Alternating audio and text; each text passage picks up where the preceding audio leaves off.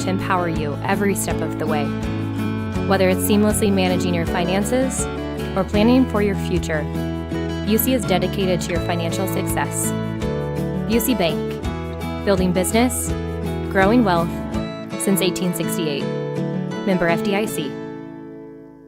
There's an old saying, the only true wisdom is knowing that you know nothing. But when it comes to COPD, knowing the signs can mean the difference between life and death.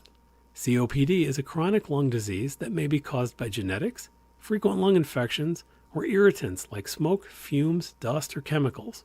The most common cause of COPD is cigarette smoke, but anyone can get COPD. Despite being the third leading cause of death worldwide, millions of people have COPD symptoms but still go undiagnosed.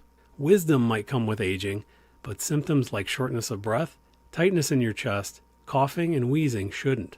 If you find yourself struggling to keep up with other people your age, or if you get short of breath walking up the stairs, it's time to talk to your doctor. COPD does not yet have a cure, but it is treatable. Early diagnosis and proper care can add years of better breathing to your life. For more information, visit copdfoundation.org. This is ESPN Chicago, WNVP, WTBC, HD2 Chicago, a Good Karma Brands radio station. ESPN 1000 presents The Fantasy Football Show with Jeff Meller. Hard-hitting fantasy info to help you land that dub this weekend.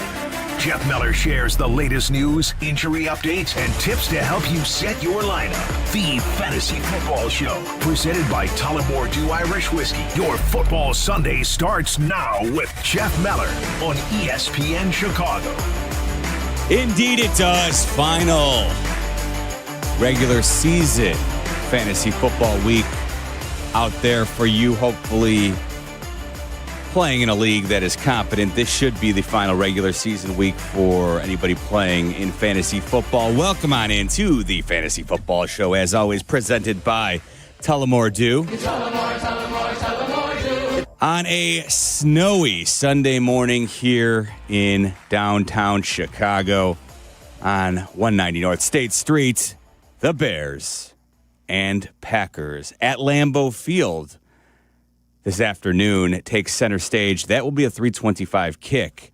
But, of course, you know we've got all your Bear coverage and a special extended day of Bears coverage all day long.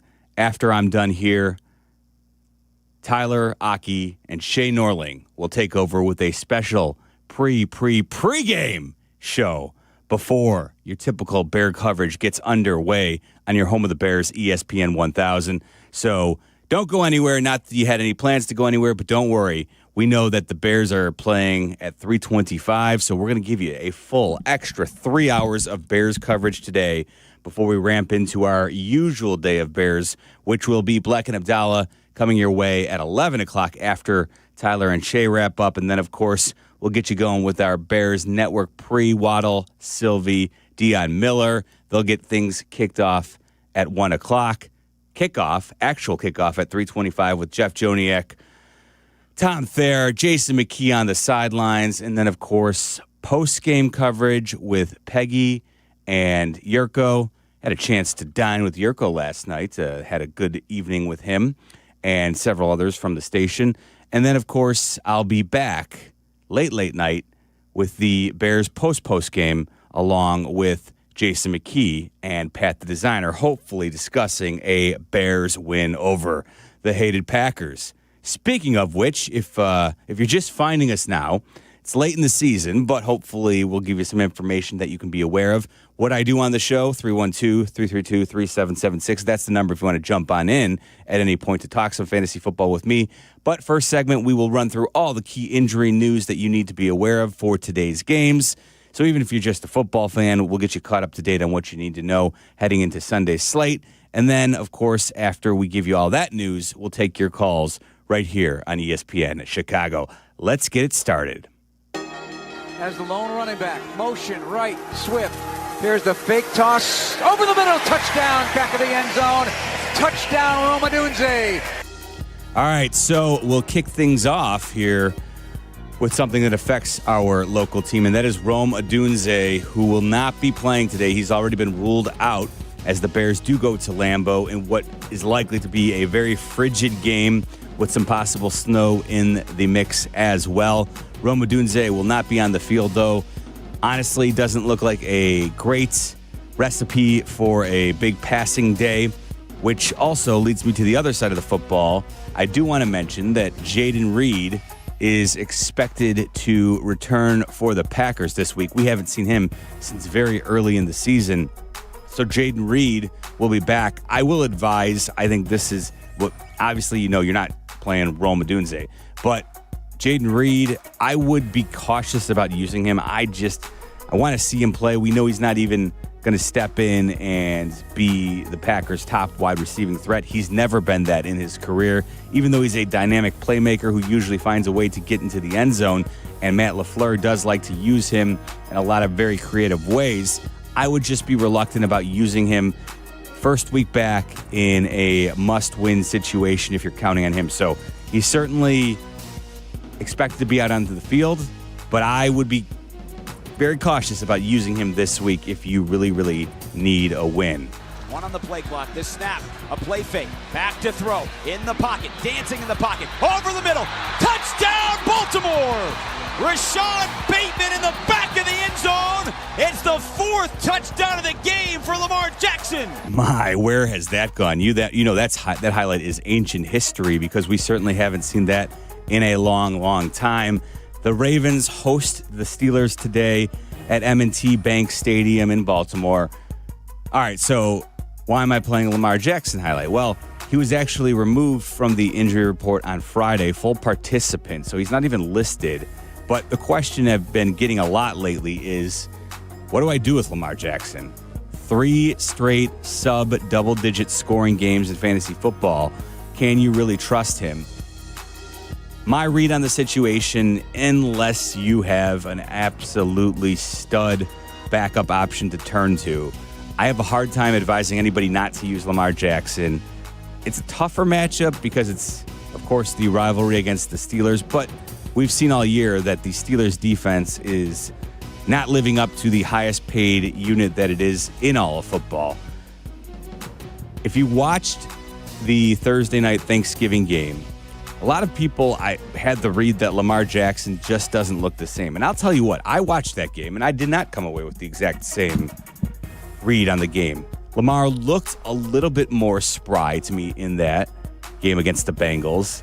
And if Zay Flowers doesn't get flagged for an iffy offensive pass interference call, if Isaiah Likely doesn't fumble the ball as he's heading into the end zone, Lamar Jackson's stats look dramatically different, and also I think that game plays out dramatically differently because if you watched it, Lamar Jackson certainly got more frustrated as the game extended on and the Ravens found themselves trailing the Bengals most of the night. I think Lamar Jackson looks better as of late, and so you better have some great options if you're going to leave Lamar Jackson on the bench. I understand that it has been a frustrating season, and maybe, just maybe, the rushing ability isn't quite what we've come to expect from him, but at the same time, I think he looked a little better last Thursday. He's got the extra 3 days rest to get even healthier, and as maybe he did, as we see he was removed from the injury report altogether. So my advice, I'm probably still going to use Lamar Jackson in most situations. Sucked out of the shotgun, throws it deep down the far sideline looking for Olave, who makes the catch, and Olave will just tiptoe down the sideline into the end zone for a touchdown. All right, so good news on one side of the ball in this game, and on the other side, on 1st and goal, slant pass, catch, touchdown Mike Evans, touchdown Buccaneers. We might have good news there as well. I think both situations can be looked at as good news for fantasy purposes. So first things first, we'll start with Chris Olave, who has been dealing with back spasms that has left him a limited participant in practice the last few days. However, Adam Schefter reporting this morning that he's expected to go. He's really been the key for Tyler Shuck, at least in terms of how the Saints passing offense has gone, and the Bucs defense is not that great. I think there's an opportunity here for Chris Olave to have a decent game. I'm using him in most situations.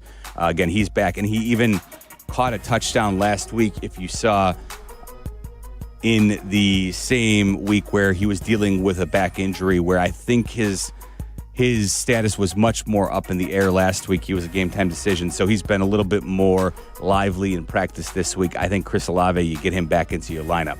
Mike Evans, now, the latest I have, Adam Schefter, moments before the fantasy football started today, let us know that Mike Evans is actually pushing to actually try and play today as he returns from that broken clavicle that he suffered earlier this year.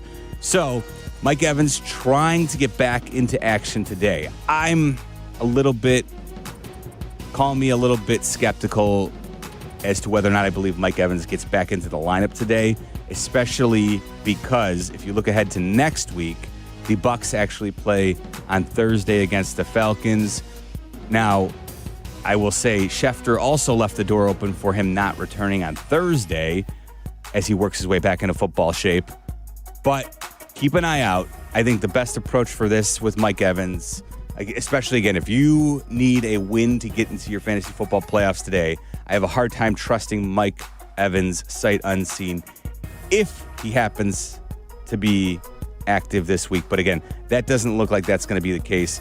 Looks like the earliest we'll see Mike Evans is on Thursday, and even that's still kind of up in the air. So, but I bring all this up to say if Mike Evans is still floating around on your waiver wire, I think he's certainly worth an add, because if he gets back and we see him looking,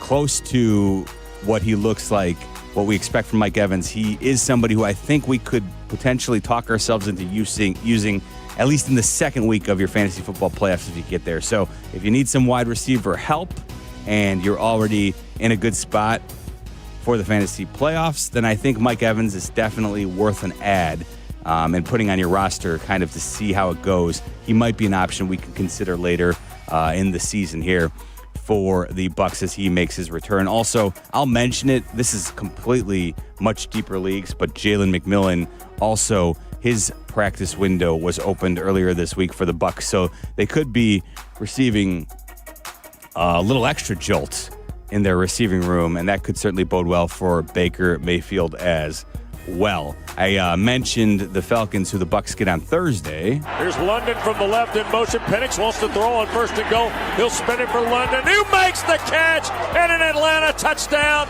We got 9-5 in Foxborough. So Drake London looks like he's still going to miss yet another game for the Falcons this week, and that he didn't practice on Friday. Has not officially been ruled out, but again, I'm sorry, you know what? He was ruled out. So we already knew that was unlikely, so he's officially done for this week. Unfortunately for the Falcons offense, that means there's nobody I really want. You can go ahead and feel free to talk yourself into Kyle Pitts at the tight end spot if you need to, but there's really nobody outside of Bijan Robinson that I want to use from the Falcons offense, especially when you consider the fact that the Seahawks come to town to take them on at the Mercedes-Benz Stadium in Atlanta. So, yeah, no thanks. I'm passing on everybody not named Bijan in the Atlanta Falcons huddle.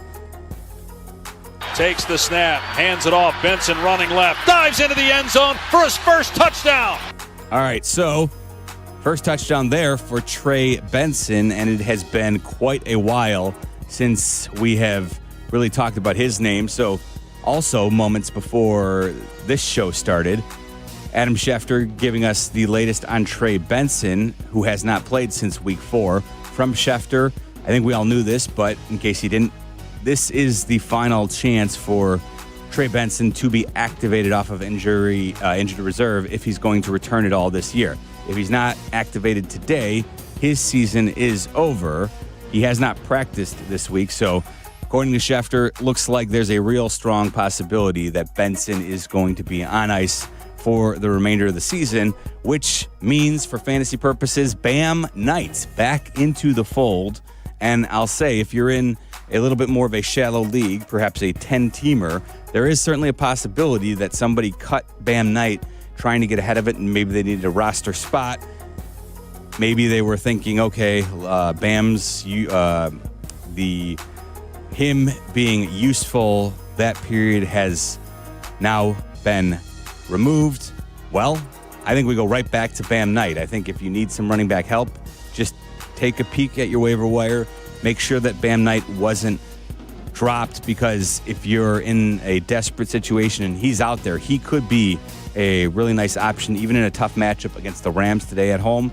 I will say that Bam Knight, I think, could be looking at a very strong bell cow type workload today for the Cards. So if he's out there, go ahead and scoop Bam Knight back up, because, like I said, I think the usage could be really high for him. And even if the Rams run out early, I think there could be quite a bit of a increased passing role for Bam Knight now that Trey Benson looks like he's done for the season. Also, for the Cardinals, shotgun set for Brissett on 2nd and goal at the 9. Back to throw. Sends a pass to the left side on a back shoulder throw. Caught for a touchdown by Marvin Harrison. All right, so Marv Jr., unfortunately, he's also been ruled out. And this is, I think, good news for anybody who has Michael Wilson, because you've seen what he's been able to do in Marvin Harrison's absence. Harrison returned last week, had a solid game with 69 nice yards. But with Harrison back out and on the shelf, I think that means you can go ahead and feel pretty good about using Michael Wilson today in your fantasy football lineups. And finally, a couple quick ones to hit on for tomorrow night. Herbert looking left, pressure's coming, throws middle, Q, get into the end zone. Touchdown, Chargers. It's a quick snap. Hampton takes the handoff. There he goes. 50, 40, 35, 30. Hampton on his horse. 10, 5. Touchdown, Chargers. 54 yards. Amari and Hampton's. All right, so a couple of big Chargers questionable for tomorrow night. Omar and Hampton, you heard there a reminder of how explosive he can be, part of the reason why he was taken in the first round this past draft. I think Omar and Hampton, the way I am handling this, and I have Omar and Hampton in a couple of leagues. So if you're somebody who was fortunate enough to cash in and pick up Kamani Vidal in Hampton's absence, you've been, I think, for the most part, pretty happy with the production that you've got. But I think what we're looking at, likely, even though Hampton's listed as questionable, all signs point to him being active tomorrow night.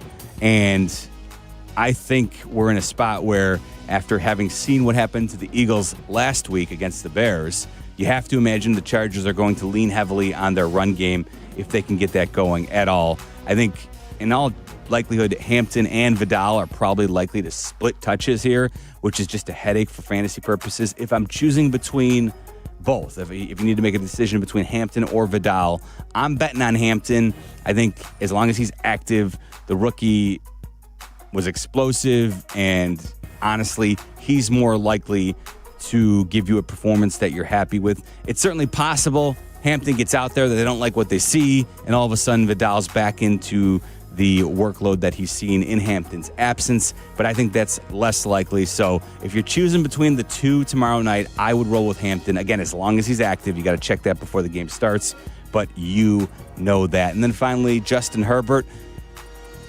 I think they know, the Chargers, that realistically, if they're going to win that game tomorrow night, it has to be with Justin Herbert under center. So if it's at all possible, he's going to try and play.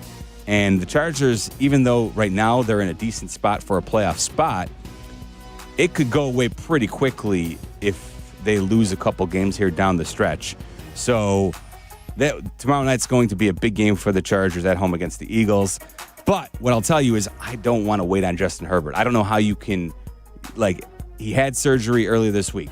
Can you really wait it out and then have Trey Lance as your only fallback option? I can't do that. So if you've got any quarterback going today, I would say use them instead of Justin Herbert just to be safe. Because the other thing is, we don't even know what Justin Herbert will look like if he does play. I know it's his left hand, and so you would think, okay, he should be able to throw. But honestly, if he can't grip the ball well, if he's, if they're relying on the run heavily, which again makes sense if they're going to beat the Eagles.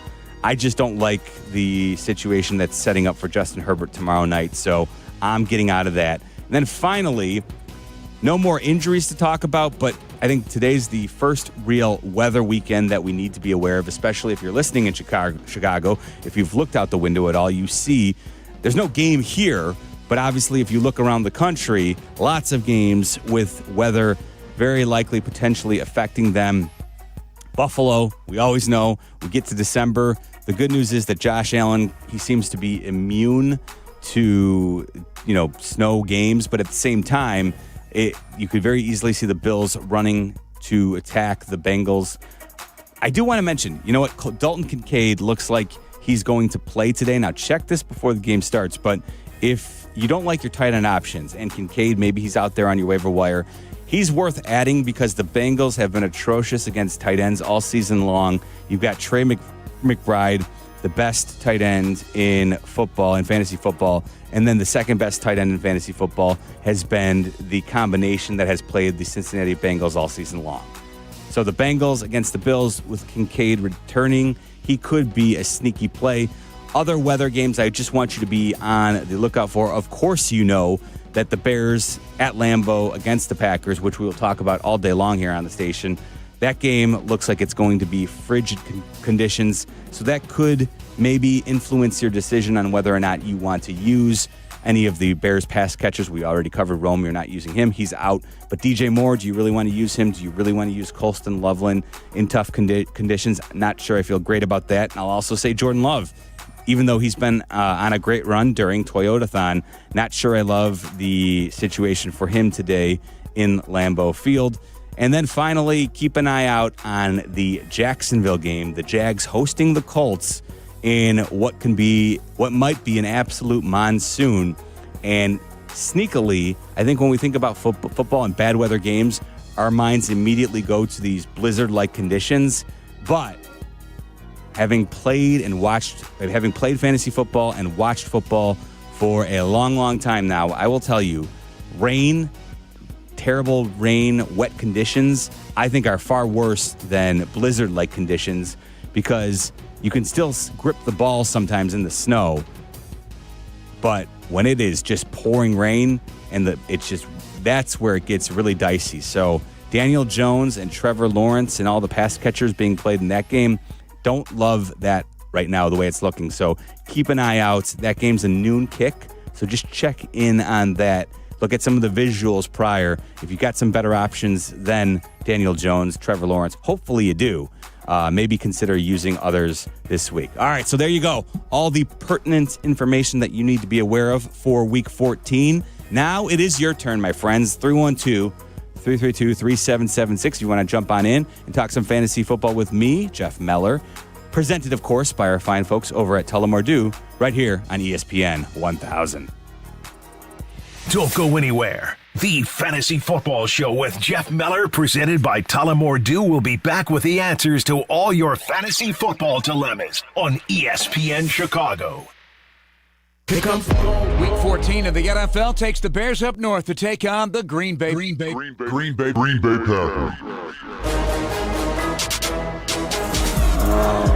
Nobody covers this rivalry like ESPN Chicago. Game time is today at 3:25. Join me, Jeff Joniak, along with Tom Thayer and Jason McKee, and sync us up for the hometown call, live from Lambeau on the ESPN Chicago app. Bears and Packers on the home of the Bears, ESPN Chicago.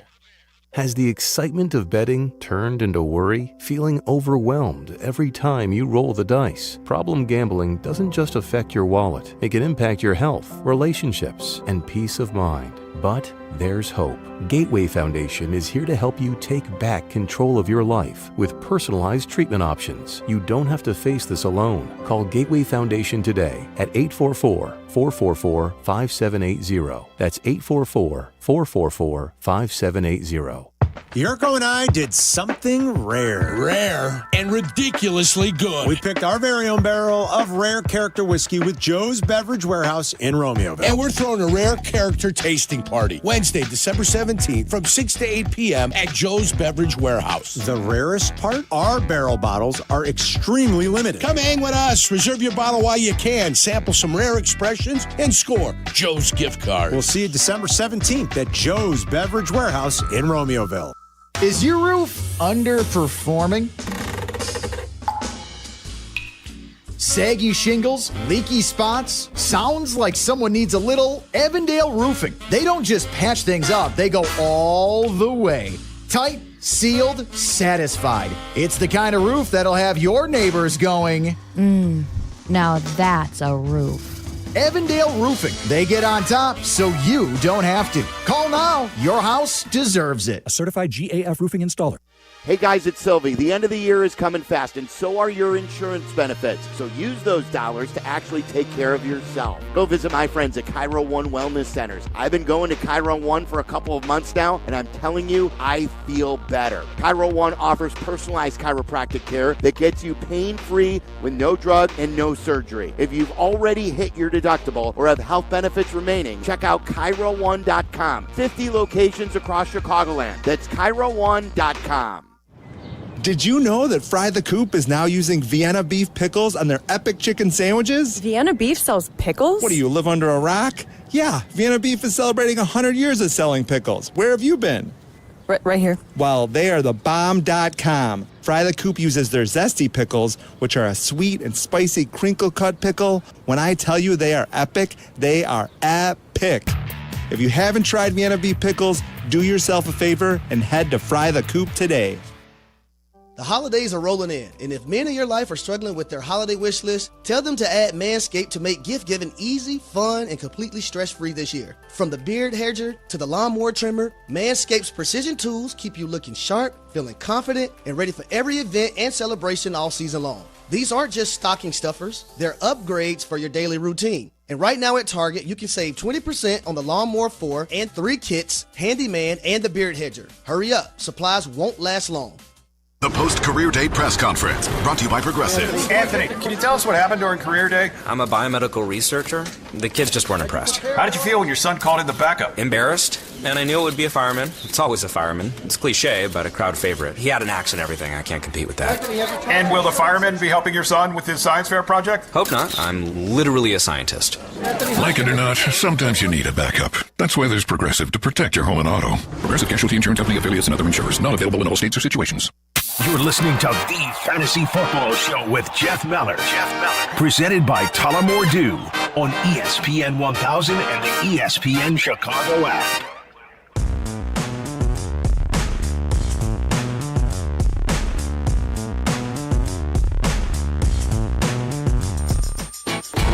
Week 14 is here. Hopefully Jahmyr Gibbs got your fantasy week started out right, like he did for me in a couple of leagues.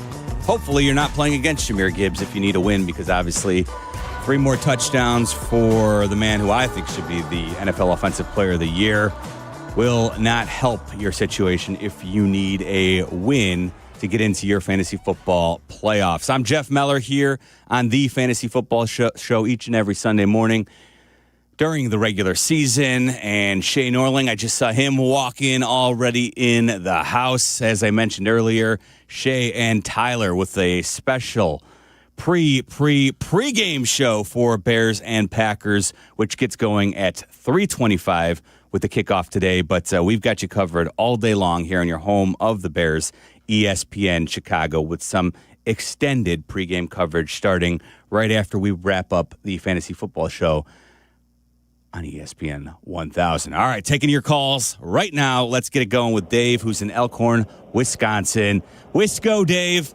Give me a quick weather report. What's it looking like for 325?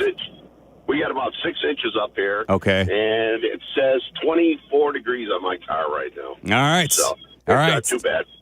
We're just over the border, too. So okay. I got a quick tight end question. I have Johnson and Goddard.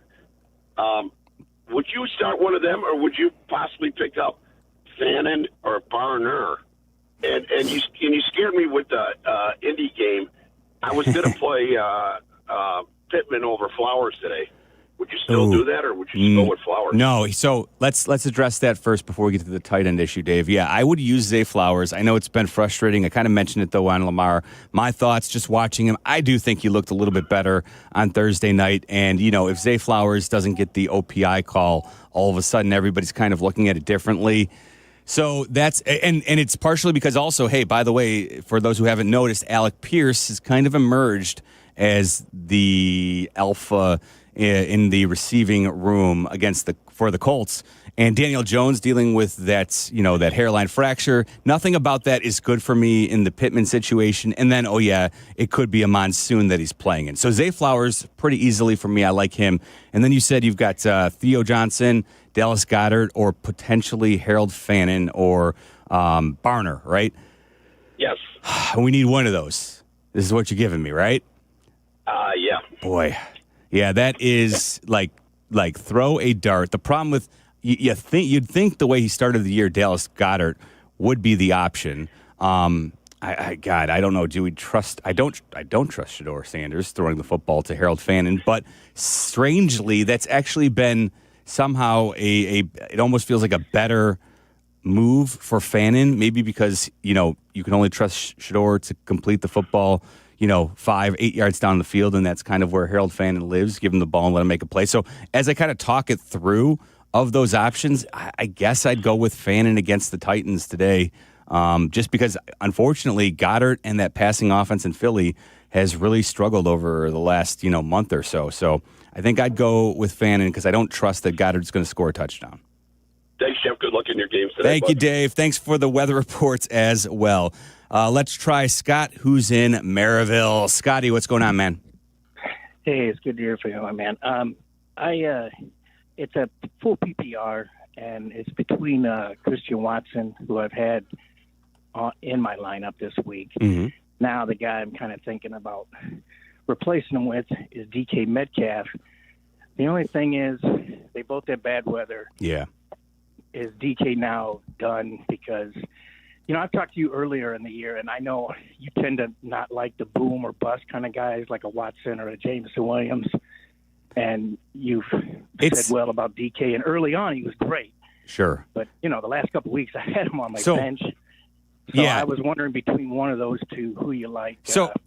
And I will just let me clarify a little bit, Scott, because you're right, especially when PPR scoring is the format that we're talking about. I have a harder time advising people to use players like Christian Watson because usually their ceiling is 4 to 5 catches. However, when it's Watson versus DK is the same type of player, and the only difference with DK and Christian Watson this season is that DK Metcalf really hasn't given us anything to be excited about in almost 2 months. So, I'm using Christian Watson there, okay. And he's.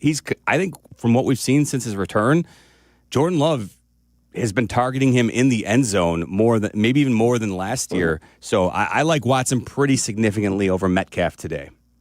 Okay, thanks a lot, No man. problem, Scott. Show's great. Thank you, man. Good luck to you. Let's try Dom, who is in Warrenville. Good morning, Dom. You're on the Fantasy Football Show with Jeff Meller.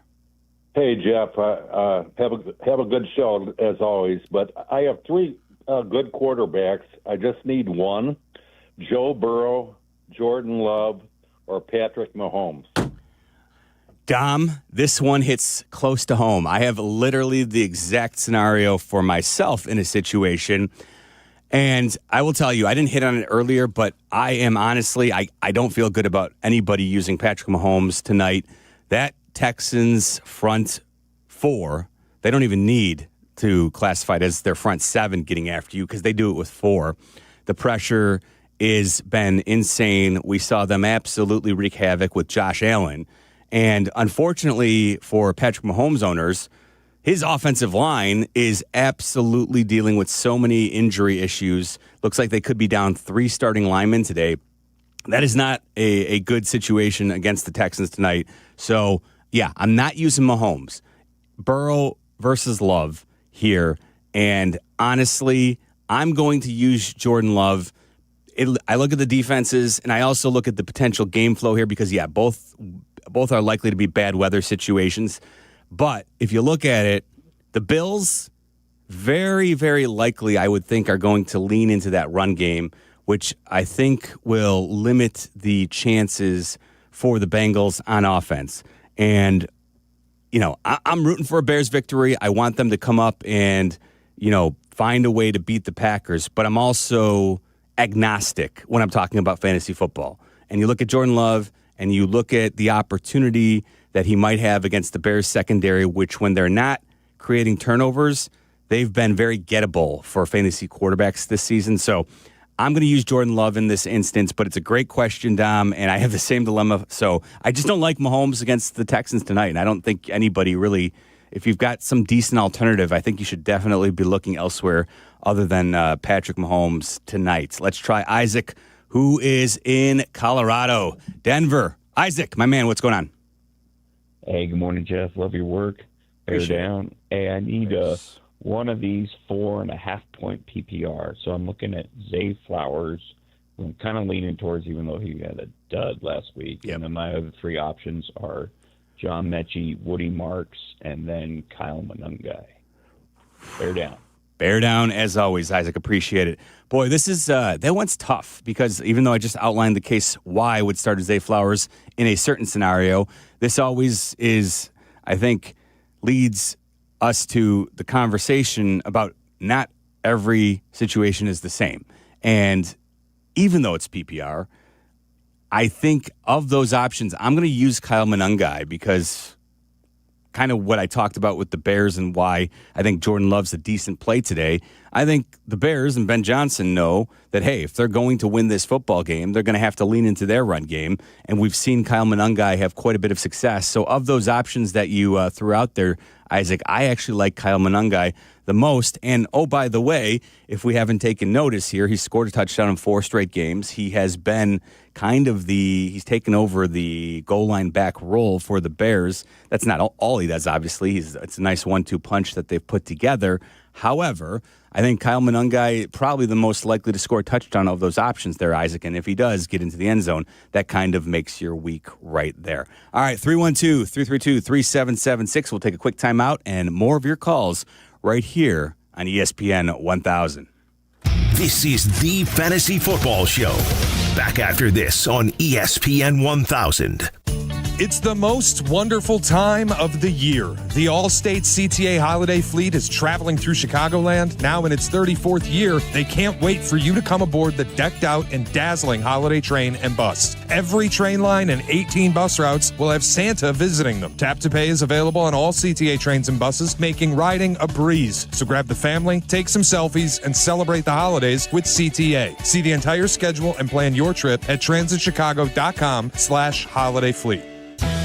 Hey guys, it's Carm. If you're like me, you know a great haircut is more than just looking good. It's about the whole experience. That's why I head to White Buffalo Barbershop, a Zazu Salon's partner. At White Buffalo, they redefine grooming excellence with top-tier barbers and a vibe that's second to none. Need to unwind? Grab a beer with your cut and catch all the big games right from your chair. White Buffalo Barbershop, born original. Now in LaGrange and Hinsdale. Book your appointment today. Visit whitebuffalobarbershop.com for more info.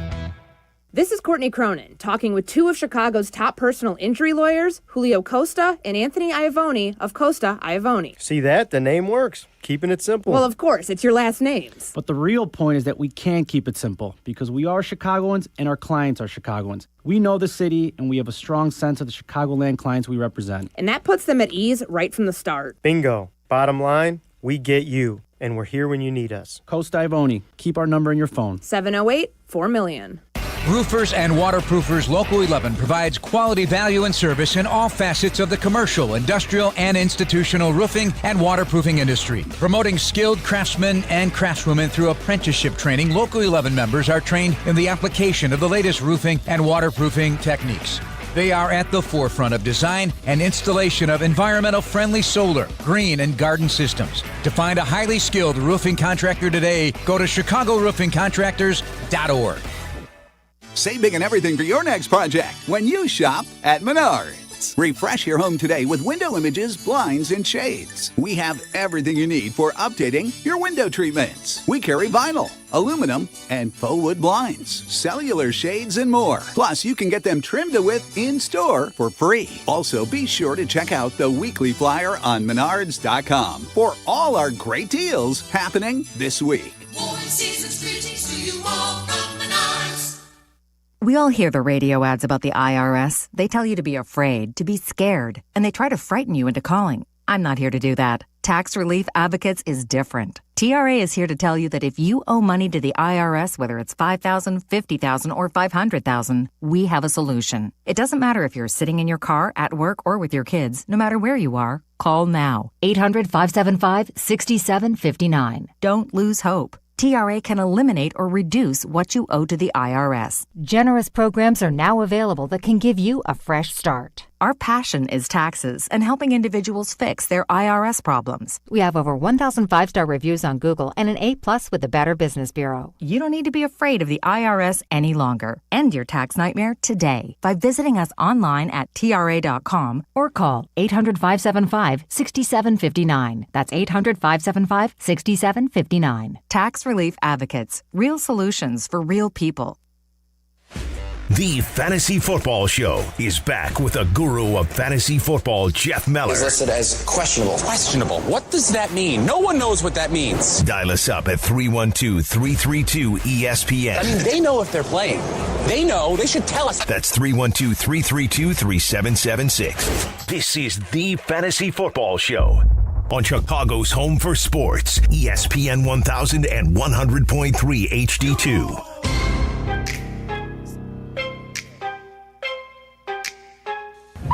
Playoffs? Ah, yes. That time of year, we bust out the Jim Mora drops.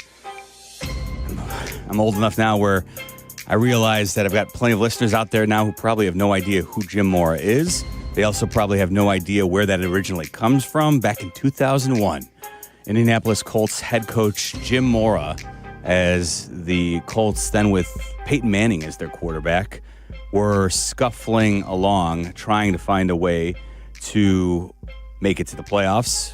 They had just lost a brutal game to the 49ers, and Jim Mora went on an epic rant about how they were playing so poorly. Forget the idea of playoffs. He just wanted to see if they could win another game, and that is where the legendary playoffs. That's where that drop comes from. For all you younger folks out there, it's a classic. The full rant is actually excellent as well. So if you want it, go ahead and seek it out. It is worth your time for the younger folks in the audience. I am Jeff Meller, 312-332-3776.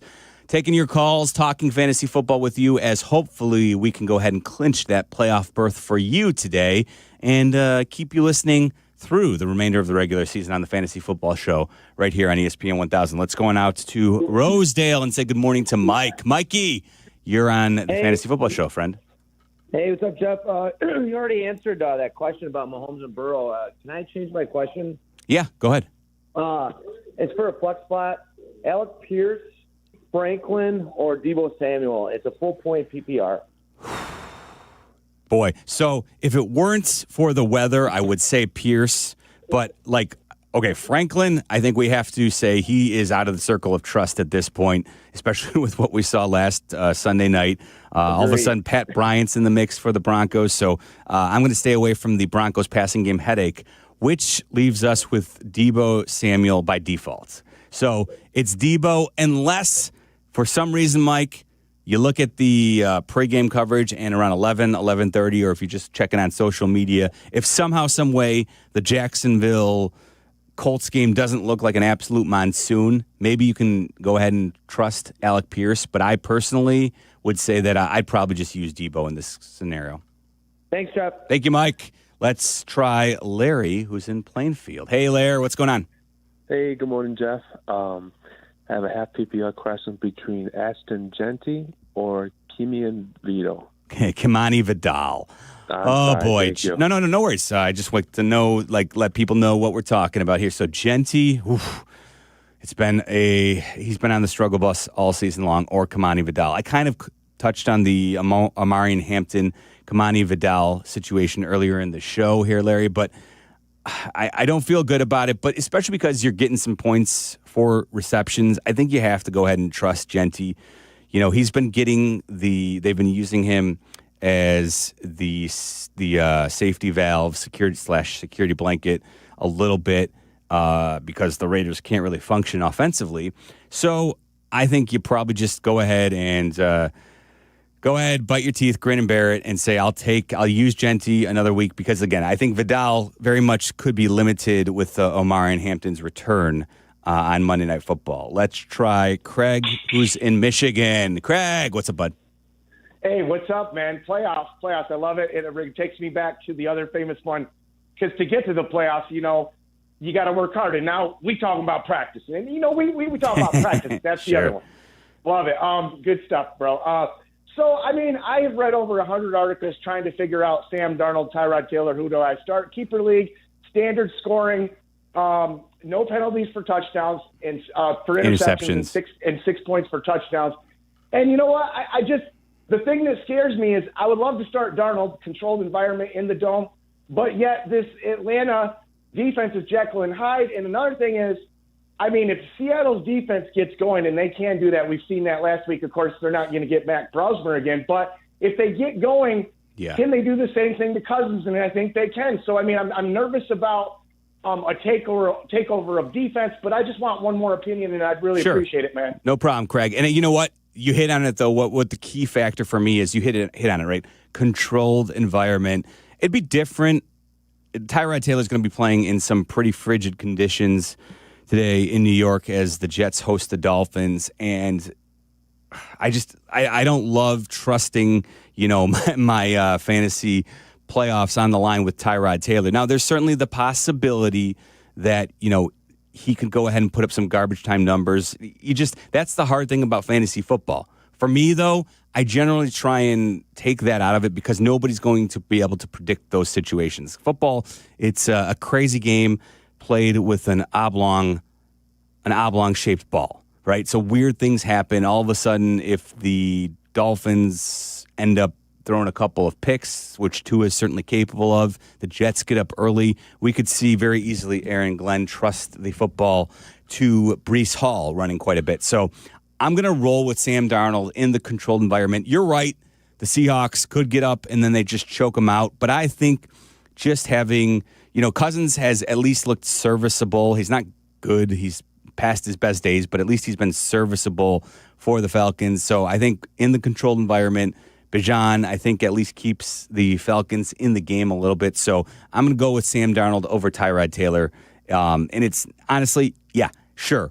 The Seahawks could get up big, run out, and they don't give Darnold a lot of opportunities. But honestly, it's not like Tyrod Taylor's got a great history that you should trust either. So for me, I'll just go with the guy who's had a good 2-year run here. I get it. He leads the league in turnovers. Nevertheless, though, for fantasy purposes, when the interceptions don't hurt you like you just laid out, I'm going to go ahead and use Darnold in the dome over Tyrod Taylor in some frigid conditions. All right, one more quick timeout, and then Justin Pottinger gives us his daily fantasy play. It was missed last week, JP. Where were you at? You took the week off. That's okay. He deserves one every once in a while. And we'll continue to take your calls as well. 312-332-3776. This is the Fantasy Football Show with Jeff Meller right here on ESPN 1000.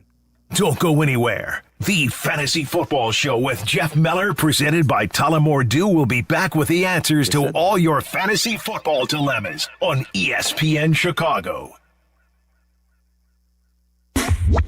A 1-hour uninterrupted dose of Bleck and Abdalla. No breaks, no gimmicks. Well, maybe a few gimmicks. Well, you need a few gimmicks. Right? But still uninterrupted. Obviously. And still pure, honest Bleck and Abdalla fun. As it should be. Weekdays 2 to 3 on ESPN Chicago. Brought to you by Yingling.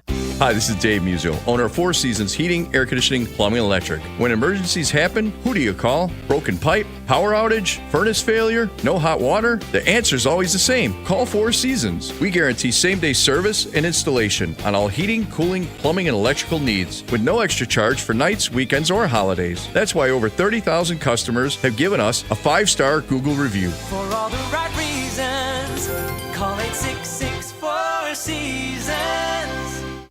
Yurko and I did something rare. Rare and ridiculously good. We picked our very own barrel of rare character whiskey with Joe's Beverage Warehouse in Romeoville. And we're throwing a rare character tasting party Wednesday, December 17th from 6 to 8 p.m. at Joe's Beverage Warehouse. The rarest part? Our barrel bottles are extremely limited. Come hang with us. Reserve your bottle while you can. Sample some rare expressions and score Joe's gift card. We'll see you December 17th at Joe's Beverage Warehouse in Romeoville.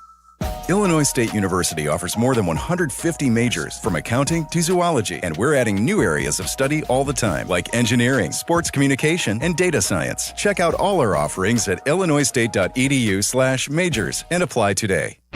Hey Chicago, it's Joe Aurelio, and if you haven't heard, we've created our new Poperoni Pizza to honor the Pope's most recent visit to Aurelio's Pizza in Homewood. It's now available at all 35 locations. Visit Aurelio'sPizza.com for the location nearest you. Aurelio's Pizza, it's a sauce. Hey, I'm Mike Slater. My dad passed away at the age of 63. It's out of nowhere. Had a stroke. Super hard, obviously, for the whole family, but my dad had life insurance. This is why I have life insurance for my family, for my wife and 4 kids. And the best place to get life insurance is ethos.com, because you can do it in 10 minutes. And there's no medical exam and no blood test, just a few health questions. Get life insurance in 10 minutes so your family is protected. Ethos, ETHOS, ethos.com/play. Individuals and businesses with tax problems, listen carefully. If you owe over $10,000 in back taxes or have unfiled tax returns, U.S. Tax Shield can help you take back control. The IRS can seize your bank accounts, garnish your paycheck, close your business, and file criminal charges. Our team of tax attorneys can stop collections and get you protected. U.S. Tax Shield offers a price protection guaranteed quote to get you protected today. U.S. Tax Shield is A+ rated with the BBB, so call 800-494-6139. U.S. Tax Shield, 800-494-6139. We all hear the radio ads about the IRS. They tell you to be afraid, to be scared, and they try to frighten you into calling. I'm not here to do that. Tax Relief Advocates is different. TRA is here to tell you that if you owe money to the IRS, whether it's $5,000, $50,000, or $500,000, we have a solution. It doesn't matter if you're sitting in your car, at work, or with your kids. No matter where you are, call now. 800-575-6759. Don't lose hope. TRA can eliminate or reduce what you owe to the IRS. Generous programs are now available that can give you a fresh start. Our passion is taxes and helping individuals fix their IRS problems. We have over 1,000 5-star reviews on Google and an A+ with the Better Business Bureau. You don't need to be afraid of the IRS any longer. End your tax nightmare today by visiting us online at TRA.com or call 800-575-6759. That's 800-575-6759. Tax Relief Advocates. Real solutions for real people. You're listening to The Fantasy Football Show with Jeff Meller. Presented by Tullamore Dew on ESPN 1000 and the ESPN Chicago app.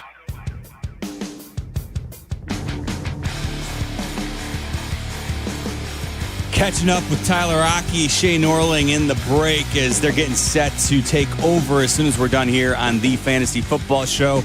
Special extended Bears-Packers coverage all day long on your home of the Chicago Bears, ESPN 1000. Tyler and Shea take over at 8 o'clock. They'll be hanging out to 11 a.m. when Bleck and Abdalla will get your normal Bears day of coverage going with their Bears pre-pre. And then, of course, Bears Network starting at 1 o'clock with Waddle, Silvy, Dionne, Meller. They'll have your Bears Network pregame show. And then, of course, the Bears game kicks off at 3:25. Jeff Joniak, Tom Thayer, Jason McKee on the call. And, of course, Yurko and Peggy with the Bears Post. And then, hey, I'll be back probably around 9 o'clock tonight with Jason McKee and Pat the Designer for your Post.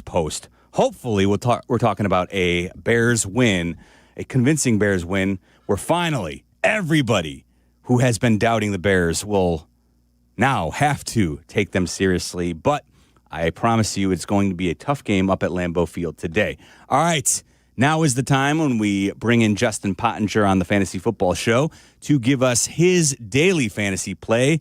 JP, what do you got for us, my man? All right, this week, first of all, I've waited all season to say this name. I loved him coming out of college, and this is the week to finally play him, and it's R.J. Harvey. While many games will be playing in the cold, snowy weather, the Broncos will be in a nice, warm dome in Las Vegas. The last 2 weeks, R.J. Harvey has seen an increase in snap share, and he saw 16 touches last week, 2 touchdowns, which I loved. He's going to be the goal line guy, and he's the dude that also gets the receptions out of the backfield, so he's going to do a little bit of both on the ground and through the air. And he's minus money today to score a touchdown. I think that's a big emphasis here because when you need a safe play, especially with playoffs around the corner, he could be a very safe option today.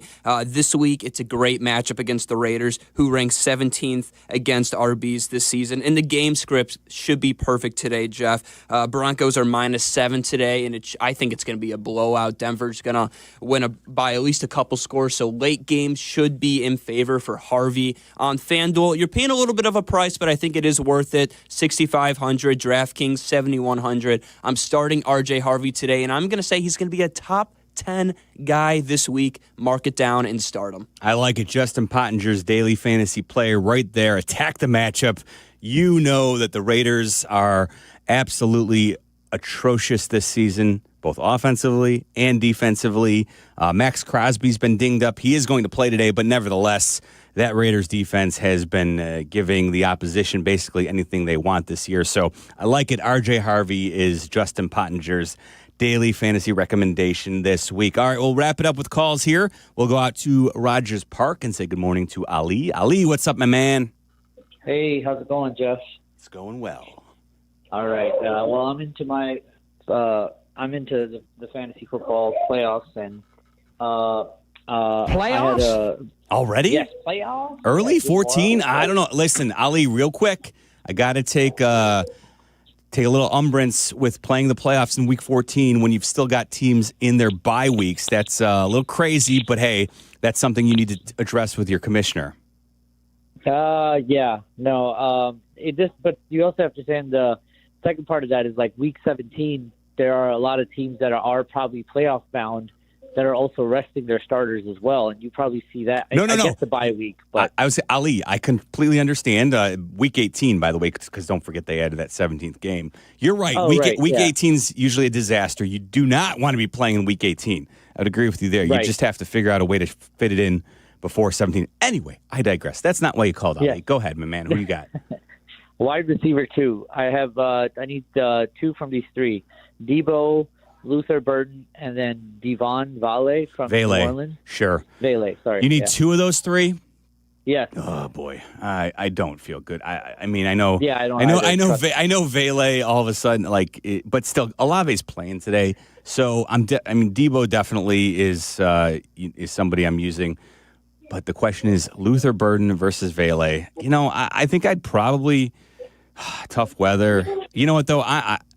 This is the first time I think I've said it all year where I'd actually say I think I'll use Burden over Vele. If it's my team, I'm going to go ahead and just trust the fact that with Rome out, there should be a few more opportunities for Burden. He's in my starting lineup now. So Ali, I'd go ahead and use Luther Burden over Vele. I don't want a piece of that Saints offense if it's not Chris Olave. So there you go. We're coming up in the 2-minute warning. This is the 2-minute warning. And that'll take us to the 2-minute warning. All right, Fast and Furious, which means Powers, I'm going to make you the final caller of the show. Steve, don't worry, I'll answer your question as well. What do you got, though, Powers? All right, I got a half-point PPR. Mm-hmm. I got 2 flex spots, 4 players. I got Chris Rodriguez, Jerry Jeudy, Jaden Reed, or Ricky Pearsall. All right, so Powers, I'm going to say I would use Chris Rodriguez, who I think has kind of carved out a decent role for Washington. He's the clear number 1 for me there. And as I mentioned at the top of the show, I kind of want to wait and see on Jaden Reed. It's his first game back today, so even though he's explosive, I'm going to wait on him. And then for me, it's Pearsall versus Jeudy. And you know what? Give me Pearsall. Finally looked a little bit like he had some life last week, so I'd use Pearsall over Jerry Jeudy because I do not want Shedeur Sanders throwing my fantasy receiver the football if my life is on the line. And then finally, Steve in McHenry. He had a tight end question in the PPR format. He has Cade Otton, Evan Engram, or A.J. Barner. Steve, I would go ahead and use Otton in that situation. That is going to do it for me this week, folks. But again, each and every Sunday morning during the football season, the regular football season, the Fantasy Football Show here for you on ESPN 1000. Up next, Tyler Aki and Shea Norling take you to 11 o'clock into our traditional Bears coverage right here on your home of the Bears, ESPN 1000. That does it for the Fantasy Football Show today, presented by Talamordu and brought to you in part by ETI School of Skilled Trades. But don't miss more of Jeff Meller later today on the Bears postgame show, 2 hours after the Bears game ends. And next week, when the Fantasy Football Show returns every Sunday at 7 a.m. on ESPN Chicago and the ESPN Chicago app.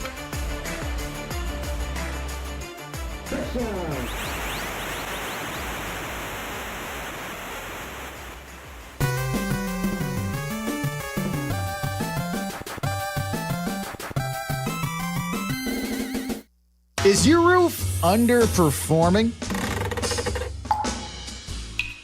Saggy shingles, leaky spots? Sounds like someone needs a little Avondale roofing. They don't just patch things up, they go all the way. Tight, sealed, satisfied. It's the kind of roof that'll have your neighbors going, Now that's a roof. Avondale Roofing. They get on top so you don't have to. Call now. Your house deserves it. A certified GAF roofing installer. Raise your scholastic spirits one last time for 2025. Whiskey University is back for its final class of the year, and there's a special extra credit elective as Silvy will join us to share some of his favorite Herradura tequila. Come to Modern Plate in Elmhurst Wednesday night at 7. Let's sip, learn, and maybe get a degree in smooth taste. Seats are limited at Modern Plate, so don't be tardy. Jack Daniel's Bonded and Herradura Tequila remind us to please sip responsibly. Do you have trouble getting in and out of the bathtub? Are you afraid you'll slip and fall entering or exiting a tub? Safe Step walk-in tubs can transform your bathtub from an area of concern to a calming refuge. Call them today at 1-800-731-4558 and save $1,600. Safe Step walk-in tubs and showers are proudly made in Tennessee and offer an ultra-low step-in, avoiding that difficult climb over a traditional bathtub wall. They also offer a variety of therapeutic benefits that may help soothe your aching muscles and joints, increasing your mobility, boosting your energy, and improving your sleep. Safe Step walk-in tubs are designed to easily fit your existing tub space and are often installed in as little as one day. Just dial 1-800-731-4558 today to save $1,600 and receive a free shower package. That's 1-800-731-4558 for a free no-obligation consultation and to save $1,600. Safe Step walk-in tubs. Safety never felt so good. This is ESPN Chicago, WNVP, WTBC, HD2 Chicago, a Good Karma Brands radio station. This is Tyler and Shea. Tyler and Shea. I know you're gonna dig this. Chicago's home for sports. ESPN Chicago. Always streaming on the ESPN Chicago app. Check this out.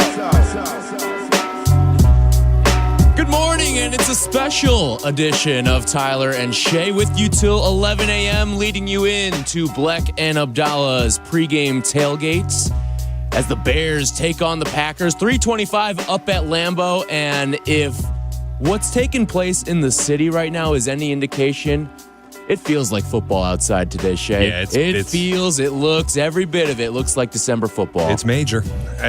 Listen, Tracy was in here on Thursday saying the kickoff temperature is going to be 15 degrees, and my instant reaction was, we got real ball. Yep. We got real ball on a Sunday afternoon. Going to hurt a little extra when they're battling in the trenches today, but Bears and Packers, it is the biggest game of the year. It's the biggest game this city's had really in years, too. The magnitude of this game, even for a regular season game, feels amplified. And I don't mean to live prisoner of the moment, but I cannot remember a Bears-Packers regular season game meaning this much since the Randall Cobb game, where he breaks free and it was a chance for the Bears to get into the playoffs, and all of a sudden it slips through their grasp. To me, this game, even though a spot in the playoffs is not going to be clinched today mathematically by any team, it certainly feels like whoever wins today, has an inside track at the division and should feel really good about their playoff chances as a whole. You think that this is a bigger regular season Packers game than winning the NFC North? But that was only one-sided stakes. And yeah, that Packers team was not good. Yeah, because that Packers team at that point had kind of, it seemed like, cashed everything in back in 2018. I feel like when you have the dual-sided stakes, that's what makes today as big as it needs to be. And that's why I feel the way that I do. Like, even that game in 2018, it feels weird, especially because the Bears lost the first meeting between the two teams on opening night. It was what a game that was. But it almost felt like they were supposed to win that game.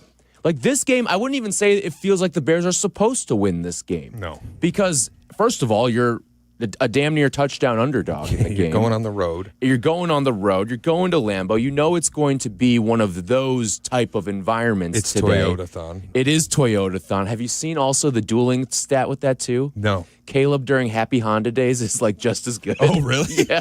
That's nice. It's incredible. Boy, we have Smaller sample size, but yeah. We have a real rivalry cooking up here, don't we? Toyota, Honda, Caleb Love, Bears, Packers, all the good stuff there. But yeah, no, like in 2018, in that second meeting when the Bears ended up clinching at Soldier Field, I went into that game feeling like the Bears are supposed to win this game. And they had the body of work to show for it from the entire season. They had become a dominant team at that point. This time around, I mean, I don't think it would shock anybody if the Bears won, given what we've seen so far this season. I don't think it should shock anybody if the Packers won this game either. Now, it just kind of comes down to what is the margin of victory on both sides, because a Bears blowout would certainly shock me. A Packers blowout, I don't think would shock me as much. I was just going to say the only result that would shock me is if the Bears just bomb them. What if it looks like Black Friday, though, where, okay, the final score is inside of double digits, but the Bears dominated that game for 60 minutes. Yeah, that wouldn't surprise me. But that, like, I didn't even classify that as a blowout because... But it felt like a blowout. Look, it did. But I'll tell you the one thing that I can't have happen today, and that happened on Black Friday. You can't get stuck on 10 points the way that they did. And have empty drives for basically 2 quarters. Like, that did bother me. And it's obviously you were dominant. You were the more physical team in the game. You doubled them up on first downs. You took the ball away twice. You just thoroughly outclassed the Eagles. But the concern that I don't think enough people have talked about all week is your offense got stuck on 10 points for, 25 minutes? And how many times has it done that this year? It happened in the Viking game on the road. It happened in the first Viking game, too. I'm not going to give as much blame to that because, I mean, it's the opening game of the season. And it happened in the Ravens game, and it came back to bite you in the ass in the Ravens game. It happened in the Saints game for a little bit, and luckily you had some drives late that helped you put that thing over the top. Frankly, without a missed extra point by Philly, it would have come back to bite you in the ass against Philly. But it just, like, you were able to weather the storm and then end the game as the more physical side with some big-time plays. I don't think the Bears can afford today, especially without Rome Odunze and what Ben Johnson has said to us about the passing game, that it has to be better. I don't think you can afford to have Caleb missing passes or receivers miss running routes and issues in the passing game. See, this is where everyone always wanted to make the comps of, all right, when are the Bears going to look like last year's Lions offense or even the year before that Lions offense? And it's showing you right now that we are in the 101 stages of Ben Johnson offense. What last year's Lions team was, that's what 301 Ben Johnson offense looks like. And that's when you start blowing teams out. That's why the Lions had an incredible point differential last year, despite not having a stellar defense by any measures. Like last year's Lions defense is really not all that different from this year's Bears defense in terms of the battling injuries all season long, critical injuries at that too, and just really not having all that great of a unit as a whole either. I don't think this Bears defense is anything special. I think when they're at their healthiest, they're probably middle of the pack, like anywhere between like 16 to 18 ranked. But it's the turnovers that are making the huge difference this year. And who knows what that looks like year to year. But right now, I really only care about 2025 and what you can accomplish in 2025 and into the playoffs in 2026. So when I look at, can this Bears team start to really put away teams moving forward like what we saw the Lions do a season ago with Ben Johnson leading that offense? That's what it looks like when you get the quarterback play that we saw out of Jared Goff last year. If Caleb looks like that, this team will start putting teams away in pretty quick fashion. Yeah, and I think he can get there. It's just if we're talking about today, going up to Lambeau. And it's why, look, I'm not saying Bears can't win. This was the genesis of this was I'd be stunned if the Bears walked up there and blew them out. Yeah. That would shock me because I think it would require something that we haven't seen from their passing game all season, where I don't think at Lambeau. By the way, do you see the snow on Lambeau Field right now? They're getting the villagers ready with shovels and stuff. Lord. Like this, it just, to me, this isn't the weather scenario. This isn't the environment that you want to be in, relying on your passing game to get you over the hump, which is fine because they have the best run attack in the NFL. So really, it's just why I'd be shocked they blow them out, because I think their path to victory is own time of possession, get first downs on the ground, and just eat the clock away. Yeah, and it's tough to blow a team out with the defense that you have and the style that you want to win a game in, too. This team needs to win with the run game today. And I think you have a perfect opportunity to do so as well because of the fact that Green Bay's compromised on the other side. Yeah. They're getting some really untimely injuries. Obviously, the Devontae Wyatt injury from a week ago, he's out. He's on IR at this point. Lucas Van Ness, another key defensive line piece. And it's not Micah Parsons' strong suit. If you can wear down and empty the gas tank on him through the first 2 or 3 quarters, then maybe when you need to throw in the fourth quarter, you're not getting the Micah Parsons that intimidates you nearly as much. Or you just offset their ability to really pin their ears back. Because if you allow them to lock up the run game, what's going to happen to you is what's going to happen to Detroit on Thanksgiving, where you just get Micah knowing you have to throw the ball, pinning his ears back, and he will get to the quarterback. It's what he does. And listen, this Bears offensive line has been great all season long, but remember the games that it was given trouble. I always think back to that Vegas game that we were both at. Yep. And what Max Crosby did in that game, he almost won that game by himself. Yep. And Micah Parsons is that and probably a little bit more. A little bit. I was going to say Micah Parsons is much better than Max Crosby. He has the ability to win this game on his own, just like Max Crosby did. And let me tell you this Packers offense a little bit better than what Vegas has to offer. It's not a shot at anybody. It's just that the best offensive lines in history get mollywopped by Lawrence Taylor. Yeah. This is the kind of matchup that you're walking into. And Micah, I think over the last couple weeks, I know there were down stretches early in the year. The Dallas game was stuck out as a big-time disappointment. I think he only had the 1 sack. Over the last few weeks, it's felt like Micah's heating up a little bit. Mm-hmm.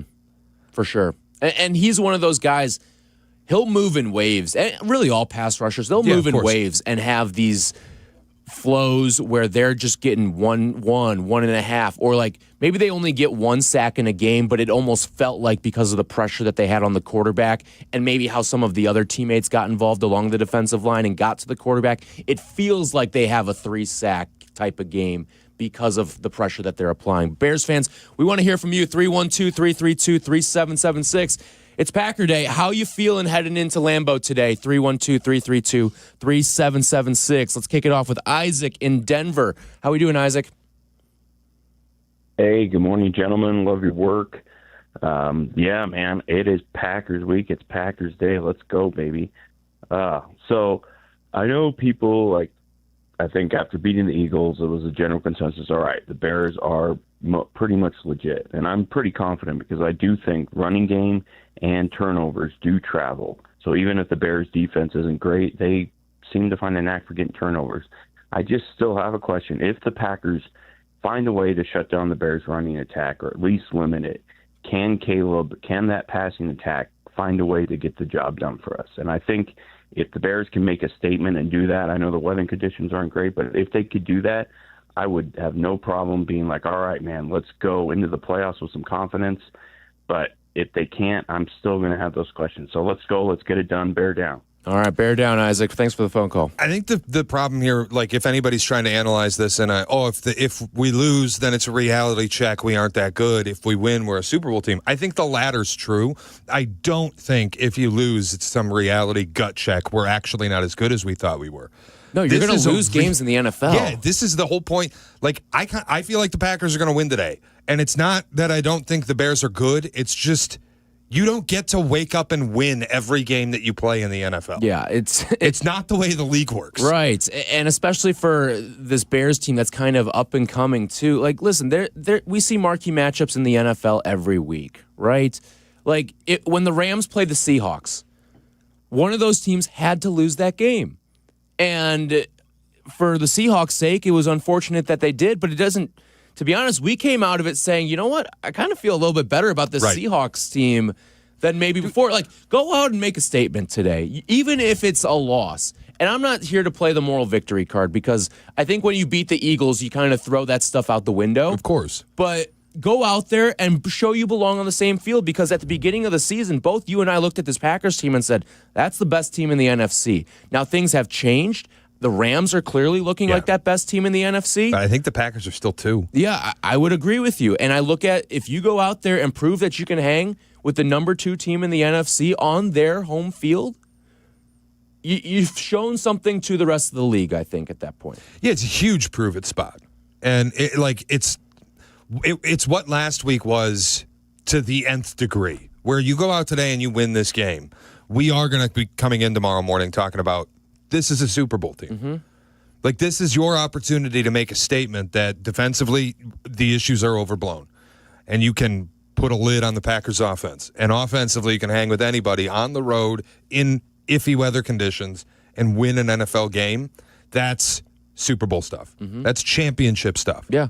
For a lot of people who maybe still had their doubts about what this Bears team is and what they could be, a lot of that skepticism was rooted in, I'll believe it when I see you beat the Packers. And today's that day. Yeah. Today is the day. You have that game now on your schedule. You finally get to play the Packers this year in Week 14. It's the ultimate prove-it spot. But again, I want to make it clear, I'm not sitting here telling you that if they lose, it's some overblown reaction Monday where we go, oh, they're actually not good. No, dude, you don't get to win every game that you play in the NFL, especially not when you're playing against good teams. 9-4 is still a damn good record. And I'm not here to sell you, all right, don't even go out there and play the game. But you have a chance to win this game. And I think I feel a little bit better about a win than you do, but this Bears team, they've gone out and kind of shown us a little bit of something that we have not seen in this city in quite some time. Yeah, and it's been awesome. It's been a fun ride. Just to get to this point is the joyride of the week-to-week NFL winning football team. You spend the whole week getting hyped up, getting ready for the game, and then Sunday comes and boom, you're sitting on your couch, and when you see winners 9 times out of 12 tries and 9 times out of the last 10 weeks, it's different. It's also great when you didn't expect it. The idea that this year, I thought they'd be 10-7. I wanted them to get into the playoffs. It looks like 10-7 won't get you into the playoffs the way the NFC is going. Mm-hmm. But I thought 10-7 was pretty realistic. The idea that they're 9-3, they have already so overachieved against expectation and surprised so much that all this is fun. This is the pressure's off. That's why people have said all week the pressure's really on Green Bay, and I think that's true. They went chips in. They need to win this year. They just traded for Micah Parsons. Yeah. The Bears, it's we're going to be here a while. Yeah. You got a young quarterback. You got a lot of young, controllable players. So it is fun. It is exciting. Real quick, let's squeeze in Joe, who's in Louisville. Morning, Joe. Hey, guys. How we doing? What's going on, man? I know we're talking about how Ben's going to scheme around Micah Parsons, but I'm curious how Dennis Allen's going to manufacture a pass rush, and if he's going to use Don personnel to do that, blitzing CJ and Kyler Gordon, because Jordan Love's good against the blitz. Yeah, good point, good phone call there. I do think that what we've seen from Dennis Allen is a guy who's done a lot more with less. And you're not getting much of a pass rush out of your defensive line, but the way he's deployed C.J. Gardner-Johnson, the fact that C.J. Gardner-Johnson was picked up off the scrap heap a couple weeks ago and already has 3 sacks as a defensive back is crazy to me. That's where I think Kyler Gordon's so important too. And I think getting creative with when you choose to blitz guys like TJ Edwards, you should get Noah Sewell back today too. When you get creative with using those guys in your attack to get after the passer, that's going to be, you got to find ways to confuse Jordan Love, who's done a very good job of sack avoidance and also just navigating through pressure and the blitz, like Joe said. Well, I was going to also, the blitz and pressure are 2 different things, and there's not a quarterback in the world that likes pressure. So if you can get pressure on Jordan Love, that's where just heat him up, make him make quicker decisions, speed up his clock. That's how you win. How you generate that pressure is a different conversation because I don't think this team's capable really of doing it without blitzing. And that means Dennis Allen has to get creative. If that means you walk up linebackers just to have them dive back in coverage at times and try to get in Jordan Love's head a little bit, that's what you're going to have to do. But if there's anybody in the league I trust to come up with pretty exotic blitz packages and confuse a quarterback, Dennis Allen's one of those guys. Yep. 312-332-3776. Talking Bears and Packers with you this morning. How do you feel? Do you feel like the Bears can win this game? They're 6.5-point dogs, but we've seen them overcome that before so far this season. 312-332-3776. More Tyler and Shea when we come back. This is Tyler and Shea. I know you're going to dig this. On Chicago's home for sports, ESPN Chicago. They have beaten the Super Bowl champs. They've silenced their critics. But one game can change everything. Are you ready for this battle? We certainly are. Bears and Packers today. Pregame Tailgate at 11. Network pregame at 1. Jeff Joniak, Tom Baer, and Jason McKee have your hometown call at 3:25. Plus postgame deep into the night. Here comes. It's Bears and Packers on ESPN Chicago and the Bears Radio Network.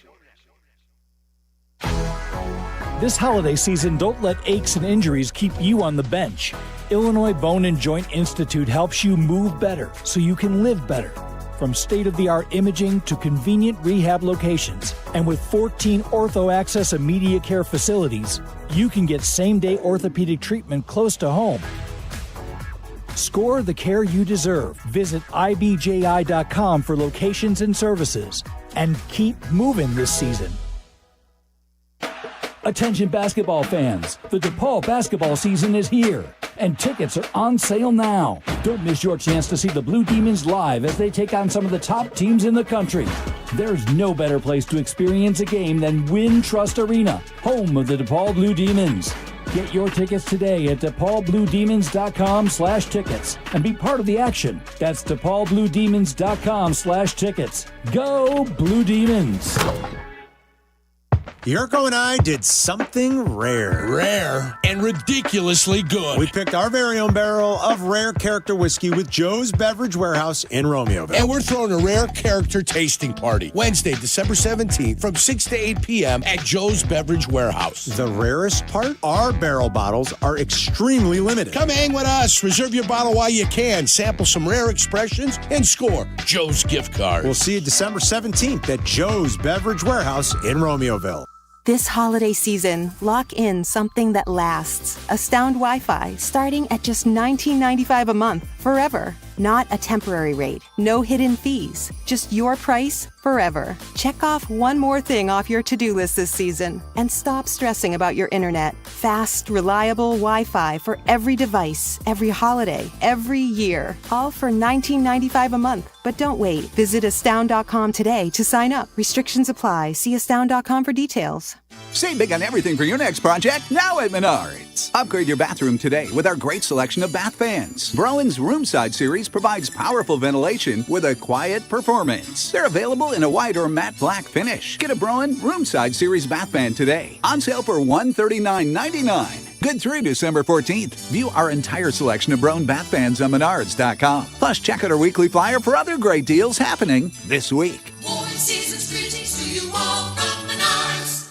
Actual price will depend on product and subscription plan. Featured products are compounded drug products, which the FDA does not approve or verify for safety, effectiveness, or quality. Prescription products require an online consultation with a healthcare provider who will determine if appropriate. See website for details, restrictions, and important safety information. Want a boost in and out of the bedroom? Hims has you covered. Introducing a new 2-in-1 approach to level up your game. Tadalafil for better bedroom performance and zinc for testosterone support. Put it all together and you've got what you need to turn things all the way up. Getting started is simple. Just go to hims.com/joy to start your free online visit. Through Hims, you can access ED treatments including pills, chews, and more. 100% online. No office visits, no pharmacy lines. Just fill out a simple intake form and a licensed medical provider will determine if treatment's right for you. If prescribed, it ships free and discreetly to your door. Find affordable treatment options at up to 95% less than brand names at hims.com/joy. That's hims.com/joy, HIMS.com/JOY. Here comes football. Week 14 of the NFL takes the Bears up north to take on the Green Bay Packers.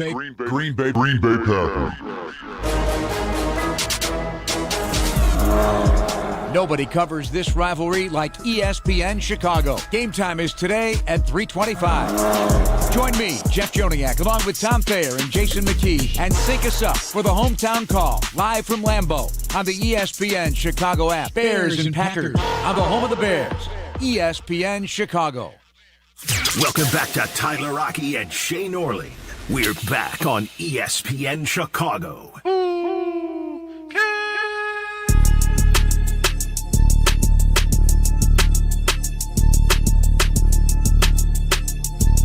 Talking Bears with you on this Sunday morning. It's Tyler Rocky and Shea Norling with you till 11.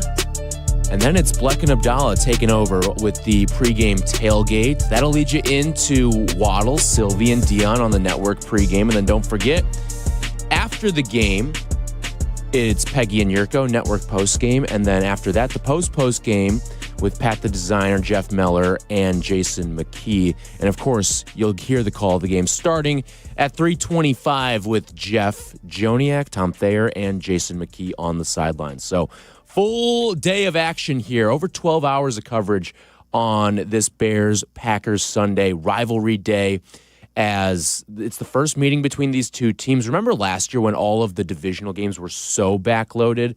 And now I kind of love where it's at in the schedule this year for the Bears. You get a feel for who the Bears are as a team, and you still kind of have even though it's been a little bit of a weird up and down season for the Packers, like you look at some of their losses and it's questionable how they have lost some of these games, but it's been an up and down season for the Packers. But you feel like they're starting to find their stride a little, and a lot of that has to do with what they're getting quarterback-wise from Jordan Love. We saw it on Thursday against Detroit. He's starting to look like Toyota-thon Jordan Love, which can be a scary thing to go up against. But at this point in the season, like, this Bears offense is moving at its best, and I think this Packers team is starting to find its best gear. And that's what I want to see in December divisional football, and we get 2 in 3 weeks now. Yeah, and look, do you think it's a little I never know if it's just football guy cliche, like the brain pretzel that we put ourselves in sometimes thinking about football. It's tough to beat a team twice in 3 weeks. But is it a little daunting on the schedule the way that it's set up? Because I said earlier in the week, I think the home team's going to win each of these games. The way that this league is, you can't win every game. And the idea that you're playing the same team twice in 3 weeks, it just feels to me like a split. But I also think, to that point, a split would be an outstanding outcome. Yes, that's where I was going to go. If you told me heading into this 2 out of 3 stretch here that you're going to split with the Green Bay Packers, I sign up for that every day of the week. It's important, too, because you're going to have to keep pace with the NFC West. The records in the NFC West are insane as far as making the playoffs. Splitting with the pack, with the whole Detroit as Doug, would effectively eliminate the Lions. It just makes their pathway so immensely difficult. Yeah, and I think a lot of Bears fans, and not to get too far ahead of ourselves here, but a lot of Bears fans are looking at that Browns game and pretty much already sharpieing in a win. And whether that's right or wrong, I think it's the way that you feel about how the Bears are going to be going up against the Browns. Not to say it won't be a tough game, because we know what that defensive line can bring to the table. But if you're telling me that the Bears are going to win 2 of their next 3 games, you're effectively locking up a playoff spot at that point. Yeah, of course. I think they're going to get in. There's a world where 11 wins doesn't get you in. I talked to you about it earlier in the week. I'm not sure if people have paid attention to the NFC standings. This is as beastly of a conference as I can remember seeing in my life. Yeah. I did the playoff machine simulator on ESPN.com earlier in the week, and it came out with a scenario where the 11-6 Seahawks were left home. Jeez. So, the records in the NFC are so crazy that if the Bears are the 1 seed right now, if they lose today, there's a world they are the 7 seed tomorrow, because everybody is so bunched up. Yep. So it's just every winnable game that you have, you got to find ways. Yep. And I think the one thing that's really helping the Bears out right now is their conference record. Their conference record right now is 6-2. It is the second best in all of the NFC right now. Now, the problem is the team with the best conference record is the San Francisco 49ers, who currently occupy the 7th spot. But you have the head-to-head game with San Francisco in the second to last week of the year, so you have a chance to win that head-to-head, and then you can take the tiebreaker out of things. And you'd be handing San Francisco a conference loss while you'd be gaining a conference win on top of that. So everything right now, tiebreaker-wise, feels good for the Bears. Like, I don't think if there's a scenario where the Bears are in play for the 1 seed, they'll pretty much win a tiebreaker over every team that they could be going up against. Unless it's Green Bay. But they won't be in play for the 1 unless they beat Green Bay. That's true. But also, Green Bay is really not going to be in a tiebreaker with anybody because they have a literal tie in their record. It's part of why I actually thought it would be better for the Bears if the Lions won on Thursday night against the Cowboys, because for tiebreaker purposes, you can still go out and beat the Lions and have the head-to-head tiebreaker over them. Even though you have the head-to-head win over the Cowboys, it's very unlikely you will ever find yourself in a tie-break situation with the Cowboys because of the tie in their record. It's also just bizarre the way the ties work in the NFL and how valuable that half game becomes in a season where you only play 17 games. But I do know factually, like if it comes down to the Bears and Rams and play for the 1 seed at the end of the season, there is no world where the Rams can win a tiebreaker against the Bears. It's mathematically impossible. The Rams do not play enough conference games down the stretch that they can possibly beat the Bears in a tiebreak situation. So if you just handle your business and beat Green Bay twice, you're going to be the 1 seed in the NFC. Yeah, and that's where you sit right now. You are the 1 seed. I feel like we went into the week all hyped up at, hey, the Bears are the 1 seed, Bears are the 1 seed. And then it kind of got lost on a lot of people, I feel like, going into Thursday and Friday. But it is where you stand right now. Point differential be damned. You've got one of the worst point differentials of a team that would make the playoffs if the season ended today. But now part of that is buoyed by you lose 52-21 against Detroit. But the fact that you've worked your way back, I think it makes you feel good about where you're at. You're finding ways to win one-possession games. How sustainable is that? We'll find out and see. But especially when you've got a defense that plays the way that this Bears defense does. But that's where turnovers are going to be critical today, because the Packers are the best team in the league at not giving the ball away. And if you can find a way to take the ball away even just once from this Packers team, you put yourself in a pretty good position to win, because in all of the Packers' losses and ties this year, they've turned the ball over at least once. In their wins, in their 8 wins, they've only turned the ball over a grand total of 1 time in those 8 games. Yeah, and look, they're only the best team in turnovers because you caused the best team in turnovers a week ago to drop by taking the ball away twice. And I think a lot of the things that we talk about as unsustainable, they are unsustainable. You can't win every 1-score game. It's impossible. You can't just wake up and get 2 turnovers a game in the NFL. It's impossible. However, as an addendum to that, there are times in a season where it will just happen. And you'll probably pay the price for it in 2026, where you're not going to win 1-score games. I'll give you an example. Last year, the Chiefs go 12-1 in 1-score games. This year, they're 1-5. Yeah. They're paying the price now for you're playing a bunch of close games, you're playing with fire all the time. So now in 2025, they're paying the price for what happened in 2024. But in 2024, it got them to the Super Bowl. So if the Bears are just young and dumb and don't know any better, and they don't look down and realize what's actually happening, they can just keep taking the ball away and winning 1-score games as far as it will take them. Yeah, and listen, that's a 2026 problem. Bingo. We'll figure that out in 2026. Maybe you go out and you trade for a pass rusher, or you draft a highly touted pass rusher in this upcoming draft, and all of a sudden, some of your pass rushing woes have been fixed to a certain degree. And that changes things. It's when you stay stagnant year to year. Like, look at the Chiefs roster. Not much has changed year to year. Yeah, and their pass rush has aged. It's not as effective as it used to be. So they really struggle to pressure quarterbacks. You're going to lose some of those 50-50 games when you keep things status quo, albeit a very good status quo, especially when you've got Patrick Mahomes under center for you. And I mean, there's even an example within your own division. Look at what the Minnesota Vikings have done a number of times, where they've been so good in 1-score games one year, and then it comes back to bite them in the ass the next year. Yep. But while you're here and while you're winning these 1-score games, Ride the Lightning. Ride the Lightning into the playoffs and make a run. That's my point. Is like 2026 is it's not going to be what this year is. You can't repeat being the one-score game demon that takes the ball away 100 times. It's not going to happen. But can you do it for 4 more weeks, 5 more weeks? It's kind of just become who you are. You're a team that's going to dominate on the ground. You're a team that's great on third down. You're a team that takes the ball away. And you're a team that is clutch in one-score situations. Yep. And you've got a quarterback who's proven it in the fourth quarter, too. Not just this year, but last year as well. It's just your identity in 2025 is that. So I'm kind of at a point now that we're sitting on December 7th.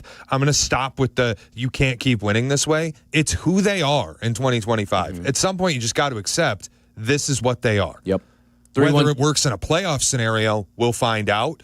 But for 5 more weeks, can you get a bye? Maybe. I'm not going to tell you can't. Yeah. 312-332-3776. If you want to join us, Bears fans, it is Bears and Packers, one of the longest rivalries in all of sports, one of the best rivalries in all of sports. We're talking about it with you till 11 a.m. here on ESPN Chicago.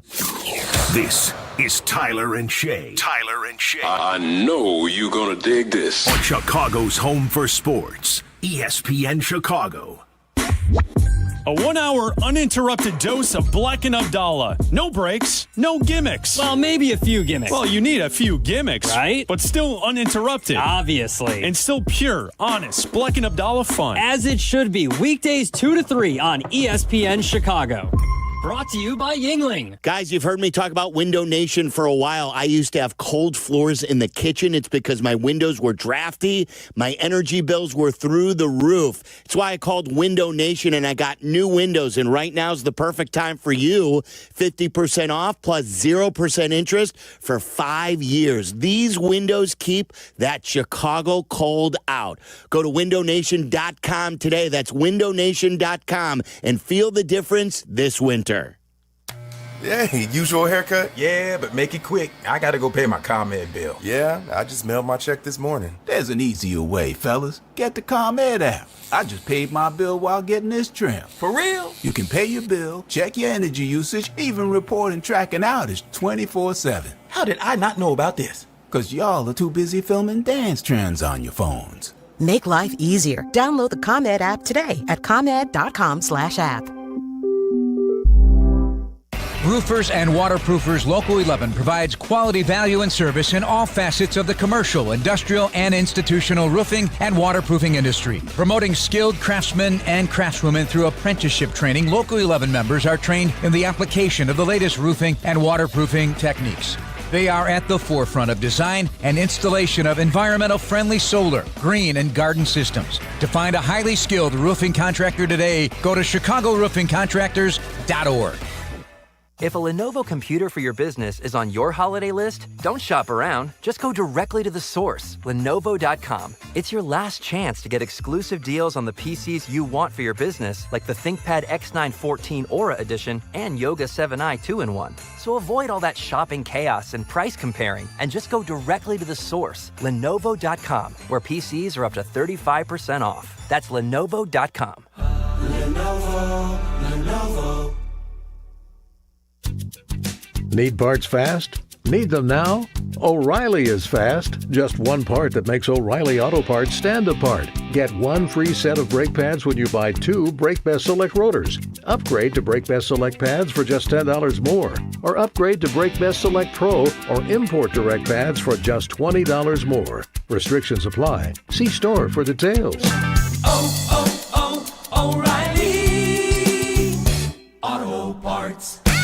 Texting enrolls you into recurring automated text messages. Consent not required to purchase. Message and data rates may apply. Hey, Dan, how you doing? Haven't seen you around the gym for a while. Yeah, I've really fallen off. Since I turned 40, I just don't get the results I used to get. Could be lower testosterone. Lower T? Yeah, I went through it a while back. Once you hit 40, your body has less free testosterone. I got Nugenix Total T, and it's made a huge difference for me. I've seen that ad on TV. Is it for real? Oh, yeah. The key ingredient is something called Tesnor, which helps boost free and total testosterone levels to help you trim up and stay lean. And it's made a difference for you? Man, man, I feel like I'm in my 20s again. At work, in the gym, and in the bedroom. Are they still giving out complimentary bottles for people to try it for themselves? Yeah, you just need to send them a text. Text PREP to 42424 right now for your complimentary bottle of Nugenix Total T, the #1 selling testosterone booster at GNC. Plus, text now and we'll include a bottle of Nugenix Thermo, our most powerful fat incinerator ever, to help you get back into shape fast, absolutely free. Text PREP to 42424. That's PREP to 42424.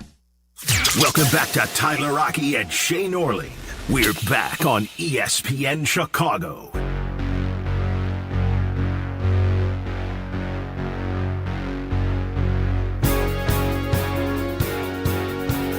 Getting you ready for Bears and Packers here. Remember the last time the Bears went up to Lambeau, they did go out and beat the Green Bay Packers. This was in the new year, so they're already 1-0 against the Packers in 2025. Although I don't always like to claim that victory. There's some people who are always like, oh, you beat the Packers, right? It all feels good. For me, you played the Sheboygan Packers last year. When you beat them, they pulled Josh Jacobs after the first quarter. They pulled Jordan Love before halftime. A number of other players in that game didn't really play. Go out and beat the Green Bay Packers today. Yep. Go out and beat the Green Bay Packers today. You've got a chance to. 6.5-point dogs, but we've seen them erase that deficit before. Remember when they were going on their win streak right out of the gate, they were underdogs in each of their first 3 wins. Outright dogs. And then you've been an underdog a couple of other times since, and you've found ways to win these games. Starting to get a little bit of respect back, but now you've got a Green Bay Packers team who's viewed as one of the NFC's best and really one of the NFL's best, and it's being reflected in the point spread today. I think it's a bit of a mentality that they've adopted as a team, too. Remember, I think it might have been before the Cowboy game, and the Bears were slight dogs. And Ben Johnson was asked about the point spread and if he felt like they were underdogs. He said yes. Like, I think they have adopted a little bit of this nobody believes in us, so let's go show them. Yeah. And 6.5 points in the NFL is nobody believes in us. Yeah, they're telling you. Like, the market is telling you we don't believe this is legit. Yeah. And but maybe it's just care. for one game. But, yeah, like when this game comes back to Soldier Field in a couple weeks, the Packers, barring what happens today, the Packers will still probably be slightly favored in the game.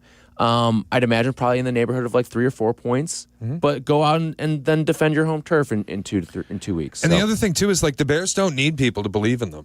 No. They don't need me to feel like they're going to win today. They don't need anybody to feel that way. They don't need the market to respect them. They don't need any of it. They don't care. They believe in themselves in that locker room, and they have a coach that's inspired them. Like, just ride this thing as long as you can. Listen, there's a reason why they don't play these games on the TI-84, right? They play these games on the field, and the Bears have proven when you need to go out and punch someone in the mouth, they did it last week against Philly, and they punched hard last week. Tyler calling all the gamblers nerds. Well, it's not just the gamblers. Football's not played on a spreadsheet, loser. Yeah, put the graph paper back in your backpack, pal. Jordan's in Boise, Idaho. Morning, Jordan. Jordan. We got you? All right, Jordan, we'll put you back on hold, try to get back to you here. Chris and Berwyn. Morning, Chris. Hey. What's going on? Yeah, so I heard you talking about, this is who we are, but weren't we had a pretty poor run game at the beginning of the season, and we've improved that, so would it be out of the realm of possibility that we improve the pass game a little bit more with the 5 games to go? Yeah, thanks for the call, Chris. I would say it is kind of tough to pick up that skill in December when throwing conditions aren't ideal, and it's been a struggle. Now, I'm not here to say that Caleb's not going to have a 300-yard passing game between now and the end of the year. He certainly could. He certainly could show moments of brilliance, but it's tough to develop this thing at this point in the season when you haven't necessarily seen any level of consistency. I would also say, didn't everybody kind of expect the ground game to get better? I mean, you had an elite rush offense scheme play caller in Ben Johnson, one of the best in, I will just say, the best in the league at scheming a rushing offense. We just kind of felt like those first few weeks, this offensive line needs time. It was 3 new guys on the O-line, really 4 new guys on the O-line because Braxton got sat down. You needed time for these guys to play together and start to operate as a unit. once that happened, the ground game took off. Yeah. And now everybody kind of understands the why, and you see like there's more consistency in some of the pre-snap motion where you bring Cole Kmet in as a wham blocker, not to geek out over how Ben Johnson schemes things. But everybody is bought in and understands the why of the offense, especially in the running game. I am somebody who thinks, though, once you get to December, this is kind of who you are. I don't think they're going to develop some air raid attack. No. Nor do I think that's even the right course of action. That's not going to win you games. It's probably going to lose you more games than it wins you. The hope, obviously, is that Caleb gets a little more accurate and that, you, like Ben Johnson said, you get receivers running their routes correctly. You're not running. I'll tell you, with Olamide Zaccheaus, it's bothered me all year. And the way Ben Johnson framed it this week, I do think it's a player issue, not a scheme issue or a play call issue. They have run routes short of the sticks on third down so much this season that I haven't been able to understand it. But then the coach comes out and goes, they're running a little shallow, they're misrunning their routes, their brakes aren't clean, whatever it is. Do you change that on a dime in December? I don't really think so. I think you can get it a little better, but we're talking margins. But when you're talking about homework type stuff, that feels like it can be cleaned up. Like, I'll tell you this, the penalties have been cleaned up significantly from 100%. What we saw the first quarter of the season. 100%. And that, to me, is more of a homework, how prepared are you type of stuff. And to see that fix itself a little bit between the beginning of the season to where it is now is encouraging. So something like that where it's like a little bit of the devil in the details type of thing, I think that you can. When you're talking about Caleb's accuracy and his footwork, that to me is a physical transformation that probably has to take place in the offseason. Yeah. That's not going to be something that magically corrects itself over the course of the final month of a year. It's where, yeah, they can improve the pass game, absolutely. But if you're talking about meaningful improvement where you become a top 10 pass attack, I don't feel like that's going to happen. Yeah. And you can improve it marginally. And the hope is that they do. Yeah, and to be honest, too, I think some of these passing numbers just look significantly better if A, there's less drops, and B, there's a couple balls that are just more, not even like on the numbers running in space type of level accuracy, but just a little bit more on target. Yeah. And where a guy can just catch and sit, and I think you'll see the accuracy numbers go up, and you'll see the yards certainly go up. It's also the full body of work for the passing offense is going to end up looking pretty good. Caleb's going to have almost undoubtedly the best season in the history of the Chicago Bears as a quarterback this year. Like, that's going to happen. So we are nitpicking to an extent, and it is a part of it, I think, critical downs, loud spots where Caleb misses a throw on third down. The Eagles game stands out, running the ball down their throat, and then you get into the high red zone, and all of a sudden you go pass, and you're kicking a field goal. Like, those loud moments stand out, but the full comprehensive body of work is going to look okay. Yeah. Jordan in Idaho, let's try you again here. What's going on, man? Hey, guys. Happy Meat and Cheese Week. You as well. Hey, so I guess my question to you guys is, with Rome being out, if Luther has an awesome day, I feel like the question is going to rise, probably in just the city of Chicago, but what do we do with DJ Moore? I'm not in the camp of getting rid of DJ, but my question to you is, what do you think we even get for DJ if he goes on that trade block? Yeah, thanks for the call, Jordan. I don't know what you're getting for DJ. You'll get something. It won't be a situation where I think you have to cut him. I think he's a respected locker room guy, too. But that, to me, that's an off-season 2026 type of question. We'll get there when we get there. For here and now, and I'll tell you this, the numbers aren't great on DJ this year. But I think he's been a very valuable contributor to the offense. He's had moments where he's been a good player and the wide receiver one on this team. And I think his dedication in the blocking game, really all the receivers' dedication in the blocking game, is not something that you can really overlook. And when you've got $25 million receivers blocking downfield with the aggression that DJ Moore is playing with, you don't find that very often. It's like him and Amon-Ra St. Brown. Like, those are the guys who make that caliber of money and have that dedication to blocking. Yeah, I think, look, I thought there were times this season, especially early, where I felt like it was unlikely that DJ could return next season. And we're at a point now where I feel like it's a little more likely that he could return just because I don't know what the trade return is going to be. And, like, if it's a third-round pick, is that valuable enough that you're moving on to save some money against the cap? His third rounder probably is. You might pull the trigger. Look, whether or not he's here next year, that is a next year issue. We're not moving on from him in December. Yeah, especially on Packer week, man. And I think he's offered enough, like you said, in the blocking game. He's bought into the offense enough, especially lately. I'm fine with DJ. Yeah, and listen, I'm not going to pay someone $25 million to be a blocking receiver. I think that's a waste of asset. Of course. You need the receiving production in tandem with that. You can find blocking receivers for $1 to $3 million out there. But you want to find guys that do both because those guys are special, and it's why the run game has worked the way that it has this year. 312-332-3776. How do you feel? It's Bears-Packers week. How do you feel about the Bears' chances up at Lambeau later on today? 3:25 kick. You can hear it right here on your home for the Bears, ESPN Chicago. When we come back, though, let's talk a little college ball because last night could have shook up the college football playoff a little bit. We'll discuss all that, recap some of the big games, including a big upset in the Big Ten Championship last night. That and more coming up next. Tyler and Shea. This is Tyler and Shea. Tyler and Shea. I know you're going to dig this. On Chicago's home for sports, ESPN Chicago. A 1-hour uninterrupted dose of Bleck and Abdalla. No breaks, no gimmicks. Well, maybe a few gimmicks. Well, you need a few gimmicks, right? But still uninterrupted. Obviously. And still pure, honest Bleck and Abdalla fun. As it should be. Weekdays 2 to 3 on ESPN Chicago. Brought to you by Yingling. You wouldn't hire an electrician to read a radio ad. Service Construction of Illinois. I think this wire's bad. You wouldn't hire the deck pro either. Service Construction of Illinois. Now, I would layer that with a few coats to make it smooth. You see, I, a professional announcer, can barely change a light bulb, but I can tell you with a soothing voice that Service Construction of Illinois has the craftsmen, contractors, and specialists to do it all. Whether it's a small job or complete renovation, start at serviceconstruction.net. Raise your scholastic spirits one last time for 2025.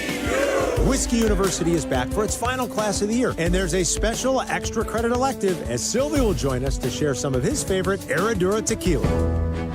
Come to Modern Plate in Elmhurst Wednesday night at 7. Let's sip, learn, and maybe get a degree in smooth taste. Seats are limited at Modern Plate, so don't be tardy.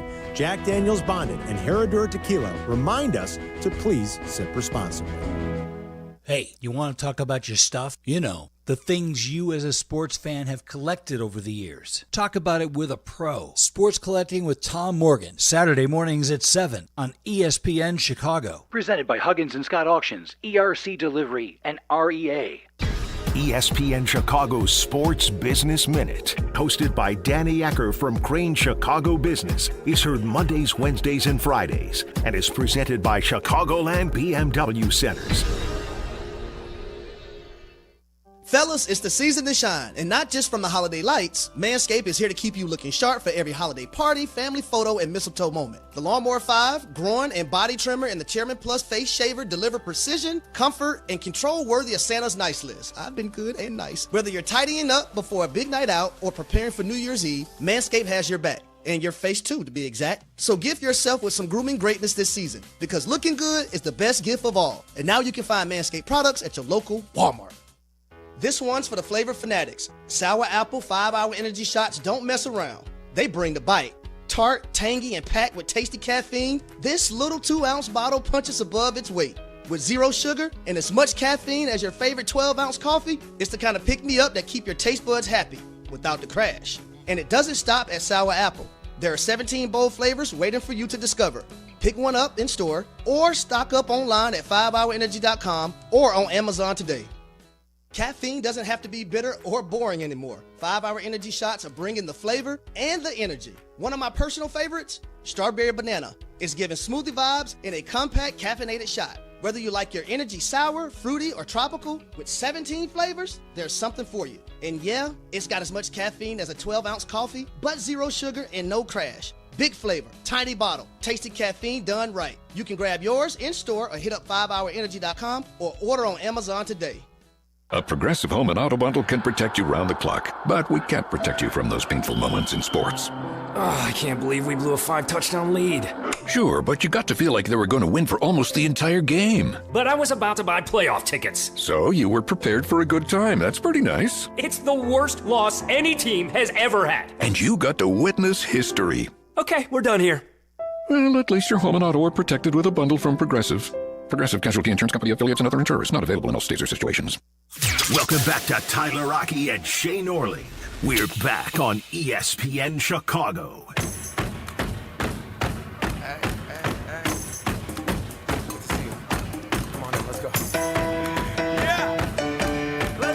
College football playoff rankings will become official about 2 hours from now. And they've got some decisions to make based off of some of the results that took place yesterday.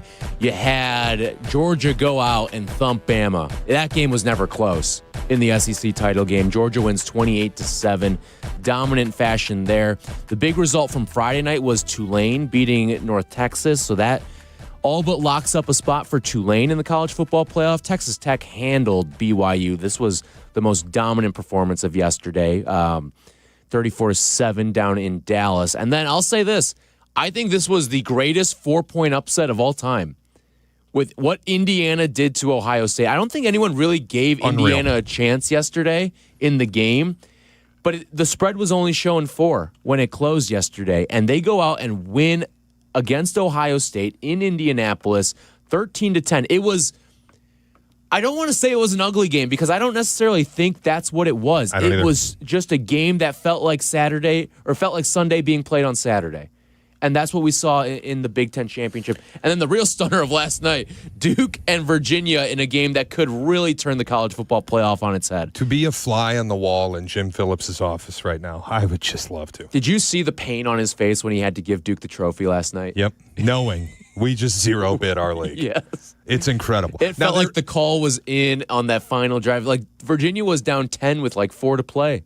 There is a chance the ACC still gets a representative, depending on what the committee wants to do with Miami and Notre Dame, because BYU lost, I think, convincingly enough that you can knock them out of being this placeholder squad between Notre Dame and Miami. And if they're that close together, I think the head-to-head has to be valued. And that's where... I mean, they could be one spot away from each other. Right. That's where does the committee just value the head-to-head? They value the head-to-head with Texas and Vandy, who are a spot apart despite Texas having an extra loss. Mm-hmm. So do they value the head-to-head if it's Miami and Notre Dame a spot apart? And then you end up without Notre Dame because James Madison and Tulane have to occupy spots, and Miami's the team that gets in. Jim Phillips still gets his rep. Or is Bama on the outside looking in? Because of the fashion that they lost in, and they're a 3-loss team, albeit an earned third loss that a lot of other teams didn't have a chance to go out and earn. And does Miami and Notre Dame get in, and Bama's left on the outside looking in for the second straight year? Basically, Duke did a rescue job on somebody yesterday. Mm-hmm. It may have been both Bama and Miami. It may have been only one of them because Notre Dame occupies the spot. But Duke threw a life raft to Bama and Miami. One of them has to grab it. Yeah. We're going to find out who. It's going to be interesting. Can I also just say, like, Ohio State should be 2, Indiana should be 1. Yeah. The 2 best teams in the country played last night at 8 p.m. in Indianapolis. Yes. I 100% agree with you. And I get Georgia's made a surge down the stretch here. They haven't lost a game since September, and that was a 3-point loss to Alabama, who very well could be a playoff team. But you're right. 1 and 2 played last night. And I thought the only way one of these teams was going to... I never thought actually really that any of the teams in the Big Ten Championship should work their way out of a bye, regardless of what the result looked like last night. But with the way that it did play out, yes, clearly you saw the top 2 teams in America at Lucas Oil last night. It was such a great game. You had Fernando Mendoza on the second or third play of the game just get absolutely popped. And I was like, oh, man, Indiana's going to be down their quarterback the rest of the game. Yep. And work only a handful of plays into this one. He comes back out after he had to sit for one play and then just made some real big-time throws. The back shoulder fade on the touchdown, the deep ball down the sideline, the play that sealed the game, the big-time throws that he made yesterday. I thought we were going to see those throws out of Julian Sayin, but we saw them from Fernando Mendoza in this game. It won them the game. It won them the Big Ten, and it's going to win him the Heisman as well. Yeah, I also thought those were the 2 best defenses in the country yesterday. Yeah. Mm-hmm. Texas Tech obviously has something to say about that, and we'll see how that plays out through the playoff. But I haven't seen – nobody has bothered Julian Sayin all year, and Indiana had him in hell Like, they put him in a torture chamber for 60 minutes. Yeah. And it's just, that's been IU's calling card all year. They mentioned on the broadcast when they blew out Illinois, they had Luke Altmaier in hell. They sacked him 9 times. When they went to Oregon, I think they got Dante Moore 7 times. Like, their D-line, that front 7, has been so vicious all season. And I didn't know if they had the horses to do it against OSU, but they put Julian Sayin in Alcatraz. Yeah. He was in prison. And a lot of people, too, now talking, is Indiana the greatest turnaround in Absolutely. sports history? There's no question. There's one other that comes to mind, and it's Baylor basketball. Baylor basketball went from having a player kill one of his teammates and looking like one of the worst programs in all of college sports to winning a national title in the same century. Like, that to me is the only other one that I kind of grapple with. I'm like, oh, okay, that's another one that was an all-time turnaround. Like, the story's not over on Indiana yet either. They still have to go out and prove it throughout the college football playoff, but you got a nice little head start here with the bye, and you're the last undefeated. I think when you're talking about a school, a program that is tied for the second most losses in FBS history. Yeah. That was a great stat yesterday, too. And you had Ohio State. The second most wins. Wins, yeah. And Indiana, the second most losses. When you have the second most losses in FBS history, and then you just hire this Signetti guy that everybody's like, what is this? And he has the moment in Assembly Hall, Google me, I win. Purdue sucks. By the way, Michigan and Ohio State suck too. And then you off Michigan and Ohio State in a season en route to a Big Ten title. It's incredible. If you had told me 5 years ago that Indiana would win a Big Ten championship, I would have thought you were out of your mind. It's one thing to build it, and it's another thing to build something that looks sustainable, and this looks sustainable with what's taking place in Indiana. They're not going to win the Big Ten every single year. Ohio State's going to have something to say about that. But yeah, so is Michigan State. We'll see. I keep waking up rich. We'll see.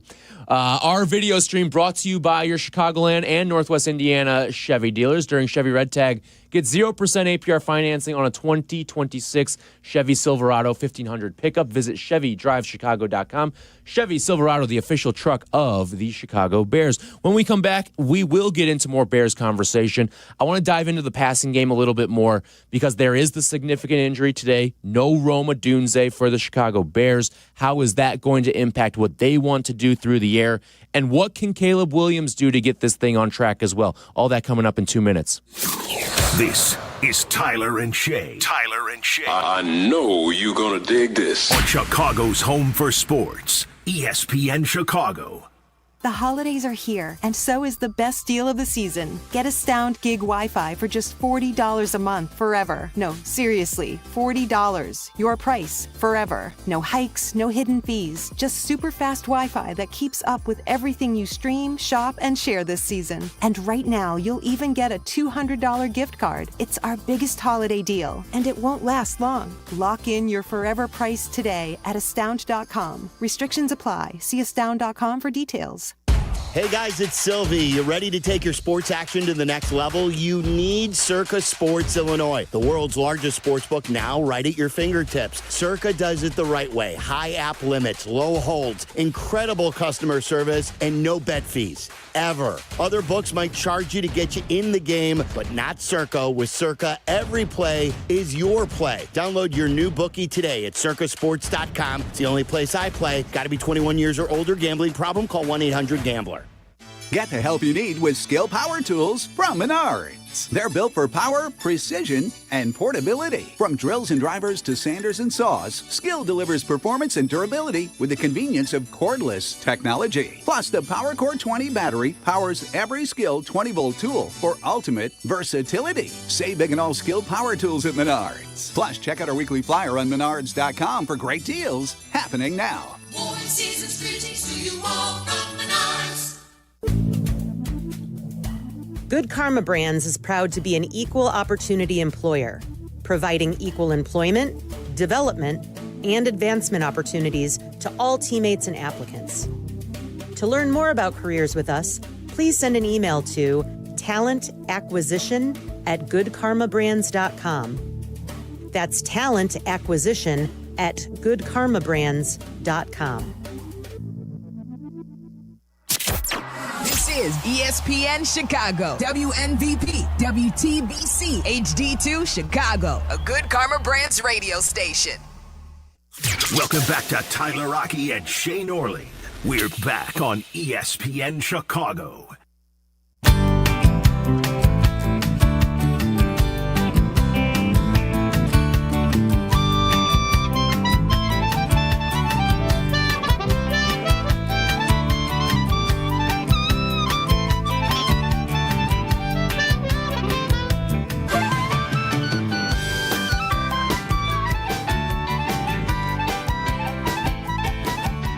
Getting you ready for Bears and Packers taking place later today, 3:25 up at Lambeau. We've got coverage for you all day.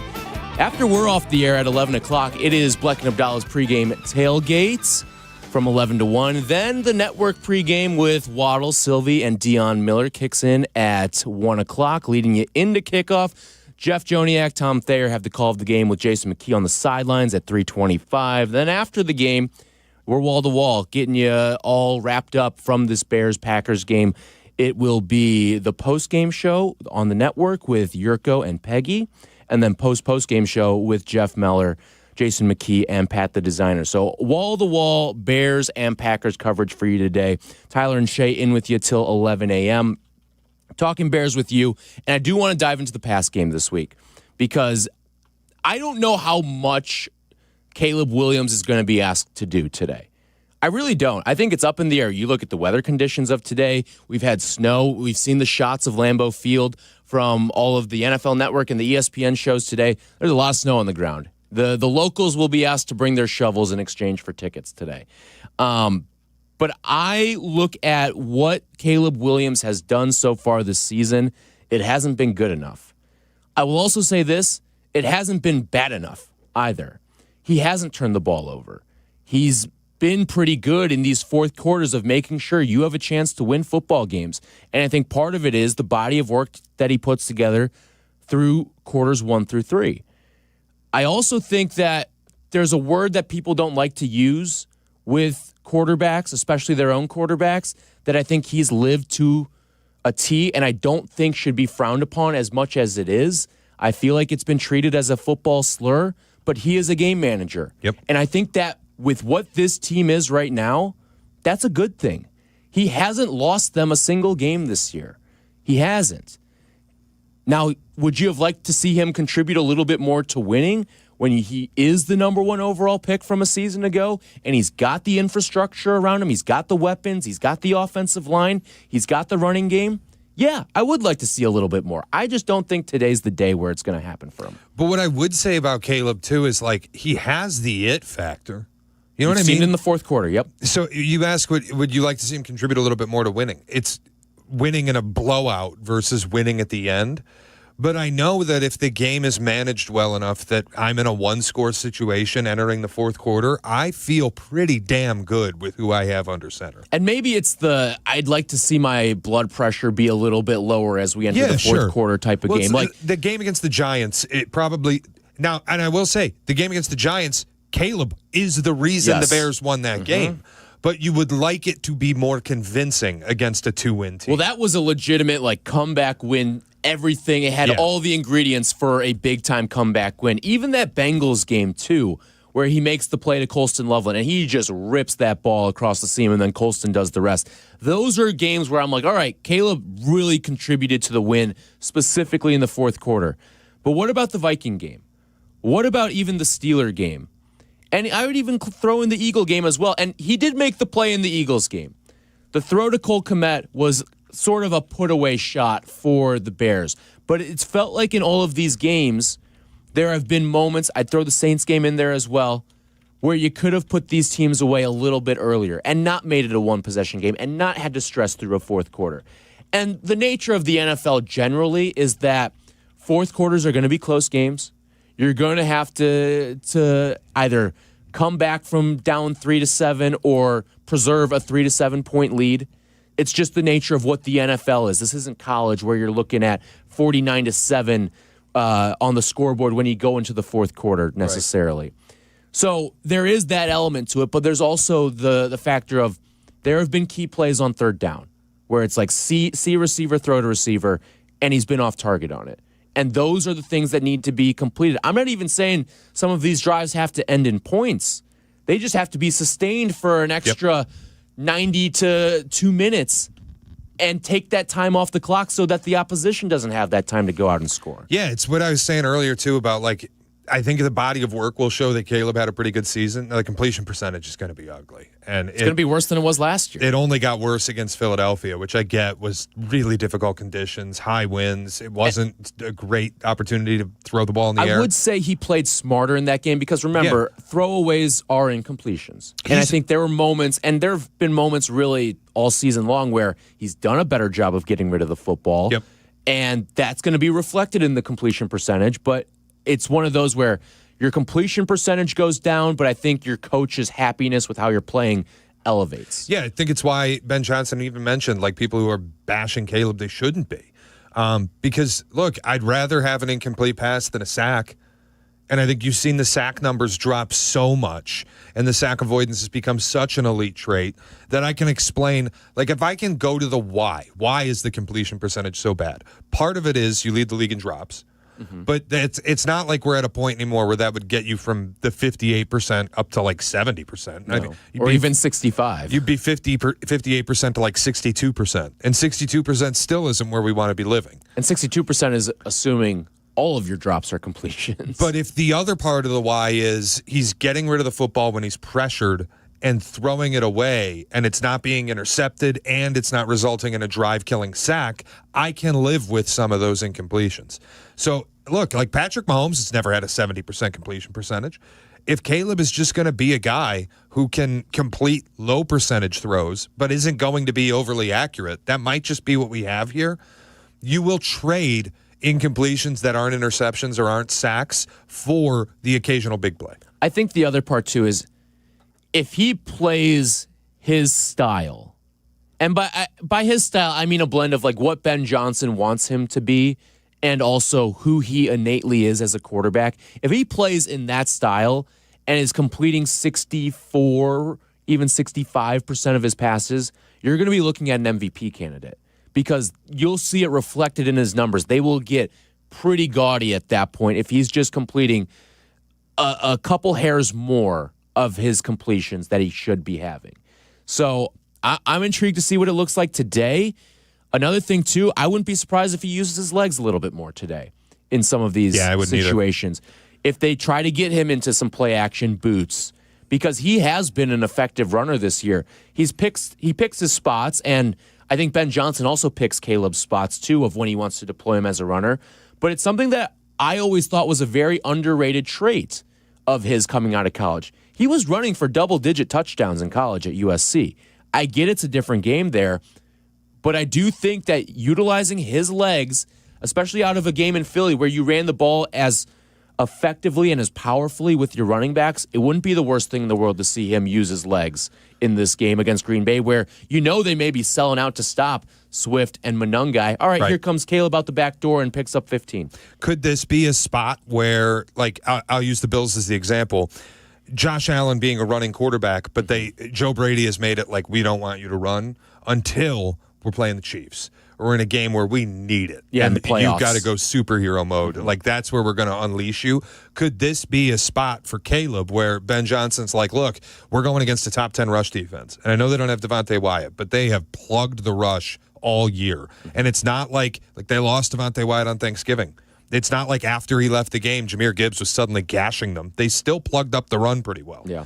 So could this be a game where you just go, we don't have Rome Odunze. We might not be able to rely as much on running the football as we did in previous weeks. Caleb, we need you to be a superhero today. We're going to let you run. Mm-hmm. It wouldn't surprise me, and I don't think it's the worst plan of action. I will say, Josh Allen, his physique and his body, it's a little different, a little more suited to withstand some of the hits, especially there in the conditions that we're going to be seeing today up at Lambeau. But hey, slide, get out of bounds, and listen, Green Bay may take a hit at you.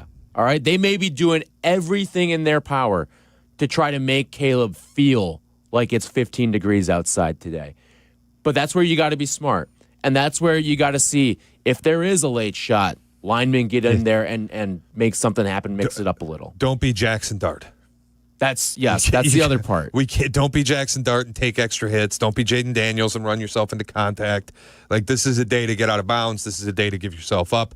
The hits are going to feel a little extra rough today. Yeah.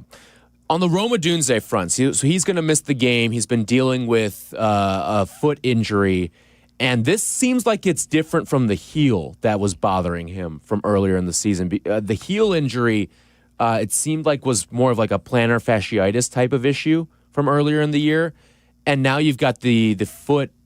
What are they calling it? Like a foot fracture? It's not like a broken foot, but it's kind of like the equivalent of like shin splints. But Stress fracture, wasn't it? Yes. So it's something that a lot of doctors and a lot of people have said like it's looking like it's a week-to-week type of thing for Rome Odunze. But it's really got to be bothering him if he's missing the Packer game. Yeah. And it may be one of those things. Hopefully you have him back for the Packer game in 2 weeks when you're on your home field. Rome Odunze, I think it's going to be a loss that's going to be felt today, but maybe not as significantly as what it would have felt like losing your wide receiver one in years past because the stable's so deep. When you've got DJ Moore, who now can step up into maybe a role that he's more suited for. Luther Burden, I think a lot of Bears fans have been waiting to see more run out of Luther Burden this season. And then Colston Loveland, his emergence too. I mean, he has quickly become one of my favorite Bears to watch on this team. Yeah, look, a lot of people in the first few weeks of the season were questioning why did we waste a pick on Colston Loveland at tight end. And it was never an issue with the player for me. It was an issue with get him involved more because I've always believed he's elite as a tight end. In the last few weeks, you've seen it. So today, without Rome Odunze, let's get Loveland involved early and often. I wouldn't mind if he's the leading target getter today. Yeah, I would say the same thing about Luther Burden too, because Luther Burden is a guy who's got impeccable run after the catch ability, and if he can do that in these conditions, because again, I don't think we're going to have snow falling during the game, but that field's probably going to have an element of slickness to it. And when you're reacting first as the receiver, and you're the defender, and you're reacting second in those conditions, it's tough.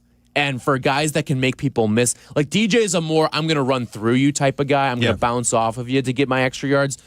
Burden's the type of guy who's just going to juke you in space. Yep. He's going to use his quickness, his quick cutting, and he's going to find ways to make guys miss. And that's where I think Loveland can be super valuable because he's not a traditional inline tight end. No. He's a big wide receiver. Yeah. He's closer to Brock Bowers than he is to George Kittle. Yeah. Where I could argue Loveland is the best route runner on the team. Like that's an exceptional ability to have at his size and strength. If I can split him out or put him in the slot today with a defense reacting second, it could be a huge day to use Colston Loveland. Yeah, and you put him on a linebacker who is playing on that surface. And all right, Quay Walker, welcome back. He's fresh off of IR, and he gets Colston Loveland, and that's the type of player that you have to go up against. Or you put him on a defensive back who's just going to be, I mean, we've seen, how many times have we seen now in the last 4 weeks?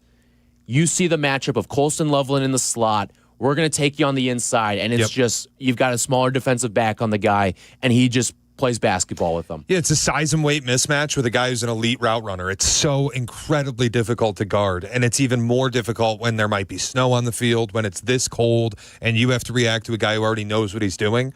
I think this is a huge day for Loveland. Yep. 312-332-3776 if you want to talk Bears with us. Bears and Packers coming up at 325. How you feeling, Bears fans? It's felt like one of the more gettable Packer games in recent memory, and it's the highest stakes one that we've seen in at least a decade, in my opinion. 312-332-3776. More of your Bears calls when we come back on Tyler and Shea.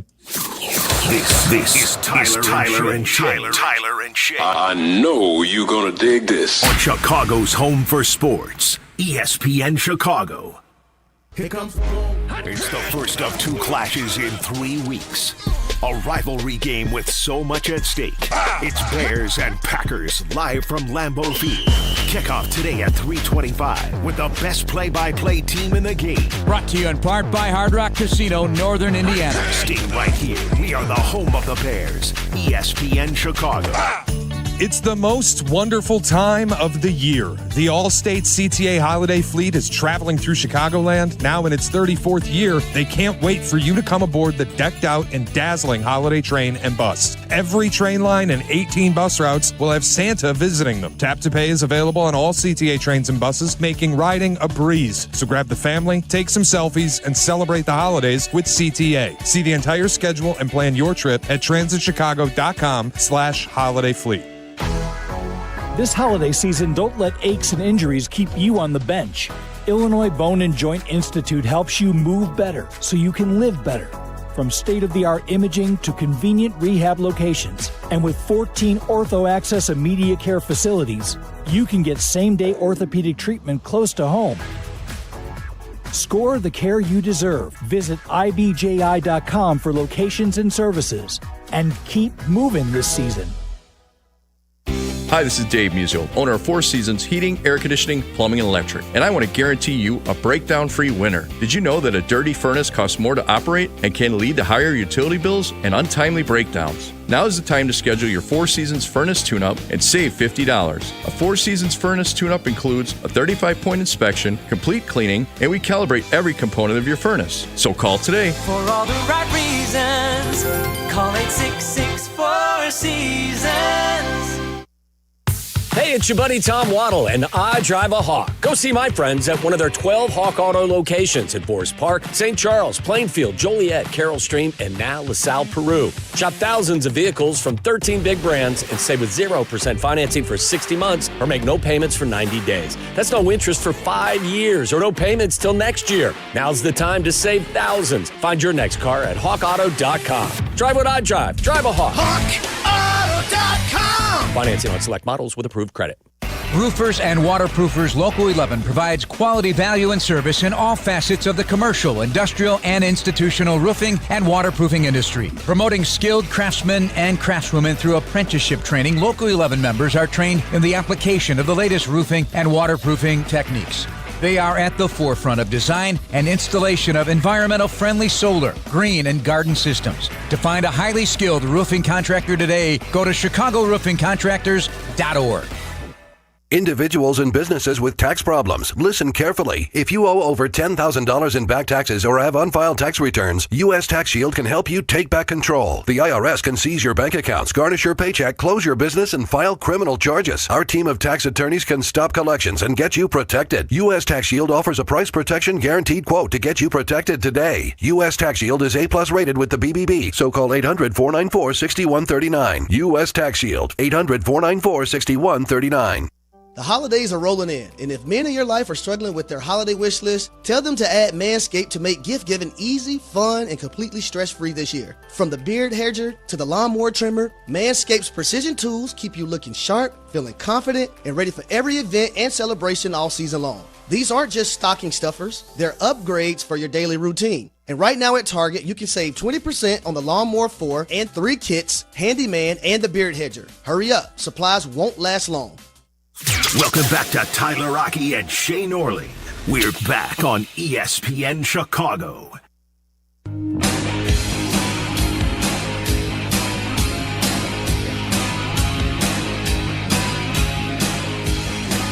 You can catch our video stream this week on YouTube and Twitch. It's all brought to you by your Chicagoland and Northwest Indiana Chevy dealers. During Chevy Red Tag, get 0% APR financing on a 26 Chevy Silverado 1500 pickup. Visit ChevyDriveChicago.com. Chevy Silverado, the official truck of the Chicago Bears. Bears and Packers today. It's everything we could have dreamed what this matchup would be heading into the season. And it's really probably surpassed a lot of our expectations. 9-3, I don't think, was a record that anybody had on their bingo card, even the most optimistic of Bears fans heading into the season. And now you get 9-3 going into Packer Week against the 8-3-1 Packers. You are currently residing over the top spot in not just the NFC North, but in the entire conference. This is what you would have thought maybe the Bears could look like in 2026 or 2027. But to get in 2025 is a gift. And now you just got to ride that momentum. People talk about the one-score games and the turnovers. How sustainable is all of that stuff? But where you're at right now, I mean, this is what makes it the marquee matchup it is.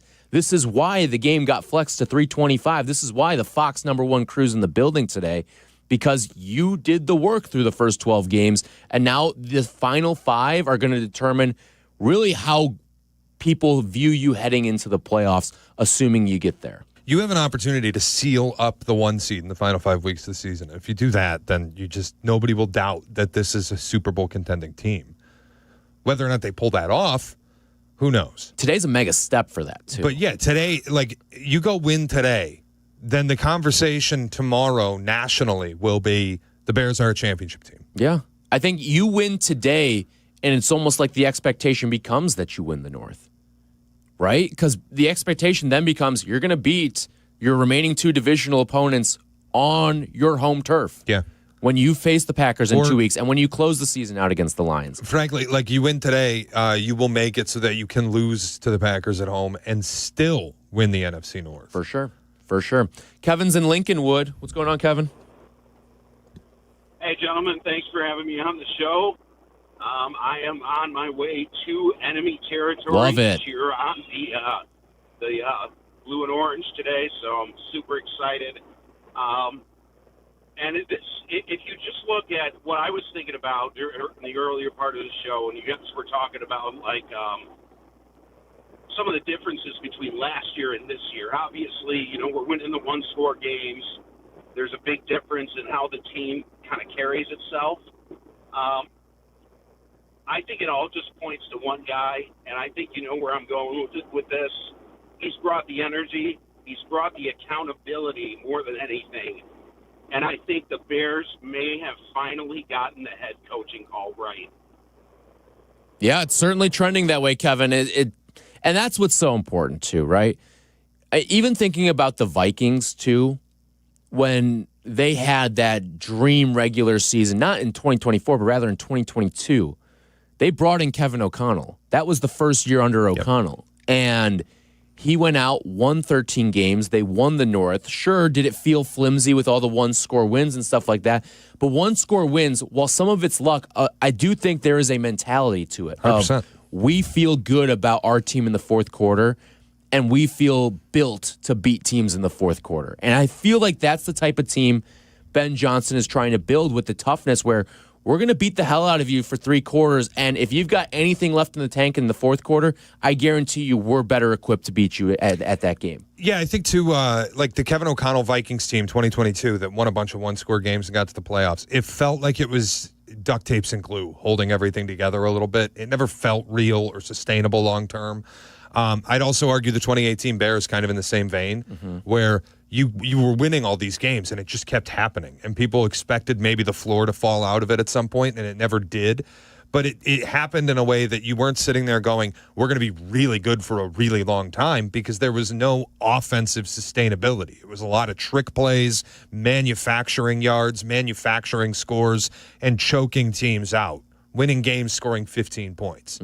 This is a little different, where you have a head coach who came in who is your play caller and has built one of the 5 best offenses in football just by scoring. Yeah. That's where I look at it and I go, I don't have to feel like you're going to just win a Super Bowl in 2025. I think in 2026 and 2027, you're going to be one of the favorites. That's where I feel like they got the coach right. Everything he's done feels like it's for the long term. Yeah. It doesn't feel like this is fool's gold or smoke and mirrors stuff. This is legit. This is real football. He built a great offensive line. He knows how to scheme everything, and he's got this team winning football games in a way that reminds me of what this same coach did with the Lions 3 years ago when they legitimized themselves and became good. And then you looked at it and said, they went 15-2 the year after. And I know it ended badly in the playoffs, but they were a Super Bowl favorite all season. I think that's what's about to happen to the Bears in 26 and 27. I will say this. I would not isolate credit to Ben Johnson either. And this guy's been much maligned over the past offseason, but I think Ryan Poles deserves some credit for what 100%. He's built too. Because this thing is not moving the way it is without the offensive line overhaul. And while, yes, Ben Johnson certainly has his fingerprint on some of these decisions and these picks and these trades that are made, Ryan Poles did draft Darnell Wright, who's looking like he could be an all-pro tackle, at a minimum a Pro Bowl caliber tackle this year. He did go out, and I would probably say I would give him a little bit more credit for the Tooney trade, whereas I would give Ben Johnson a little more credit for the Jonah Jackson trade. Sure. But it all works together here, and you've got yourself a badass offensive line that's moving people and just dominating in the run game right now. Yeah, and again, that's where this feels ready to go long term. And I'm good with giving Poles credit. Obviously, I've been a guy who's slandered Poles when he's deserved it. Right now, he deserves praise. Because honestly, you look at the draft, and I know like some of it's been a little underwhelming. Shamar Turner, you can't help the injury.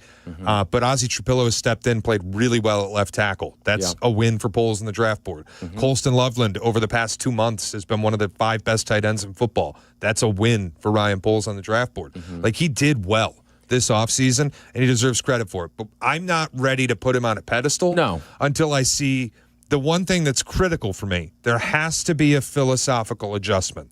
They have never, under Ryan Poles, ever invested any meaningful capital into the defensive line, be it edge rusher or defensive tackle. This is the offseason. It has to happen. Yeah.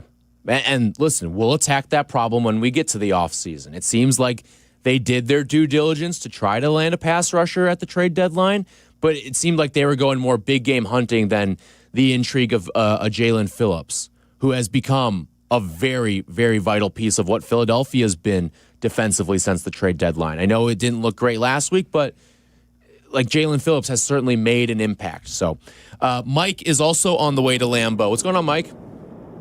How are you, fellas? Good, man. What's up? I wanted to ask a quick question. This is my first time calling in, long-time listener, but with Rome being out and everyone talking about how great BJ is, how do you feel about Luther Burden having a big game today? Yeah, thanks for the call, Mike. I think he could be primed for a big game. I don't know if it's necessarily going to be all through the passing game, though, because that's the beauty of Luther Burden is you can use him in a lot of different ways. You can get him involved in the run game as well. I think Luther's a dynamic player. I'd like to see him utilized in a number of ways today, and I think Ben Johnson's got the creativity, especially after on the heels of your team going out and rushing for 280 yards, largely with just the running backs. Why don't we get Luther involved? See what he can do in the run game a little bit today, too. Jet sweep day today at Lambeau Field. Yeah. That or maybe the screen game, too. Sure. Like all of that could play into today. By the way, I love that people are driving up to Lambeau, listening to us right now, because that drive up to Lambeau, it's from Chicago. It's a long-ish drive, but it's about 3 hours. It's one of those drives where it's like, you know, you're about to go see a sports landmark. Like the child in you comes out. Yeah. I've only been one time, and it was 2 years ago. The Bears had a chance to knock out the Packers in the final week of the season. The Bears couldn't play their way into the playoffs. It ended up being Justin Fields' last game as a Chicago Bear, and just the feeling of, all right, we're driving up to Lambeau right now. It just, everything about it felt magical. It was fun, and it felt like you were walking into a big-time environment. I've been twice, and both times I left with my ears ringing. It's different, man. It's, to me, the best environment in all of sports. And you're right. The drive up there, it's so apprehensive. You're just getting pumped. And then you go to the game, and it's like, it's incredible. You have to do it once in your life. If you're Sports a football fan, list. it's unbelievable. It's the best sports venue I've been to by quite a margin. Yeah. I say this complimentary, and it may not sound complimentary, but it is actually the highest compliment I can give a sports venue and like the surrounding areas. It's collegiate. Yeah. And it's everything about it. The entire town's into it. It's the biggest show in town. Everyone's into it. You see people on their lawns tailgating. Yep. And everyone's friendly up there.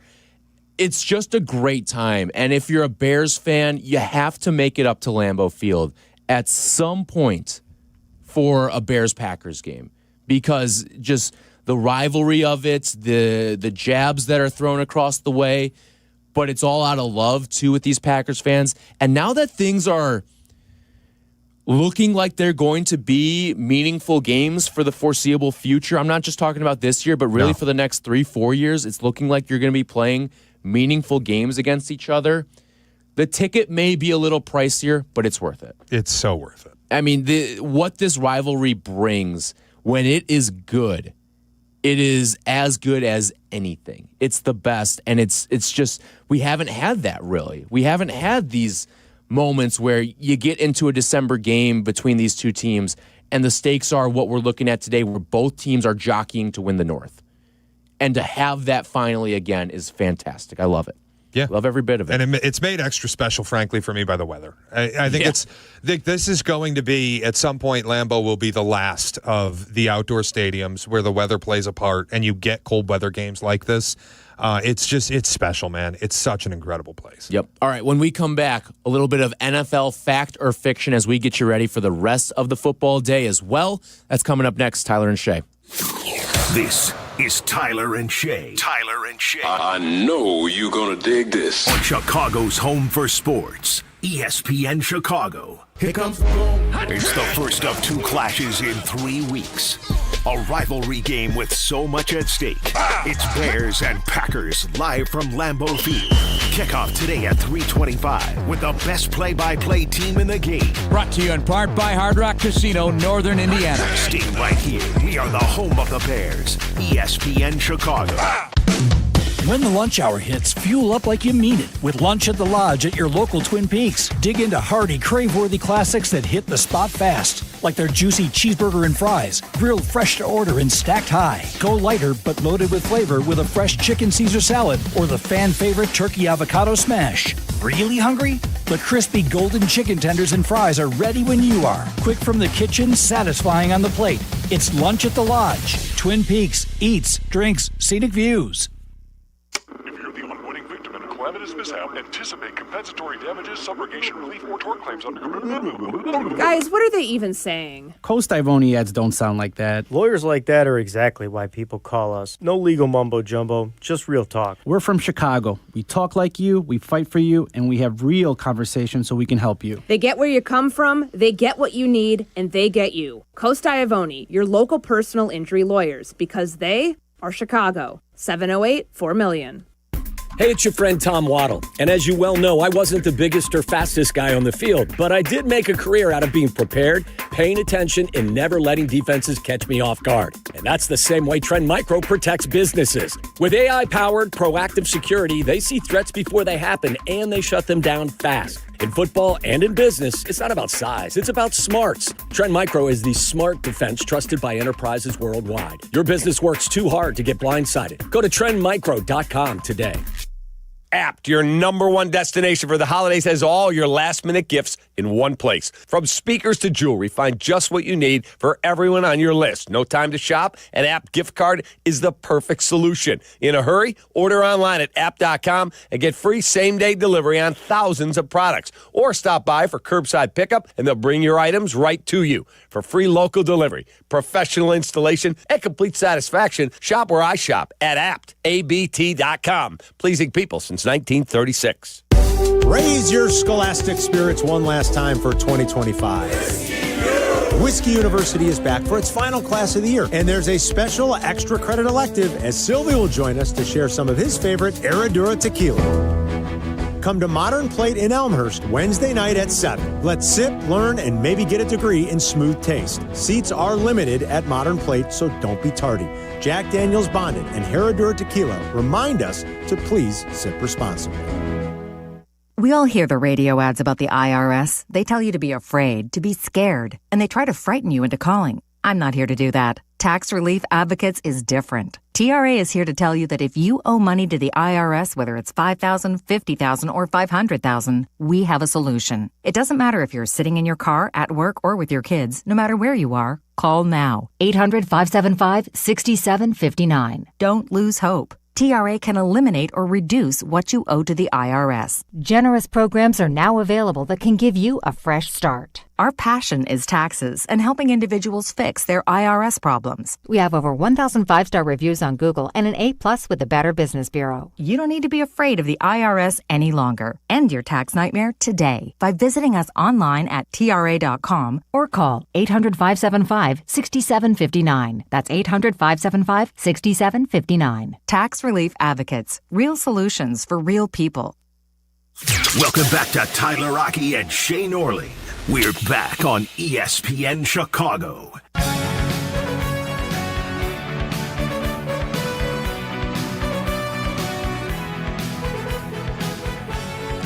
Getting you set for Bears and Packers today. Tyler Rocky and Shea Norling with you till 11. Then it is the Bleck and Abdalla pregame tailgates from 11 to 1.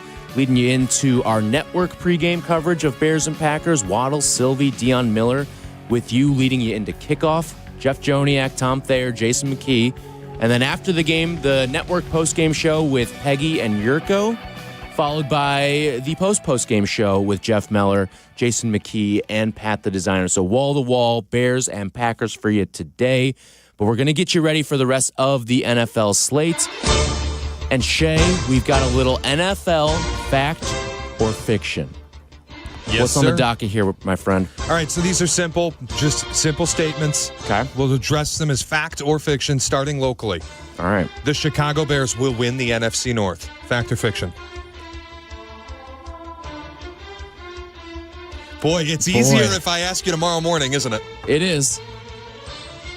For now, I'll say fact. Wow. You have the spot, and I think you've got a really good chance to win today. And if you've got a good chance to win today, I think you're probably trending closer to 4-1 the rest of the way than you are to 2-3 or 1-4.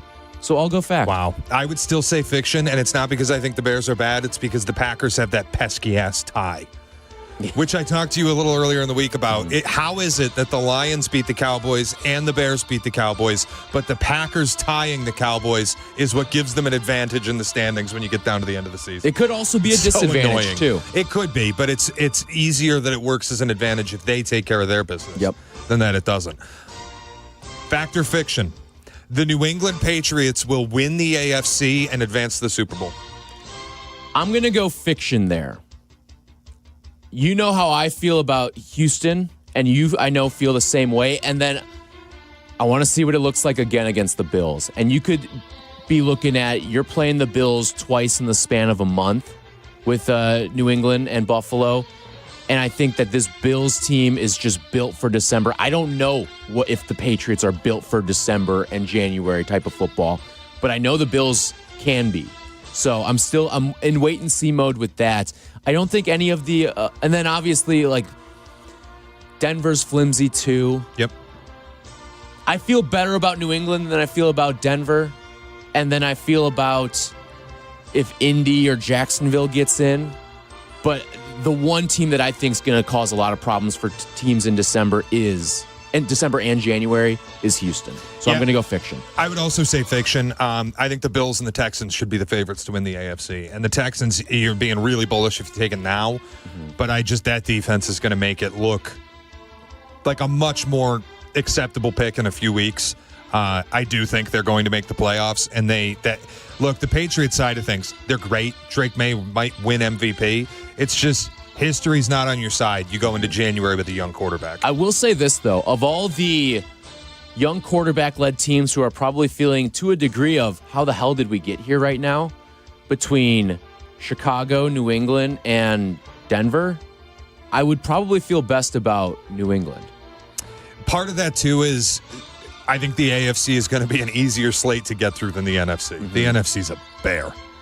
But the other part of it, too, is, Denver probably has the best defense of those three, and maybe they have a top 3 defense in all of football, too. So that can always guide you along in the playoffs and at least get you to a conference championship or even a Super Bowl. Fact or fiction?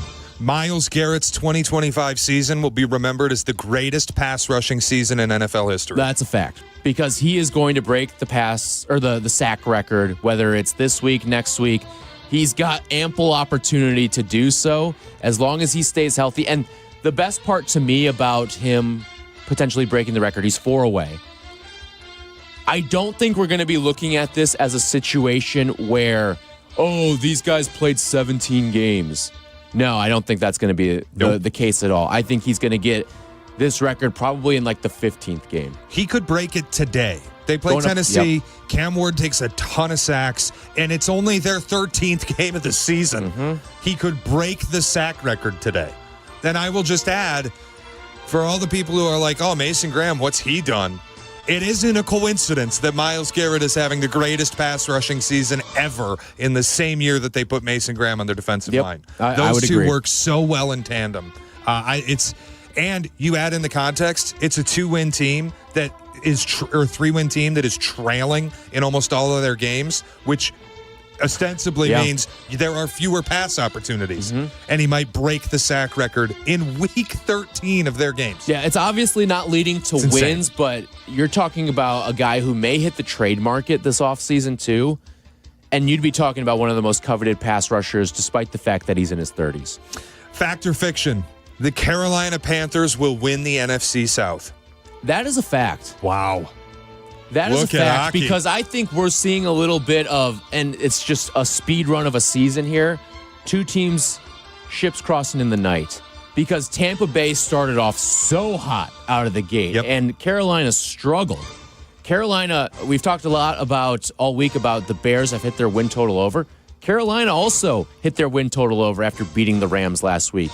And I think that's a pivotal one to get you over the top, especially when you still have 2 to go against Tampa Bay.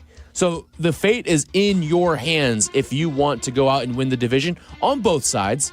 Both teams control their own destiny the rest of the way in terms of making the playoffs and getting in as the NFC South champion. They play each other twice. But I feel like this Carolina team, the momentum that they're riding here down the stretch, you're seeing much better play out of Bryce Young.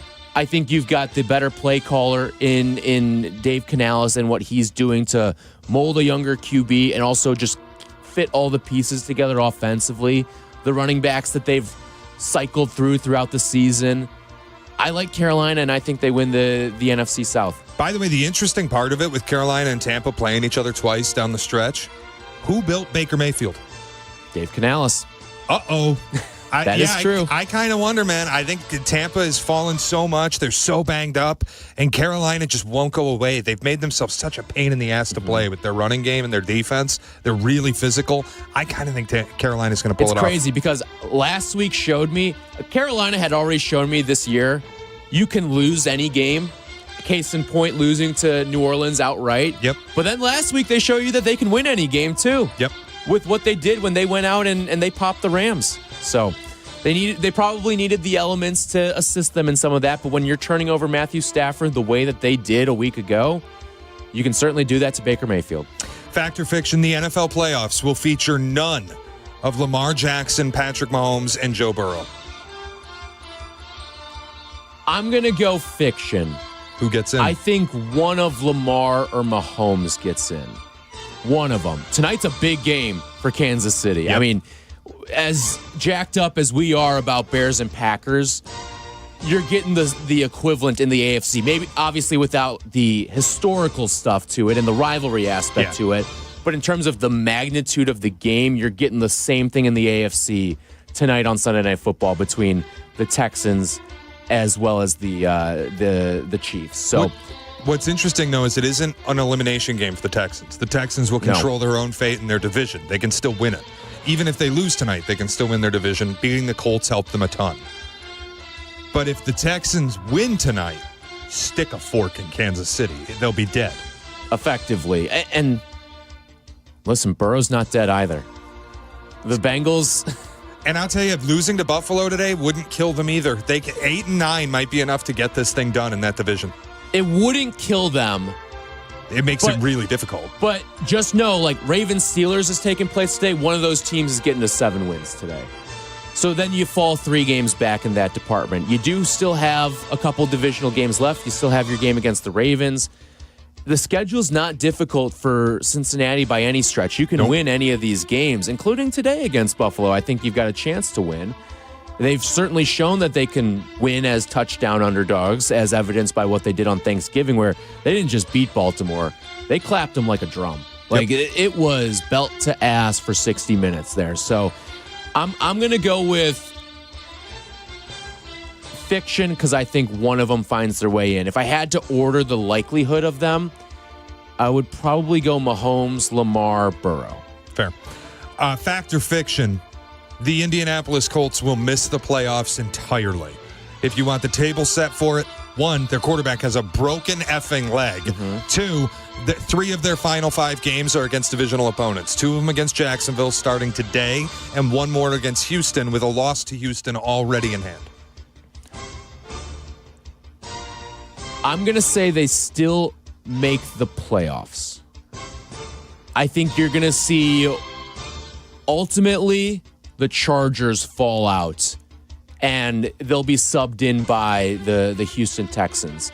You've got 3 teams right now that are all 8-4. And while Indy has been flimsy as of late, I still think they're good enough. And the other part too, like the schedule and the divisional games, it's not like this division is the NFC West. No. Or even the NFC North. It's not. Or the AFC West. That's not what you're dealing with here in the AFC South. You've got 3 teams with good records, but I don't necessarily think, like you could even argue that like the standings right now read Jacksonville, Indy, Houston. I would argue that the inverse is how I would power rank them. Houston, Indy, Jacksonville. I actually agree with that. The problem for Houston or for Indy is going to be it's not only the divisional games, it's the 2 games outside of the division. Do you know who they come against? At Seattle and home against San Francisco. Jesus. It's not going to be easy. Talk about hell coming to breakfast. Yeah. You get your... Well, first, you Jacksonville on the road today with your quarterback on a broken leg for first place in the division.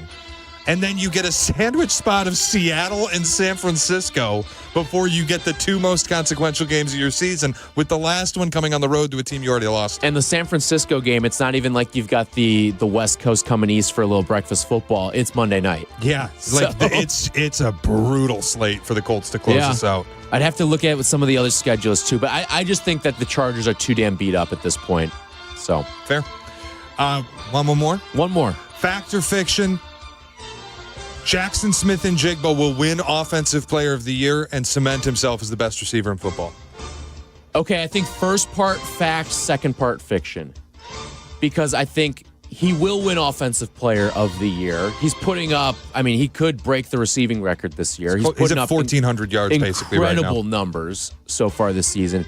But I don't think it necessarily cements him as the best receiver in football. I think he certainly works his way into that tier of guys like Jefferson and Chase with the season that he's putting together this year.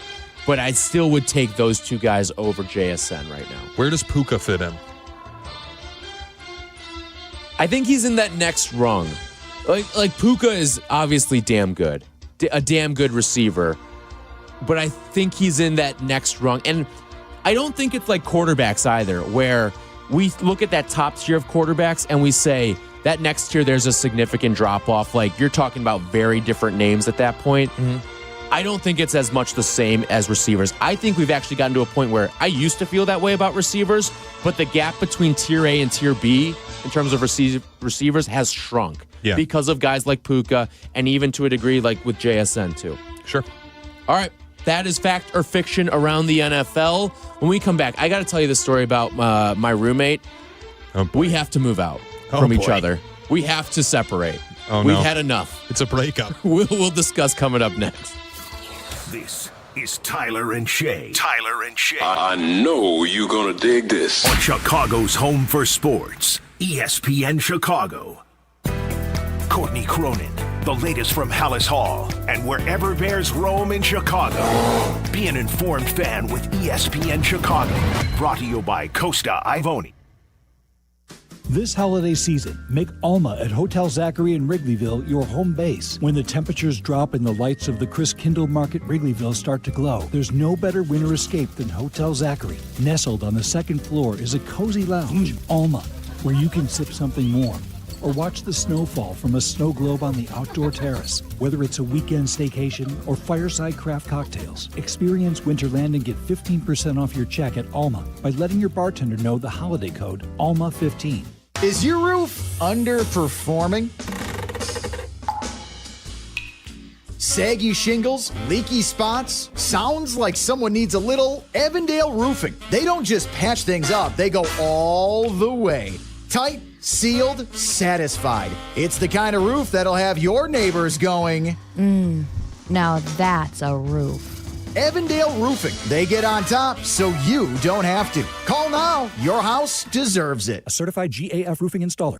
Illinois State University's hometown of Bloomington-Normal consistently ranks among the top college towns in the country for affordability and safety. Come see why students and parents alike love Illinois State. Schedule a visit today at illinoisstate.edu/visit. It's Blackhawks and Bulls season on Chicago Sports Network. Visit chsn.com/radio to sign up for your 7-day free trial of their all-access plan. Over 300 live games per year. Chicago Sports Network, your home stream advantage. Who knew caffeine could taste this good? With 5-Hour Energy Shots, caffeine just got a serious flavor upgrade. We're talking big flavor, from watermelon to strawberry banana to sour apple, packed into a tiny 2-ounce bottle. You'll get as much caffeine as a 12-ounce premium cup of coffee with 0 sugar and 0 crash. And with 17 bold flavors to choose from, there's a shot for every mood. Find your favorite flavor in-store today or grab a variety pack online at 5hourenergy.com or on Amazon and give your caffeine a flavor upgrade. Hey, I'm Mike Slater. My dad passed away at the age of 63. It's out of nowhere. Had a stroke. Super hard, obviously, for the whole family, but my dad had life insurance. This is why I have life insurance for my family, for my wife and 4 kids. And the best place to get life insurance is ethos.com, because you can do it in 10 minutes. And there's no medical exam and no blood test, just a few health questions. Get life insurance in 10 minutes so your family is protected. Ethos, ETHOS, ethos.com/play. Too much on your list this season? There's no better time to switch to payroll with Gusto. Gusto saves you 2 days every month on payroll, taxes, and compliance. So you can go from making payroll to making gingerbread houses, checking your books to decking the halls, spreadsheets to snow angels. Switch before the end of the year and there's no need to transfer payroll history. Now that's a reason to be merry. Choose a future with Gusto and get more time for what matters. Get started for free at gusto.com. On the job, every minute counts. That's why Lowe's now has ProBlock Quick Dry Primer, expertly manufactured by Sherwin-Williams. Engineered for pros to dry fast and go on smooth for virtually flawless results that keep your job moving. It's available in oil and water-based, and getting it is easy. Order online by 2 p.m. and get free same-day delivery right to your job site. Lowe's, we help, you save. Orders placed after 2 p.m. will be delivered next day. Valid in select zip codes. Subject to driver availability. More terms apply. Welcome back to Tyler Rocky and Shea Norling. We're back on ESPN Chicago.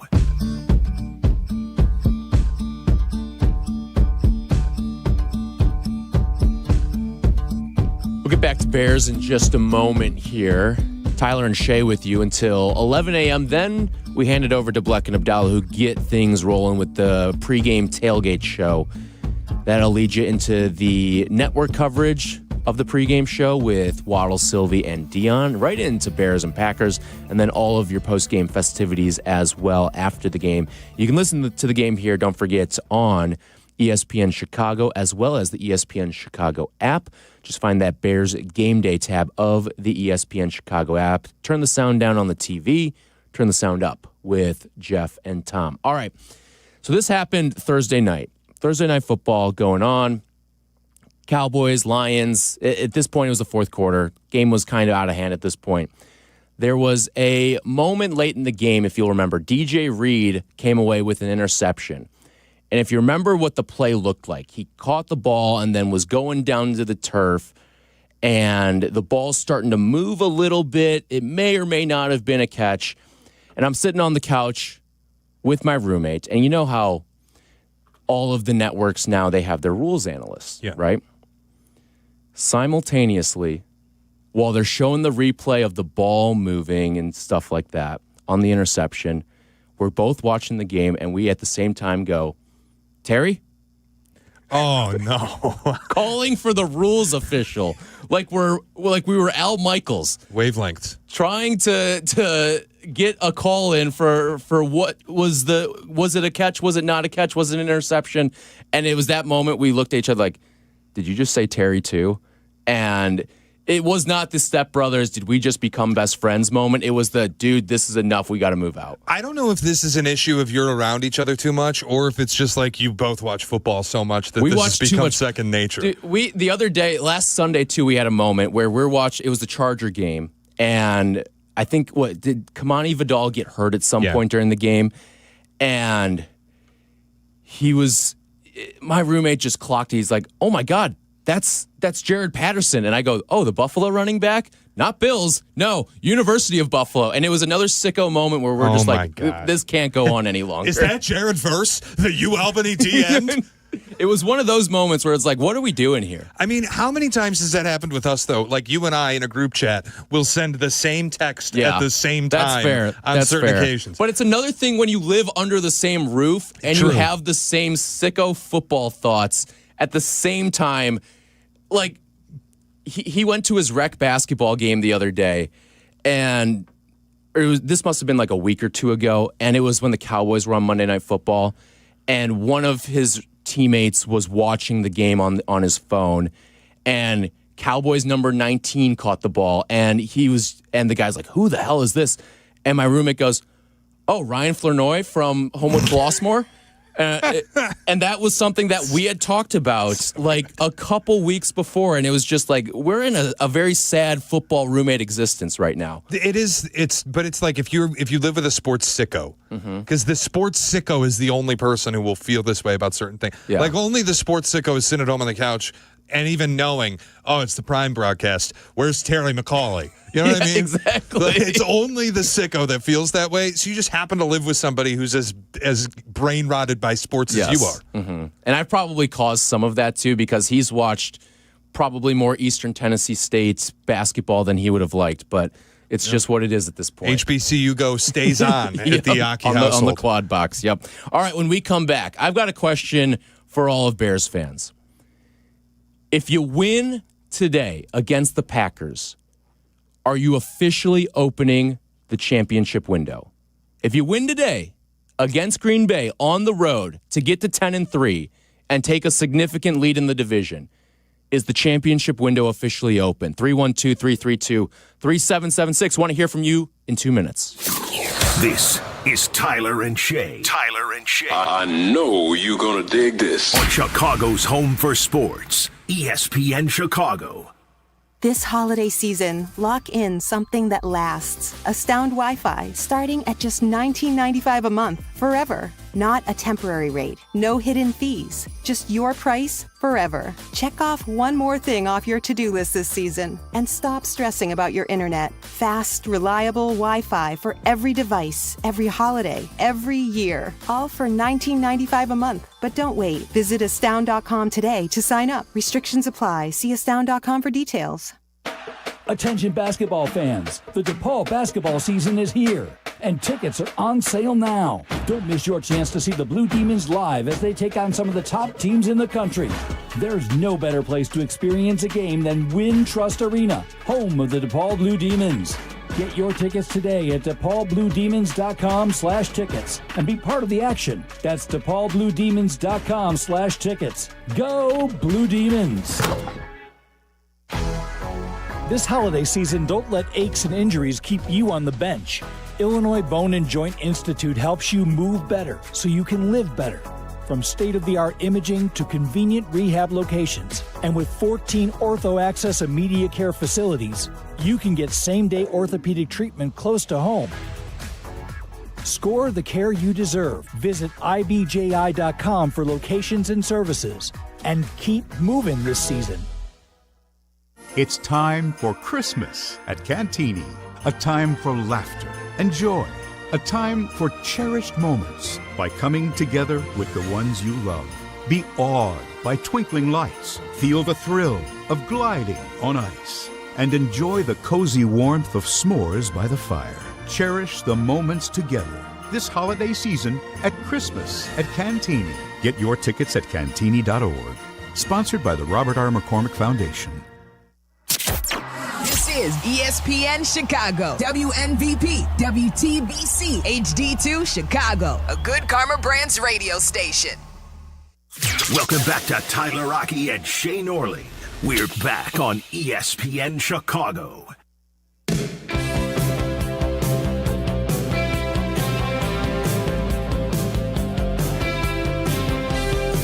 Tyler Rocky and Shea Norling with you here on the pregame show, leading you into Bears and Packers today.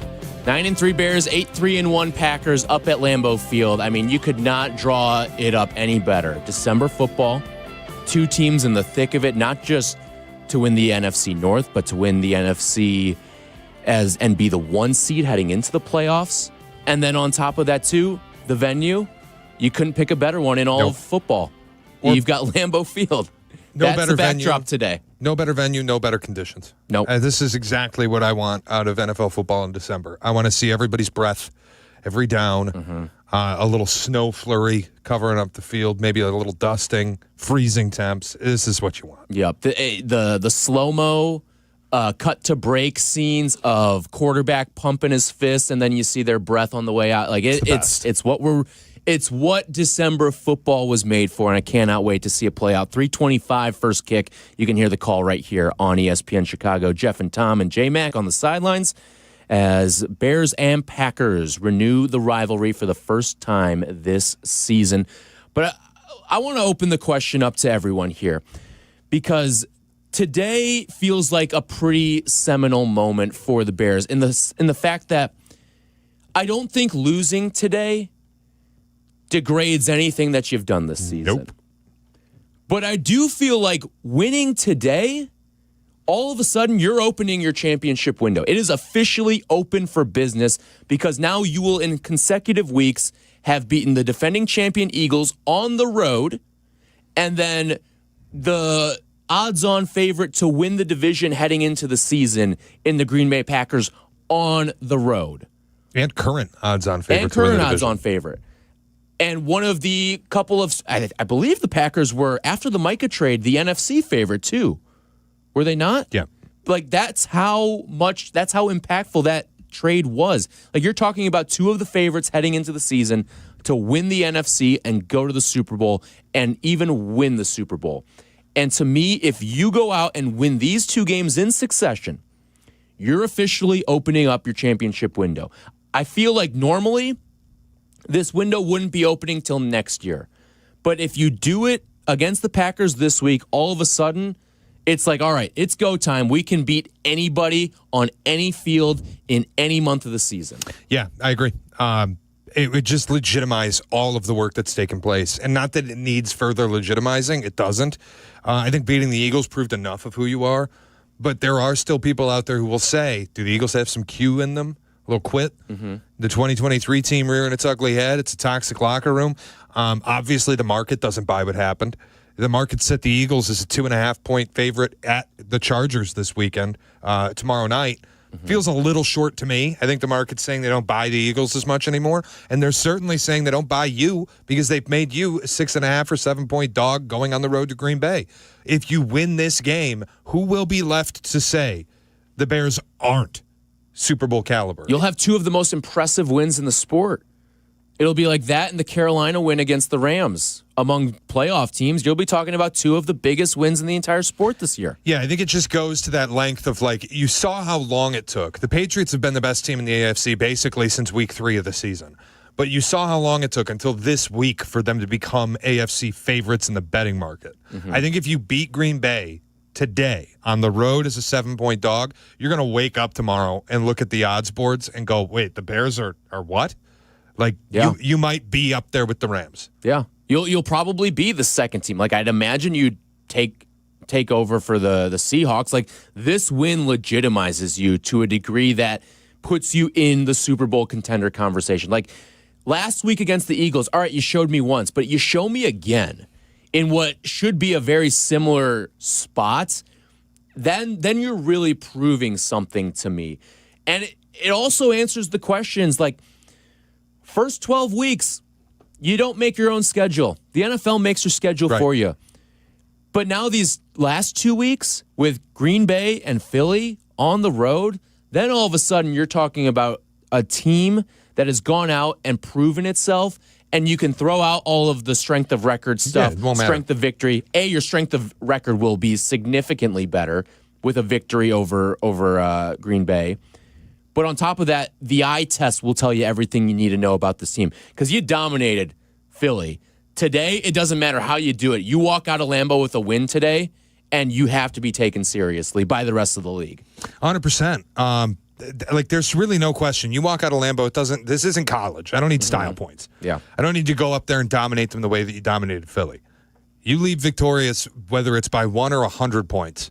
You're going to wake up tomorrow feeling like you can win a Super Bowl. Yep. You're going to wake up tomorrow as the prohibitive favorite to win the NFC North and feeling like, no, we're here. We've arrived. This is that moment. Flip side of it, if you lose to Green Bay, like you said, it does nothing to diminish the work that has taken place to this point in the season. The Bears are good. They've proven that they're good. Losing today is just the league. We talk all the time. The Rams lost to the Panthers. Like, good teams lose.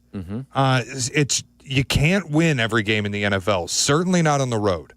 So while I think you have an opportunity, I'm not going to sit here and say it's a win-win no matter what the result is, but I will say, like, winning would do everything to say you are a championship team. Losing would do nothing to take away from what they are. Because you still have another spin at the Packers in 2 weeks on that Saturday night, 7:20. And I think that to further what you're saying, the Bears are a good team. Today you get to prove, are you great? Yep. Are you, dare I even say, elite? That's what you have to prove today. And if you lose today, you're still a good team. You're still a good football team, and I'll feel that way for the final 4 games of the season after this one, too. But Bears fans, how you feeling? We want to know, if the Bears win today, does it open the Super Bowl window officially with a win today at Green Bay? 312-332-3776. Tom is in Lisle. Morning, Tom. Hey, guys. I like your take, but I am a damaged Bears fan, and I cannot, until they punch their ticket to the tournament and get the clinch playoff berth, I can't do the emotional hedge. I can't do it. So a win today, you won't think they're a serious contender until they officially clinch a spot? No, I think they're a potential contender, but the championship window statement, until they clinch a spot, I can't buy in like that. All right. Got you down. Thanks, Tom. Appreciate the phone call there. I don't know. I feel like today really legitimizes you, and for all intents and purposes, you're not going to put an X or a Z or a Y next to your name today, whatever. I don't even know what does what in the standings anymore, because the Bears haven't been in these conversations in quite some time. But I do know that today effectively clinches a spot for you. Yeah, 100%. You move to 10 wins. You still have a game against the Browns that you should win. But also, if you win today, nobody's going to look at the schedule anymore and go, oh, well, this is a really tough game. You win today, there's no world where you finish with 10 wins. Today sparks belief, and frankly, last Friday sparked belief too, when you went out into Philly and beat the Eagles at the Link. Like, that inspired faith that the only reason I think the Bears have a chance to win today in the first place is because they beat Philly. Right. And I think that's probably the only reason why any Bears fan thinks that they have a chance to go into Lambeau today and beat the Packers, is because you went out and you did the work and you beat Philly. That, to me, is why I think myself and a lot of Bears fans have faith today that they can go out and win this game.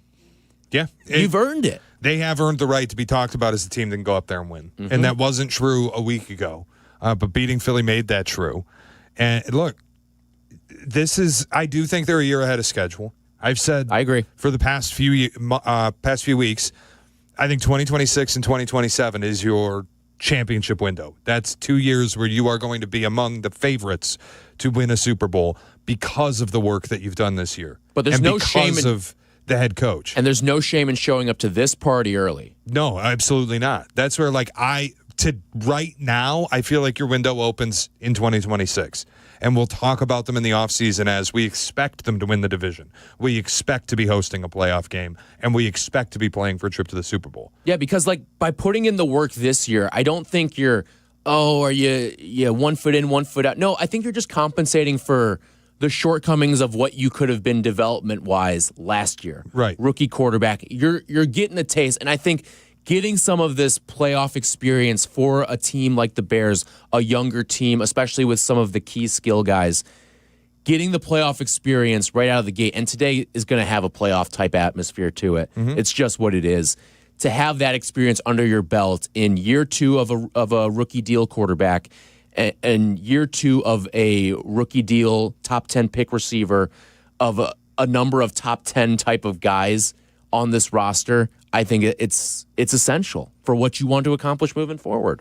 Yeah, and they've already made themselves, like, when they get into the playoffs, this isn't a team anybody's going to be licking their chops to play. You're a pain in the ass. Mm-hmm. You have an offensive line that's going to lean on anybody they're playing against. I think they've been the most physical team on every field that they've stepped on pretty much since the Lions game. You can make an argument, maybe not the Ravens game, but that's it. Mm-hmm. Every game, basically, since they got blown out by the Lions, they have been the tougher team on every field that they've stepped on. And that includes against the Eagles, which I think was the spot of like, oh, they are as physical as anyone in this league. To that point, too, I don't think teams fear the Bears, but they're like, damn it, we have to play the Bears. It's just they're the pain in the ass team right now that they're going to punch you. And if you don't have a counter to it, then you find yourself in some trouble. Well, it's exactly what you're saying. Where, like, you're going into this game and you're going to get worn down. They're going to exhaust you. Mm-hmm. They're going to throw every punch that they got. It's almost like you're playing Denver to a degree where, like, you're going into altitude and you're just going to be dog tired by the time you get to the fourth quarter. I think the same thing can be said about the Bears. It's the physicality that they play with. And I think, look, the further and further we get away from Ben Johnson's time in Detroit, the more it starts to really look like he was part of the culture and the identity that team had over the past 3 seasons, where they were one of the most physical teams in football. And they were the offensive line that would lean on you. Yeah. And they were the team, like, nobody really, you were never licking your chops to play them because you knew they'd exhaust you. And I think the Bears have adopted all of it. And it's credit to Ben Johnson that he brought it with him and that he instilled it as quickly as he did. Yep. Josh is on the way to Lambeau Field. What's going on, Josh? Hey, we're heading up to the game right now. Love it. I just think that, this team, we don't have anything to lose right now. Like, the pressure's on Green Bay, we have Cleveland coming out next week. We're hot. We got momentum. I truly think that this team can make a run in the playoffs. And, I'm just psyched with this team. Ben Johnson got energy. Like, I love this team, man. Great team. Hey, Josh, is this your first time going to Lambeau? This is my first time, yeah. Dude, enjoy it, man. Like, if this is your first taste of Lambeau Field, like, this is as good as it gets. As good as it gets. I'm with my dad and brother in the car right now, so vibes are awesome. Awesome, man. Enjoy the trip, safe travels, and bring us home a win, all right, man? Yeah, and we'll do. Thank you. All right, that's Josh in Naperville. Oh, man, this being your first Lambeau experience. Unbelievable. Incredible. You don't even, like, it's going to be 15 degrees or so at this game, but the way that Lambeau's built, you're just next to people. You're basically feeding off of body heat at that point. And it's just like, it doesn't feel like it's 15 degrees out. You don't feel it. You're not going to sit. No. Like, to your point about collegiate, there are not seats at Lambeau Field for people who don't know. It's bleacher seating. It's benches. Yeah. It is a college stadium. Mm-hmm. It's so good, dude. It's awesome.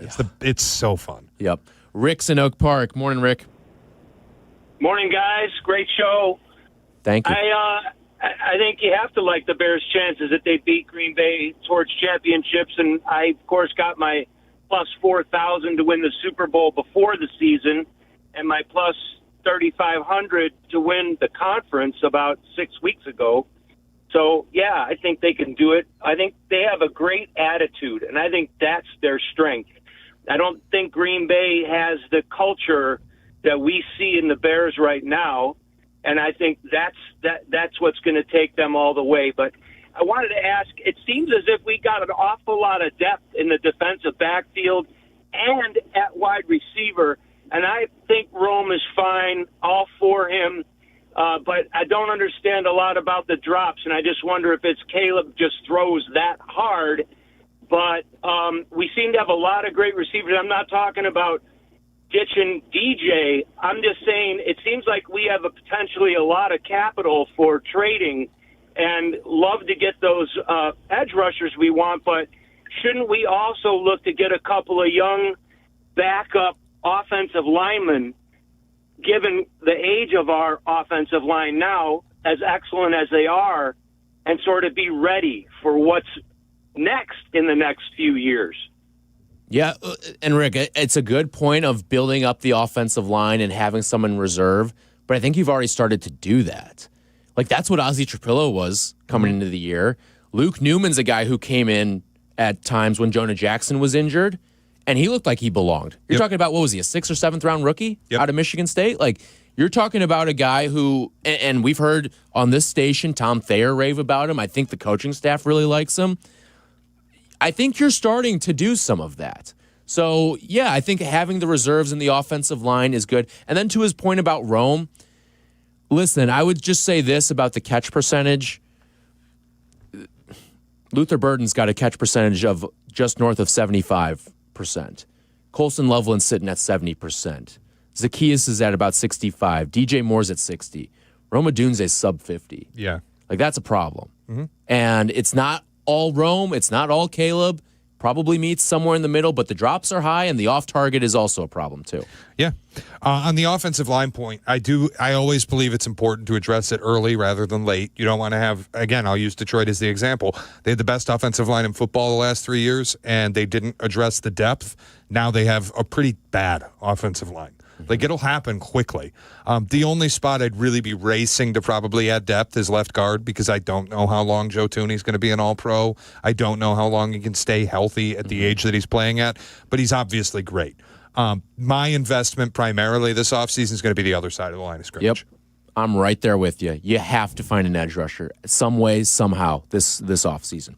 All right, 312-332-3776. We want to know, Bears win today. We're throwing out a hypothetical. You're hearing the post-game show. Peggy and Yurko are opening it up. You get the fade to black from Jeff Joniak. The Bears have come away victorious. Does it mean that the Super Bowl window is officially open? Both Shea and I believe yes. But we want to hear from you. 312-332-3776. And if you're heading up to the game, we'd love to hear from you as well. Getting you ready for Bears and Packers on ESPN Chicago. This is Tyler and Shea. Tyler and Shea. I know you're going to dig this. On Chicago's home for sports, ESPN Chicago.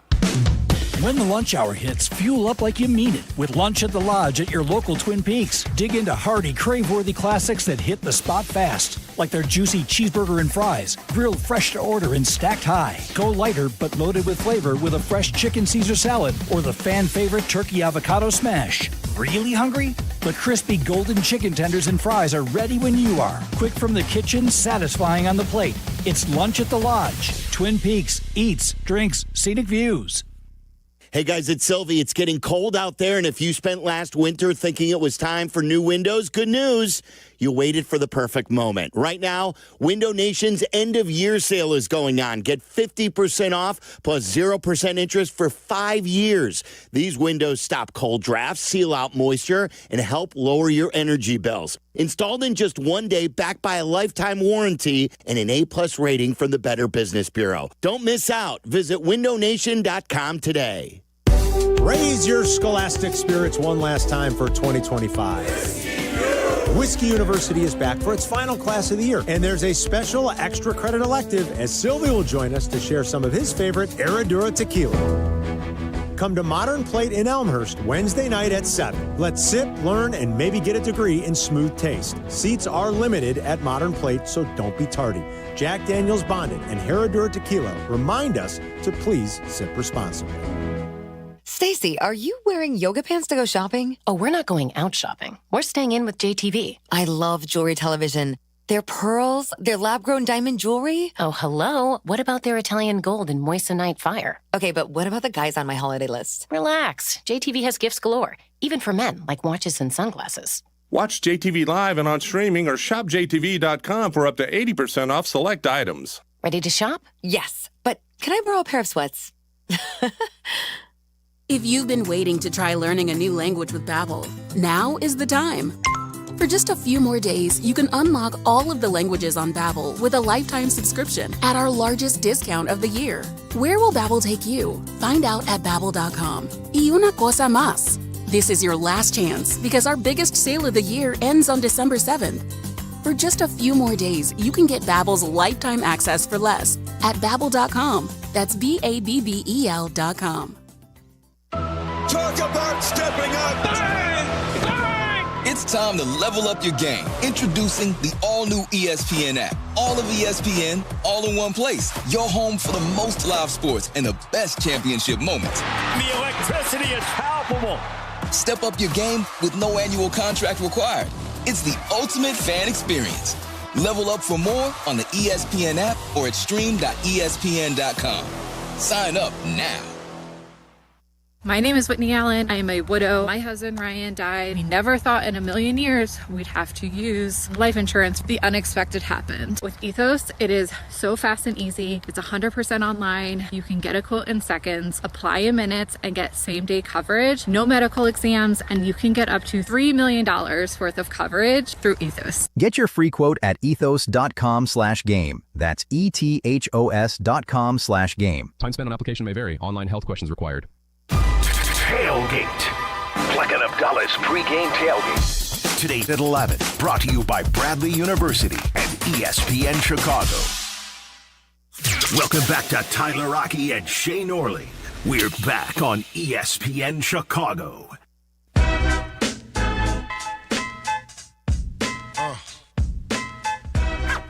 Taking your Bears calls here, leading you into Bears and Packers.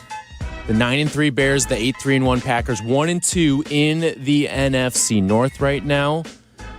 Bears trying to hold on to that number one spot in all of the NFC. I think that was like the biggest gift that everyone saw after the Panthers beat the Rams. It was like, wow, not only do the Bears have the tiebreaker over the Rams, they're going to have the tiebreaker over them the rest of the season. So if they find themselves in any sort of situation like this, you just got to hold serve with the Rams. Yeah. You do the work, and you'll be good the rest of the way. The math is assuming the Bears and Rams finish the season tied. There is no mathematical world where the Rams can win the tiebreaker over the Bears. Mm-hmm. Which is, who would have thought that? And it's not like the Rams, like it's just weird. All of the Rams' losses have come within the conference. The Bears have the one loss to the Ravens out of conference, and it could be something that ends up helping them the rest of the way. If you have to pick your losses, you want to hopefully have them in the AFC and not in the NFC. So 312-332-3776 is the phone number.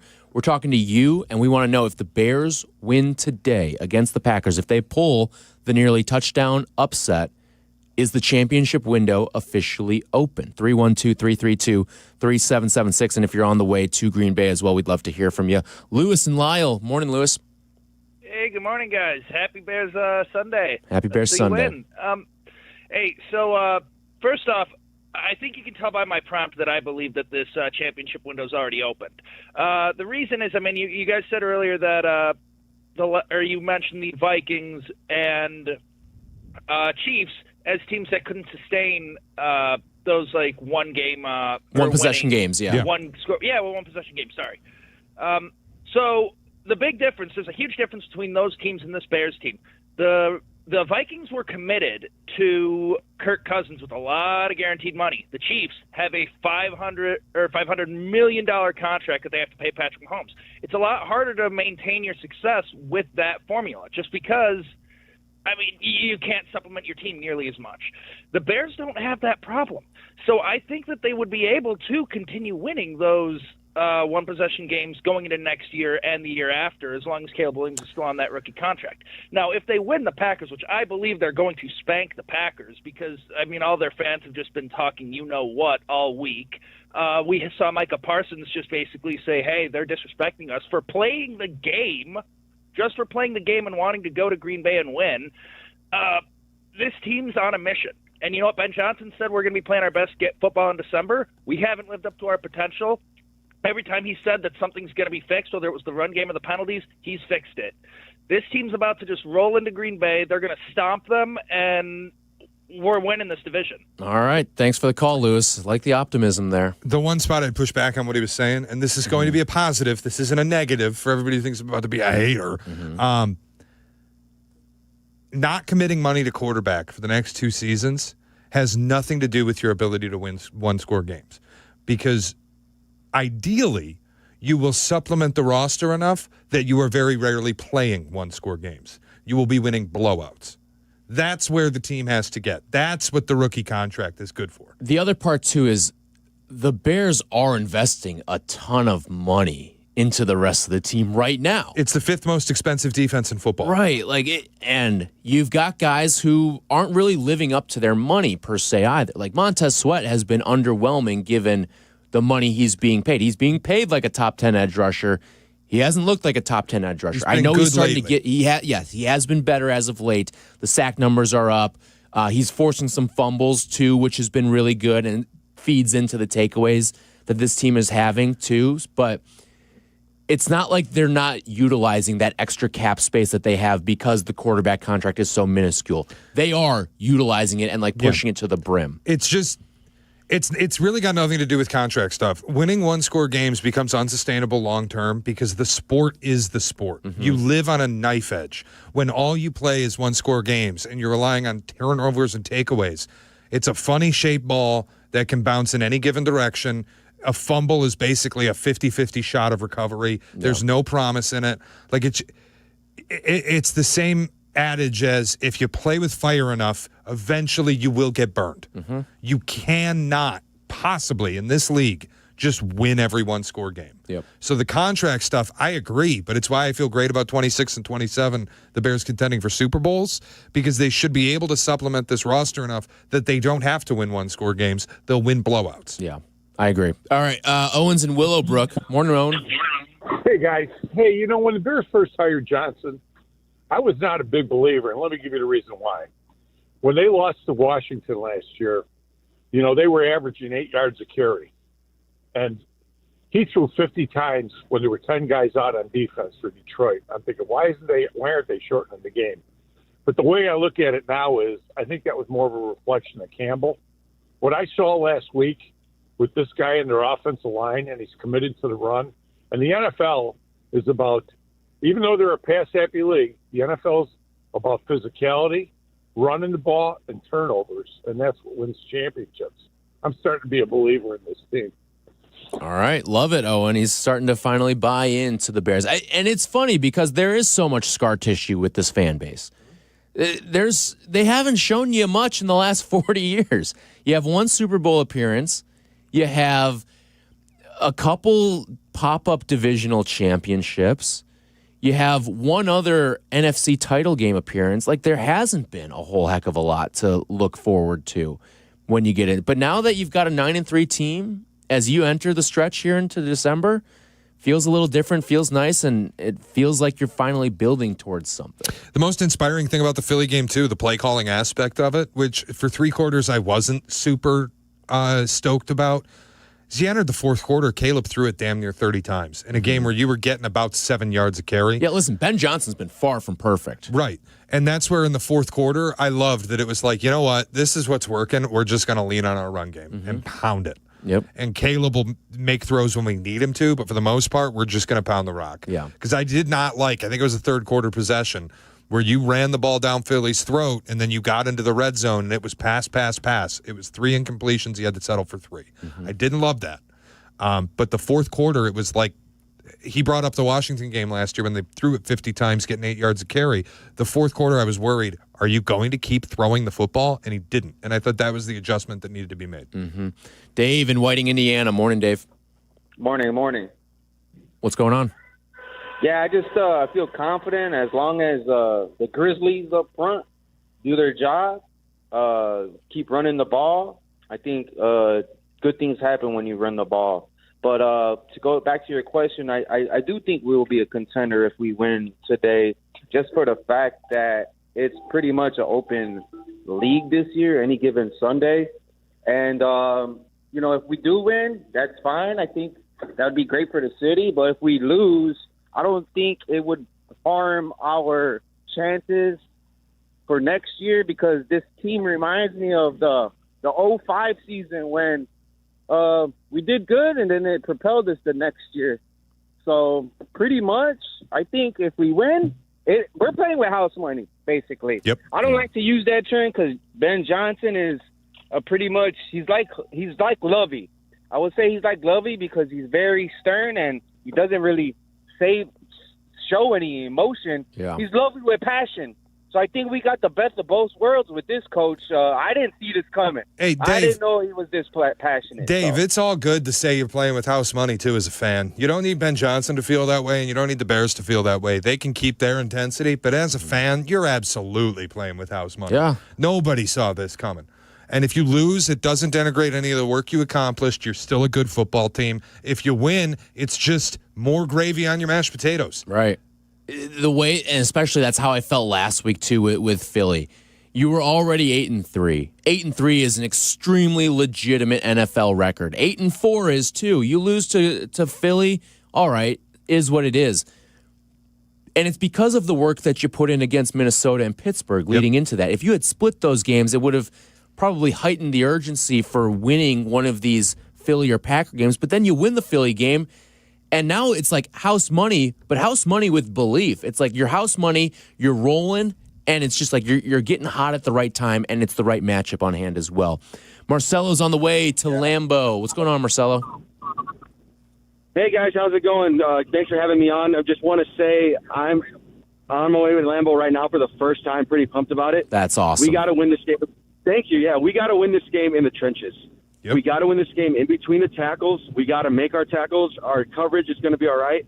Caleb's going to make the throws. We need to make the throws, but we got to rely on a young guy, Swift, in this offensive line to carry us home. And I do think that we are already got the championship window open.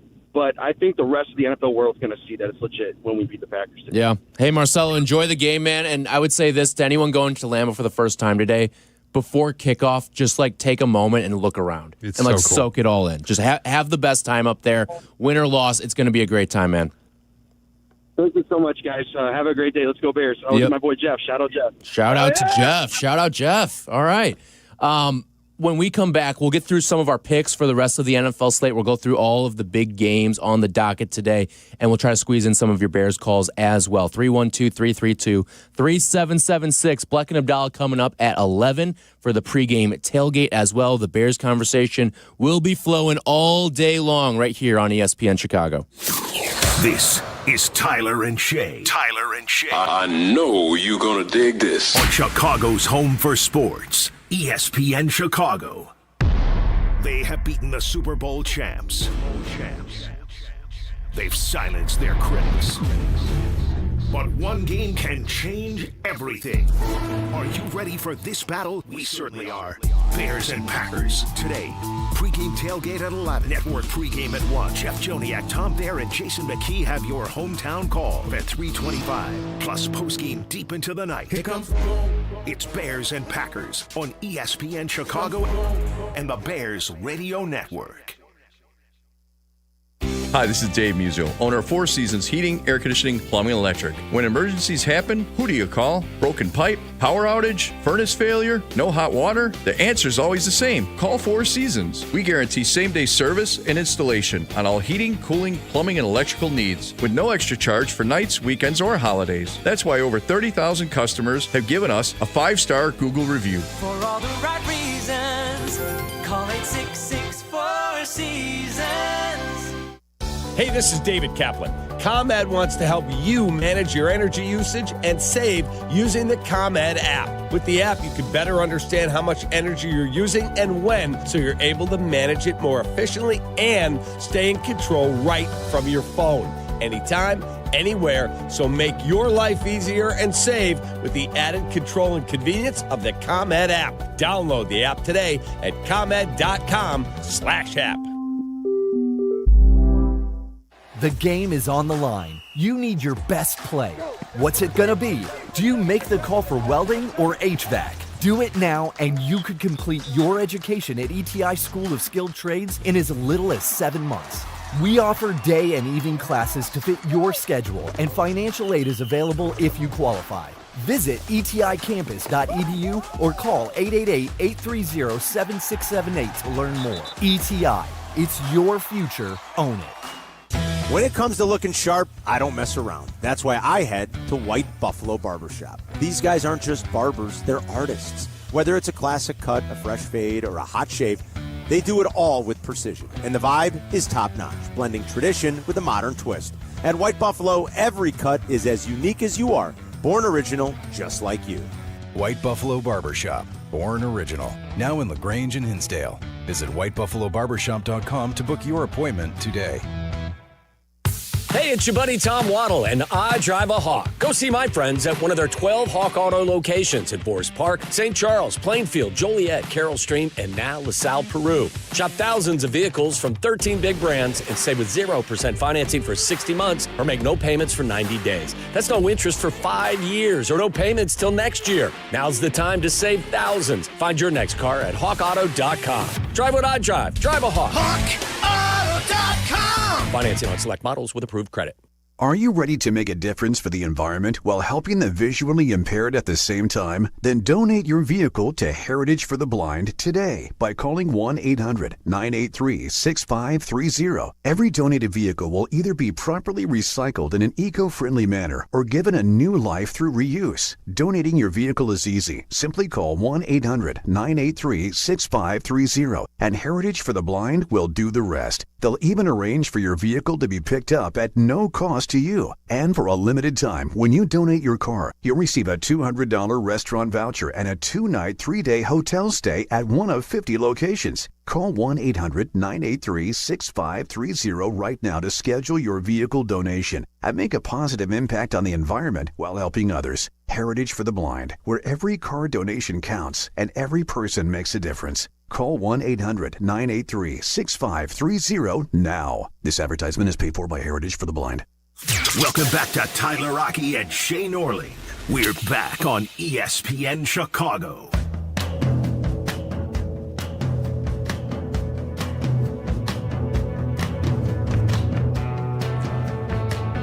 Getting you ready for Bears and Packers and the rest of the NFL slate today.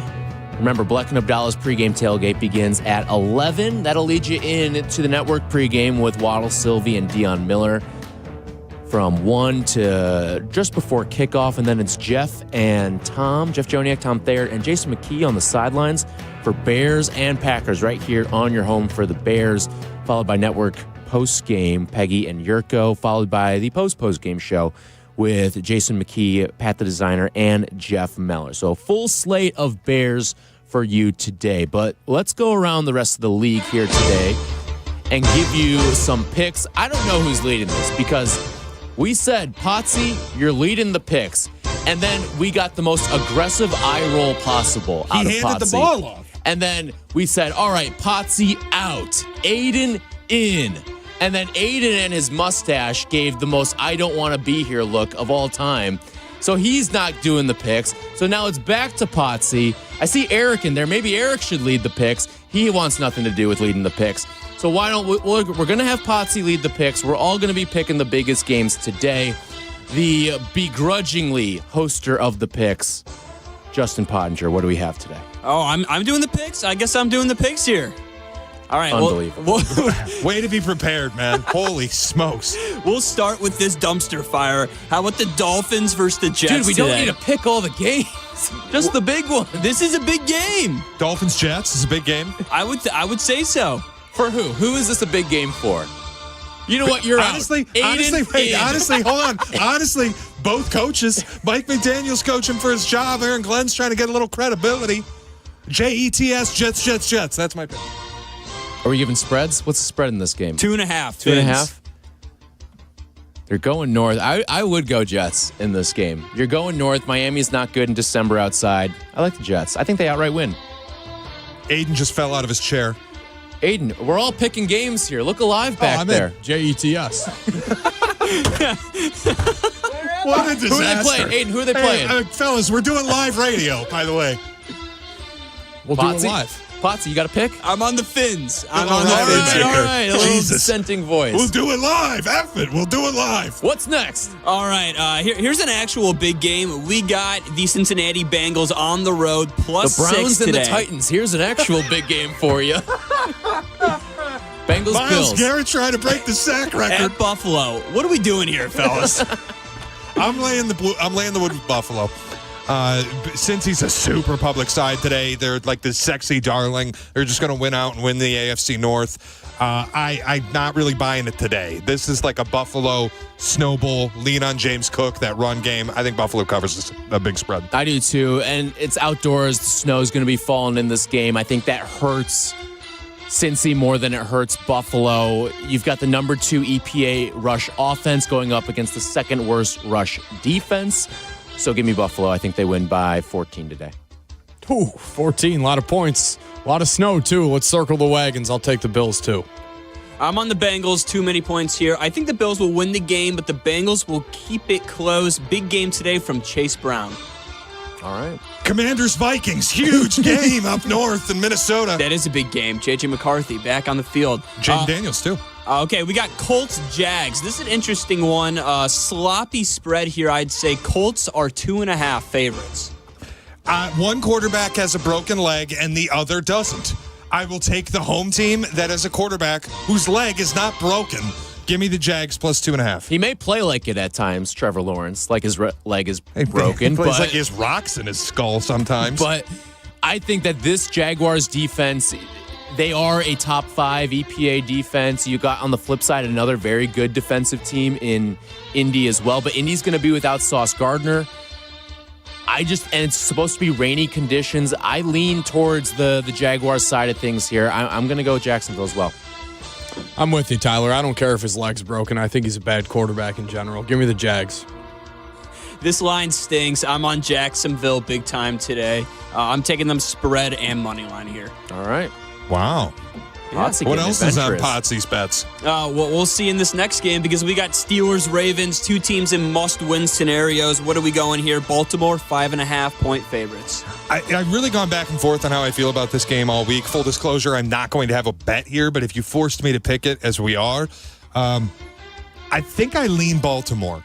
It feels really chips down with them, where Lamar hasn't thrown a touchdown pass in 3 weeks, and Derrick Henry sucks. He's aged out of the league.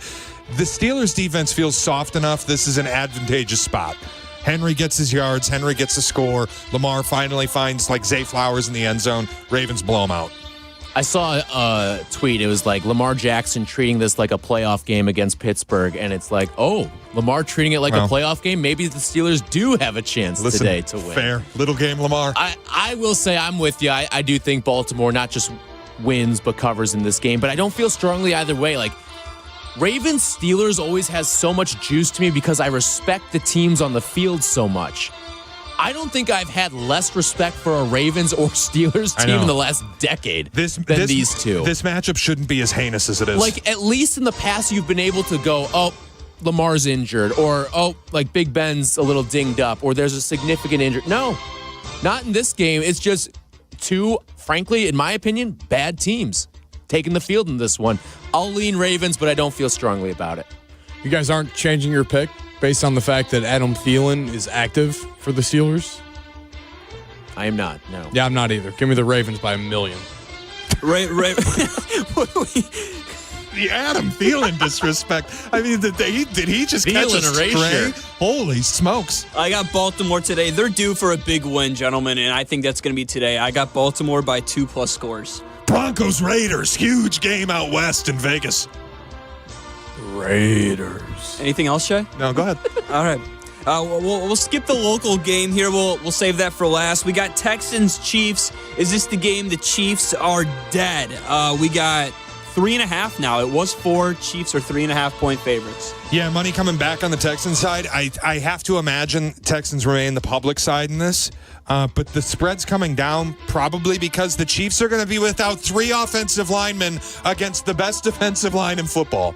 Sometimes the gambling stuff, the public side stuff, you just throw it away because the football angle is so juicy. This defense is going to feast. It feels like a race to 20. I like the Texans to cover the number, if not win the game. I like the Texans to outright win this game. For the exact reasons that you've laid out, I think you've got a defensive line that's better than anyone else's in all of football. I think you've got an offensive line that's compromised. Mahomes is going to be running for his life. I think this game could look eerily similar to the Super Bowl when Mahomes was scrambling for his life against the Bucs, and the Bucs win pretty comfortably. Now, I don't know if Houston's going to win this game comfortably, but I do think they win the game, and it's largely because that Bucs offense was way better than what this Houston offense is. But I do think Houston's offense is starting to come together a little bit. You got C.J. Stroud back. The receiving room has gotten a lot better over the course of the last couple of weeks. Jaden Higgins is the name to watch, too, because he has really started to emerge in that receiving room. So give me the Texans, not just a cover, but an outright winner today. Not so fast, my friend. Oh, boy. Goodell's on line 1. Give me the Chiefs. I'm telling you. They're making the playoffs. They're winning this game. It's going to be like a 17-12 game. Chiefs are winning this one. I'm on the Chiefs, too. A lot of public here on the Texans. Mahomes, it's do or die here. When has I got the public Chiefs. ever scared you before? Have a little fun. No fun today. Chiefs win. Have a little fun. Kill the Chiefs. Chiefs win and cover. All right. When we come back, we'll give you our Bears pick. Oh, wow. And we've also got a little Bears same-game parlay for everyone else. Oh. All right? Okay. We're going to drum it up next. This is Tyler and Shea. Tyler and Shea. I know you're going to dig this. Chicago's home for sports. ESPN Chicago. Week 14 of the NFL takes the Bears up north to take on the Green Bay Packers.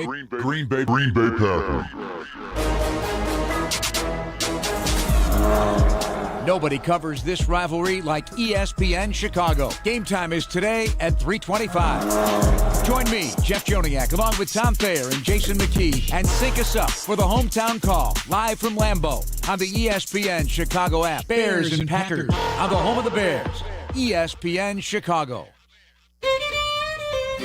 When your team's best players have all been traded and the latest pick is overrated, just raise a glass with a friend or two and tell them more, tell them more, tell them more do. May your team be great and your picks be true, and if it falls apart, you'll know what to do. Just raise a glass with a fan or two and tell them more, tell them more, tell them more do. It's a crazy world, so what do? You tell them more, tell them more, tell them more do. Hey! Tullamore Dew Irish Whiskey, 40% alcohol by volume, imported by William Grant & Sons, Inc., New York, New York. Save big on everything for your next project when you shop at Menards. We carry a great selection of Bosch tools in stock. Whether you need to rip, cut, drill, or drive, Bosch Power Tools provide the power you need for tackling the toughest jobs. Save big on Bosch cordless power tools right now at Menards. View our entire selection of Bosch Power Tools today on Menards.com. Plus, check out our weekly flyer for great deals happening this week. Season's greetings to you all from Menards. Gear up for this festive time of year with incredible digital deals through the Jewel Osco For You app. Save big on everything from premium produce and salty snacks to tasty beverages and more. Download the app today and get set to score more savings. Nature is calling. No, not that way.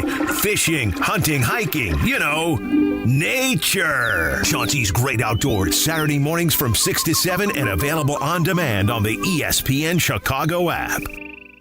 We all hear the radio ads about the IRS. They tell you to be afraid, to be scared, and they try to frighten you into calling. I'm not here to do that. Tax Relief Advocates is different. TRA is here to tell you that if you owe money to the IRS, whether it's $5,000, $50,000, or $500,000, we have a solution. It doesn't matter if you're sitting in your car, at work, or with your kids. No matter where you are, call now. 800-575-6759. Don't lose hope. TRA can eliminate or reduce what you owe to the IRS. Generous programs are now available that can give you a fresh start. Our passion is taxes and helping individuals fix their IRS problems. We have over 1,000 five-star reviews on Google and an A+ with the Better Business Bureau. You don't need to be afraid of the IRS any longer. End your tax nightmare today by visiting us online at TRA.com or call 800-575-6759. That's 800-575-6759. Tax Relief Advocates. Real solutions for real people. Individuals and businesses with tax problems, listen carefully. Do you feel like you're losing control of your finances? If you owe over $10,000 in back taxes or have unfiled tax returns, we can help you take back control. The IRS is the largest and most aggressive collection agency in the world, and they can seize your bank accounts, garnish your paycheck, close your business, and file criminal charges. Take control of your tax problem now by calling the experts at U.S. Tax Shield and take advantage of the Fresh Start program and new laws that that may allow us to negotiate a settlement for the lowest amount possible. Our team of tax attorneys and enrolled agents can stop collections and get you protected so you can take control of your financial future. U.S. Tax Shield offers a price protection guaranteed quote to get you protected today. U.S. Tax Shield is A+ rated with the Better Business Bureau, so call now. 800-687-5192. That's 800-687-5192. U.S. Tax Shield. 800-687-5192. Welcome back to Tyler Rocky and Shea Norley.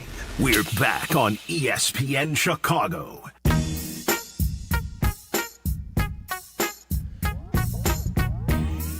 Thank you to Justin Pottinger and Aiden O'Connor for producing today's show. Don't forget, we are leading you into Bleck and Abdalla's pregame tailgate coming up at 11 o'clock today.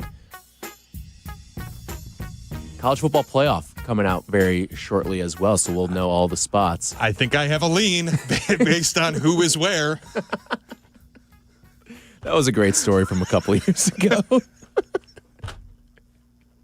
Harry Lyle's catching a stray. All right, let's get into this Bears-Packers game because this is the marquee game of the day. You've got the rivalry aspect. You've got the big game aspect to it. You've got a 9-3 team versus an 8-3-1 team. Historic backdrop on the scene at Lambeau Field. But I would going into this game, and we were just giving out our picks for all of the different games across the NFL. The Bears are a 6.5-point underdog here. I like the Bears in this game, not just to cover, but I think they win the game today too. And I think it's predicated off of turnovers. Turnovers are going to be what decides this game. I think you've got a Bears team that's very opportunistic in how they operate with the turnovers. And I don't know if they're going to get one in quarters 1 through 3, just because of the way that the game script might be, how much Green Bay decides to throw the ball. They may not get one in quarters 1 through 3. If they get a fumble, great. But I do think we see a backbreaking Jordan Love interception in the fourth quarter. Whether it's Nashawn Wright, Kevin Byard swooping in, one of them makes a big-time play in the fourth quarter, and it seals a victory for the Bears. I think turnovers determine this game. Green Bay has turned the ball over in each of their losses and ties this year. They've only turned it over one time in 8 wins. If you get a turnover, you are winning the game, and I think the Bears get one today. Yeah, it's we talked about it earlier. Styles make fights in this kind of game.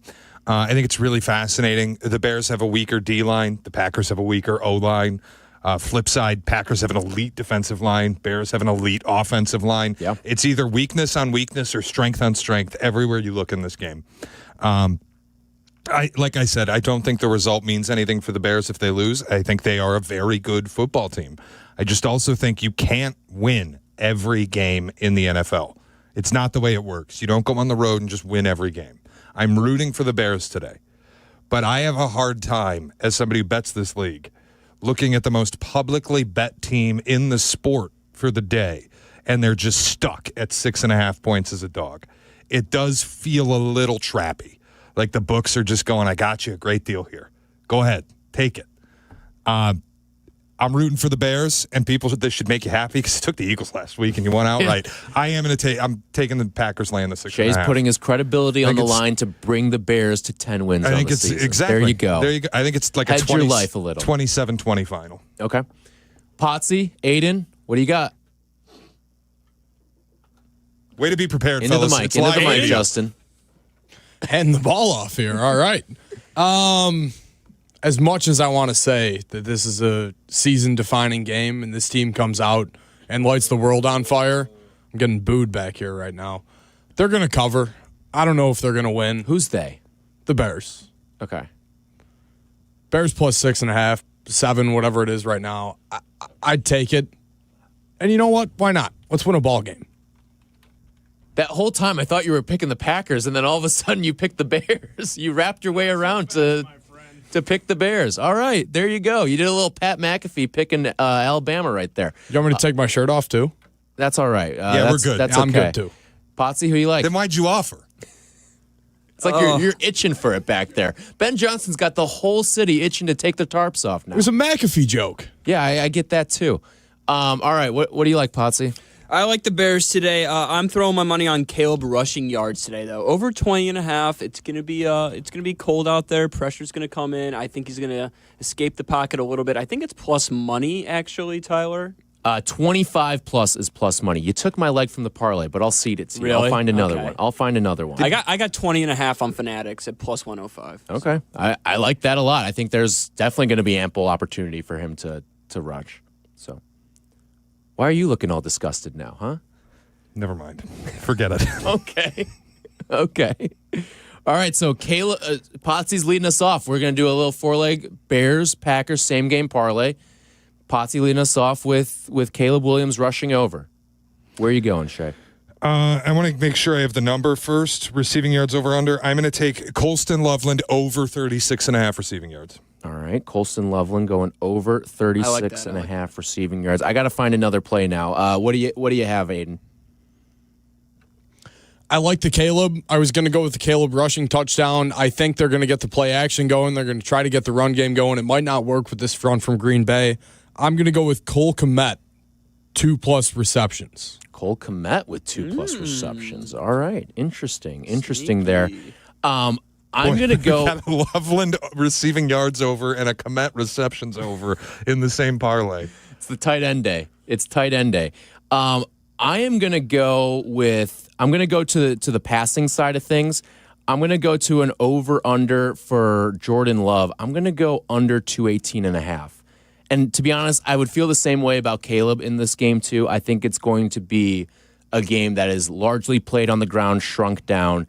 So I'm going to go Jordan Love under 218.5. So those are the legs. You got Caleb rushing over, Cole Kmet, 2+ receptions, Jordan Love passing yards under, and Colston Loveland receiving yards over. So 4-legger for you there. So that's gonna hopefully get us home. And I think if you follow that script, Bears victory. If you're getting your tight ends involved today with Colston Loveland, because Kmet, he hasn't been as involved lately, but you see he gets like 1 or 2 meaningful catches a game. It feels like when he's catching the football, he's putting his head down and he's finding his way to either get you a first down or setting up like 3rd and short or 2nd and short. It's what Cole Kmet's really been the last couple of games. So, all right, that is going to do it for us. In 2 minutes, you're going to get the Bears and Bleck and Abdalla pregame tailgate from 11 to 1. Then it is the network pregame show with Waddle, Silvy, Dionne, Meller. And then it's kickoff time with Jeff Joniak, Tom Thayer, and Jason McKee live from Lambeau. Thanks so much for listening. Bleck and Abdalla's pregame tailgate coming up in 2 minutes. This is Tyler and Shea. I know you're going to dig this. On Chicago's home for sports, ESPN Chicago. Is your roof underperforming? Saggy shingles, leaky spots? Sounds like someone needs a little Evandale roofing. They don't just patch things up, they go all the way. Tight, sealed, satisfied. It's the kind of roof that'll have your neighbors going, now that's a roof. Evandale Roofing. They get on top so you don't have to. Call now. Your house deserves it. A certified GAF roofing installer. At Coast Ivoni, we get you. What do you mean, we get you? You're a Chicagoan, right? I am. You know about all the things that make this city what it is, right? Of course. And when you meet a fellow Chicagoan, there's that connection. It's a pride of being part of the greatest city. Nobody's going to tell you you're the second city or the third coast. All right, already. I get you. No, it's we get you. This is Courtney Cronin, and my friends Anthony Iavoni and Julio Costa are ready to fight for you, Chicago. 708-4million. Costa Iavoni, your trusted local personal injury lawyers. We get you. Attention basketball fans, the DePaul basketball season is here, and tickets are on sale now. Don't miss your chance to see the Blue Demons live as they take on some of the top teams in the country. There's no better place to experience a game than Wintrust Arena, home of the DePaul Blue Demons. Get your tickets today at DePaulBlueDemons.com/tickets and be part of the action. That's DePaulBlueDemons.com/tickets. Go Blue Demons! To help those who want to be helped but may not be able to afford it. That's what PGA Tour winner Grayson Murray had envisioned for a foundation before he sadly took his own life at just 30 years old. His parents channeled their grief into creating the Grayson Murray Foundation, carrying out his vision to help those struggling with mental health and addiction. To donate and learn more, visit GraysonMurrayFoundation.com. This is ESPN Chicago, WNVP, WTBC, HD.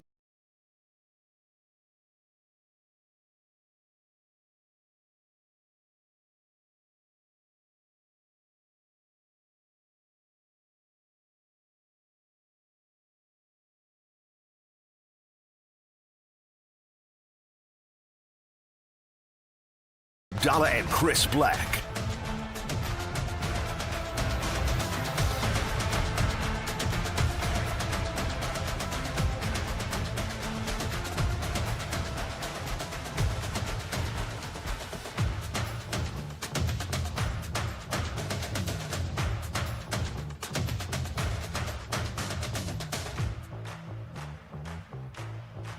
Welcome into week 14 of the NFL. It's the Bears. It's the Packers. It's a 3:25 kick. You can listen to the game right here on ESPN 1000.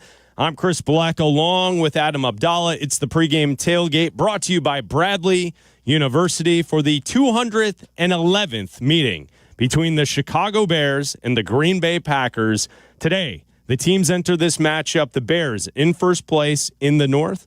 Also, first place in the conference at 9-3. The Green Bay Packers at 8-3-1. They're sixth in the conference, third in the division, second in the division as they face off in this contest. Bears Packers today. Listen to the game right here on ESPN Chicago. Can't wait. Can't wait. This is a huge game. It's deserving of that prime afternoon slot. They'll get that prime Saturday night slot in 2 weeks with the Browns sandwiched in between the two matchups here.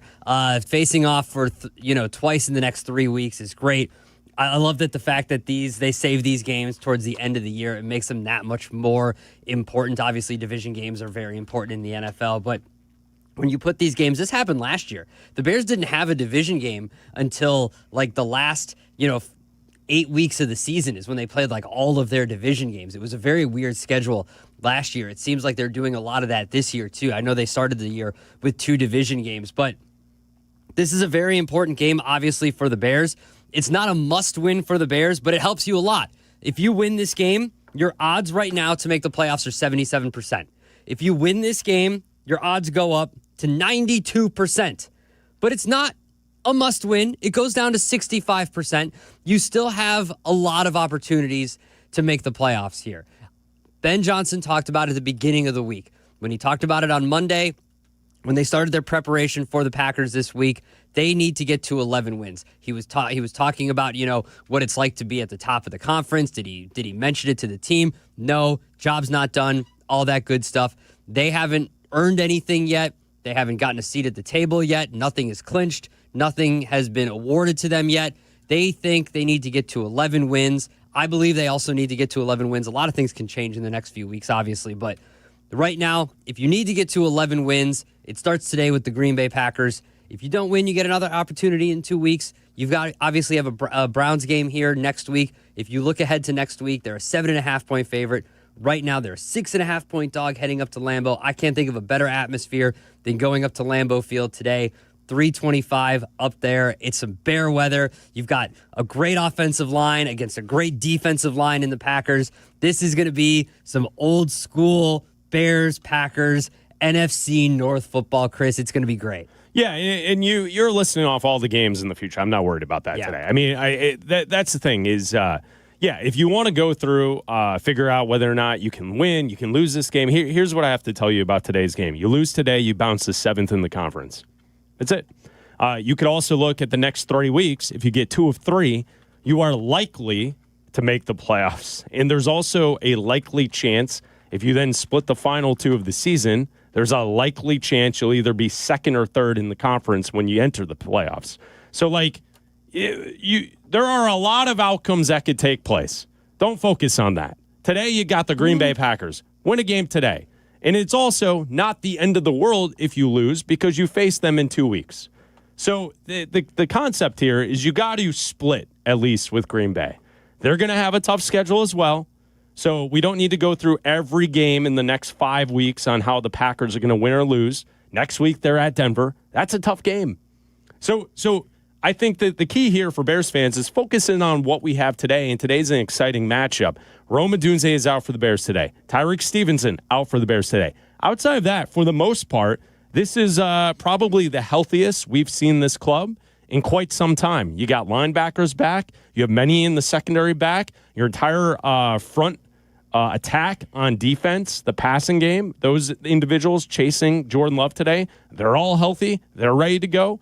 So I think when you look at this team and you look at what we're coming off of last weekend, a game where it was extremely impressive.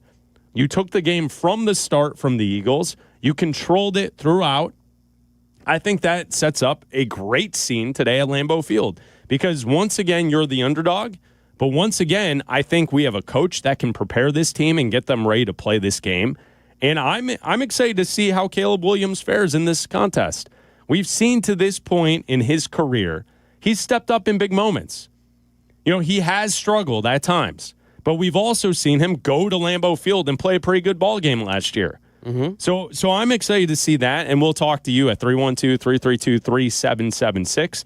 We're on for the next 2 hours. We're about 4 hours before kick. This is set for a 3:25 kickoff. Jeff Joniak, Tom Thayer, Jason McKee will be on the call of today's game. Well, 4 hours of post-game coverage following today's game. And then after we're done at 1 o'clock, we have the network pregame show. Waddle, Dionne, Silvy, they'll get you set for Bears-Packers live from Lambeau Field. Rome Odunze is out today. He was ruled out on Friday. Any big concerns with the wide receivers heading into this matchup? Yeah, I mean, you're missing your number one target for Caleb Williams. I think it's somewhat of a concern because now if you look at Rome Odunze's targets and his production and his touchdowns, he hasn't had a touchdown. He's had one touchdown in his last 8 games. So you would say the production's not there, so what are you missing in Rome Odunze? Well, you're missing your quarterback's number one target. That's what you're missing. You're missing the guy out there that in his progressions that Caleb Williams looks to first. That's his guy. Now, DJ Moore can be that guy and has been that guy in the past. Can he step up and be that guy? Luther Burden has been great when he gets the ball. He's been part of those explosive plays that Ben Johnson can draw up. Can he step up and be that guy? Colston Loveland has been very explosive when the ball comes his way. Can he be that guy? So you've got a ton of weapons that Ben Johnson has brought in this year with Burden and Loveland, and you've got DJ Moore, and you've got, Swift that can catch the ball in the backfield. They've used DJ as a running back as well. So you've got a ton of options. You've got Cole Kmet there too. So you've got a bunch of options that you can make up for Rome Odunze not being there. But yeah, not having your number one wide receiver in a game of this caliber is concerning. It's absolutely concerning.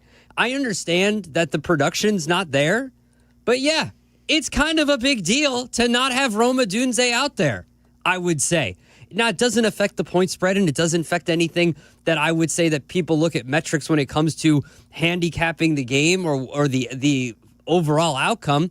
But I would say that when you're game planning for this, yeah, it affects the game. It absolutely does. It limits what you're going to do. Now, I think the game plan going in is going to mimic what they did against the Eagles, where you're going to look to run the ball a lot. You're going to look to do a lot off of play action. You're going to look to limit the time of possession for the Packers. You want to keep the ball out of Jordan Love's hands as much as possible. And if you can do that, if you can have a 2-to-1 time of possession ratio like you did against the Eagles, that's how you're going to win the football game. And you do that by running the ball effectively. And if you can run the ball for over 5 yards a carry like you did against the Eagles, then yeah, you can do that without Rome Odunze. But if it comes down to it where this is a shootout and you need to take the top off the defense and you need a deep ball threat like we've seen Rome Odunze be in the past, and you need a guy that can go up and get a ball, he's not going to be there. It's concerning. I'm concerned for him not being out there. So Rome Odunze this season started off hot. He had his 5 touchdowns in the first 4 games of the season. He's had 1 since. So if we date back to the Washington game, the Monday night game on October the 13th, here are the numbers for Rome Odunze since that time. In that game against the Commanders, he had 2 receptions for 32 yards, no touchdown. Against the Saints, he had 2 receptions for 31 yards, no touchdown. Against Baltimore, he had a nice game. He had 7 receptions for 114 yards, no touchdowns. Against Cincinnati, no receptions, no yards, no touchdowns, zeros across the board for Rome Odunze. Against the Giants, 6 receptions for 86 yards and a touchdown. So a decent game from Rome against the Giants. And then in the last 3 weeks, it's just gone south. 2 receptions against the Vikings for 41 yards, no touchdown. Against the Steelers, 3 receptions for 53 yards, no touchdown. And last week, 2 receptions for 8 yards and no touchdown. So it's been very boom or bust with Rome Odunze this season. Got off to a very hot start, and I thought the way things were going, especially the play that he brought to the table in Vegas in the second half, he was clearly at the start of the season the go-to guy and the guy that was producing for this offense. That has not been the case over the course of the last 7-8 ball games. Now, there is the Baltimore game mixed in there. The Baltimore game was really good. In the Giants game, he got a touchdown, almost 100 yards with the 86 and the 6 receptions. But outside of those 2 bright spots, the Baltimore and the Giants game, Rome Odunze has really not produced the way I think people expected him to this season, the way I expected him to this season. I haven't really seen anything on social media. I don't recall which week it was that Daddy Odunze was not happy with the targets. But quite honestly, I've been less than thrilled with the drops as of late here towards the middle part to the back portion of the season. Seems like there's been a lot of missed opportunities from Rome. And I don't know how much of that is due to the stress fracture and the injury to the foot that he's been dealing with. But now the fact that he's out for this weekend, hopefully it gives him time to rest up. He's back ready to go next week against Cleveland. But Rome Odunze, you laid it out. Sure, he's the number 1 wide receiver, and the stats would tell you he leads the team with 661 receiving yards and then the 6 touchdowns.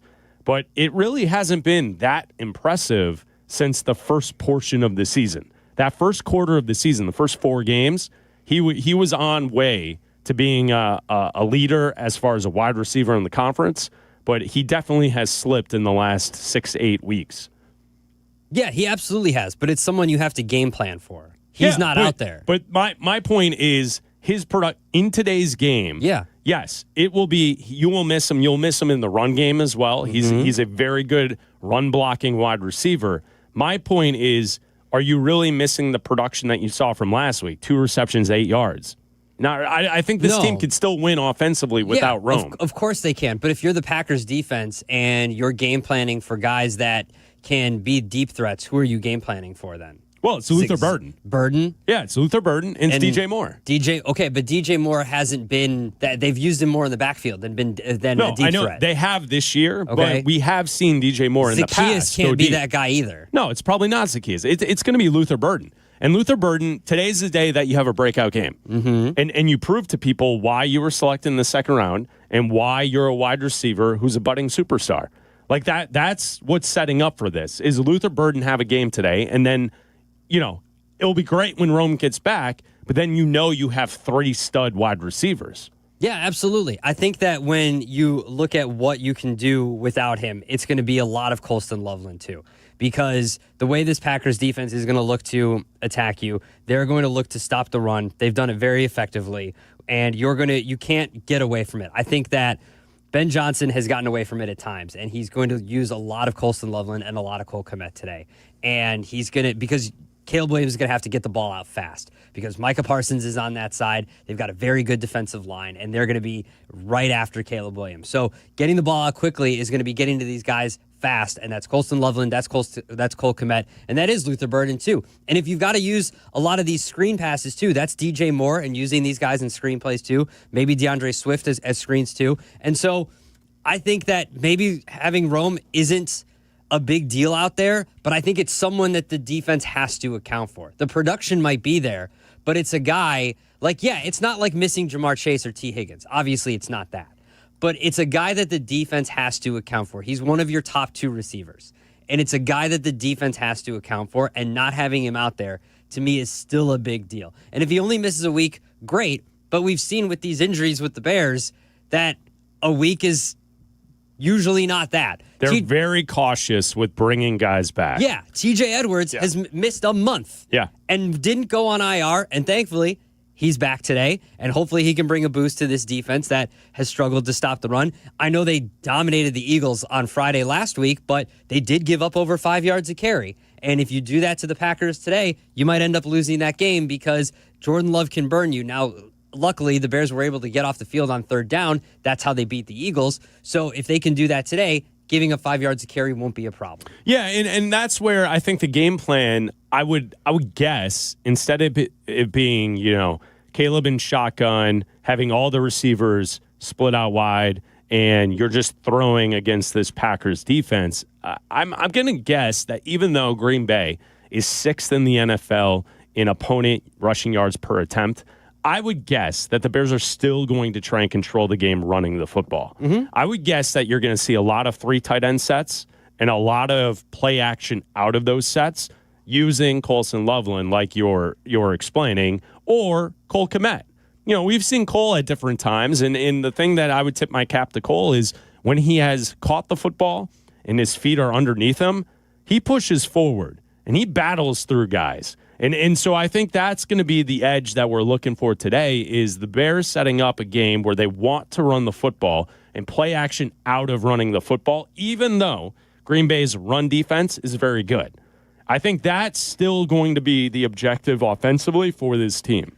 Yeah, if you look at the Bears right now, they're top 5 in rushing yards per game, expected rushing yards per game, rushing success rate, and rushes from under center. Last year, they were outside of the top 20 in all of this. And this is all because of the reworked offensive line and the way Ben Johnson is scheming things up. And if I would have told you that one team's offensive line was going to be pushing around another team's line and dominating the time of possession, you would have told me it would have been the Eagles last week. And if the Bears' offensive line can go in and play the way that they did and create lanes for Swift and Monungai, and the Bears can play like that, the Bears can go into Lambeau and win this game.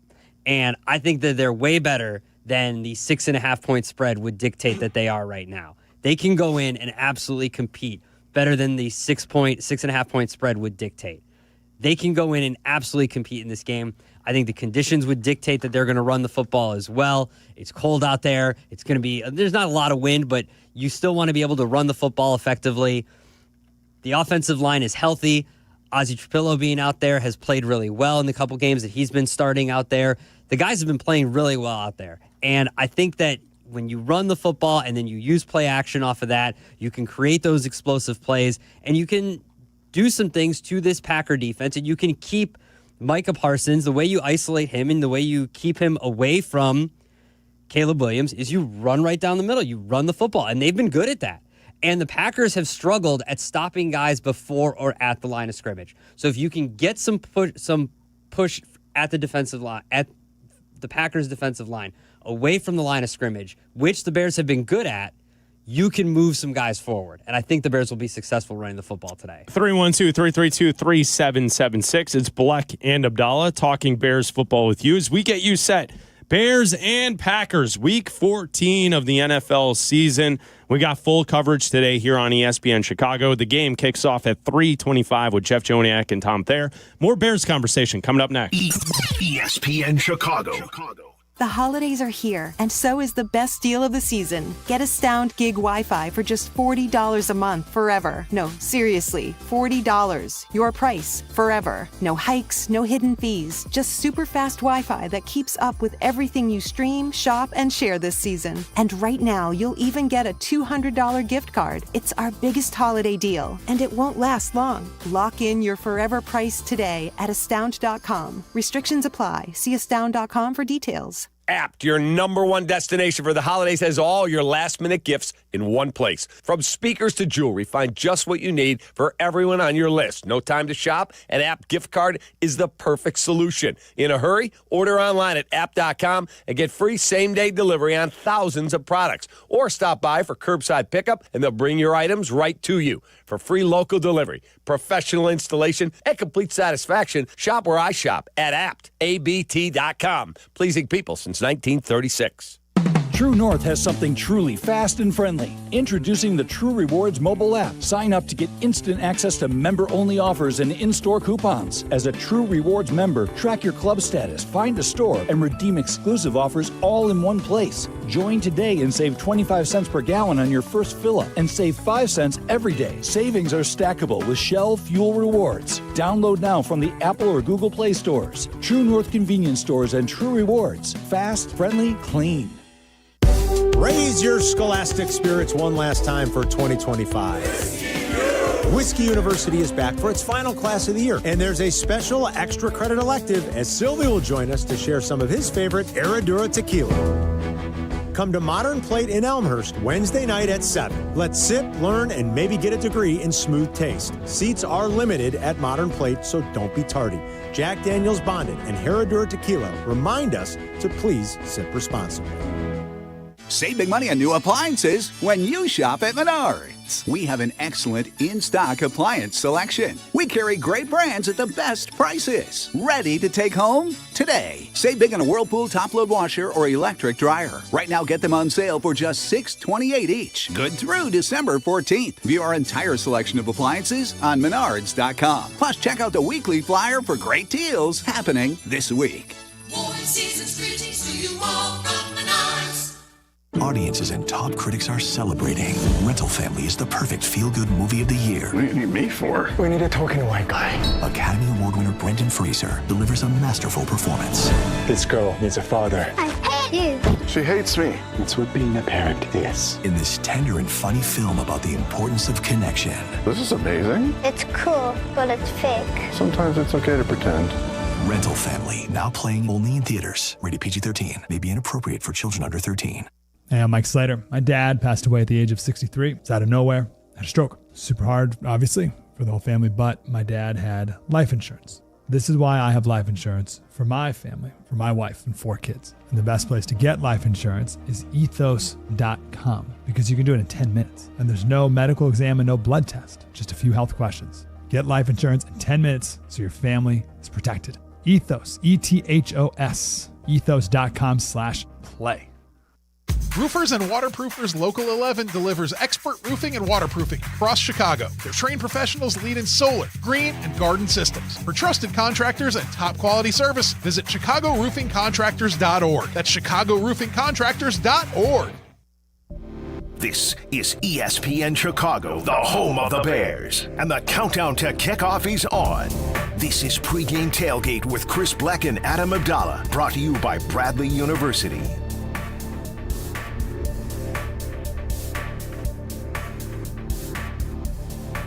It's Bleck and Abdalla hanging out with you on a beautiful Sunday in the city of Chicago. Hey, it snowed again. How great. Did we know this was going to happen? Yes, they talked it, yes. They did? Yes, overnight. I don't watch the news. Yeah. The weather. I just let it happen. So, I woke up and was like, you were surprised. What is this? Yeah, there's a lot of snow up there. What is, I got an alert that said flurries are coming. And I was like, okay, flurries. That usually doesn't mean a lot. No, Tracy Butler warned us there's going to be snow overnight. Yeah, I heard she said snow. She didn't say snow. There's a difference between snow. Like you got a shovel today? When she says it, she's so nice that she's like, there's going to be snow. And it's it's so nice that I was don't do that type of voice for Tracy. That's how she sounds. That's mean. No, it's not. That's a sweet voice. That's an angelic voice. You're not right. That's not right, man. That's an angelic voice. Potsy, was that angelic? That's not right. Was that angelic? Don't do that to Tracy. I thought it was. Thank you. She's got a big game today, Steelers-Ravens. I know. Don't do that to her. She's putting her eye black on right now. She's getting ready. It's Bleck and Abdalla hanging out with you. We're 4 hours before kick now. We're about exactly 4 hours from kickoff at Lambeau Field. Can I just get Bears and Packers. What? I'm waiting for this, but just give me the okay. Indiana's in, guys. Yeah, we'll update it when we get the full college football field. We'll let you know as they are unveiling the college football playoff field on ESPN television. Just right release now. it. Just put it out. So we'll let you know how it sets up, and we'll address that, and we'll also keep you up to date after we get past noon local time on the Week 14 matchups around the NFL. As we get things going here, Bleck and Abdalla pregame tailgate brought to you by Bradley University. Now, Abdalla, if we go back to Thursday, Micah Parsons up in Green Bay, speaking to the media, he thinks that the Bears are not showing the appropriate respect heading into this contest today. Here's Micah Parsons from earlier this week up in Green Bay talking to the media inside the locker room. Me, I believe in having my, rivalries are for the people. It's for the fans. For me, it's just going out there and just dominating. I just don't like them just because, I just see the disrespect that comes with things, And that's what I say. I play for respect. You know how to earn someone's respect is beating a child.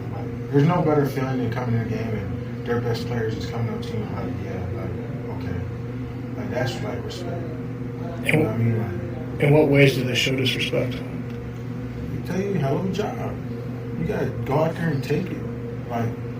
Respect is something that's earned, and these people want to come here and they want to meet us in our house, and, we got to eventually go there.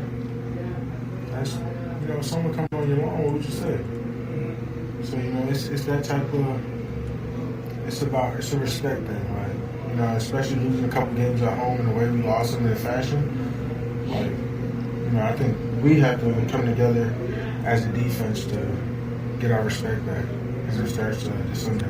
So that was Micah Parsons talking to the media in the locker room during the week up in Green Bay. A confused individual as he thinks there is disrespect because today's game is scheduled to take place and competition will take place on the football field, which apparently to Micah Parsons is disrespectful. And you could hear the reporter follow up saying, what did they do to disrespect you? What did they do? And his response was, well, they're coming up here to play. No one's done anything. So Micah Parsons feels disrespect because there is going to be a game played today. First of all, Micah Parsons hasn't even been in Green Bay long enough to put holes in the walls in his house yet. I don't even think he's rented it long enough to put up to hang pictures? To hang pictures up. I don't even think his landlord has allowed that yet. So don't talk to me about start it again. So start the soundbite again real quick. Yeah, here he is, Micah Parsons. Me, I believe in having my, rivalries are for the people. Stop. Rivalries are for the people. That's it. Rivalries are for the people. They're for the fans. And this is a game in the division. I understand the importance of division games, and that's it. We know where we are in the seeding, and we need to win a very important division games. What are you doing? You're Micah right now? That's the answer he should have given? That's me. I'm looking at a clip right here of Kevin Byard saying Bears-Packers will be a heavyweight matchup. Yeah. What's disrespectful about that? Well, they're showing up for a game. That's clearly disrespectful to Micah Parsons. I don't understand where he's coming from with the Bears being disrespectful. I don't think that they've done anything. I think that they're living in the moment a little bit. I think, but I don't mean that in a bad way. I think that Ben Johnson taking the shirt off was something that he was placating to the fans, and then on Monday coming into work and saying, we haven't earned anything. Job's not done. We haven't earned a seat at the table. We haven't accomplished anything. We're going up to Green Bay to try to win a game in a division. And that's it. We're taking this one game at a time. We're not focused on the playoffs. We haven't even talked about the playoffs. We haven't talked about the 1 seed or the 2 seed or any seeds whatsoever. Yeah. And that's how they're handling it. Here is Ben Johnson on Monday. He was asked by the media on becoming the number 1 seed over the weekend and his thoughts about that. No, it doesn't mean anything. There's 5 games left, so we got a long ways to go, and we have not been guaranteed a spot in the tournament yet. We have to earn that right, and the only way you can earn that right is by finding a way to win the next game. So that's where our sole focus is. So I do know that north of the Cheddar Curtain, for all the individuals living in the state of Wisconsin, I know that it's been a tough week for you. I understand that there are things happening south of you that you are perhaps a bit afraid of. I get it. I mean, that's the attitude of a head coach who seems like he's focused in on a task at hand. Yeah. Right? Like Ben Johnson has clearly turned the tide of this franchise around. Mm-hmm. There's a new attitude. There's a new vibe. There's a mission that there is something to accomplish. And the Bears have yet to do so. Yeah. There's a focus that there's still more work to do before we can really celebrate in this city. Absolutely. And I like that. I like that the head coach is leading. Now, you have fun after a win, but then you get right back to business. No problem. It does feel like people in Wisconsin, and Micah Parsons is now a part of that because he is a Packer. It does feel like there is something up there going on this week where they're concerned. Because not only Micah Parsons, you heard their offensive coordinator address that they felt disrespected based on Ben Johnson at his introductory press conference saying he enjoyed, as a Lions offensive coordinator, beating Matt LaFleur 2 times each and every year. Again, placating to the fan base. Yes. Like, come on, guys. Now, what are we doing? Now, if you want to hold that in your back pocket for if you need some form of motivation today, because the most legendary rivalry in all of professional sports isn't enough to get you going, right? Bears, Packers, first matchup taking place in 1921. They faced off in 210 matchups to date. Today's the 211th matchup. This is the team that you want to face off and have a great game. And now you have both teams with winning records at the end of the season. This is a game to get up for. Yeah. But apparently the Packers need more because Ben Johnson's been disrespectful to them the entire go.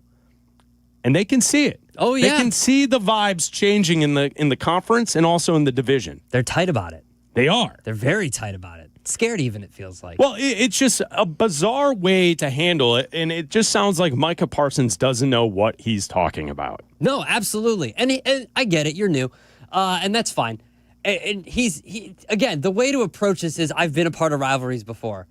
I was a Cowboy for years. Cowboys, Giants, Cowboys, Eagles. I went to Penn State. Sure. You heard of it? You ever heard of it?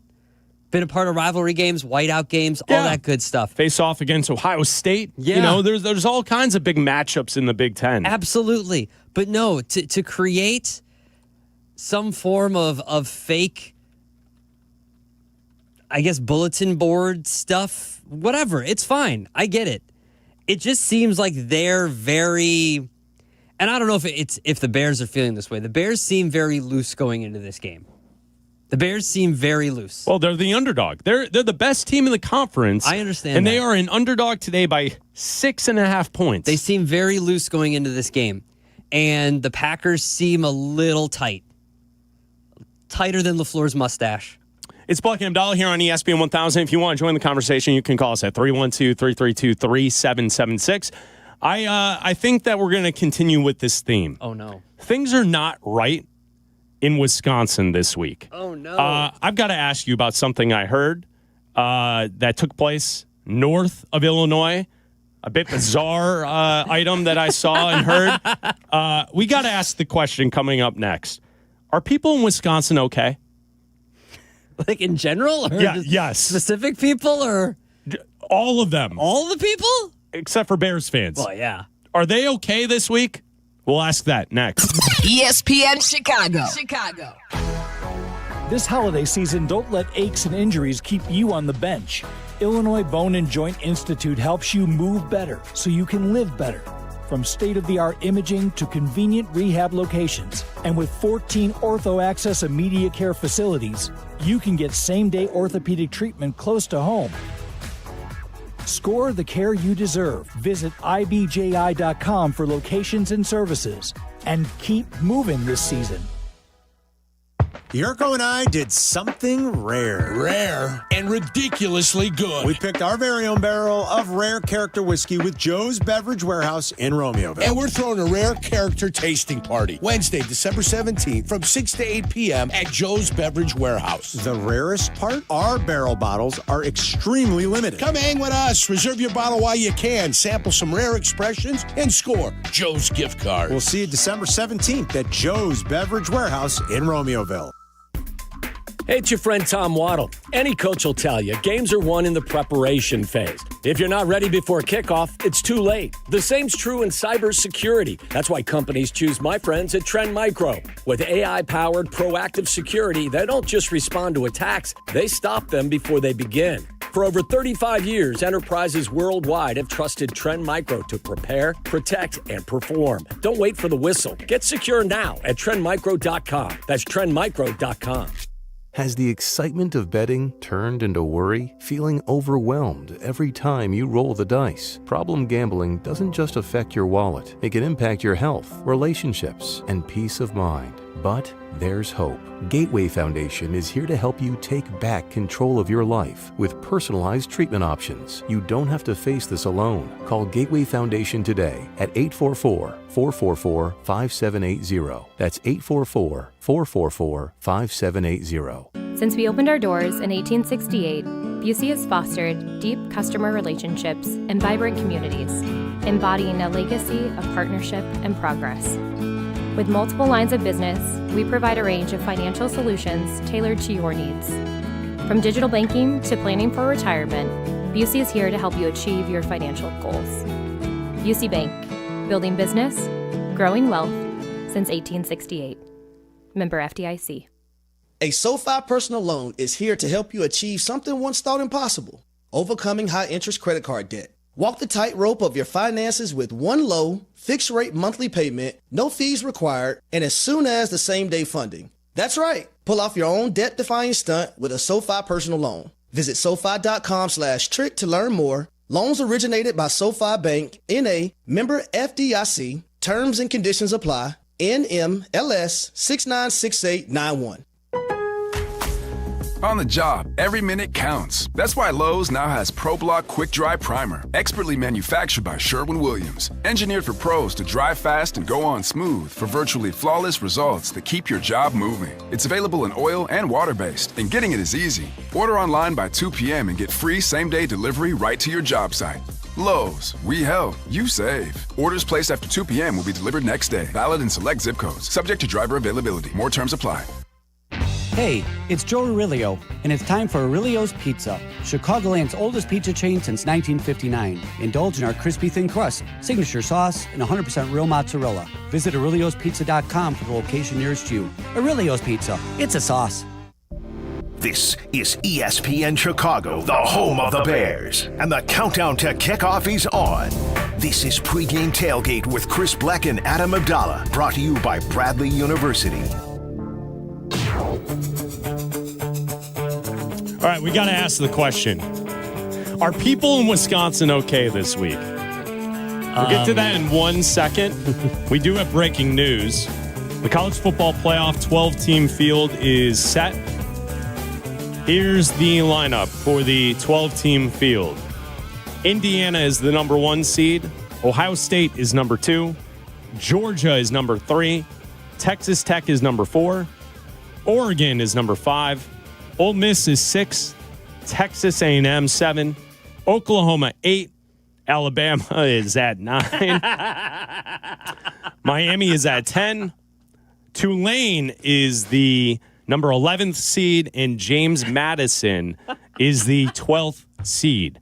So the way that this breaks out is the first 4 get byes. So Indiana, Ohio State, Georgia, and Texas Tech all get byes to the quarterfinals. The matchups in the first round of the college football playoff are set as this. Oregon will host James Madison as a 5-12 matchup. Alabama will travel to Oklahoma. That is the 9-8 matchup. Ugh. Tulane will travel to Ole Miss. That's the 6-11 matchup. And Miami will head to Texas A&M. And that's the 10-7 matchup. The first team left out, Notre Dame. The second team left out, BYU. Well, yeah, we knew that after they lost that game. That was. Here's the thing. If you're a longtime college football fan, this is all an absolute joke. Notre Dame is clearly one of the best 12 teams in the country, and they are not in the playoff, and that's a joke. Now we go to an unbiased reaction from Alabama superfan Adam Abdalla. Sir, your thoughts? Sucks to suck, Notre Dame. You know what? I saw, as a committee member, we saw Alabama show a lot of fight yesterday. This entire process is stupid. Listen, I'm talking here as a member of the committee. I would like the floor. We saw a lot of fight from Alabama yesterday. We didn't see a lot of fight from the Notre Dame Fighting Irish. Okay. So it was hard to rank them. What was the final score of the contest that you participated in yesterday? Didn't matter. As I told you last week and the week before, if Alabama lost the SEC championship game, they had no business being ranked. But the committee, of course, put them in because they value championship games, which is dumb.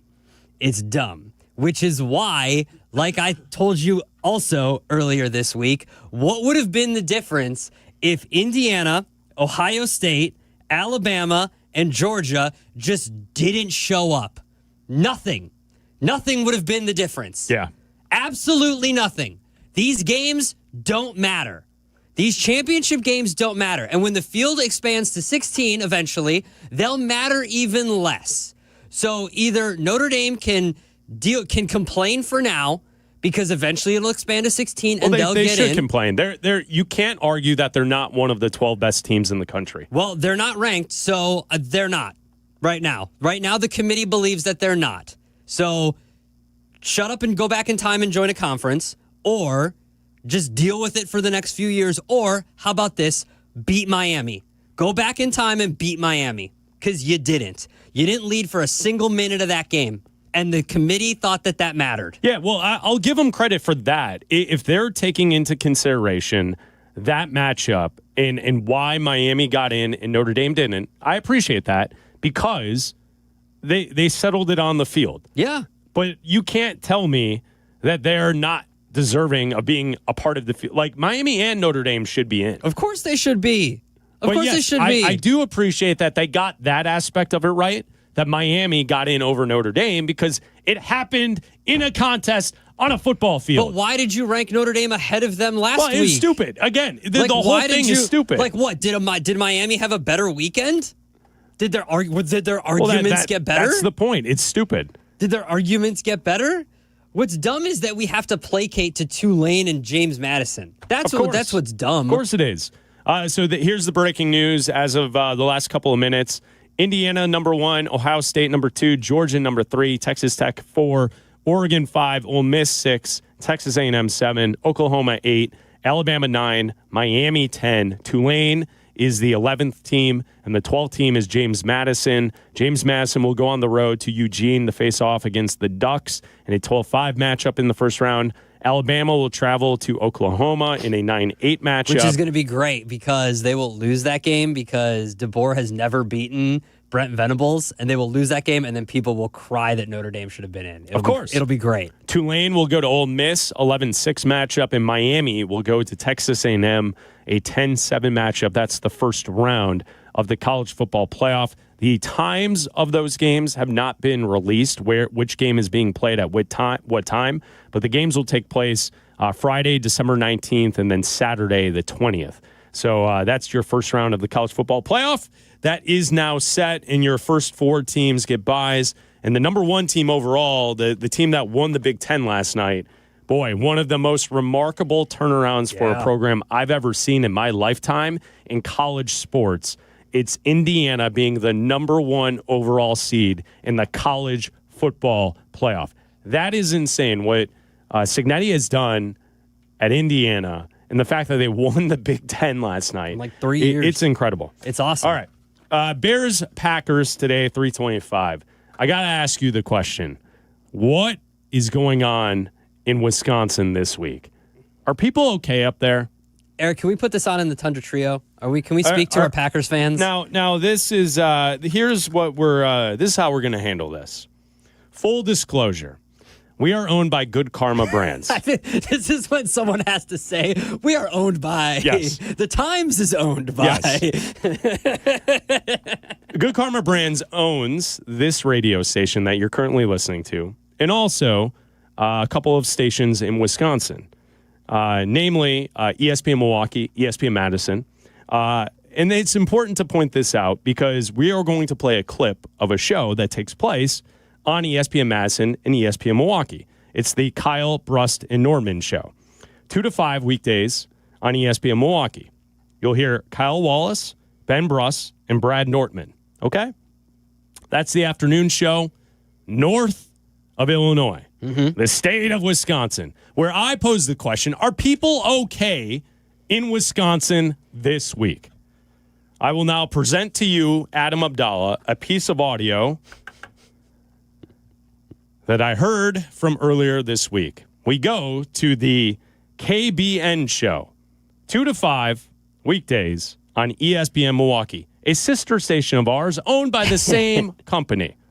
Here we go. Here's the clip. And this is what Jordan Love, Matt LaFleur, Michael Parsons, and the Green Bay Packers going to do to all of the Chicago Bears on Sunday. Yeah. They're put belt to ass, and they're going to walk out limping from the stadium. And all the fans who are watching on TV going to be at home, and their ass going to be sore, and they say, honey, what's wrong? The Packers just put belt to my Bears' ass.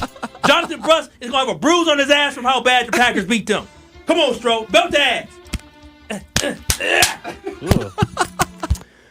Abdalla, I would like to ask you, what's going on there? I feel like people need to see the video to know like what was going on there because the audio. Did you watch the video? I saw the video, so I know what's happening. Can you explain to people what's taking place? It's like, you know when you take your belt and you fold it in half and like you do the thing and it slaps together? Yeah.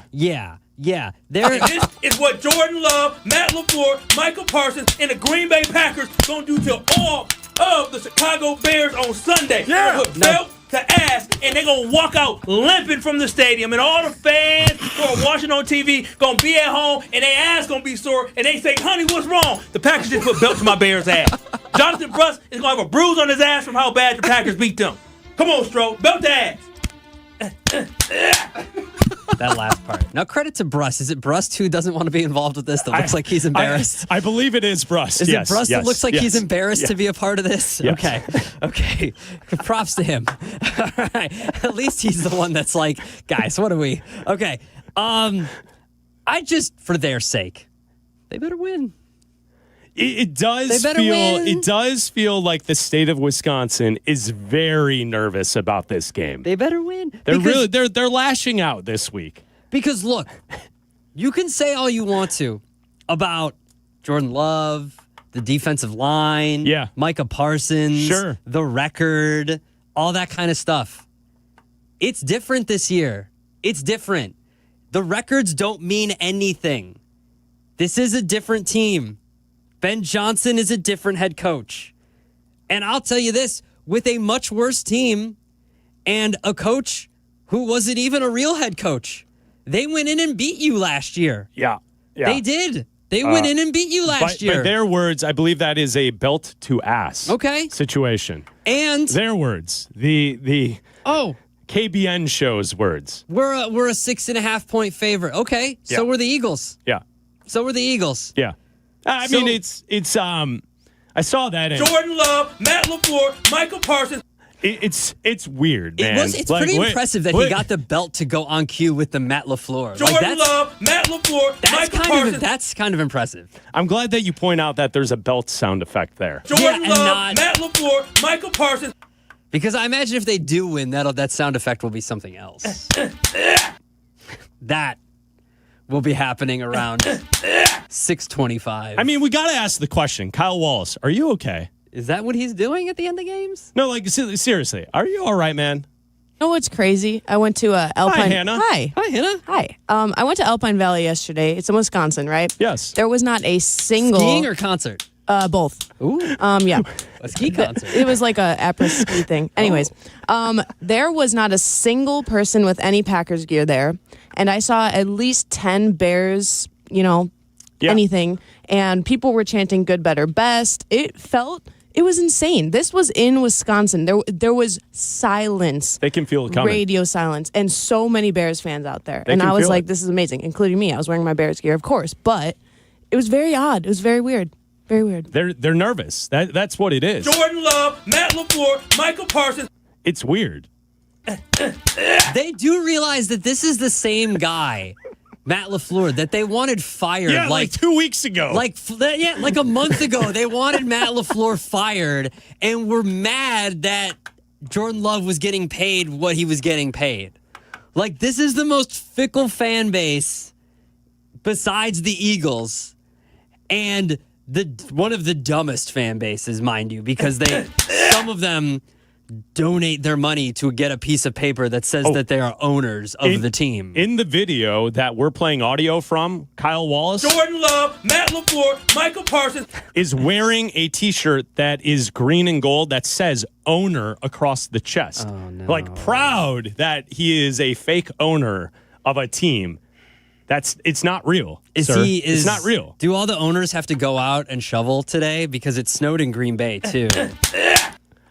So that I heard that audio, and I asked the question to those in Wisconsin, are you okay? Big game today, Bears-Packers, 3:25. Yes, and again, we're a sister station. We're both owned by the same company. We are teammates with the KBN show. So we can but I think we can just ask the question. Yeah, that's not... Are y'all okay? We're just checking in. Just making sure that things are okay.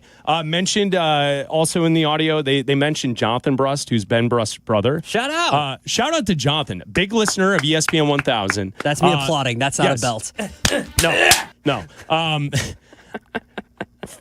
Quick funny story. When I was in Rome 2 years ago, I'm on a food tour. Fancy. And we're walking through the little streets, like turning left, right, going to all these different little places.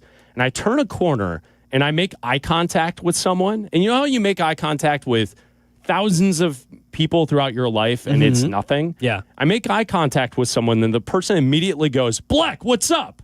And I'm like, I'm in Rome. Yeah. Just not thinking of anything, and right? You're like, damn, I'm famous. And somewhat, it was Jonathan Brust. Yeah, he knew you. Yeah, yes, right. He knows you. And I was like, oh, what's up? He And knows you. It was just totally random. Like, we turned a corner and we almost walked right into each other. And he's a Bears fan. And he's a Bears fan. Yes, shout out to him. Shout out to Jonathan Brust. It's Kyle, are you okay, man? That's all we're asking. We'll be back. The new home of the Chicago Bears.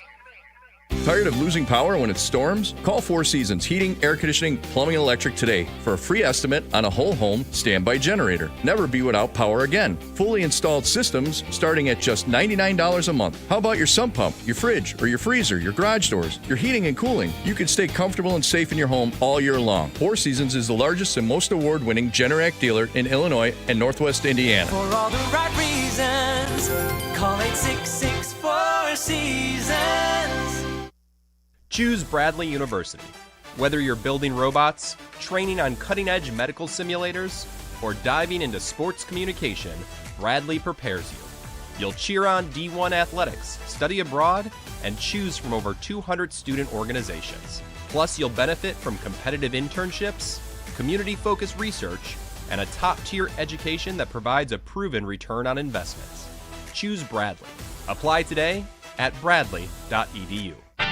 Hey, it's Cap. My wife, Mindy, said, "Hun, your snoring is shaking the whole house. Thanks to Sinus and Snoring MD, I can actually breathe, and she can finally sleep. Don't tough it out through another winter stuffed up or exhausted. And remember, your insurance deductible resets in January, so use it before you lose it." Sinus and Snoring MD offers same-day appointments. Call 847-545-0147 or visit sinusandsnoringmd.com today. And give yourself and your loved ones the gift of better sleep and a healthy holiday season.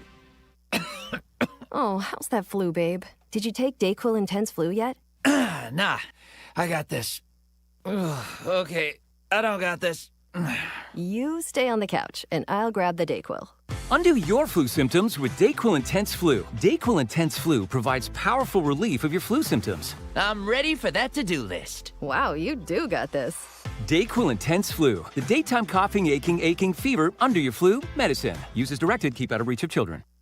FIFA World Cup 2026 is coming soon, but your opportunity to be there starts now through an exclusive offer with an eligible Bank of America Visa credit card. For a limited time, become a new customized cash rewards or unlimited cash rewards Visa credit card holder, and you will be eligible for a chance to purchase FIFA World Cup 2026 tickets. Learn more at BofA.com/cardFWC26. What would you like the power to do?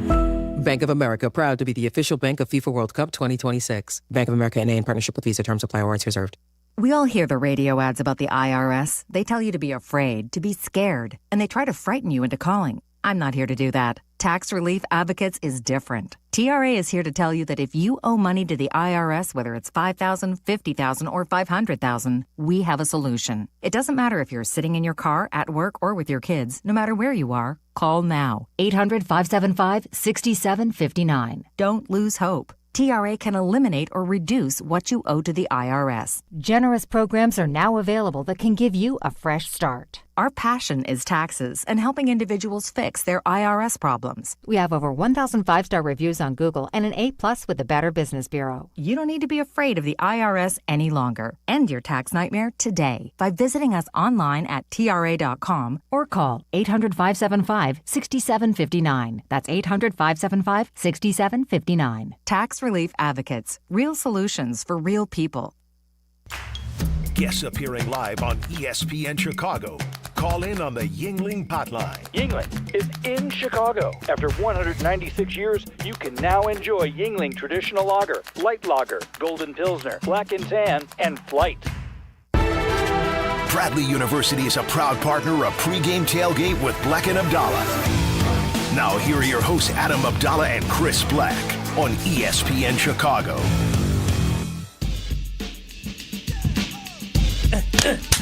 All right, enough of that. It's Bleck and Abdalla hanging out with you, getting you ready for the Bears and the Packers. If you want to join the conversation, you can call us at 312-332-3776. Jim and Glen Ellen, you're on ESPN 1000. What's up, Jim? Hey, Adam, Chris, up on 43 North, about 57 miles. Love it. From Lambeau Field. Nice. Wanted to give you guys a shout-out and paint the picture because I've loved listening to you for the last 2.5 hours driving. Thank you. The snow is white. Ooh. The deer stands are in the distance. Okay. With speckles of orange hunting deer, but it ties into the Micah Parsons comment to tell you. Yeah. I think what's funny is when you look at Matt LaFleur and Micah, and if you ask them about the names of Dick Butkus, Mike Singletary, Owen, the team, Urlacher, Micah can understandably not register with those names, right? Right. And true story to leave you with a laugh. Yeah. 1990, my brother and I drive up to Lambeau Field for Mike Singletary going into the end of his career. And at the end of the game, after the Bears beat the Packers, I go, Jeff, you got to go on the field. At this time, you could actually go down and get pictures. And he goes down and gets on the field, and I get a picture of him on the 50-yard line, showing respect for the Bears. The problem, he's got a Buckus jersey on, and his face is orange and blue, and they arrest him, and they put him in the locker in Green Bay till Monday morning because it's a Sunday afternoon game. No lie, the truth. And my brother sat in the Green Bay locker with all the cheeseheads with his face orange and blue on Sunday evening. Wow. Jim, can you sense, driving up there, can you sense a tightness coming from those in Wisconsin? They're tight, they're nervous, and guys, you'll laugh. Literally just past Plymouth, you have more Illinois licenses here on 43 North than you do Wisconsin plates. And after that, I just drove by the Sargento Cheese Shop in Sheboygan, and I think it ties in. They're just cheeseheads. They don't understand what's happening. But my wife and I are going to meet the brother-in-law and the sister. We're Bears fans. There's Packer fans. So it's the rivalry started here in about an hour and a half. Love it, Jim. Give them hell today, all right? Go Bears. Guys, love the show. Good luck, Bears. Go Bears. All right, there's Jim driving north into enemy territory. I've told you, Abdalla. I love it. It feels like the cheese is seeping through the brain this week in Wisconsin. It's smoothing out their brains. It's Bleck and Abdalla. Got another hour to get you set for Bears Packers, and then we'll hand it off to the network pregame show at 1 o'clock right here on ESPN Chicago. Chicago Bears pregame. Hey, it's your friend Tom Waddle. And as you well know, I wasn't the biggest or fastest guy on the field, but I did make a career out of being prepared, paying attention, and never letting defenses catch me off guard. And that's the same way Trend Micro protects businesses. With AI-powered proactive security, they see threats before they happen, and they shut them down fast. In football and in business, it's not about size, it's about smarts. Trend Micro is the smart defense trusted by enterprises worldwide. Your business works too hard to get blindsided. Go to trendmicro.com today. Raise your scholastic spirits one last time for 2025. Whiskey University is back for its final class of the year, and there's a special extra credit elective as Silvy will join us to share some of his favorite Herradura tequila. Come to Modern Plate in Elmhurst Wednesday night at 7. Let's sip, learn, and maybe get a degree in smooth taste. Seats are limited at Modern Plate, so don't be tardy. Jack Daniel's Bonded and Herradura Tequila remind us to please sip responsibly. Do you have trouble getting in and out of the bathtub? Are you afraid you'll slip and fall entering or exiting a tub? Safe Step walk-in tubs can transform your bathtub from an area of concern to a calming refuge. Call them today at 1-800-731-4558 and save $1,600. Safe Step walk-in tubs and showers are proudly made in Tennessee and offer an ultra-low step-in, avoiding that difficult climb over a traditional bathtub wall. They also offer a variety of therapeutic benefits that may help soothe your aching muscles and joints, increasing your mobility, boosting your energy, and improving your sleep. Safe Step walk-in tubs are designed to easily fit your existing tub space and are often installed in as little as one day. Just dial 1-800-731-4558 today to save $1,600 and receive a free shower package. That's 1-800-731-4558 for a free no-obligation consultation and to save $1,600. Safe Step walk-in tubs. Safety never felt so good. This is the home of the Bears. ESPN Chicago, WMVP, WTBC HD2, Chicago. Nostalgia glistens on the frozen tundra amid history, hostility, and hope. It's bitter rivals meeting in a rare moment when both are winning. And just look at you, you can do all I couldn't do. The Bears and Packers have over 1,600 wins and 27 combined titles between them. This, the oldest rivalry, is filled with icy reminders of good days and bad. The fury of Charles Martin's body slam of the punky QB. A Packer pounding Peyton out of bounds and over the bench. Aerial displays from Hall of Fame green and gold QBs. We rise when we think of gritty Bears defenses battling back. And a dominant 80s rushing attack. Hallis and Lombardi. Butkus and Nitschke. Ditka and Forrest Gregg. Pack it up, pack it in, pack in the win. Packer head coach Matt LaFleur has battled Ben Johnson before, but today, head coach Ben and his good, better, best doctrine have brought the growl back to the Bears. Can't stop me now. This is a different animal. It's round 3 of C. Will and J. Love. Caleb holding serve, undefeated in 2025, undefeated in Lambeau Field.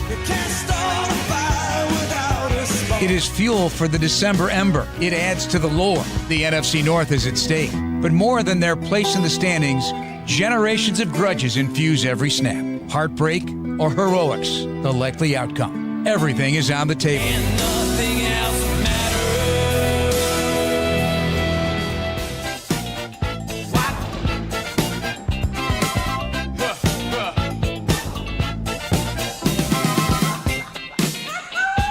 You will hear Jeff Joniak coming up in a couple of hours live from Lambeau Field. Jeff Joniak, Tom Thayer on the call of today's action. Bears-Packers, Week 14 of the National Football League season. The Bears enter the contest at 9-3. The Packers 8-3-1. First matchup this year between the two rivals. It will be the 211th meeting between the two teams. Their first meeting dates back to November 27th, 1921. The Bears, at the time named the Staleys, they beat the Packers 20-0 that day. The first matchup in the series, and the Packers lead the series 108-96-6. So we're looking for the Bears to get things right. They are a 6.5-point underdog heading into this matchup today. A big contest. We will take you into coverage of the network pregame show with Waddle, Silvy, and Dionne starting at 1 o'clock right here on ESPN 1000. and they will take you into coverage of the game live from Lambeau Field, and they'll hand it off to Jeff Joniak, Tom Thayer, and Jason McKee with the coverage of today's game right here on ESPN Chicago. 4 hours of post-game coverage following the game. Big game, probably the biggest game to date this season for the Chicago Bears. Yeah, you face the Packers twice in the next 3 weeks. You're sitting at a 77% chance to make the playoffs right now. If you win today's game, you have about a 90% chance to make the playoffs. If you lose today's game, you go down to about a 65% chance. If you win today's game, you have about a 70% chance to win the division. If you lose today's game, it goes down to about a 20% chance to win the division. So a very important game for both teams here as the Packers and the Bears face off for over the 200th time in history of this rivalry. The best rivalry in all of football. Yeah, best rivalry in all sports for my money, honestly. When you look at the inception of the National Football League, you look at the history between the two states and the fact that you have teams for decades going head-to-head, and the rivalry means so much to people who live in this great state, the great state of Illinois. And then you look at the state to the north, Wisconsin. It's a nice state to vacation in. Right? We all travel up there in the summers. We enjoy their nature, right? You know, you fish, you do things in the outdoors, and you come back to the great homeland, right? Yeah. You steal some cheese on the way, and you stop at the Broad Stop. That's the day. You bring it back. Some curds, the squeaky ones. You know how they go. I'll pay for my cheese. I don't need to steal it. When you bite into them, they squeak. You know those curds, the cheese curds. If we look to the injury report from Friday, here's the setup for the Bears heading into this game. On Friday, there were 3 players ruled out for today's game. Tyreek Stevenson with a hip injury, did not practice all week. He is out. Rome Odunze with a foot injury, did not practice all week. He is out. Ruben Hippolyte, he has a shoulder injury. Took that big hit a couple of games ago, right? Mm-hmm. Did not practice Wednesday, Thursday. Limited on Friday, but he is out today. Everyone else on the injury report is a full go for today's action.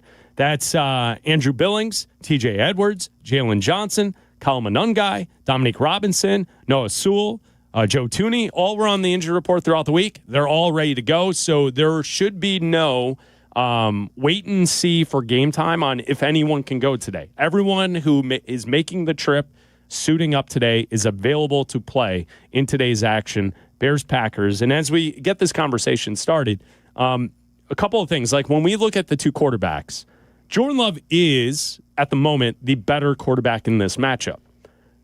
I think Caleb can play and outplay Jordan Love in today's game, though. And I think at some point we will see, probably within the next season, that Caleb is going to turn into the better quarterback in this matchup. I don't quite trust Jordan Love, and I know that Caleb's completion percentage is a hot topic for anyone who wants to diss Caleb's play this season. But each week we have seen consistent improvement from the quarterback.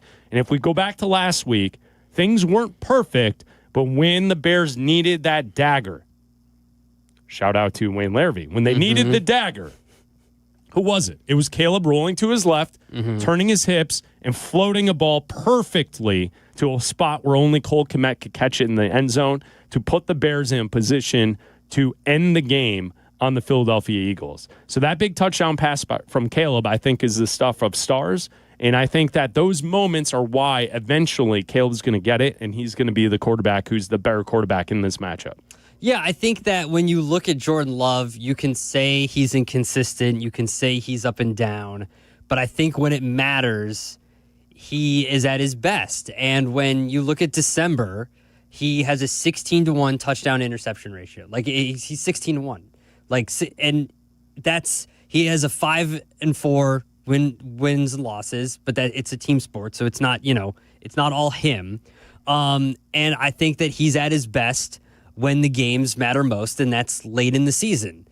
Now, the Bears are 1-0 in their last one. They ended the season with a win up in Lambeau last season, and so they have the last win. And Jordan Love wasn't good in that game. He was hurt. He didn't play well, and he was out a little bit. So I think that Caleb Williams, you're right. Maybe not today, maybe not the beginning of next year, maybe not all of next year, but I think you will start to see a shift. And I think that with the way things are going in Detroit and obviously Minnesota's a mess with whatever they're going to do at quarterback. But I think that Caleb Williams can become the best quarterback, not just in this rivalry, but in this division at a certain point with Ben Johnson. Like, he can overtake Goff at a certain point, too. Like, Goff, they have obviously the best, the weapons and all that kind of stuff going for them. But Caleb Williams we've seen the growth this season. He can definitely put up the numbers at a certain point to get to that point, to get to those stats and to get to that completion percentage and to get to that stuff. And you and I aren't looking at the box score every single week and looking at the completion percentage the way a lot of people are. And what's most important is that Ben Johnson is not looking at the completion percentage and looking at the box score. He's looking at the wins and losses and the way his quarterback is playing on the field. And the way the quarterback is playing on the field is that when it counts the most, at the ends of games and in key spots, is Caleb Williams performing? Is he getting those explosive plays? Is he getting the ball to guys when it matters in the fourth quarter for game-winning drives to put the team in a position, whether it's to get a touchdown to win the game, to put the team in a position to extend a drive, to get a first down to put the game out of reach for the team, or is it to put him in position to kick a game-winning field goal? Whatever it is he doing that? And so far, at 9-3, the answer is yes. He is doing that. Can he do that today in the biggest game of the season, in the division, in a rivalry game, up on the road against the Green Bay Packers? Caleb's passing percentage, his completion percentage has not been above 60 since dating back to October 26th against Baltimore. He threw 25 for 38 in that game, 285 yards, a completion percentage of 65.8. Since that time, in the 5 ball games since that point against Baltimore, his completion percentage has been 58, 55, 50, 54, 47 last week against the Eagles. Here's Ben Johnson from during the week talking about Caleb's accuracy in the passing game and the overall passing game for the Bears. This is early in the week. I believe this was on Monday, the 1st. So Monday when Ben Johnson spoke to the media, here's Ben Johnson talking about the accuracy in the passing game. It's an area that we are certainly talking about. There's no question. I will say in regards to Friday that was one of the more challenging games in terms of the wind. And so I called a outbreaker to DJ early in that game, and DJ ran a phenomenal route, and yet when the ball's in the air that long, that wind was taking care of it. And you could see it with the place kickers as well. It did a number on Philly's kicker where, the wind was a major factor. And so after that throw, I was a little bit concerned, particularly going that direction of putting the ball in the air for too long for a guy like Caleb, who's got a super strong arm too. So I would say that plays a part, but there's a number of them that we've been talking about where we got to fundamentally be correct. The primary receiver, when he's open, we want to make sure we hit him. And then all of our pass catchers, we just harped on it today. We need to be more disciplined in our route detail. It's not where it needs to be. Our depth's not proper all the time. Our steps isn't. And so everybody's got a role to play to get this pass game cleaned up. It's not where it needs to be. We're winning in spite of our passing game, not because of it, and none of us are pleased with that right now. So it's Ben Johnson on Monday. In spite of the passing game, the Bears have been winning games. On Tuesday, Ben Johnson clarified his comments on Caleb in the passing game. When I made that comment yesterday, it's easily to construe it as I'm not happy with the quarterback. That's not the case whatsoever. He continues to get better each and every week, and I couldn't be more pleased with how he played last week. And I know what the stats say. Throw those out the window. He's doing a really good job managing the ball game, and that's step number one for the quarterback. He goes on to talk about the process from Caleb to this point. It's been very good. So he's going to continue to get better. He's doing the process is really good right now with how he approaches the week, the way he's taking the coaching, the way he's applying the coaching. I'm very pleased with that, and I think we're going to continue to see him ascend, whether the stats tell the story or not. So that's Ben Johnson from Tuesday. You and I were on the air on Tuesday. Bleck and Abdalla uninterrupted every weekday from 2 to 3. And when we heard these comments early in the week, my thought from this is that that's how I'm viewing Caleb this season, based on the progress that he's made with the overall offense. It looks like a smoother process. They don't have those pre-snap penalties that they were having at the start of the season. He's making good decisions. And the fact that the completion percentage hasn't matched, to me, it hasn't bothered me. I think it's bothered a lot of Bears fans.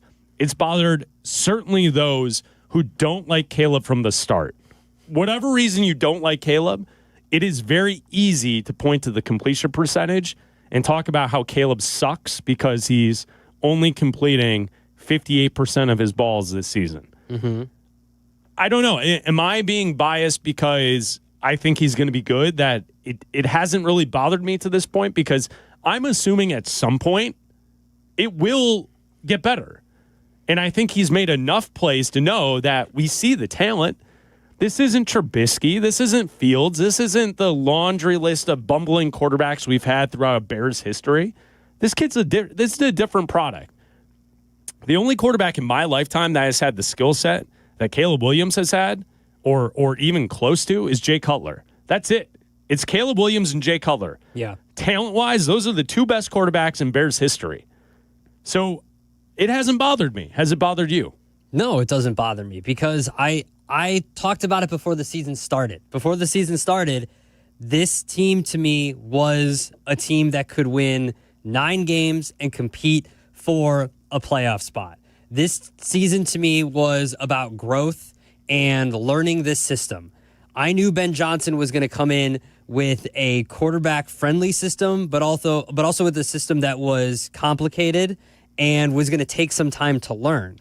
And if this defense would have been, and they've been great, I thought that this team would be able to rely on its defense more so than just generating turnovers. I thought the pass rush would be a little bit better. I thought that they would not have games like they did against the Bengals where they're giving up 50 points and having to go back and forth a lot like they have in certain games and needing Caleb to march down the field at the end of almost every single game and having to win the game for them.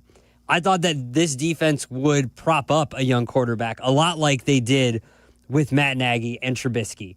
And so because of that, the numbers and hitting 4,000 yards and however many touchdowns, however many interceptions didn't matter to me as long as we at the end of the year could know, okay, Caleb can be good and Caleb can learn this year. So the fact that they can be a playoff team, the fact that we know Caleb can be good, the fact that he's progressing every single week, that's good. That's exactly what I wanted. This is exactly what I expected this season to be. The fact that they can go in today and boost their playoff odds to up to 92% and win their 10th game, and Caleb could go out there and do it himself and prove that he can be better than Jordan Love and can do all of these things and put a team on his back and carry this team and has how many come from behind wins so far this season and just add to that if he needs to today, or can just, let's have a feed up game today. That would be nice in Lambeau Field. That would be great. But Ben Johnson has put this team in top 5 in rushing yards, top 5 in rushing success rate, top 5 in rushing yards under center, all these top 5s in rushing everything. And last year they were outside of the top 20 in every rushing category. And they've changed everything. And that's how this team has found success. And Caleb Williams is also a part of that. So the completion percentage doesn't matter to me. What matters to me is that he's cut his sacks in more than half. And that's something that normally doesn't happen with a quarterback. If you're a quarterback that is prone to taking sacks, that's something that usually doesn't change. And because the offensive line has gotten better and because the offensive system is better, it's just better. Yeah. Caleb Williams has avoided pressure a ton. He's been able to escape. He's been able to pull all this Houdini stuff where he can escape guys that are grabbing onto his ankles and running around, and he's got 2 guys running after him, and he's been able to escape, and he looks like he did back when he was running around from people away from USC. And that has been able to create guys open down the field and create more explosive plays. Two thoughts with that. Max Crosby completely disrupted and took apart this Bears offense in the first half of the game against the Raiders. Completely owned the game. He was making plays all over the place.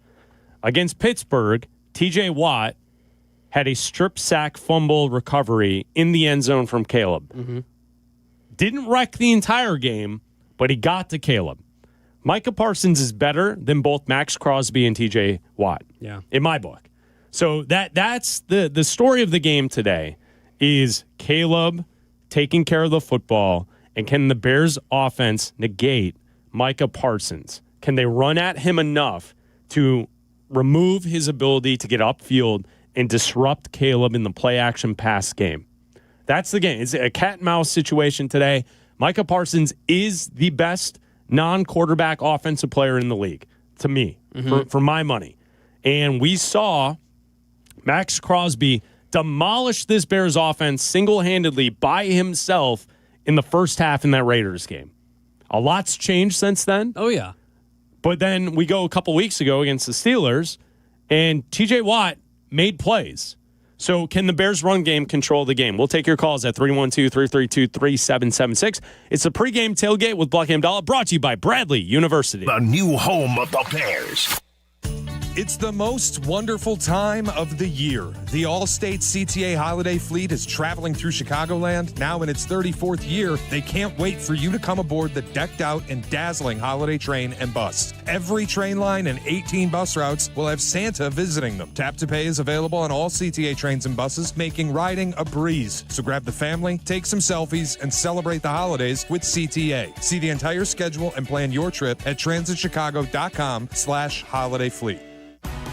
When it comes to your home, why juggle a dozen different contractors? Service Construction of Illinois does it all. Kitchens, bathrooms, basements, decks, outdoor spaces, you name it, they build it. For 50 years, they've been the one-stop shop for families across Chicagoland, combining craftsmanship, reliability, and a true passion for making homes shine. Work with Service Construction of Illinois once, and you'll know. You can rely on them for any needs for the lifetime of your home. Visit serviceconstruction.net and start your project today. Oh, baby, did you see that play? The mood in here is unbeatable. Nothing beats game day energy. And the perfect pairing for it all? Flight by Yingling. Crisp, refreshing, and light on calories. Whether you're posted up at the bar or watching with the crew, Flight by Yingling keeps the flavor bold and the vibe light. Flight by Yingling. Football's better with Flight. America's next generation of light beer. Flight by Yingling. Raise the bar, Chicago. DG Yingling & Son, Pottsville, PA. Enjoy responsibly. This is the Our Idea is Ready to Launch vision. This is the Create Great Jobs vision. This is the We Need More Space vision. This is Busey, where your business visions become realizations. Through securing capital for growth and comprehensive strategies that ensure a prosperous future. Because thriving businesses mean thriving people and thriving communities. Busey Bank, building business, growing wealth since 1868. Member FDIC. The game is on the line. You need your best play. What's it gonna be? Do you make the call for welding or HVAC? Do it now and you could complete your education at ETI School of Skilled Trades in as little as 7 months. We offer day and evening classes to fit your schedule, and financial aid is available if you qualify. Visit eticampus.edu or call 888-830-7678 to learn more. ETI, it's your future, own it. That's the ease at which you get information. You want it, you get it. Like that. Ask your phone. Group chat. Smartphone. You're always connected and informed in real time. No waiting. So if you're diabetic and still using finger sticks to read your blood sugar, what are you waiting for? Knowing your blood sugar levels instantly is important for managing diabetes. Call US Med at 888-665-0696. To learn more about continuous glucose monitors, a real-time instant method to track your blood glucose, US Med is an approved provider for Medicare and over 1,000 private insurers. And the best part? Call 888-665-0696 and we'll give you a free insurance benefits check today. So call 888-665-0696 today. That's 888-665-0696. And manage your diabetes as easy as...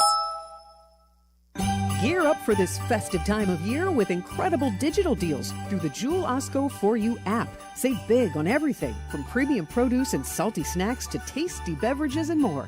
Download the app today and get set to score more savings. Here comes Bleck and Abdalla. Pregame Tailgate, ESPN Chicago. Brought to you by Bradley University.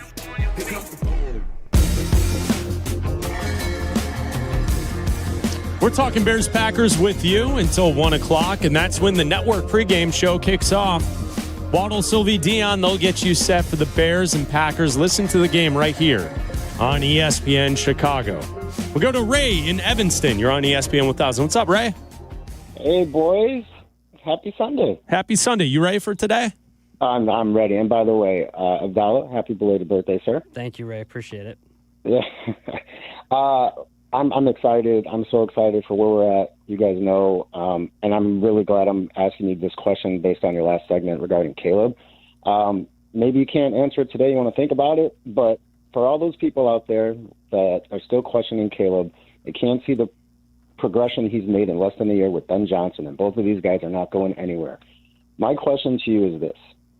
I wouldn't trade Caleb. I know you guys wouldn't, but if you woke up tomorrow and Caleb, the news was Caleb Williams is traded to said team and we get their quarterback. Don't think about other draft picks. How many of those other quarterbacks could you live with? I'm not saying we would trade him, but if you woke up and that was the case, my answer, I did on my pod, was 6, 7, no pun intended, 6 to 7 quarterbacks that I could live with. Again, not saying I would trade them, but if that happened, you go through the whole league knowing what injury history, age, where Caleb's at, progression, clutch gene factor, I got maybe 6 or 7 tops. But I would love to hear your thoughts if you guys can talk about it today. If not, I'd look forward to hearing what you say during the week. And you guys have a great Ray, day. you're talking about everyone in the league, right? Yeah, go team to team. For the and future? Be realistic. Yeah, if it was tomorrow, you woke up and Caleb's traded, could you live with it? Like, for instance, Pat Mahomes, okay, you get 6 years of Pat Mahomes, right? I guess I could live with it. Drake May. I think you could live with that, yeah. Yeah. But Joe Burrow, I love Joe Cool, but you know what? He gets injured every other year, right? Lamar Jackson is the James Harden of football. He doesn't in the playoffs. So if you take those factors, I'm just saying 6 or 7 quarterbacks, realistically, I'd live with it, and other ones I'd be really upset. But I love you guys. Keep playing that soundbite, especially if we beat the Packers. But that's hilarious, by the way, from the Milwaukee guys. Yeah, no problem. And I also have a side note on that. Remind me to bring this up with the Milwaukee guys. Okay. Thank you, Ray. Appreciate it. Yeah, to answer that question, I would guess it's probably, without counting the specific names, I'm guessing I would come to like 10. Right? Like Stafford, Mahomes, Dak. I think the one guy who's young, who I think I would be comfortable with, would be Drake May. He would be in the grouping. Like, if they swapped bodies and we had May and they had Caleb, I feel like we both would feel comfortable going forward. But like the guys who have played well, Sam Darnold, no. Jordan Love, no. Josh Allen, yes. Justin Herbert, yes. Trevor Lawrence, I'd rather have Caleb going forward than Trevor Lawrence, than Bo Nix. What about Baker? I feel like Caleb can be better than Baker. He just hasn't yet. Baker's got the attitude. Like, I like his style. I like his moxie as a leader. But I think Caleb can be better than Baker Mayfield. I've gotten to 6. Like, I'd rather have Caleb than Bryce Young. Yeah. Let's see, Jalen Hurts. Yeah. I kind of feel like I would rather have Caleb long term. I think the ceiling on Caleb is higher because I think Jalen, we know his ceiling. This is kind of his. I'd rather have Caleb than C.J. Stroud. Probably. Again, it's I'd the rather unknown. have Caleb than Jaden Daniels. Yeah, Jaden's kind of proving what we knew to be Jaden Daniels, that he's not going to be able to stay healthy. We're not Johnny come latelys to this opinion. We thought going into the NFL that Jaden Daniels was going to have a hard time staying healthy. Yeah, he's had a hard time staying healthy. Right now, if you just go by yardage, it's the top 4 guys. It's Dak, May, Goff, and Mahomes. I'd rather have Dak. Yeah. Dak's a better quarterback. I'd rather have May. Right now, I think Goff is good. He's good, but long term, he's got 26 touchdowns, dude. Like he's good. Yeah, but I'm not worried based on the fact that the Bears have Caleb and the Lions have Jared Goff. No, I understand that, but he said quarterbacks you could live with. I can live with Jared Goff over Caleb Williams. Okay, I can live with that. All right. I'll be fine. I'd be fine with Jared Goff and being like, all right, Caleb, see ya.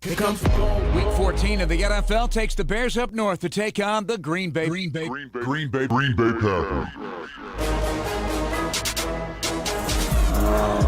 Nobody covers this rivalry like ESPN Chicago. Game time is today at 3:25. Join me, Jeff Joniak, along with Tom Thayer and Jason McKee, and sync us up for the hometown call, live from Lambeau on the ESPN Chicago app. Bears and Packers on the home of the Bears, ESPN Chicago. Hey, this is Courtney Cronin. If you're injured, you want a legal representative that gets you and where you come from. Exactly. When you call us, you're not getting some out-of-town mega firm. You're talking to Chicagoans. That's Julio Costa of Costa Iavoni, and his partner Anthony is also here. Thanks, Courtney. We're proud of the trust we've built here in town. There's an immediate connection with Chicagoans. They know we'll take the time to understand what they're going through. And then we will fight to win. At Costa Iavoni, we get you. Costa Iavoni, your trusted local personal injury attorneys at 708-4MILLION. When your cat's me, then your dog is too. And it's hard to know what's fake or true. Just raise a glass with a friend or two. You tell them more, tell them more, tell them more, do. When the online trends keep getting worse, and you lost your keys in the metaverse. Now your right swipe just went left on you. You tell them more, tell them more, tell them more, do. It's a crazy world, so what do you do? You tell them more, tell them more, tell them more, do. Apt, your number one destination for the holidays, has all your last-minute gifts in one place. From speakers to jewelry, find just what you need for everyone on your list. No time to shop? An Apt gift card is the perfect solution. In a hurry? Order online at apt.com and get free same-day delivery on thousands of products. Or stop by for curbside pickup, and they'll bring your items right to you. For free local delivery, professional installation, and complete satisfaction, shop where I shop at apt.com. Pleasing people since 1936. Hey guys, it's Carm. If you're like me, you know a great haircut is more than just looking good. It's about the whole experience. That's why I head to White Buffalo Barbershop, Azazu Salon's partner. At White Buffalo, they redefine grooming excellence with top-tier barbers and a vibe that's second to none. Need to unwind? Grab a beer with your cut and catch all the big games right from your chair. White Buffalo Barbershop, born original. Now in LaGrange and Hinsdale. Book your appointment today. Visit whitebuffalobarbershop.com for more info. Dude, did you hear Fry the Coop has Vienna beef on their chicken sandwiches now? Wait, hot dogs on chicken? That's interesting. No, not their famous hot dogs. They're pickles. Vienna Beef has been making pickles for over 100 years. Now their zesty pickles are stacked on Fry the Coop's epic fried chicken sandwiches. Oh, sweet, spicy, crinkle cut? This is unreal. Fry the Coop and Vienna Beef pickles, the perfect combo, the perfect sandwich, the perfect bite every single time. Are you ready to make a difference for the environment while helping the visually impaired at the same time? Then donate your vehicle to Heritage for the Blind today by calling 1-800-983-6530. Every donated vehicle will either be properly recycled in an eco-friendly manner or given a new life through reuse. Donating your vehicle is easy. Simply call 1-800-983-6530 and Heritage for the Blind will do the rest. They'll even arrange for your vehicle to be picked up at no cost to you. And for a limited time, when you donate your car, you'll receive a $200 restaurant voucher and a 2-night, 3-day hotel stay at one of 50 locations. Call 1-800-983-6530 right now to schedule your vehicle donation and make a positive impact on the environment while helping others. Heritage for the Blind, where every car donation counts and every person makes a difference. Call 1-800-983-6530 now. This advertisement is paid for by Heritage for the Blind. 1/3 of Illinois State University students graduate with zero debt, and Redbirds go on to earn $15,000 more a year than the national average just a few years out of school. Get real return on your investment. Apply today to start creating your legacy at illinoisstate.edu/apply. Bradley University is a proud partner of Pregame Tailgate with Bleck and Abdalla. Now here are your hosts Adam Abdalla and Chris Bleck on ESPN Chicago. Boy, the power of the Bleck and Abdalla show as we are keeping our eyes on the ESPN Milwaukee live feed outside the Lambeau Field Tundra Trio as they're preparing for the Bears and the Packers. The YouTube chat for the ESPN Milwaukee channel has now been dominated by Bears fans. Can we just one request, guys? Can we keep it clean, okay? No peens. All right, guys. Can we just keep it clean? Well, I mean, they're happy for their Green Bay Packers. Jordan Love, Matt LaFleur, That's fine. Michael Parsons. That's fine. Whatever they're doing up there. No peens, okay? Bear emojis are fine. Cheese emojis with the little like no smoking thing or whatever that thing is called. There are so many Packer fans in the comments confused to why there are so many Bear fans there now. See, this is talking good. trash. This is it's good, great. This is good, clean fun right here. This is outstanding. This is what see, Micah Parsons. Yeah. This is what the rivalry's about. There it is. You want to talk about disrespect? This is what it's about, Micah Parsons.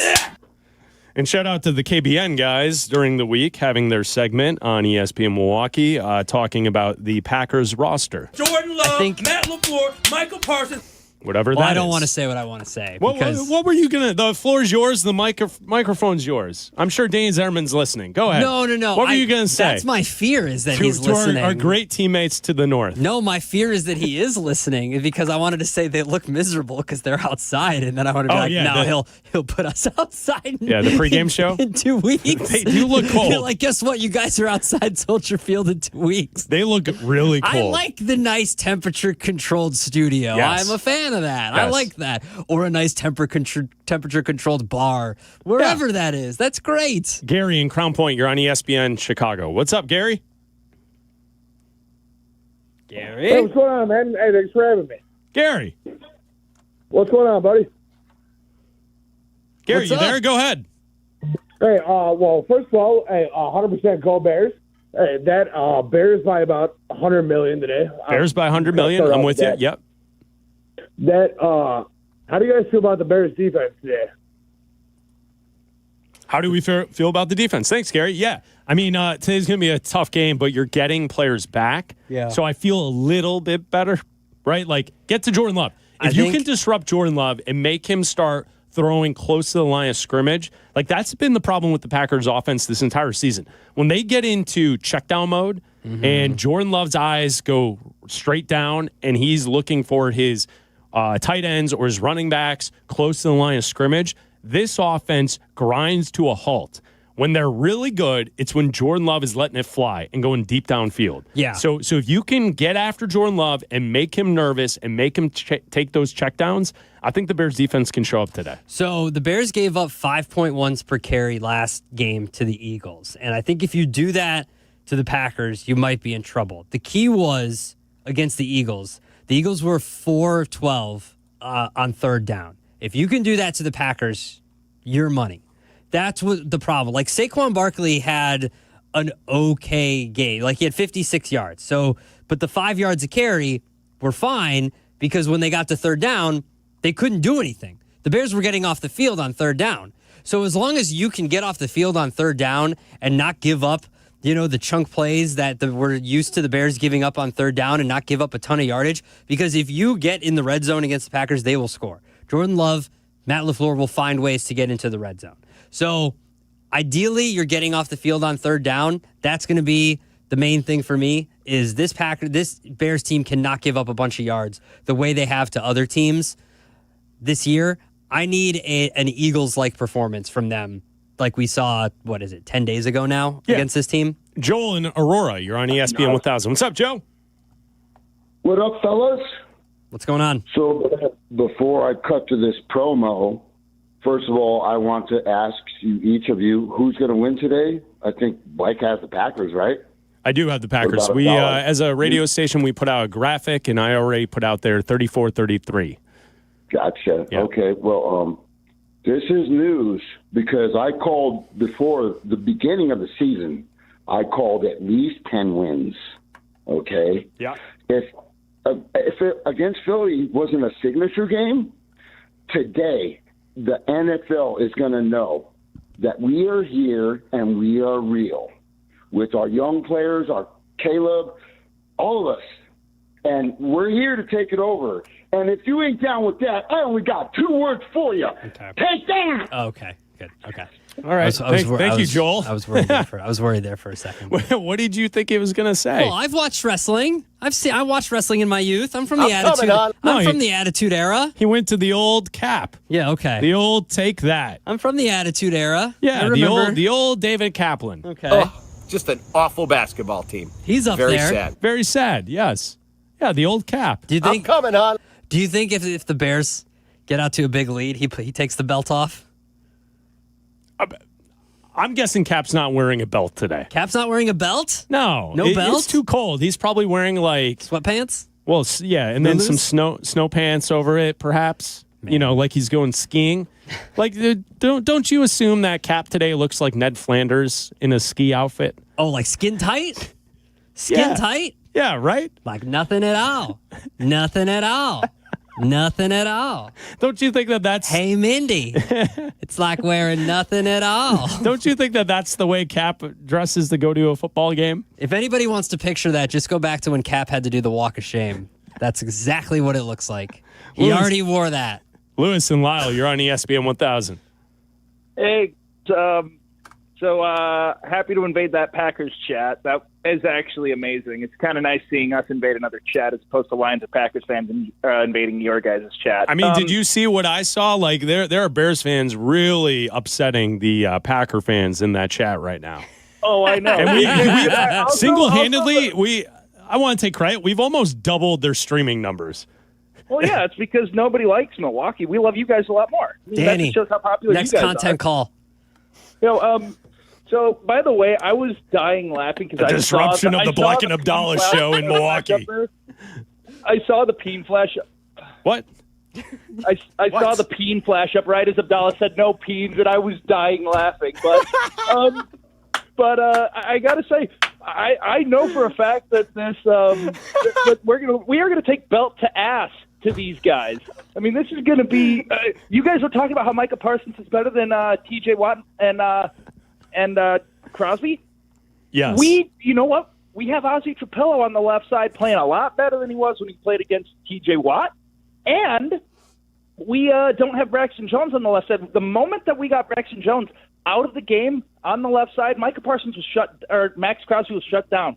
Micah Parsons is about to find out just how ruthless this Bears O-line is. I am excited to watch them take belt to ass to Green Bay and just shut up every trash talker that has been, or every Green Bay trash talker. This is going to be fun. It's got me going. It's got it moving.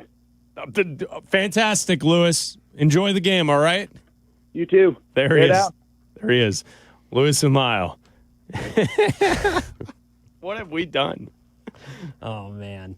Yeah, I think this. I think this one means a lot more for them than it does us. I think that this Braxton Jones, he's done well since he's been out there. Not Braxton Jones. Ozzie Trapillo has been done well since he's taken over for Theo Benedict, who took over for Braxton Jones, and now they're on their third left tackle. So yeah, the offensive line has held up well, and I think Caleb has gotten out of the pocket. The problem that I keep going back to is that eventually there will be a game where this regresses back, where Caleb might not get the ball out fast enough when he sees pressure coming, the way we saw, against T.J. Watt when they faced the Steelers.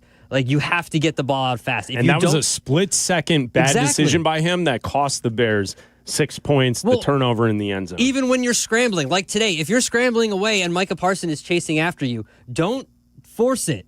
Throw the ball away. Because if he gets to you, don't take a loss. Live to fight another day. Throw the ball away. If you have to punt, so be it. Not the end of the world. It's a long game. Not that big of a deal. I think that I don't want Caleb to revert back to what we saw last year and earlier this year. He's on a very good run here of being able to evade pressure and getting rid of the football. He still holds the ball on for longer than any quarterback in the NFL, but if you look at the numbers, it's not a problem. He's not doing it to a detriment of the offense. He's doing it to create explosive plays. And if you can, that's fine. But if you don't see it down the field today, throw the ball away. Yeah. That's fine. Yeah. You can't take bad sacks today. No, absolutely You take bad sacks today, the Bears are going to lose this game. Absolutely. Bleck and Abdalla, pregame tailgate, brought to you by Bradley University. ESPN Chicago. Here comes Week 14 of the NFL takes the Bears up north to take on the Green Bay Packers.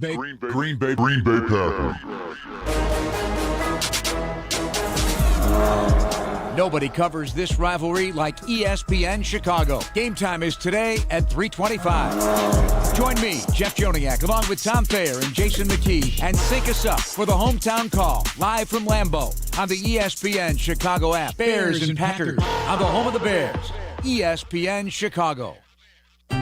Illinois-born, nation strong. That's Blue Cross and Blue Shield of Illinois, sharing the same communities with their members for nearly 90 years. And while they'll always be your one local and trusted healthcare partner, their national network of products and innovations continues to ensure access to the highest quality, affordable care. Because wherever your journey leads, Blue Cross will make sure you always feel right at home. Blue Cross and Blue Shield of Illinois. Through it all. True North has something truly fast and friendly. Introducing the True Rewards mobile app. Sign up to get instant access to member-only offers and in-store coupons. As a True Rewards member, track your club status, find a store, and redeem exclusive offers all in one place. Join today and save 25 cents per gallon on your first fill-up and save 5 cents every day. Savings are stackable with Shell Fuel Rewards. Download now from the Apple or Google Play stores. True North convenience stores and True Rewards. Fast, friendly, clean. Hey guys, it's Silvy. You ready to take your sports action to the next level? You need Circa Sports Illinois, the world's largest sports book, now right at your fingertips. Circa does it the right way. High app limits, low holds, incredible customer service, and no bet fees. Ever. Other books might charge you to get you in the game, but not Circa. With Circa, every play is your play. Download your new bookie today at circasports.com. It's the only place I play. Got to be 21 years or older. Gambling problem? Call 1-800-GAMBLER. If a Lenovo computer for your business is on your holiday list, don't shop around. Just go directly to the source, Lenovo.com. It's your last chance to get exclusive deals on the PCs you want for your business, like the ThinkPad X9 14 Aura Edition and Yoga 7i 2-in-1. So avoid all that shopping chaos and price comparing, and just go directly to the source, Lenovo.com, where PCs are up to 35% off. That's Lenovo.com. Lenovo. Need parts fast? Need them now? O'Reilly is fast. Just one part that makes O'Reilly Auto Parts stand apart. Get one free set of brake pads when you buy 2 Brake Best Select rotors. Upgrade to Brake Best Select pads for just $10 more. Or upgrade to Brake Best Select Pro or import direct pads for just $20 more. Restrictions apply. See store for details. O'Reilly Auto Parts. Getting more as a MyLowe's Pro Rewards member is easier than ever with the Lowe's app. Download it today and earn 500 points the first time you log in. Plus, your digital wallet helps you scan, save, earn, and access what you need to manage it all in one place. Download the Lowe's app and take advantage of your Pro benefits today. Lowe's, we help, you save. Valid 12/1/25 through 1/7/26. Offer valid for first login per organization only. Loyalty program subject to terms and conditions. Additional restrictions apply. Visit Lowe's.com/terms for more details. Subject to change. Every 40 seconds, a child is reported missing. Find the Children is a nonprofit organization dedicated to helping find missing kids. You can be a part of their mission by donating your unwanted car. Call 1-800-294-0222. You'll receive the maximum tax deduction, and we provide fast, free pickup. Call 1-800-294-0222. Donate your unwanted or unused car. Call 1-800-294-0222. This advertisement was paid for in partnership with Cars R Us and Find the Children. Guests appearing live on ESPN Chicago. Call in on the Yuengling hotline. Yuengling is in Chicago. After 196 years, you can now enjoy Yuengling Traditional Lager, Light Lager, Golden Pilsner, Black and Tan, and Flight. This is ESPN Chicago, the home of the Bears. And the countdown to kickoff is on. This is Pregame Tailgate with Chris Bleck and Adam Abdalla, brought to you by Bradley University. Bleck and Abdalla, we will be back with you 2 to 3 uninterrupted right here on ESPN 1000, Monday through Friday. So tomorrow we'll have full Bears-Packers recap and coverage right here on ESPN Chicago. Thank you to Jack McGrath, Justin Pottinger, Aiden O'Connor, and also Hannah Lamata for producing today's show of Bleck and Abdalla. As we get you set to hand it off coming up at 1 o'clock to the network pregame show, Waddle, Silvy, and Dionne, they'll get you set for the big matchup. Bears and Packers live from Lambeau Field. The Bears are 9-3. The Packers are 8-3-1.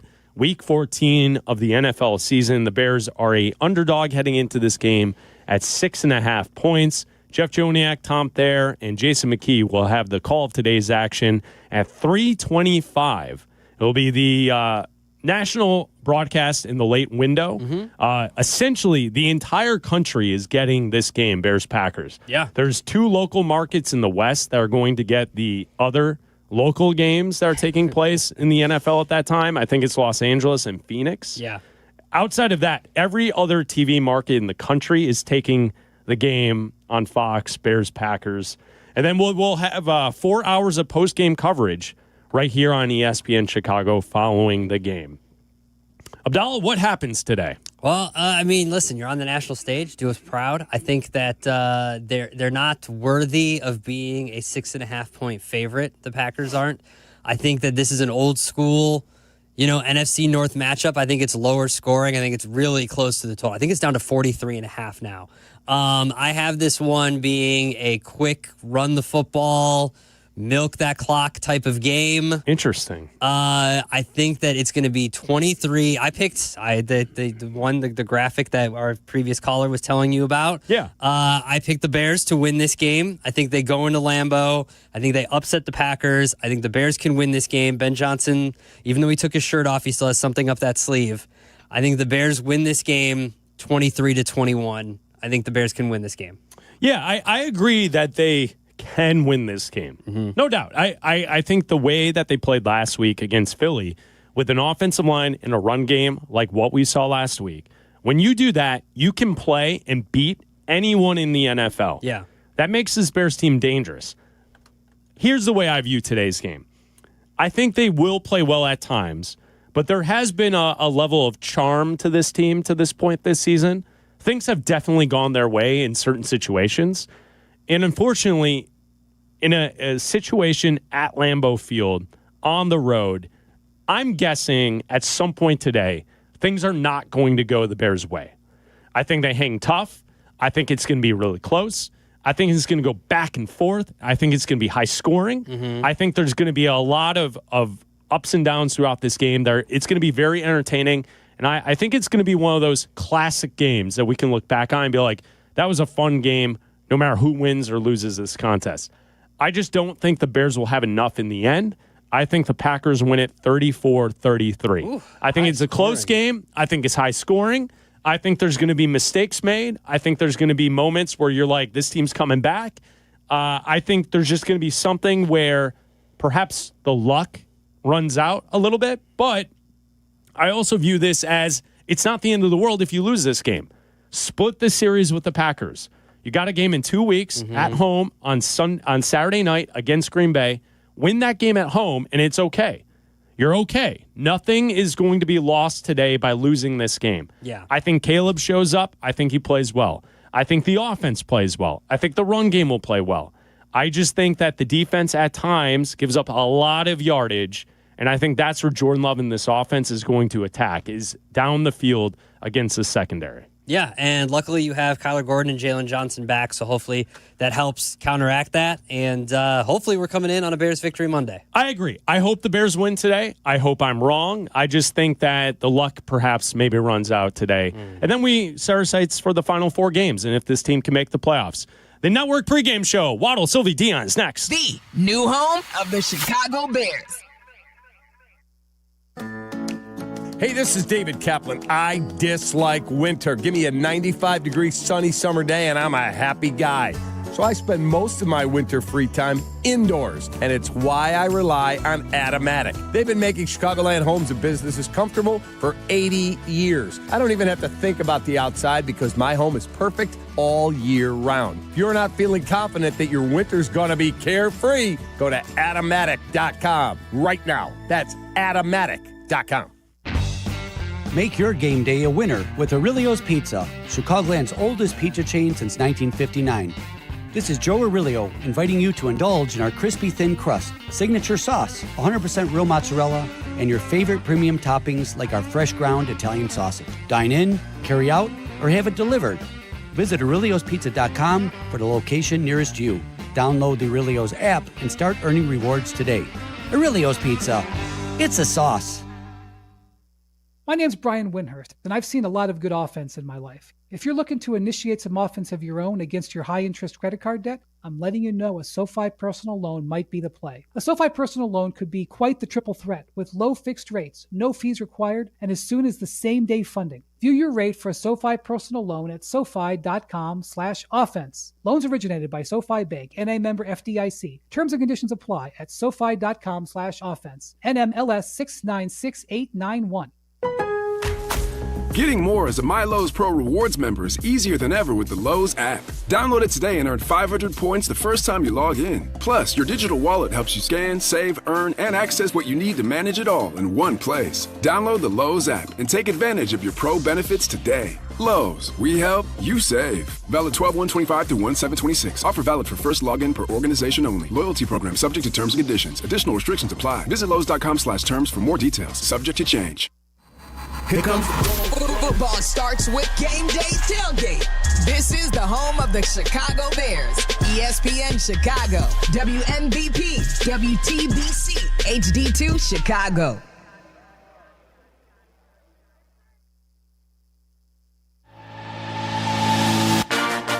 Nostalgia glistens on the frozen tundra amid history, hostility, and hope. It's bitter rivals meeting in a rare moment when both are winning. And just look at you. You can do all I couldn't do. The Bears and Packers have over 1,600 wins and 27 combined titles between them. This, the oldest rivalry, is filled with icy reminders of good days and bad. The fury of Charles Martin's body slam of the punky QB. A Packer pounding Peyton out of bounds and over the bench. Aerial displays from Hall of Fame green and gold QBs. We rise when we think of gritty Bears defenses battling back. And the dominant 80s rushing attack. Hallis and Lombardi. Butkus and Nitschke. Ditka and Forrest Gregg. Pack it up, pack it in, I came to win.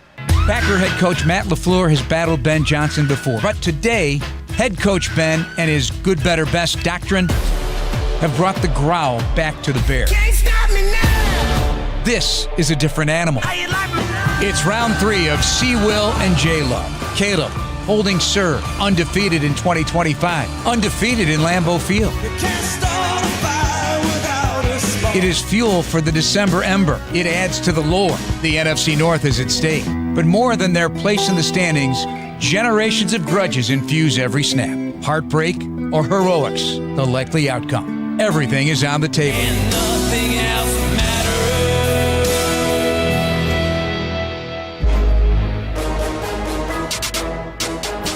This is Jeff Joniak. Welcome to the ultimate NFC North battle. Bears, Packers on the Chicago Bears Radio Network. Here comes The Chicago Bears Radio Network is brought to you in part by Hard Rock Casino, Northern Indiana, Miller Lite, the Advantage Dealer Group, and Dr. Pepper. This is Bears football on the home of the Bears, ESPN Chicago. Here comes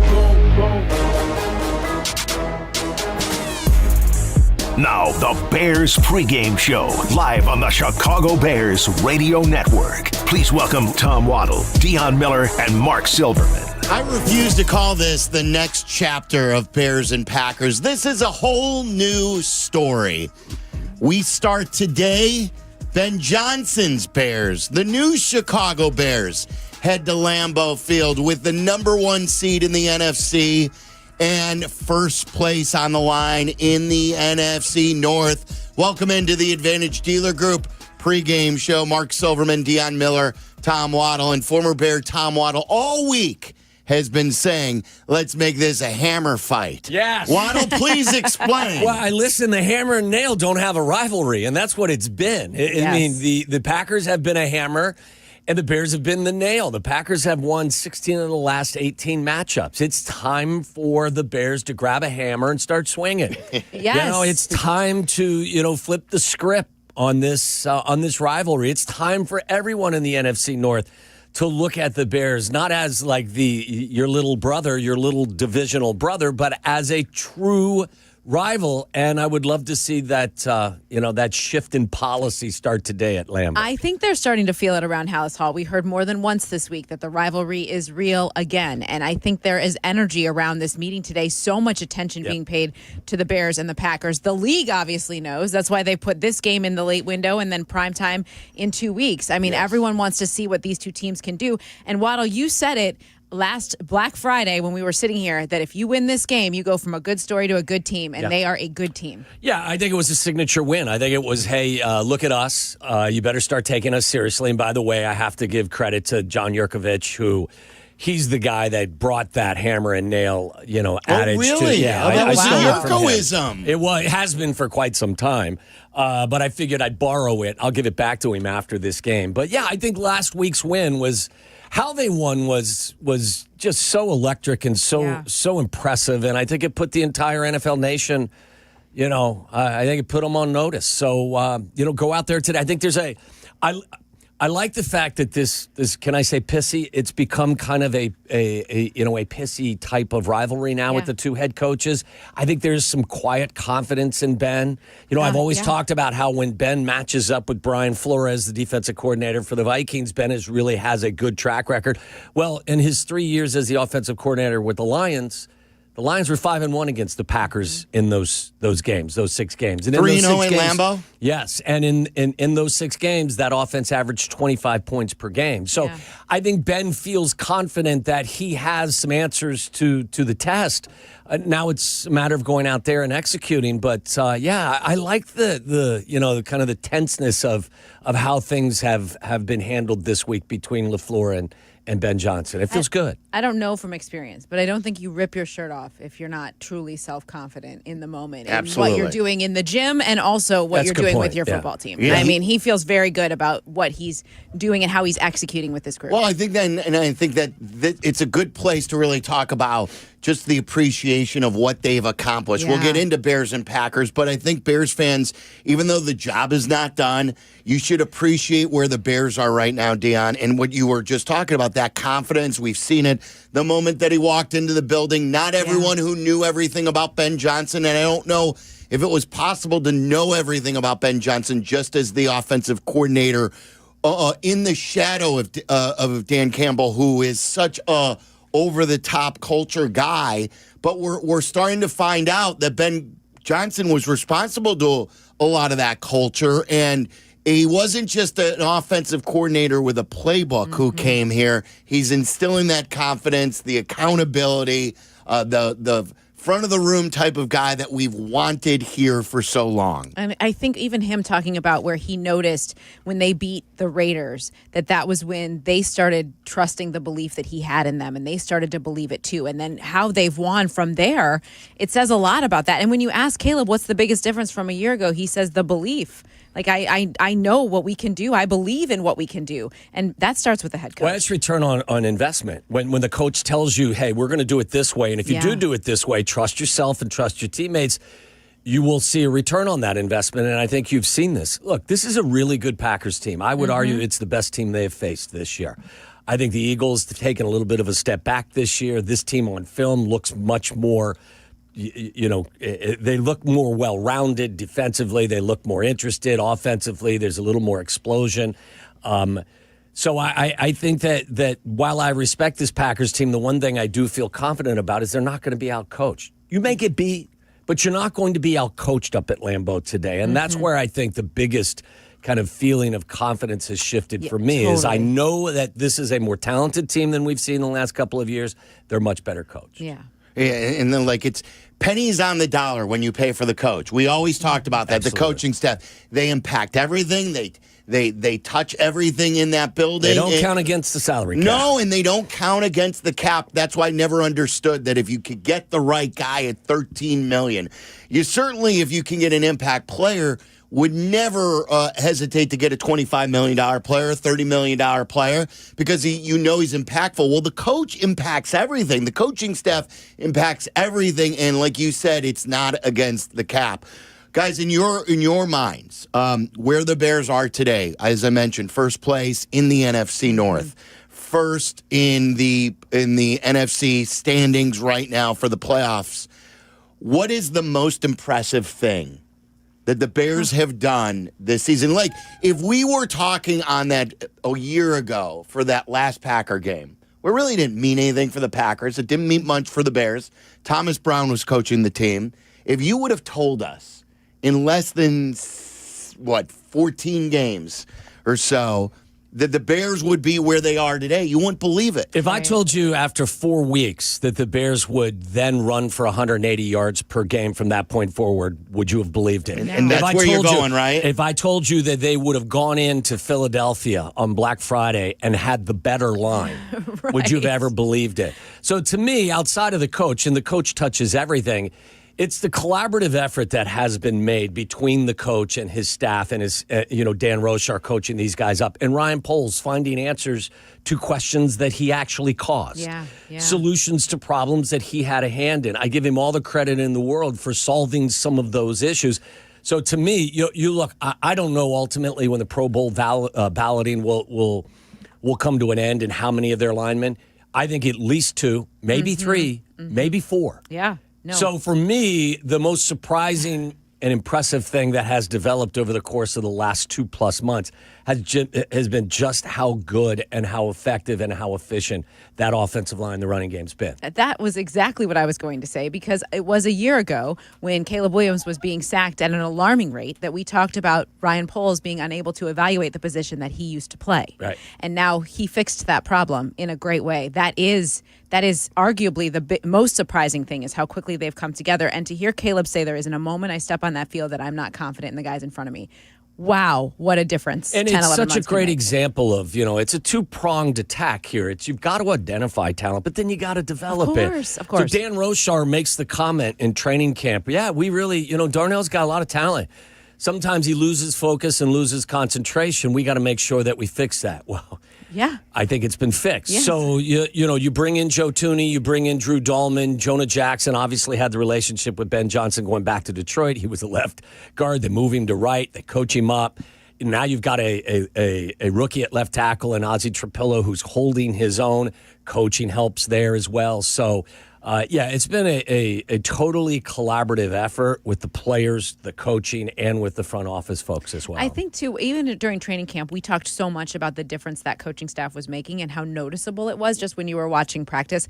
I'm surprised how quickly it translated, how quickly that has had such a massive impact in all areas. You look at Nashawn Wright and Al Harris and what he's done with that group. Like, it's every area of and it's this big boy varsity coaching staff that has made a difference. It's not, Waddle, you pointed that out too. Like, it's not a coincidence. Sure, Nashawn Wright may get a bounce here or there, and we know, like, Byard has been there and done that before. But you were chronicling during the week, wherever Al Harris has been in Dallas, the previous years, you're usually going to find a defensive back have a career year with takeaways, correct? Trevon Diggs led the league in interceptions. I believe Deron Bland did as well. And now it's not Nashawn Wright leading the NFL in interceptions, although he's got 5. He leads the league in takeaways, but it's Kevin Byard. Right. But that could switch. So, sure. I mean, the development of Al Harris, it's just another feather in the cap of Ben Johnson and his willingness to bring in accomplished members of his staff and let them do their thing. I love it. We should also wish Mr. Al Harris a happy birthday today. Happy it birthday. is his birthday, so I feel like maybe he'll have his group a touch more motivated. It's J-Mac is always great with this when we do our crosstalk segment. J-Mac always sees Al Harris before the game. Al Harris usually gives him a forecast. It's not a weather forecast. It's a turnover forecast. Yeah. And he usually tells them how many takeaways they're going to get. A couple of times he hit it right on the head where he goes, we're going to get 4 today, J-Mac. And they got 4. So I'm interested to hear what the birthday boy has to say for how many takeaways. Well, and Al Harris is no stranger to Lambeau Field. He was a member of the Packers from 2003 to 2010. I think he's in their Hall of Fame, is he not? Yeah, I believe so. So, it's a great story. I think Nashawn Wright's the best story in the NFL at this point, and he doesn't get there, and admittedly so from his perspective, without the guidance of Al Harris. All right, guys, the Dr. Pepper hotline is wide open right now. If you want to react, talk about what you've enjoyed most from this Bears season, and then hopefully a new story, not a new chapter, develops against the Packers, where this thing, as Waddle called it, becomes a hammer fight. 312-332-3776. That's the Dr. Pepper hotline. Pregame, halftime, post-game, during the week. It's always open for you. You guys are the fans, and it's all about you, and we hope you're enjoying this season so far. One-of-a-kind fans won legendary prize. Score Bears tickets with Dr. Pepper. Bold, original, and made for game day. Enter now at drpepperticketsweeps.com/Bears. It's a Pepper thing. We'll be back at Soldier Field on the Dr. Pepper patio next week. I don't know if you guys have done the look ahead. Have you guys done the look ahead at the temperature? I have not. You know I have not. As we begin our pregame show, it will feel like 9 degrees at Soldier Field at the Dr. Pepper patio. Have you ever heated up a Dr. Pepper before? Warm Dr. Peppers for everybody? It'll be on ice from the moment we get there. That heater's going to be flown. You know, the heater almost took out your chair last week. It did. Yeah. That thing, you got to stay close enough to stay warm, but not too close because you could leave burns. It's a fine line. Yeah, there's a fine line between a third-degree burn and actually staying comfortable. That is correct. We have more room for you, even more this week here on the Advantage Dealer Group pregame show because it's a 3:25 game, so we're not even 2 hours away from kickoff yet. So if you want to react, 312-332-3776. In the Advantage Dealer Group pregame show on the Bears Radio Network, you can find your next Chevy, Acura, or Toyota and drive off in under 60 minutes, or they'll make your first car payment. Do what Dionne Meller has done and get a car from the Advantage Dealer Group. What a great experience you had. Wonderful. Yeah. Wonderful. They go above and beyond for everybody. They're awesome. All right, so we'll take your phone calls coming up. Roma Dunze will miss this game. The Bears also made a couple of roster notes and what to expect from TJ Edwards coming back. The Bears are as healthy as they've been in a long time on defense. We'll talk about it all. It's Bears and Packers. Here we go, Lambeau Field. It is the Chicago Bears Radio Network. Getting the kids to practice on time. Remembering if it's your day to bring snacks. Making it to the game with a clean jersey. Why are simple things sometimes so complicated? Thankfully, with Auto Owners, insurance doesn't have to be one of them. Auto Owners works with independent agents who answer when you call, so you can worry about more important things, like whether your kid is going to run toward first or third base.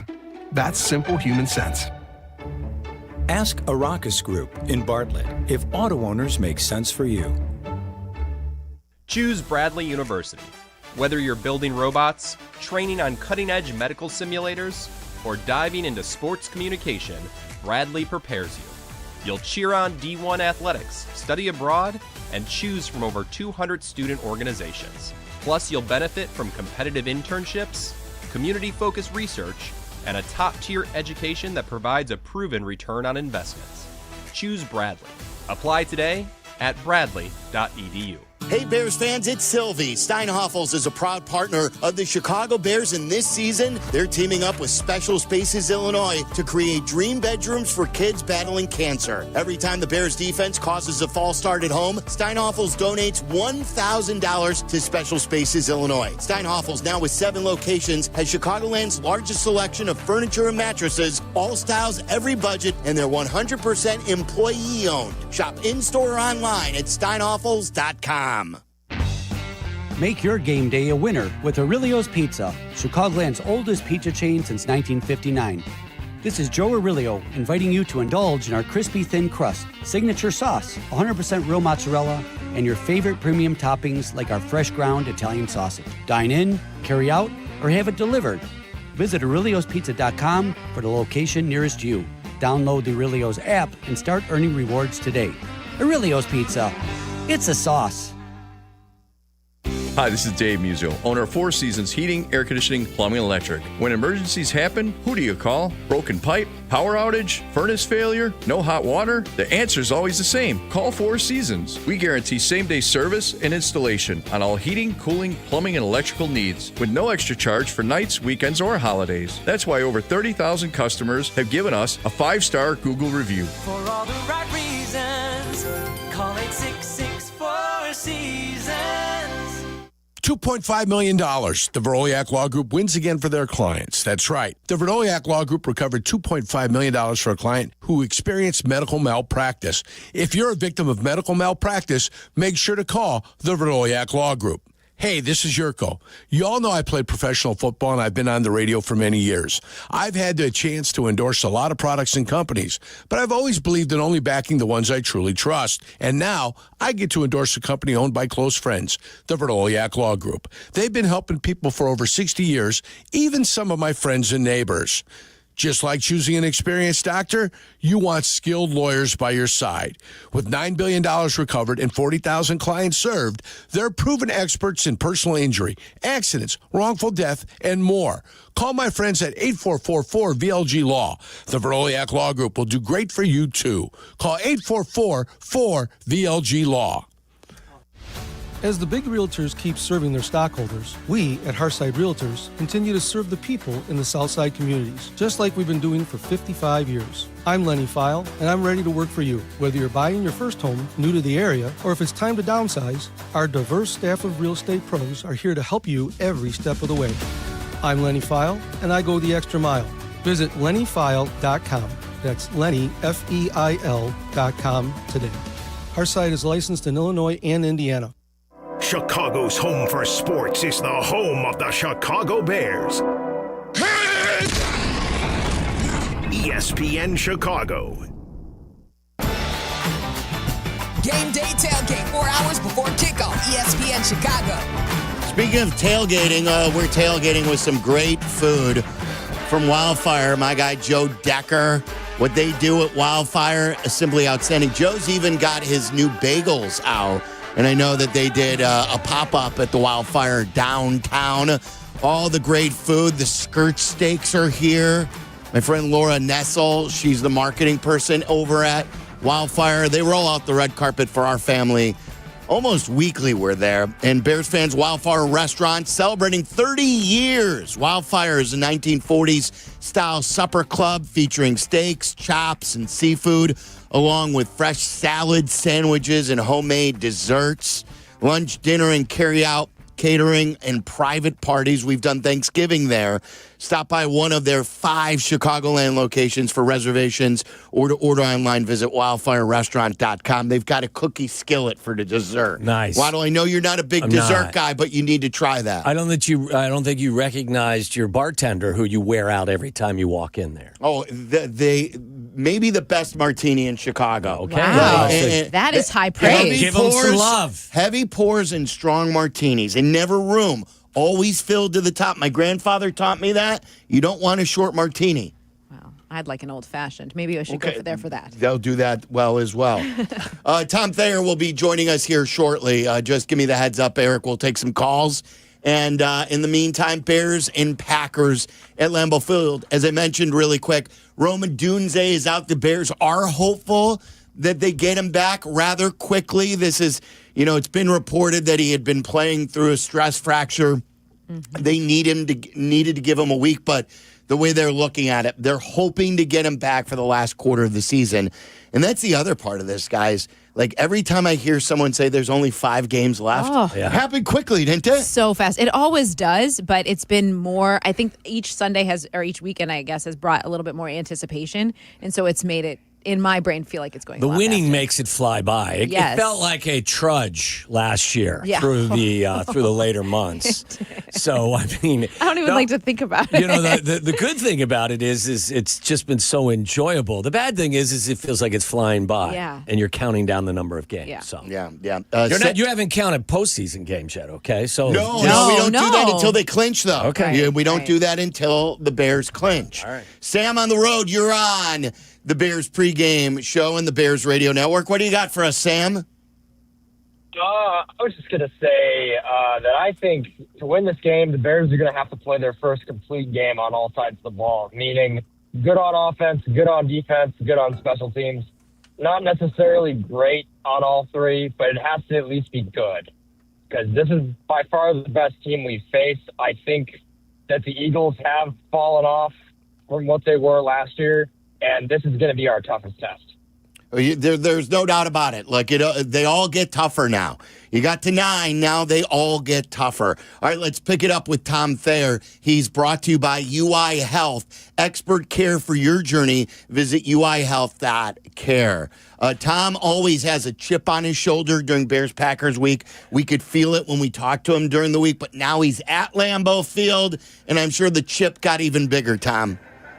Yeah, I mean, listen, I was just sitting here staring off into space outside the booth, and then I realized and looked at the time that I was late, and so it wasn't because I wasn't here. I was just that little bit of angst of Notre Dame not getting in the college football playoff is just, kind of the start of the day. Do you want to rant on that for a second? No. Okay. No, I don't want to rant on it. You got bigger fish to fry. Did you take that frustration out on some unlucky Packer fan that may have been misbehaving?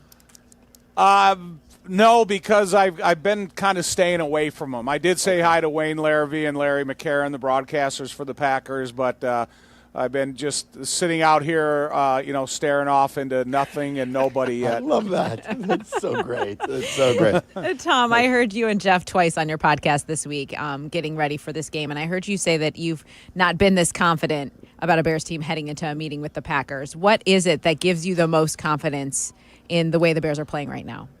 It's been, Dionne, and that's the thing about it. I've come to every single game, no matter, if, they were, having a tough time going into halftime, and what Ben said at halftime, it kind of came to fruition. So, this is why I do have so much confidence right now. And, there's going to be a lot of guys that are going to be having participate in this rivalry for the first time. You think of the young guys, Monangai, Loveland, Ozzie Trapillo, DeMarcus Jackson.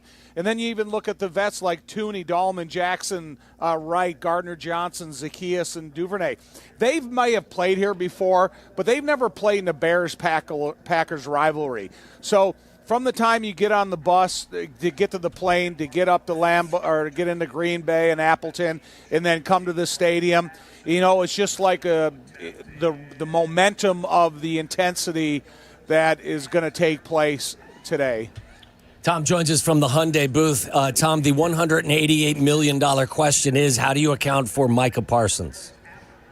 I'm not going to let him get involved. You can get the ball out of the hand of Caleb Williams instantaneously, whether it's to the tight ends, whether it's lateral throws, whether it's outside zone running plays.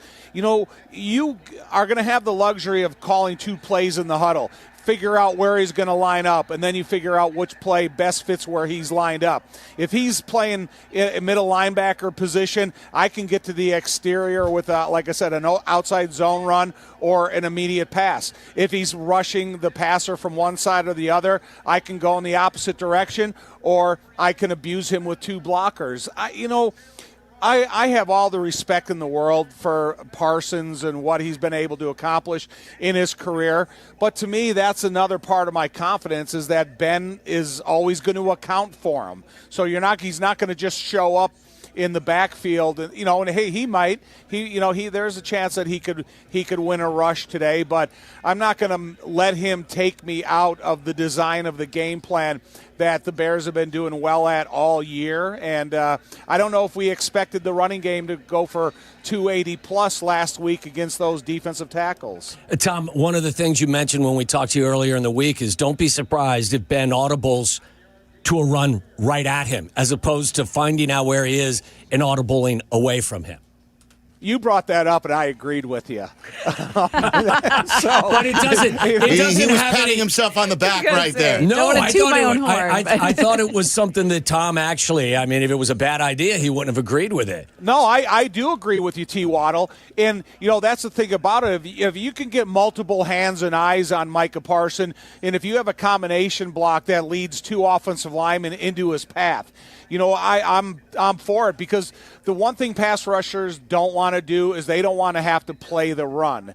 And it'd be interesting, because actually Coletti brought it up, is that if you have a personnel group that you're willing to go 5 or 6 plays with and he's on the sideline, can you stick with that personnel group so then they don't get to make personnel changes for Green Bay if you don't change them? Then can you catch them with 12 men on the field? And I think that was an interesting way to look at it, that Maybe, offensive players are built for double-digit drives. Defensive players are built for 3 and out.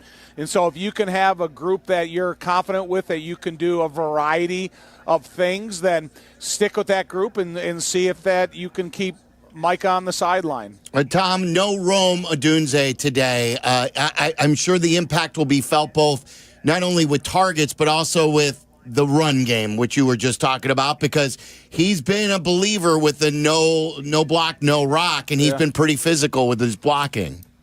Yeah, they have Jaheed Walker. He's going to be, an option today. They got Duvernay. They got Zacchaeus. They have a group of guys that you're not going to limit anything in the offense because Rome is not here. It's just that he's a good football player, and you're not going to have access to him today.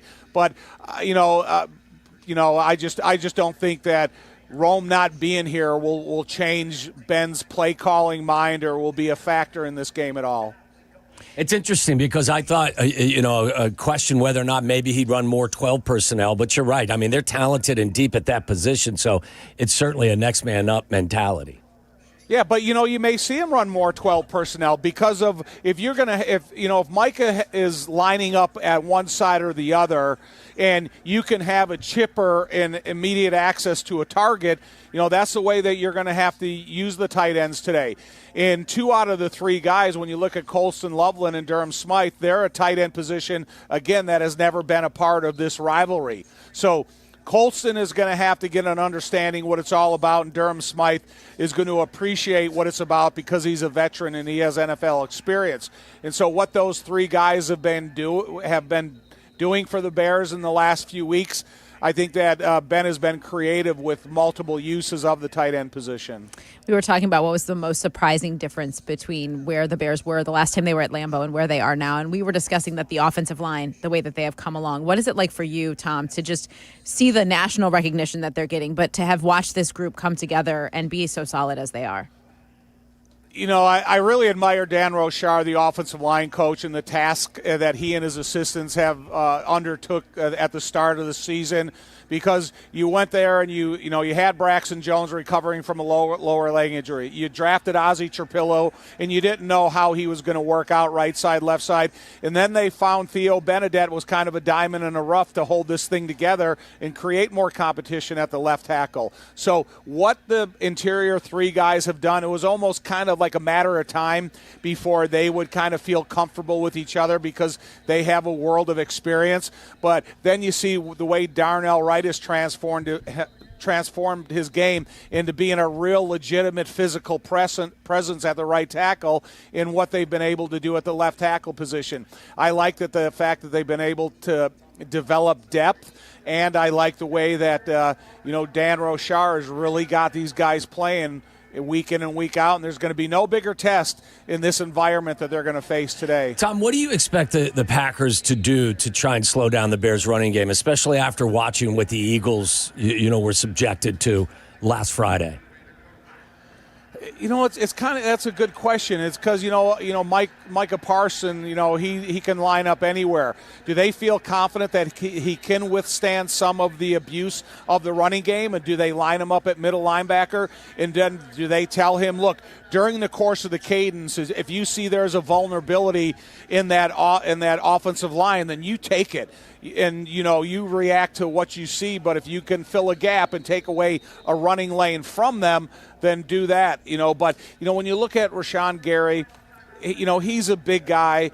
They have they do have some vulnerabilities at the defensive tackle position. So I think it's something that they're going to have to investigate throughout the course of the game and see how Ben attacks it, and if he thinks that they're going to try to get a repeat performance from what they did last week, because that is an option here. And, they have injuries at the defensive tackle position. So if you can have some of those double-digit drives early in the game and affect the fatigue of that position specifically, maybe that'll something that can roll into the second quarter and into the second half. What's it like up there, Tom? Paint us a picture. We had heard a couple days ago from Tracy Butler that she did not think that it was going to be too windy. We know it's cold. Paint us a picture here. It's windy above the stadium, but because this is a bowl configuration, it kind of swirls in the inside, but it's a nice, sunny, bright sky. And, these guys, the emotions carry them through any type of temperatures that somebody that would feel like me in my 60s, I think everything's cold now. So, but, it's a bright, sunny sky. And one of the things about this field is back in the old days when they didn't have the sophisticated heating systems underneath the field, they would be rock hard. But this is a nice, soft field. It's heated. Your cleats will dig in. And the punishment of just falling down is not as abusive as it was in the old archaic AstroTurf fields and just the frozen grass fields that we used to play on. You guys back at Soldier Field before they changed it to natural turf. That was as bad of an AstroTurf as you played on, right? Hard? Yeah, I mean it was just a turf burn waiting to happen. And if you fell down and you had exposed skin, you were going to come home with bloody elbows and bloody knees and whatever else touched the surface. Yeah, and Waddle was a walking bleeder. That's for sure. He's a bleeder. Still is. Still am. You're right. That's right. Tom, great stuff. We'll talk to you during Crosstalk. Thank you. All right, see you guys. There he is, Tom Thayer. Did not want to rant on Notre Dame. I'm sure Courtney Cronin wants to rave about her Hoosiers. And we will let her. Yeah, we will. She had a number one seed in the college football playoff. We'll do that next. And what Tom was talking about, no Notre Dame in the college football playoffs of the 12 teams. They were knocked out. All right, if you want to talk to us, 312-332-3776, the injury report, and also who has the advantage at quarterback. We'll dive into that. It is Bears and Packers. This is the Advantage Dealer Group pregame show on the Bears Radio Network. Getting health insurance that fits your budget isn't easy. At Get Covered Illinois, we are here to help. We are the state's official health insurance marketplace. A place where health insurers compete for your business. A website where you can compare multiple health plans and pricing in one place. And where you can connect to financial help and free in-person assistance. Because you deserve insurance. GetCoveredIllinois.gov. We're here to help. Want to live life at max volume? Then look no further than Hard Rock Casino Northern Indiana. With over 1,700 slots, 80 table games, live entertainment, and 5 restaurants which span a wide range of culinary genres, we are sure to have something for everyone. Whether you want to indulge in a savory dish at Council Oaks Steaks and Seafood, or take in dinner and live music at the world-renowned Hard Rock Cafe. Amplify your entertainment experience at Hard Rock Casino Northern Indiana, just off Exit 6, I-8094. Must be 21. Gambling problem? Call 1-800-9-WITH-IT. Football fans, it's time to check out Advantage Toyota River Oaks. They've got an extensive inventory and a buying experience centered around you. Advantage Toyota values your time. They'll have you driving off in your new Toyota in 60 minutes or less, or they'll make your first car payment. That's right, 60 minutes or less. Start online. Check out Advantage's tools and payment calculators. Search for your new Toyota and stop in today. Restrictions apply. Must mention offer upon arrival before negotiation. Ask dealer for details. Sagamore Rye Whiskey, handcrafted in Baltimore, Maryland, and reviving a style of rye that's older than America itself. It's made entirely in Maryland, from grain to glass, using a unique blend of high rye and low rye mash bills. The result? A smooth, subtly sweet, and delicious whiskey, distilled, aged, and bottled in Baltimore. Sagamore Rye is perfect for sipping or mixing into your favorite cocktail. Check them out at sagamorespirit.com. Must be 21 or older. Please drink responsibly. At Bell Tire, we don't just care about tires, we care about you. Bell Tire. We care about you too, Tire Man. But caring about our customers is why we'll beat anyone's tire price. And with 0% financing, we make sure everyone can get back on the road fast and affordably. Because taking care of our customers by getting them the best deal possible is how we're changing tires. Bell Tire. See belltire.com for details. Illinois State University and Chicago's favorite football team have a lot in common. A long tradition. Illinois State is the oldest public university in Illinois. A history of success. Redbird graduates earn $15,000 more than the national average. And highly regarded recruits. Our newest freshman class is our largest ever. There's never been a better time to tune in on Sundays, and there's never been a better time to be a Redbird. Get started on a Hall of Fame career today. Learn more and apply for admission at illinoisstate.edu/admissions. Since we opened our doors in 1868, Busey has fostered deep customer relationships and vibrant communities, embodying a legacy of partnership and progress. With multiple lines of business, we provide a range of financial solutions tailored to your needs. From digital banking to planning for retirement, Busey is here to help you achieve your financial goals. Busey Bank, building business, growing wealth since 1868. Member FDIC. Wallner Law helped me get the compensation that I deserve. Wallner Law helped me get back on my feet. Thanks to Wallner Law, I'm at a better place today. Wallner Law cares for you. We're compassionate. We're empathetic to your situation. And I promise you, I will get you more money than any other law firm in the city of Chicago. That is my promise to you. Hire us, win with us, be successful with us. Call us at Wallner Law, 312-8-million. How about this? We're your home for the new Bears. I like it. This is the home of your new Chicago Bears, ESPN Chicago. Tom Waddle, Dionne Miller, and Mark Silverman, Bears pregame. All right, let's talk to Courtney Cronin. The injury report is not out, but we can still talk injuries and the impact. And the Bears also activating Jordan McFadden. Like, is there something else going on the offensive line? Let's talk about that with Courtney Cronin right now. She's brought to you by Marisi Longo and Associates. Marisi Longo and Associates, if you've been injured at work or in an accident, visit them today, MarisiLongo.com. That's MoriciLongo.com. That's MarisiLongo.com. They're absolutely awesome, and you'll be thanking us that you called them. All right, Courtney Cronin joins us right now. Courtney, what do you know injury-wise? Rome Odunze elevating McFadden again, too, for the offensive line. Break it all down for us.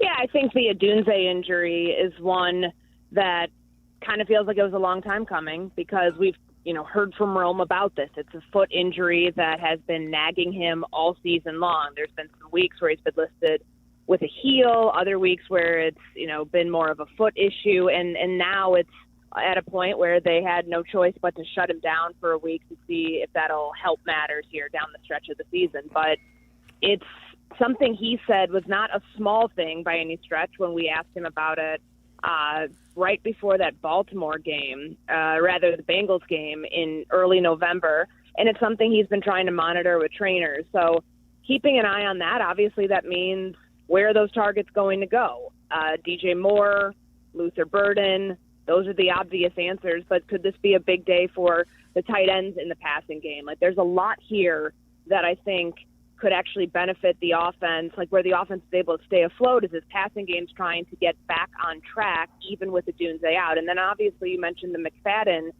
elevation. I mean, that was the same case last week, too, when he was elevated, for that Green Bay game. But I would still anticipate that you're going to see Ozzie Trapillo at left tackle. That he was solid in his debut with that spot last week, and it's something that we'll have a chance to, continue to monitor as he gets more comfortable at that position in this offense. For the second week in a row, the defense is getting a bit healthier. We obviously saw Jalen Johnson and Kyler Gordon return last week, and now TJ Edwards comes back. Do you expect him, Courtney, to be kind of on a play count like the other two were when they came back, or do you think he's more ready? That would make sense. I mean, I think that the situation that they ran into last week was that they had an overabundance of cornerbacks, which is obviously a good thing for them to have as they, try to figure out how to generate pressure out of those dime packages, how to, continue to cover really well on the back end, which they've done. So I would imagine that for TJ Edwards coming back, it's not just the hand, it's the hamstring injury that's been an issue. For him to be on a pitch count to make sure that nothing, it's not wonky and he's not in a situation where he gets hurt again, would imagine him and Noah Sewell, to both be in that spot. But for going against this Packers run game, it's critical that they have some linebackers back because they just have been at a complete disadvantage with the numbers game. It didn't hurt matters last week because they were able to contain Saquon Barkley. But I think knowing that this is another cold weather game, knowing how the Packers are probably going to try to establish their identity offensively today, to have Edwards there in the middle of the defense when you're still going to be without Tremaine Edmonds for a couple weeks, it's a welcome sign. And I think that as this defense gets healthier and we finally get to see them play at full strength, we don't know what that's like yet.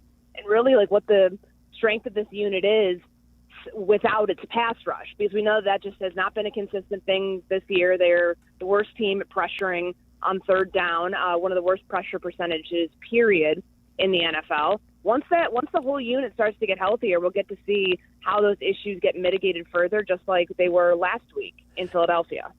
Courtney, Monungai showed up on the injury list early this week as well with an ankle. Is it your best guess that he's fine and it won't affect his run or his snap count?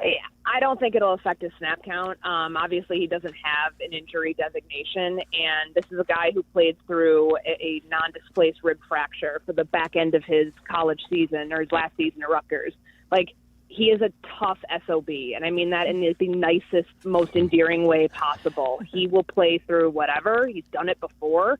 Obviously, with an ankle injury, just knowing that he is, a big bruising back, like something to monitor, but he doesn't carry any designation, so I would imagine that means he's full go. And Courtney, you pointed out to Ben this week just how the running game has traveled so well this season. What did you see in that, and what did you want to find out from the head coach?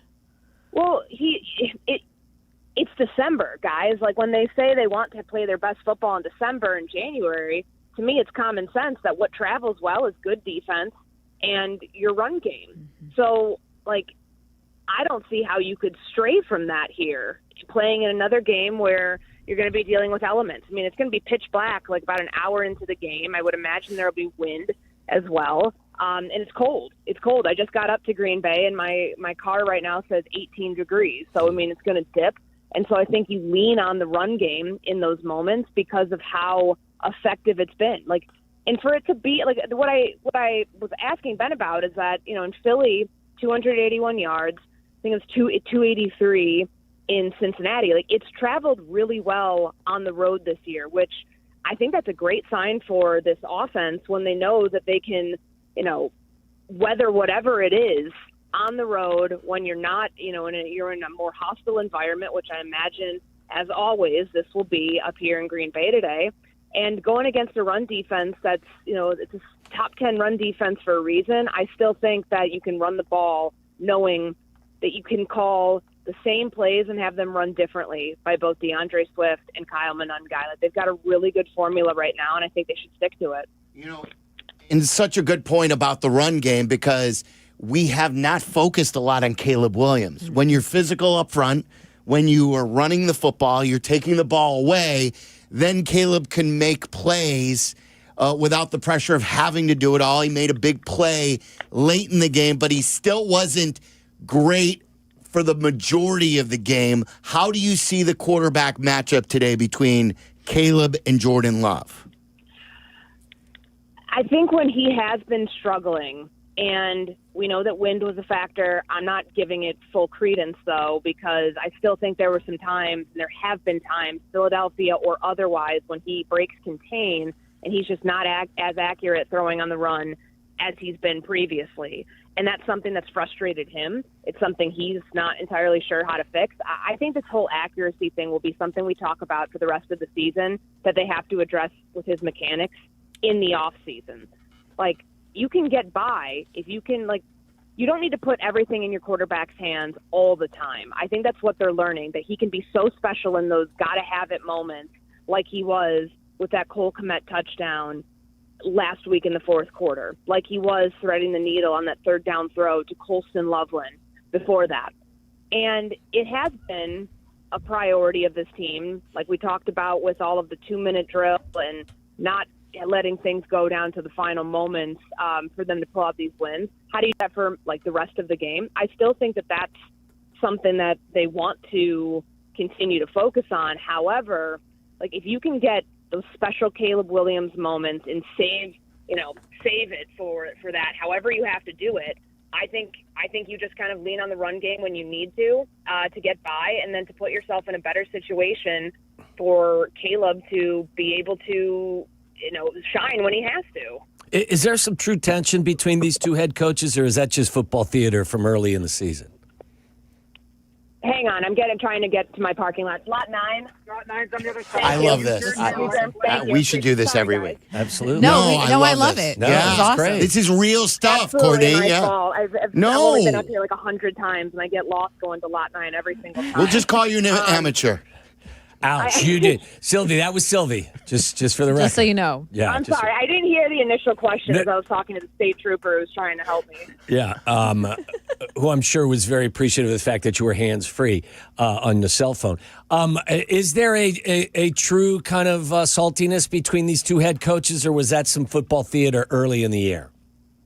Honestly, you know who I think would be the best to ask that question? Because I've been wondering about it, too. Obviously, Ben comes in. He was calculated in what he said, and that's something that I think players have really resonated with, that he doesn't just say stuff to say stuff. Yeah. You know what I mean? Yeah. Like, there was a reason that he felt that he had to throw that barb out there. I don't think it was malicious by any means, but he picked the least physically imposing coach in the NFC North, and he picked somebody who hadn't just won the division.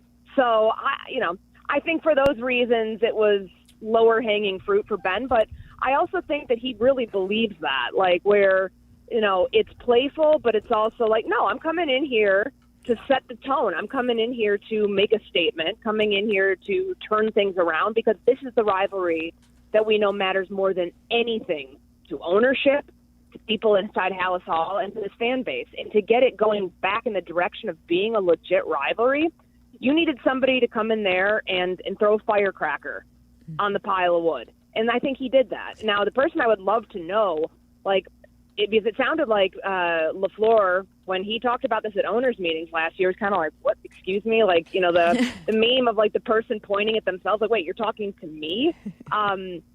There's no real relationship there from my understanding. However, both of them have coached with Zach Taylor. I bet Zach knows where all of the bones are buried on this one, and, like, just how irritated LaFleur probably was in hearing something like that and being like, what the heck, why am I catching strays? I haven't done anything. But I think it's good for the rivalry. I think this rivalry, if it wants to be a rivalry again, it needs a little vitriol, friendly vitriol to it. I don't think it's a bad thing. I think that when Ben Johnson was saying it was a little more trying to endear himself to the fan base, but then when he realized that it caught the attention of the Packers, that's when he kind of drove it home a little bit more. Yeah. I think he absolutely knew it, because I do believe everything that Ben Johnson does is calculated, and he's very well aware of how it resonates. Courtney, I'm going to bring you back to your Around the Horn days, as I'll give you the last word here. You can say 30 seconds on your Indiana Hoosiers. I'm just so grateful that I went to this school. I covered this team. It taught me how to cover bad football. They went 1-11 my senior year. They won 13 games total during the 4 seasons that I was a student there, that I got to cut my teeth covering football. And to see them now, where I get to switch gears and be a fan, it is the coolest thing in the world that my school, the basketball school, the school hasn't won a national championship since 1987 in hoops, is relevant in an area that no one ever expected Indiana to do it. And I think, it's overwhelming, because you've got the Heisman Trophy winner, you've got Coach of the Year in Cignetti, probably Coach of the Decade, Century, whatever, like thinking about what he did to turn this program around in 2 years. Big Ten title, #1 seed. Like, I almost kind of have to take a step back and take a look at each of those things separately to appreciate them in their totality, because I never saw this coming. I didn't. I don't think anybody did, but except for Curt Cignetti, in being able to forecast this when they lost last year and come back better than ever this year. Great stuff, Courtny. That's really good to hear. Enjoy it. Appreciate it, and hopefully you're in Lot 9 now. Lot 9. I'm still trying to find it. I will be there for the game.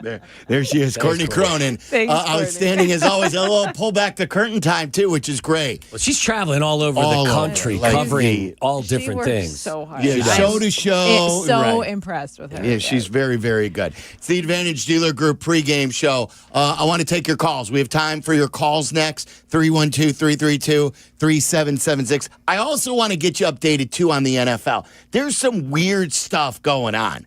Really odd, weird, interesting stuff, including a coach who I think is going to get who was everyone's toast of the town last year, who's going to get ripped again today. We'll get to all of that coming up. It's the Advantage Dealer Group pregame show. Bears and Packers. We're just about 90 minutes away, and you're home for the Bears Radio Network. For over 2 decades, I've called the plays here in Chicago, and when it comes to a winning strategy for selling your home, I've found the perfect play. At Jeff Buys Your House, we offer a fast and easy solution for selling your house. No repairs, no commissions, no hassle. We're a local, veteran-owned company, and we've made the process simple since 2007. Don't take a chance selling your house with just anyone. Trust the team at Jeff Buys Your House. Visit jeffbuysyourhouse.com today for your no-obligation offer. Every winning strategy starts somewhere, and your next big play could be in the Village of Madison. Just minutes from Chicago, Madison offers prime commercial space, the Lincoln Highway corridor, unbeatable accessibility, and a talented workforce. With incentives, a collaborative spirit, and new businesses joining the team, Madison is business-friendly and built for growth. Join the winning team today. Visit villageofmadison.org. The Village of Madison, your next big play. Hey guys, it's Mitch Lyons with Mitch Lyons Wealth. You hear Yurko, the good kid, talk about me all the time. And yes, I did play in the NFL. But to be honest, these days, I'm more into spreadsheets than playbooks, and I'm solely focused on making sure my clients win retirement. Look, retirement's not about gambling on stocks or chasing crypto tips from your brother-in-law. It's about smart planning, steady income, and ultimately enjoying every day like it's Saturday. So if you want less guessing and more confidence, visit MitchLyonsWealth.com. Mishap, anticipate compensatory damages, subrogation relief, or tort claims under... Guys, what are they even saying? Coast-Ivoni ads don't sound like that. Lawyers like that are exactly why people call us. No legal mumbo-jumbo, just real talk. We're from Chicago. We talk like you, we fight for you, and we have real conversations so we can help you. They get where you come from, they get what you need, and they get you. Coast-Ivoni, your local personal injury lawyers, because they are Chicago. 708-4million.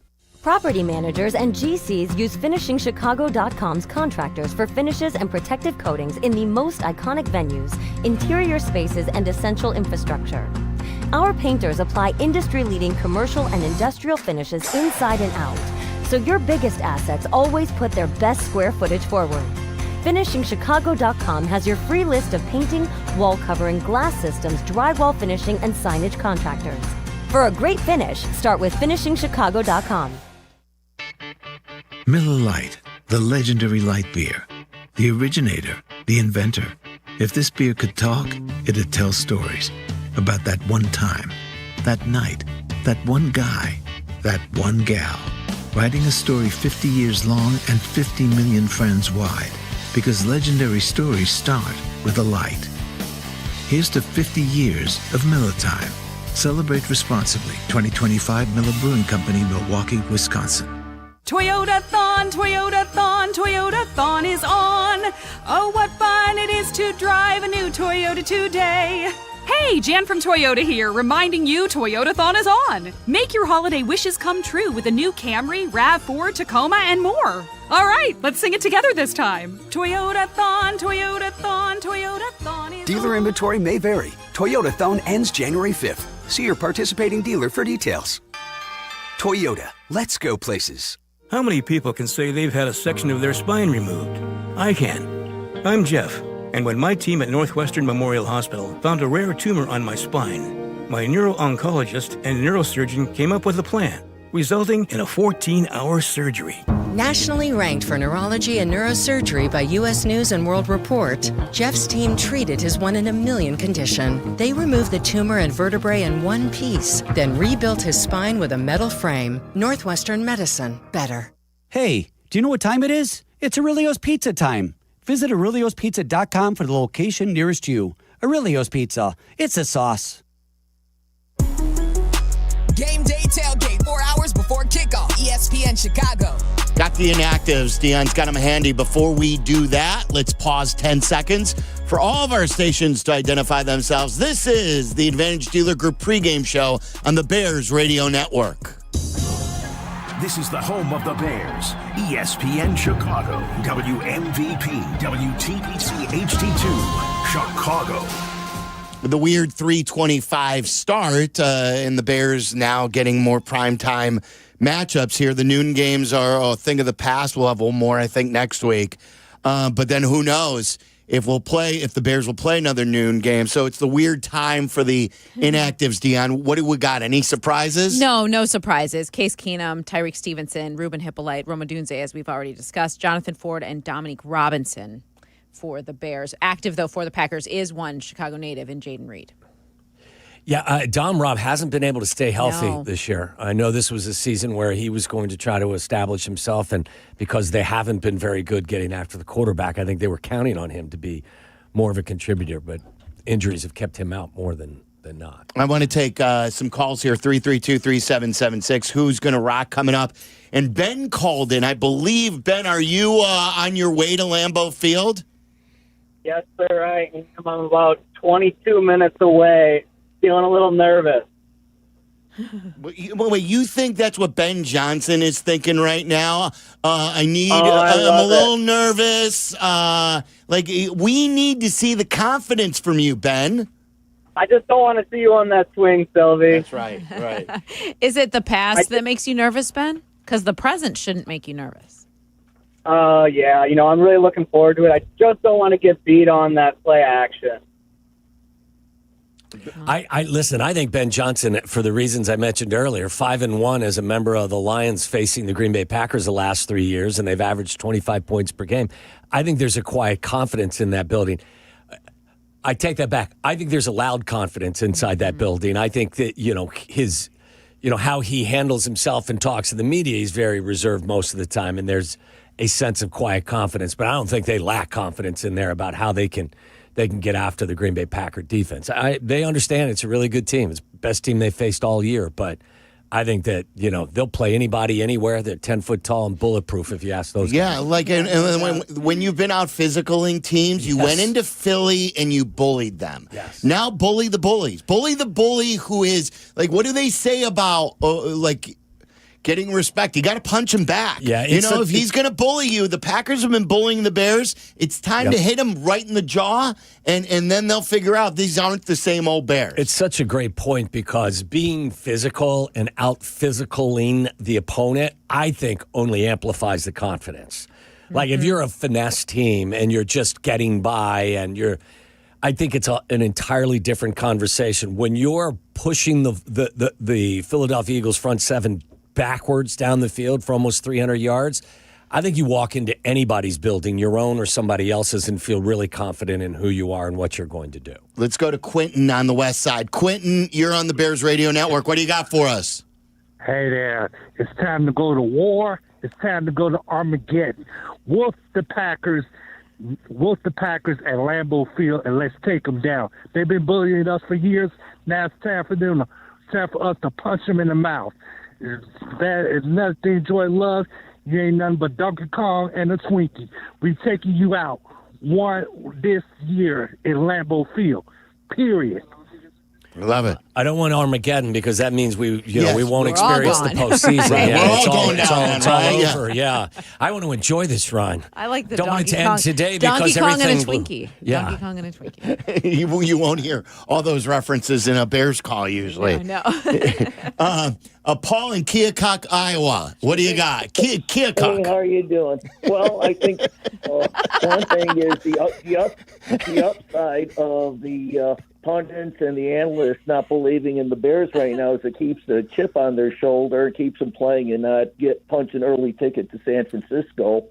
And then my next question for you is that the Packers have the number 4 run defense. The Browns are going to have the number 2 run defense.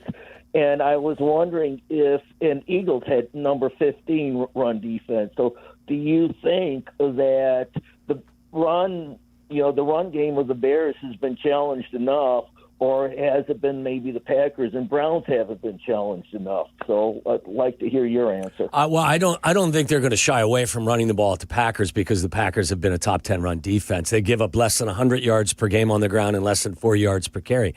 I don't think Dan Roshar and that offensive line and Ben Johnson, I think there's some mutual respect, but I don't think there's any fear of running the ball. And I would suggest, especially with the conditions as they are, that they will come out and they will focus on running the football. And as Tom Thayer has said a bunch, the best way to slow down an elite pass rusher like Micah Parsons is to run the ball at him, be physical with him, and hopefully take some steam out of him so he's not pinning his ears back and just running after you in late in the third and fourth quarter. So I don't think there'll be any reluctance to run the football against this Packers front, despite the fact they've been very good run defense. But based on what Ben said when Courtney asked him about it, he said that every week they try to develop the run, and if it's there, he'll lean on it a little bit more early in the game. But I think there's going to be a little bit of that feeling out part to today for the first meeting and kind of seeing where they feel like they have weaknesses today. Listen, I don't think they had to go away from anything when the way they attacked the Eagles. Like, everything they did worked. I wouldn't be shocked to see Caleb involved in some more designed quarterback runs, like some keepers and let him become something that they have to worry about. Not just Monangai, not just Swift. You didn't need the quarterback to run the football last week against the Eagles. They ran it collectively. The first time the Bears have had 2 100-yard rushers in a game since the Super Bowl year of '85. I think they may have to, put a little wrinkle into their offensive game plan running the ball, and Caleb is so damn good at it. I would definitely use his legs as a weapon today. Before we take more calls on who needs to rock, who's going to rock, a couple of notes on the scoreboard today. First of all, the Ravens are getting crushed by the Steelers, 20-9. I mean, maybe 11's a little hard to say it's a crushed, but I did not expect this. I expected the Ravens coming off of they hadn't played since Thanksgiving, and the Steelers have looked terrible. Steelers lead that game 20-9. In the division, the Vikings are completely annihilating the Commanders, 24-0. J.J. McCarthy's actually having a pretty good game. And, this is what I foreshadowed earlier. Jaden Daniels had to leave the game. I don't know if he's come back in, but he banged his elbow again, which was dislocated. This is a guy, Waddle, you've always talked about, who is going to get beat up because of the way he plays. How he's built. And this is a 3-9 team that is playing a quarterback who had a dislocated elbow. Dan Quinn's going to get crushed for this if it's another bad injury or if it makes the elbow worse. Yeah, I think the two stories there, as you mentioned, are J.J. McCarthy looks like he's calmed down and settled down, and whatever Kevin O'Connell was talking to him about this week, he has received quite well. And yeah, I don't know what the approach is there. I know that Jaden Daniels was cleared to play, but at some point you got to live for another day. And at 3-9, you can't jeopardize that young man's long-term health. And the Bills right now, it's a slugfest. Bengals lead the Bills. That's in Buffalo, 21-18 in the third quarter. So it's a very interesting game. Both quarterbacks having good games. At least last I checked. Joe Burrow, 130 yards, 2 touchdowns, no picks. Josh Allen, 180 yards, 2 touchdowns, no picks. It's pretty incredible. Myles Garrett has a sack today as well. I'm sure 20. that doesn't surprise anybody. That is 20. Think about who the Bears are facing back-to-back. Yes. Micah Parsons and Myles Garrett. Those are the two, they have faced arguably the best pass rushers in all of football this year. Yes. When you had Max Crosby in the Raiders, you had T.J. Watt, who not isn't playing like he's played in the past, but then you got back-to-back Micah, and now next week Myles Garrett. I will say this to you, though. The Tennessee Titans have run the ball for 131 yards in 2.5 quarters, 6.6 yards per carry. So the best way to kind of handle an elite pass rusher or pass rushers is to make sure you continue to run the ball at them. All right, let's get to who needs to rock. That's coming up next. It's the Advantage Dealer Group pregame show. Bears and Packers, we're approaching just about an hour and 15 minutes away from kick on the Chicago Bears radio network. It's the season of performance at Advantage Acura in Naperville. Acura is the leader in reliability and style, and with more selection to choose from and more savings, they're committed to providing a smooth and easy car buying process. Advantage Acura values your time. They'll have you in your new Acura in less than 60 minutes, or they'll make your first car payment. Visit AdvantageAcura.com or see them in Naperville. Must mention offer upon arrival before negotiation. Restrictions apply. Ask dealer for details. In football, success is about team effort, and the same is true for your hair. At Great Clips, they save your haircut details in clip notes, so every member of the highly skilled team knows exactly how to create your signature look. And with our easy-to-use app, you can check in from anywhere and get a ready next text when you're up next for a cut. It's the confidence of a great haircut, delivered by a team you trust. Download our app today. Great clips. It's gonna be great. Get ready for Bolingbrook's Mistletoe Market and create more sparkling memories. Experience the warmth of Bolingbrook with a new holiday tradition filled with festive lights, local vendors, delicious treats, and fun for the whole family. Shop for unique gifts, snap a photo with Santa, and soak in all the holiday cheer. Don't miss the debut of the Bolingbrook Mistletoe Market being held at Bolingbrook Town Center every weekend through December 14th. Go to bolingbrook.gov for a complete schedule. Choose Bradley University. Whether you're building robots, training on cutting-edge medical simulators, or diving into sports communication, Bradley prepares you. You'll cheer on D1 athletics, study abroad, and choose from over 200 student organizations. Plus, you'll benefit from competitive internships, community-focused research, and a top-tier education that provides a proven return on investments. Choose Bradley. Apply today at bradley.edu. Welcome to Jackpot Land this fall at Potawatomi Casino Hotel. Play your favorite games with your Potawatomi Rewards card all fall to win your share of thousands in prizes each month and earn entries into the big December Jackpot Land prize drawings. Your October, November, and December entries all count. Win thousands in cash or reward play. Welcome to Jackpot Land, only at Potawatomi. More info online. Must be 21 and a rewards member to play.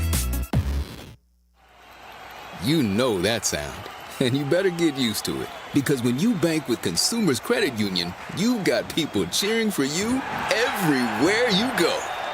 And if you're in Lake in the Hills, we're ready to root for you on the corner of Randall and Algonquin Roads. When you get lower fees, great rates, and a team that's always got your back, you win. Visit the new myconsumers.org. Consumers Credit Union, the people in your corner. Insured by NCUA.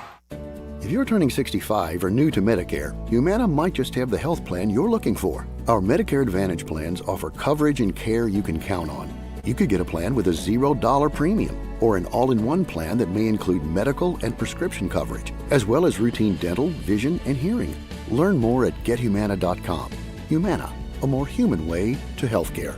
Humana is a Medicare Advantage HMO and PPO organization with a Medicare contract. Enrollment in any Humana plan depends on contract renewal. In Chicago, football isn't just a game, it's a way of life.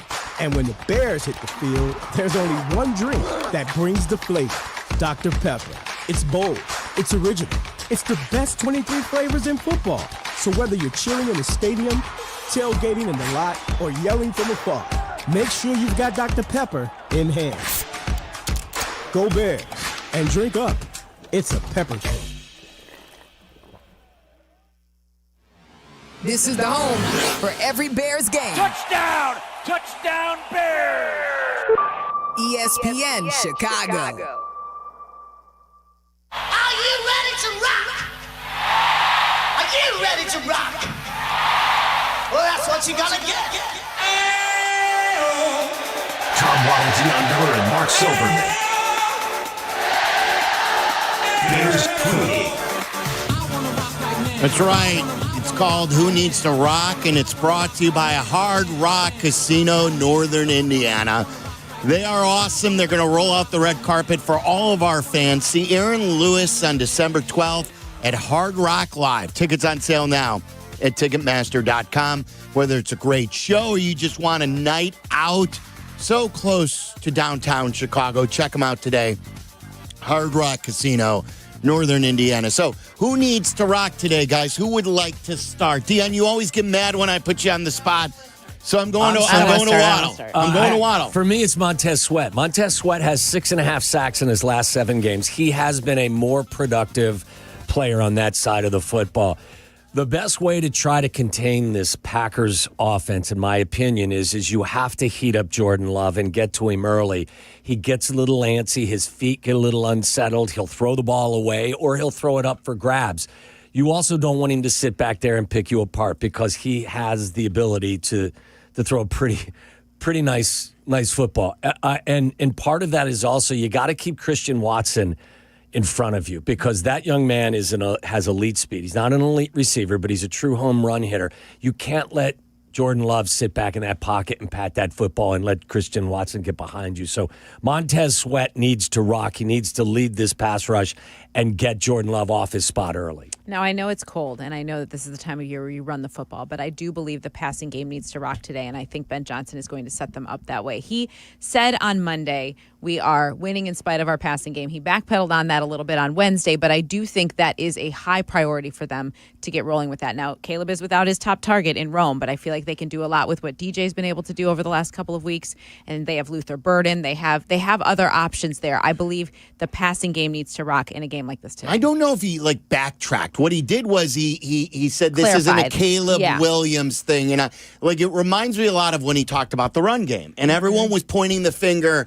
at DeAndre Swift and saying DeAndre Swift. And he's like, look, that's the least of our problems. Right. The run game is the totality of it, and I think while Caleb's not blameless in things, but there's a lot more to it than just the quarterback. I'm going to go all offensive line, whether it is protecting Caleb and taking care of Micah Parsons, and you've got some young tackles on this team, or it's pushing them around in the run game. This is another game where I hope afterwards, and they're breaking down good, better, best, that the entire offensive line is handed another game ball.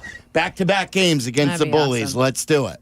Yeah, I'm with you 100%. You got to run a football, and I think one of the other keys to this game is who wins the turnover battle. Mm-hmm. Green Bay takes care of it better than anyone, the fewest number of turnovers. Obviously, we know the Bears lead the league in takeaways and turnover margin. I think it was, in large part, it played a huge role in their win over the Eagles when Nashawn Wright took that football away. Can the defense create some really opportunistic takeaways today as well? Let's go to Chazman in the city. I love it. Chazman, who needs to rock? How are you? The whole team has to rock. If Ben sends them out there, they better break their ass for the money they're getting. They better play. I don't care. One guy will not make a team. It takes more guys. These one-guy players, Parsons, send someone to beat the crap out of them. That's all. Knock them out of the game. That's an old school guy right there. Chazman. To knock him out. Knock Micah Parsons out of the game. The Chazmanian devil right there. That's right. Look, when you got to turn the rivalry, it will take all guys who are active today. Yes. That's for sure. Phil in the city. Who needs to rock, Phil? Colston Loveland, gentlemen. He needs. Not only does he need to rock, he's going to rock. And I'll go out on a limb here. I'm going to say that both our tight ends combined for close to 100 yards receiving. Bam. All right, would love to see it. That's that for would sure. Be huge. Yeah. I know Michael on the south side also wants to echo that. Michael, you have Colston Loveland as well. Why? Absolutely, because this guy has never dropped the ball this year. Every ball that hits his hands, he comes down with it. Every ball. I mean, and as far as defense, as far as the Bears' defense, you got to stop Love from throwing that moon ball that he throws, and hopefully the DBs tracks those. You know what I'm saying? Absolutely. Good stuff, Michael. No doubt. And this would be a nice matchup between Bears tight ends and the Packers linebackers and safeties. They've got a couple of really good safeties in Xavier it's not Xavier McDaniel, Xavier McKinney and Evan Williams. I think two you really called good him players. Xavier McDaniel during the week, I'm sure I did. And I think I did a double take, but it didn't really register. Like, remember, like the old Michael Jordan going up to X and telling him to, you know what? It is basketball season. Yeah, it is. No, Xavier McKinney, who has been a fantastic player for the Packers since coming over from the Giants. Yeah. One thing I want to play here before we go to crosstalk in a little bit, but we have time for more of your phone calls as well. And I want to play some bigger sound, the Ben Johnson stuff, with Matt LaFleur and everything like this. Did you guys hear or see this? I think this was from one of our teammates at TMJ. I think it came from TMJ, a news reporter who was on a Southwest flight that was landing in Milwaukee. So listen to the crew. And first, before the captain gets on, the pilot, they're playing Bear Down Chicago Bears in the background. This is, again, a flight that had landed in Milwaukee.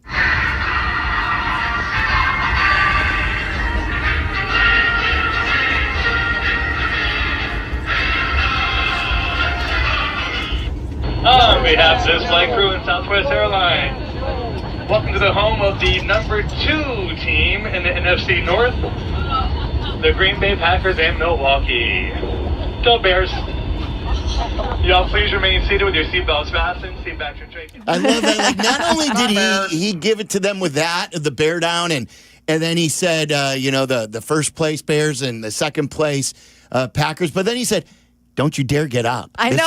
The seatbelt sign is still on. You sit down. It's been so long since everyone has been able to participate in this rivalry. So everyone's taking their chances and their shots when they get them. That's awesome. That's the thing. Like with all the Green Bay sucks chant and everything like that, you haven't been able to really, you say it with gusto, but not with real gusto. No, because they have beaten you 16 out of the last 18 times you faced them. Mm-hmm. Yeah. Yeah. Changes today. Hammer fight. That win in January, while, not all of the Packers were playing, but it did feel like, I think it was an education for Caleb especially, but for some of those young guys to just recognize how much it matters to the family, to the fan base, how differently everybody walked around after winning that game and snapping your losing streak. And now you have a chance to beat them twice in the same calendar year. It's like, and I gave credit to Waddle and also Thayer during the week.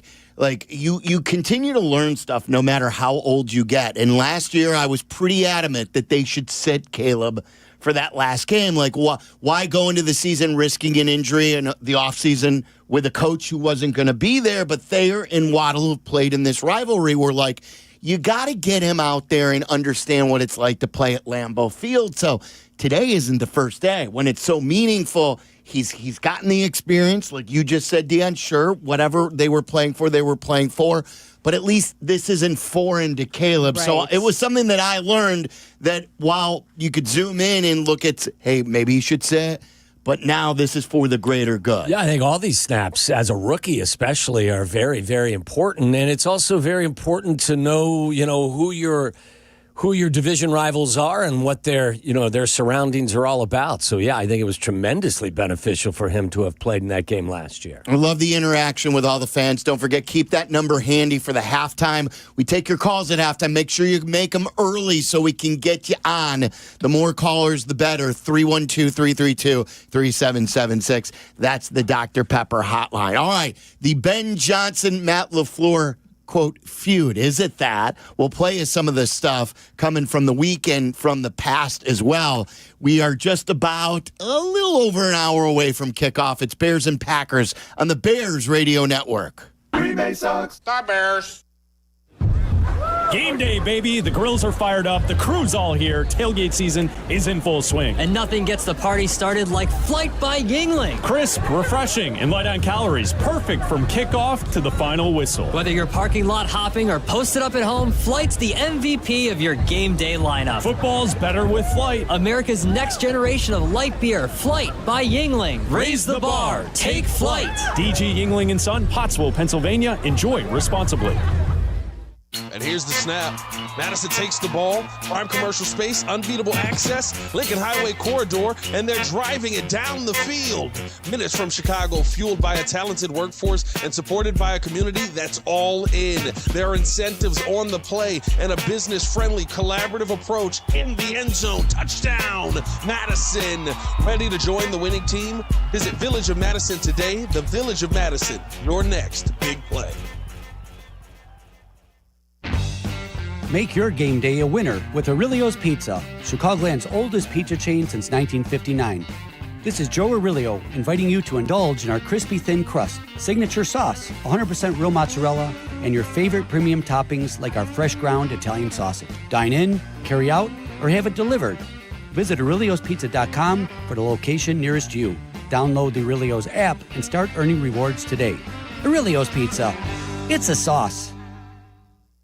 Tired of losing power when it storms? Call Four Seasons Heating, Air Conditioning, Plumbing, and Electric today for a free estimate on a whole home standby generator. Never be without power again. Fully installed systems starting at just $99 a month. How about your sump pump, your fridge, or your freezer, your garage doors, your heating and cooling? You can stay comfortable and safe in your home all year long. Four Seasons is the largest and most award-winning Generac dealer in Illinois and Northwest Indiana. For all the right reasons, call 866 4 Seasons.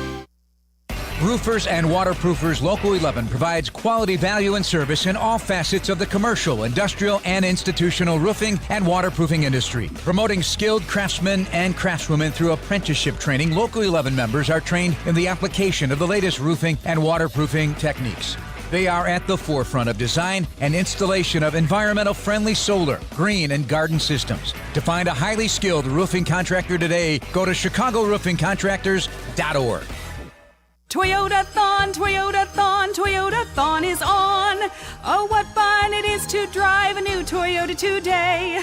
Hey, Jan from Toyota here, reminding you Toyota-thon is on. Make your holiday wishes come true with a new Camry, RAV4, Tacoma, and more. All right, let's sing it together this time. Toyota-thon, Toyota-thon, Toyota-thon is Dealer on. inventory may vary. Toyota-thon ends January 5th. See your participating dealer for details.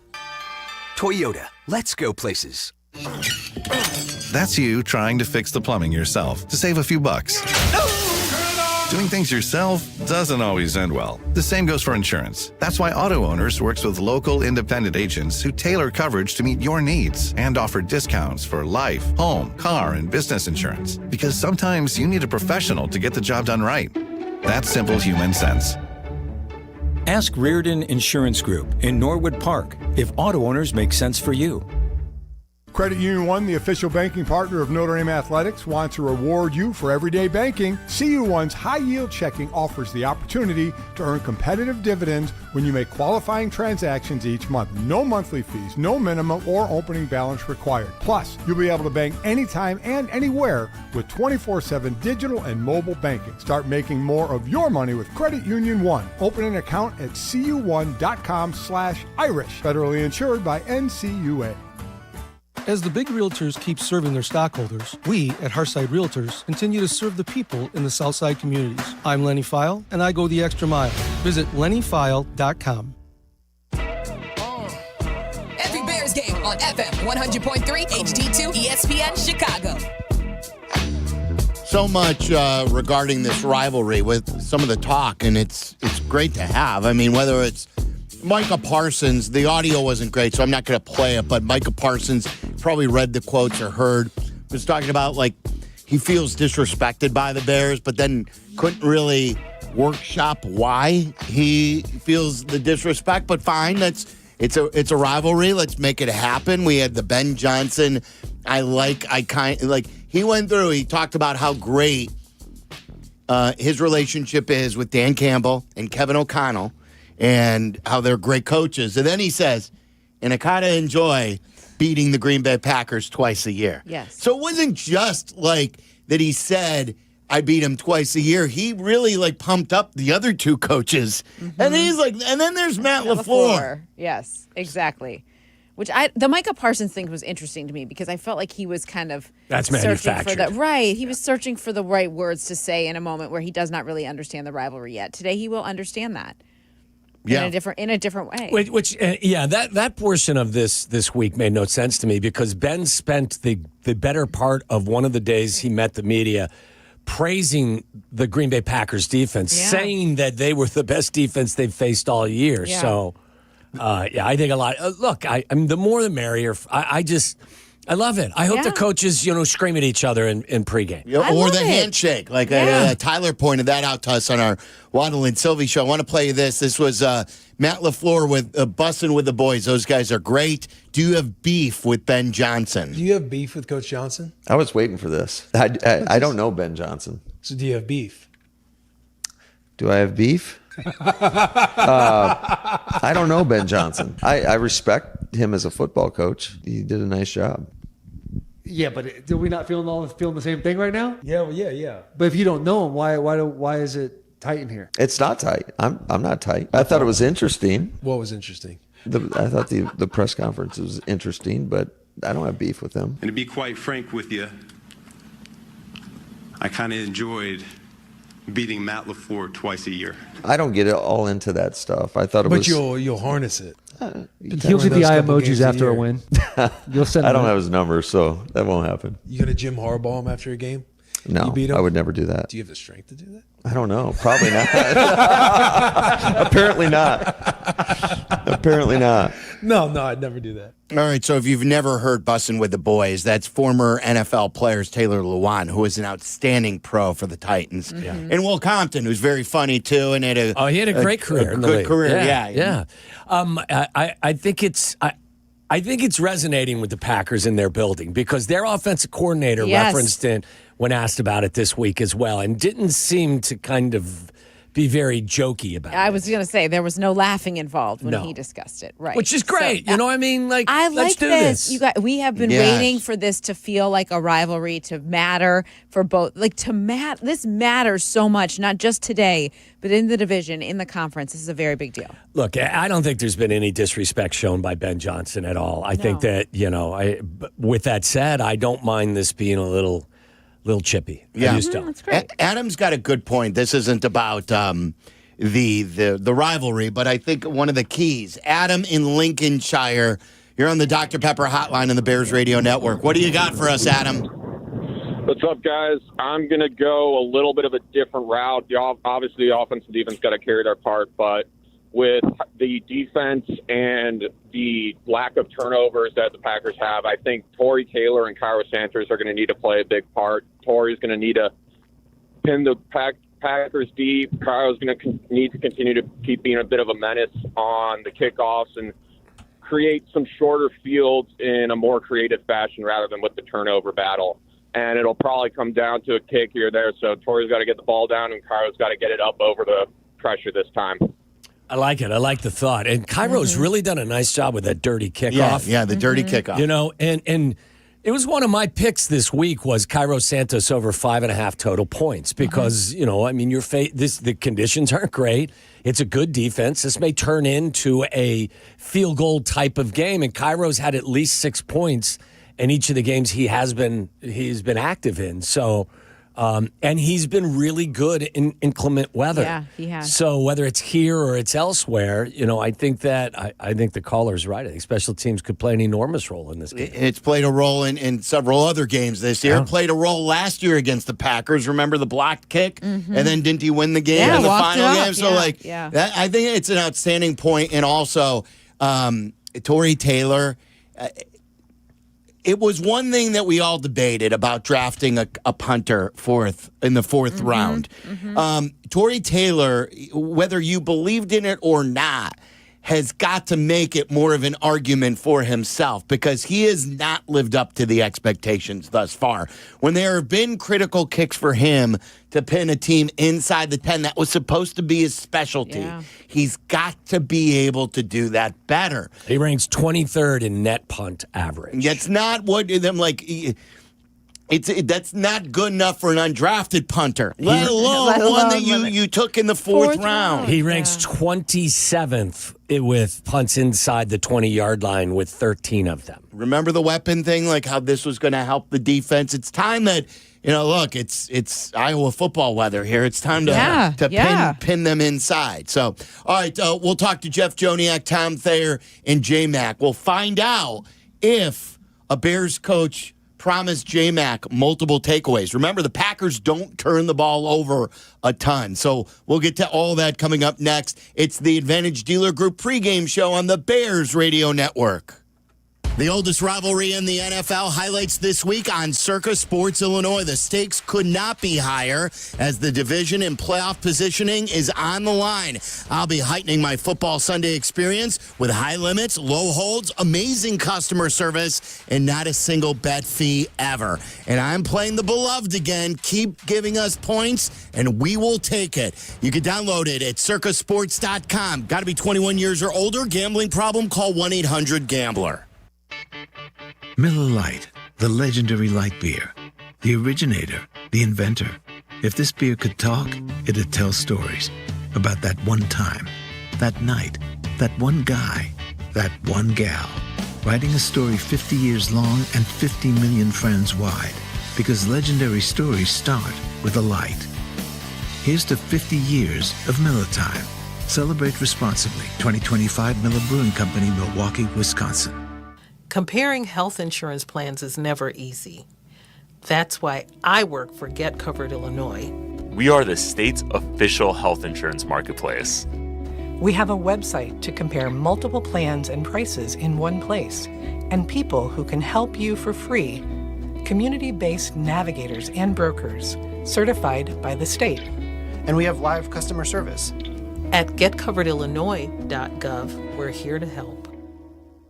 At Coast Ivoni, we get you. What do you mean, we get you? You're a Chicagoan, right? I am. You know about all the things that make this city what it is, right? Of course. And when you meet a fellow Chicagoan, there's that connection. It's a pride of being part of the greatest city. Nobody's going to tell you you're the second city or the third coast. All right, already. I get you. No, it's we get you.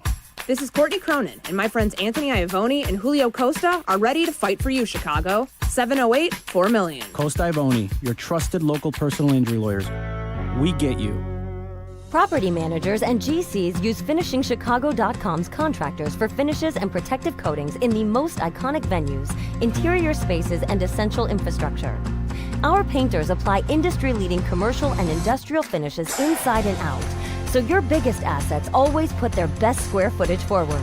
FinishingChicago.com has your free list of painting, wall covering, glass systems, drywall finishing, and signage contractors. For a great finish, start with FinishingChicago.com. Officer, can I get your perspective as a man of the law? You know I'm a mall cop, right? You see this Hyundai Santa Fe? I only paid for it. Whoa. Right? I'm not in trouble, am I? Deal's so right, it almost feels wrong. The Hyundai Getaway Sales Event. Get 0% APR for 60 months, plus 0 payments for 90 days on all Hyundai Tucson, Tucson Hybrid, Santa Fe, or Santa Fe Hybrid models. Visit your local Hyundai dealer today. Offer ends January 2nd. Call 562-314-4603 for details. Illinois State University and Chicago's favorite football team have a lot in common. A long tradition. Illinois State is the oldest public university in Illinois. A history of success. Redbird graduates earn $15,000 more than the national average. And highly regarded recruits. Our newest freshman class is our largest ever. There's never been a better time to tune in on Sundays, and there's never been a better time to be a Redbird. Get started on a Hall of Fame career today. Learn more and apply for admission at illinoisstate.edu/admissions. Want to live life at max volume? Then look no further than Hard Rock Casino Northern Indiana. With over 1,700 slots, 80 table games, live entertainment, and 5 restaurants which span a wide range of culinary genres, we are sure to have something for everyone. Whether you want to indulge in a savory dish at Council Oaks Steaks and Seafood, or take in dinner and live music at the world-renowned Hard Rock Cafe. Amplify your entertainment experience at Hard Rock Casino Northern Indiana, just off Exit 6, I-8094. Must be 21. Gambling problem? Call 1-800-9-WITH-IT. Chicago's home for sports is the home of the Chicago Bears. ESPN Chicago. Juliak and Thayer with Jason McKee. Bears football, ESPN Chicago. Best booth in football, from Jeff Joniak to Tom Thayer to Jay back on the sidelines.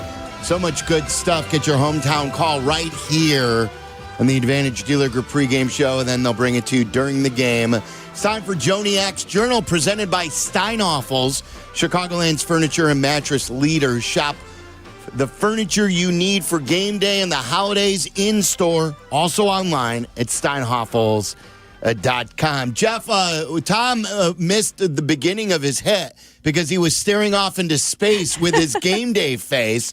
Do you feel a tension in the booth so far today? Since the third quarter last week. Oh. I told you this. Oh, yeah. He was already out of the Packers' third quarter last week. His mind was on Green Bay.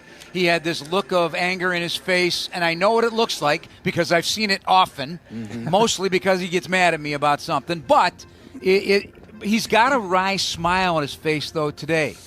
So I don't know. We got here very early this morning, so we've been together a minute.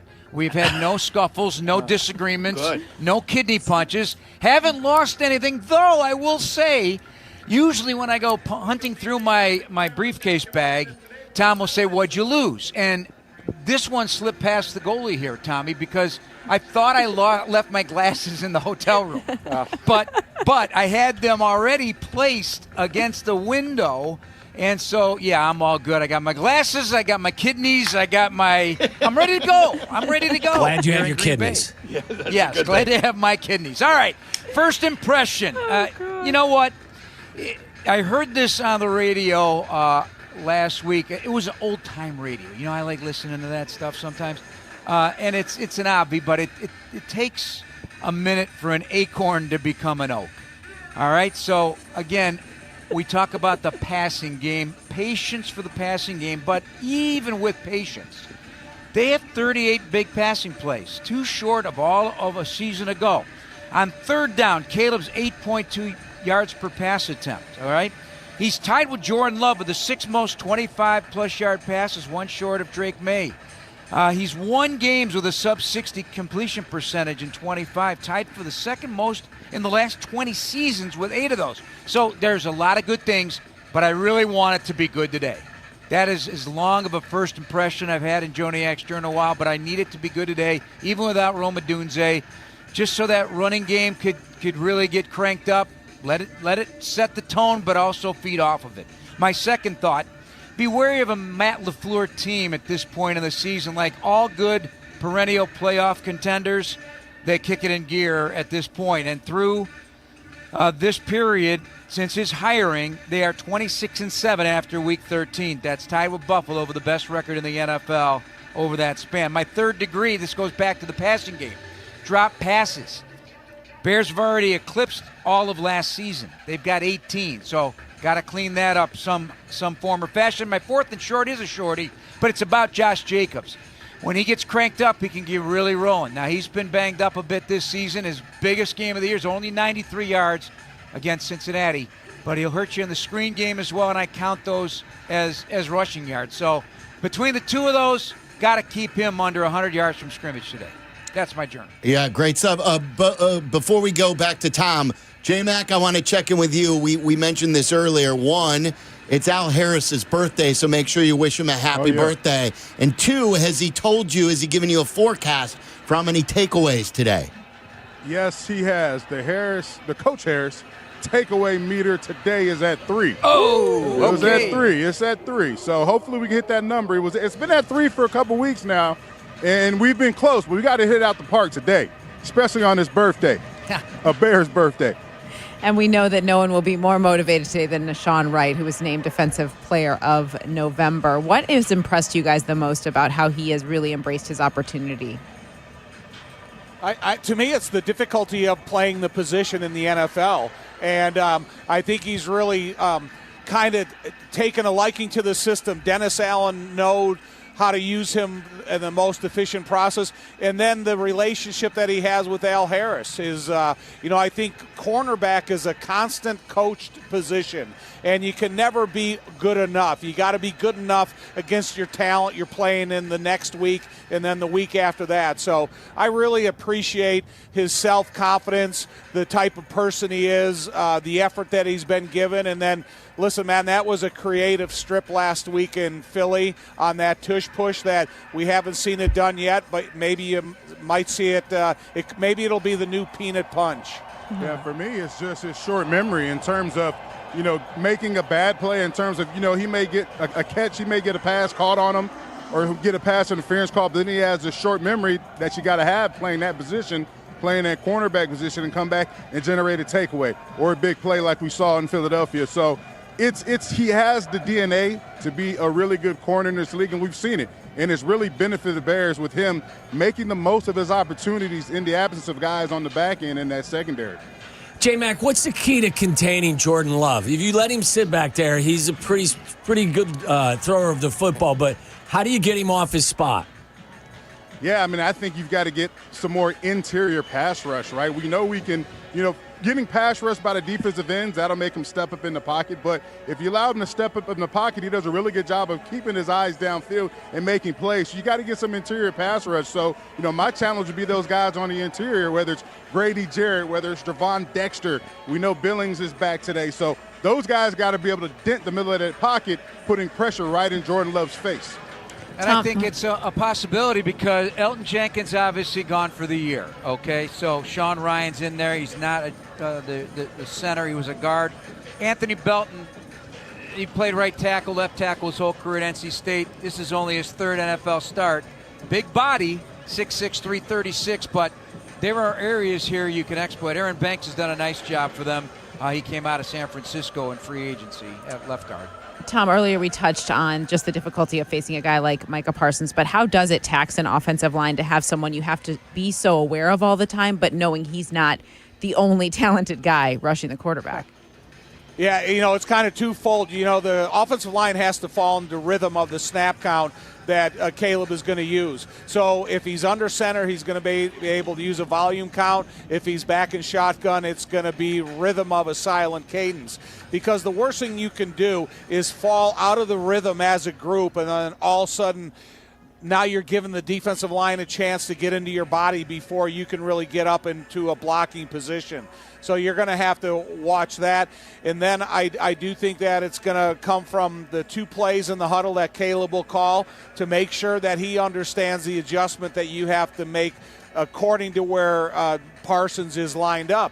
And you kind of hope that Ben can script him into the perfect position, and you can have an abusive number of bodies on him to take a toll on him in the long run. And this is not easy conditions to play in, and it'll be interesting to see how what a team affects less. And to me, I think that if you're winning the game, it gets warmer. If you're losing the game, it gets colder. And so let's see how this thing starts to unfold. And just don't let it unfold into a 2-score advantage for the Packers out of the gate. Because I've seen this story too many times here. We all have. I can't stand it. That's when they start to puff out their chests, the crowd gets rolling, the stupid music starts playing. I can't take it. No. I'm with you, Jeff. Crosstalk, by the way, is brought to you by Shell. Sign up for Fuel Rewards program from Shell and earn up to 25 cents per gallon on Bears game days. Jeff, I want to start with you and all 3 of you. I want you guys to pop in. Who do you believe benefits the most skill position-wise with Roma Dunze out? Who picks up the slack?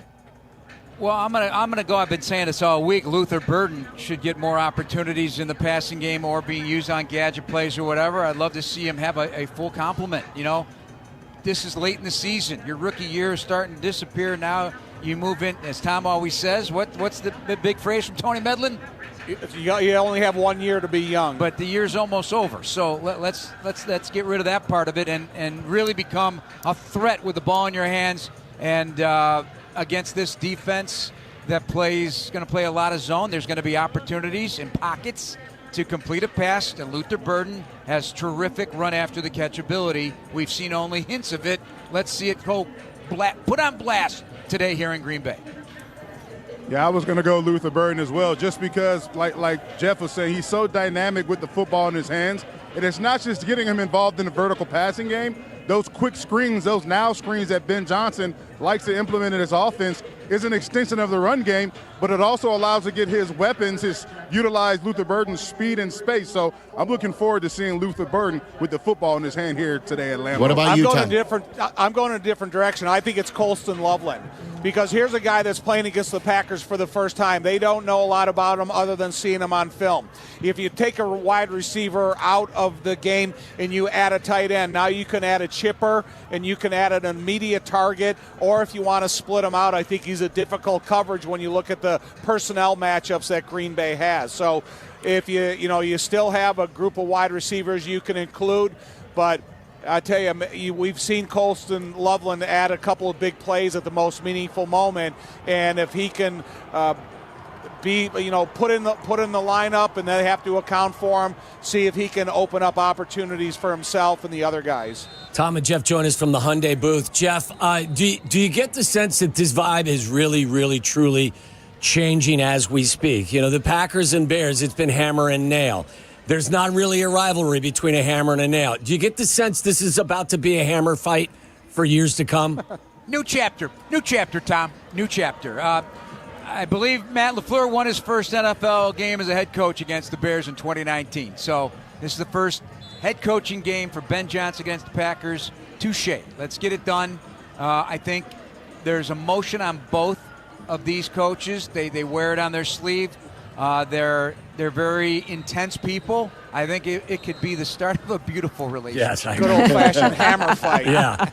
I haven't seen a good hammer fight in a while. Well, you're going to see one today, Tom. I love it. Joniak, you had a chance to sit down with Kyle Monangai this week. What has really impressed you about just how he's kind of grown into this role in his rookie year? You know what?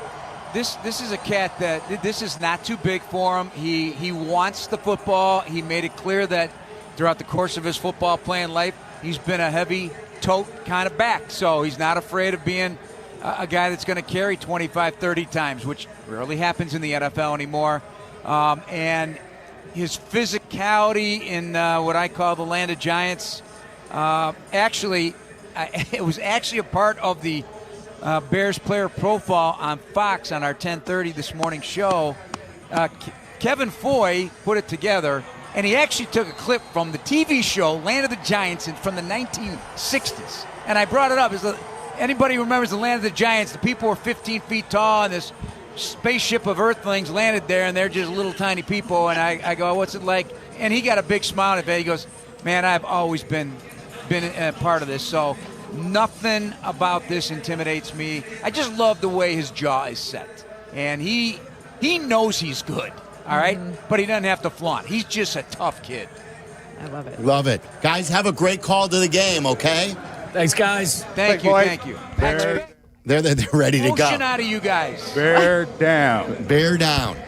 Wait, there's plenty of emotion. Yeah, Did Joniak think that we have not had enough emotion? It sounds like he doesn't think we're jacked up Turn it enough. back up. Bring him back out. Wait, Joniak, were you challenging us on emotion?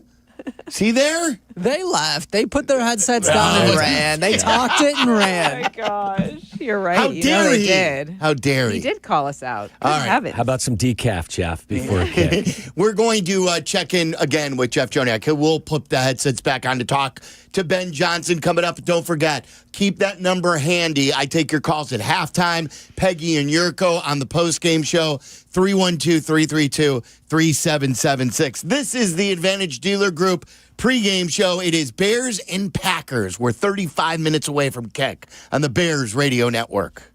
Crash, bang, suddenly you are on the DL. If that happens as a result of somebody else's negligence, we can help. I'm Jim Morisi, Chicago personal injury lawyer. Our experienced attorneys and support staff will talk with you during a free consultation, tell you your options, and ensure that you take the right steps throughout the entire process. Visit us at MorisiLongo.com. That's MoriciLongo.com. Your future is our priority. At Old National Wealth Management, our team approach puts together your game-winning financial plan. Cool. So who's the quarterback? Your wealth advisor. And the running back? The private banker. How about a wide receiver? How about a financial planner?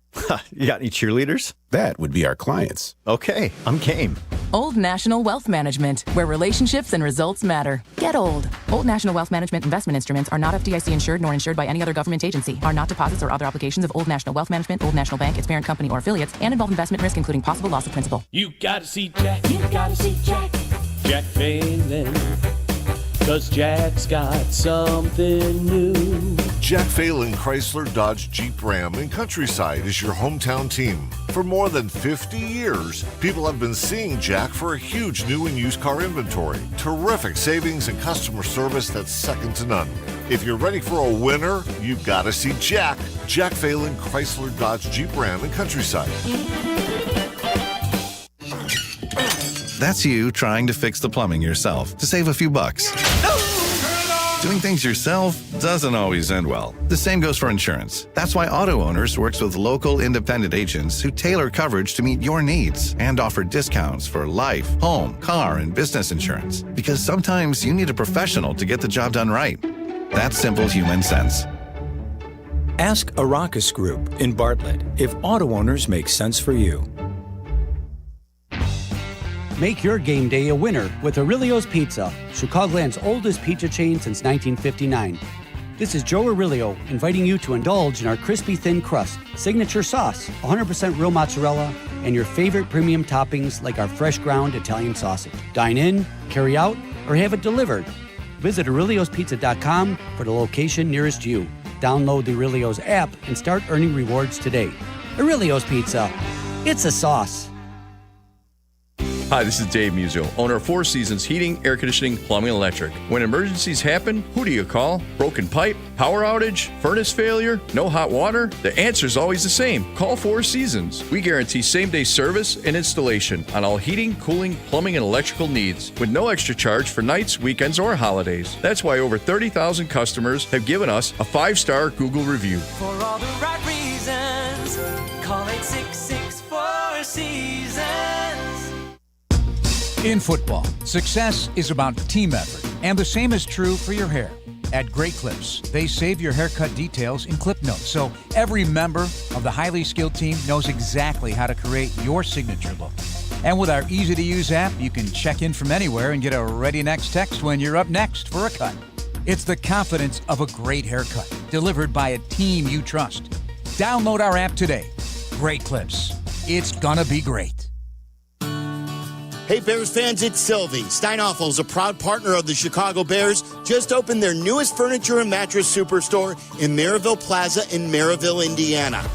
That makes 7 Chicagoland locations with the best selection, unbeatable value, and styles for every space and budget.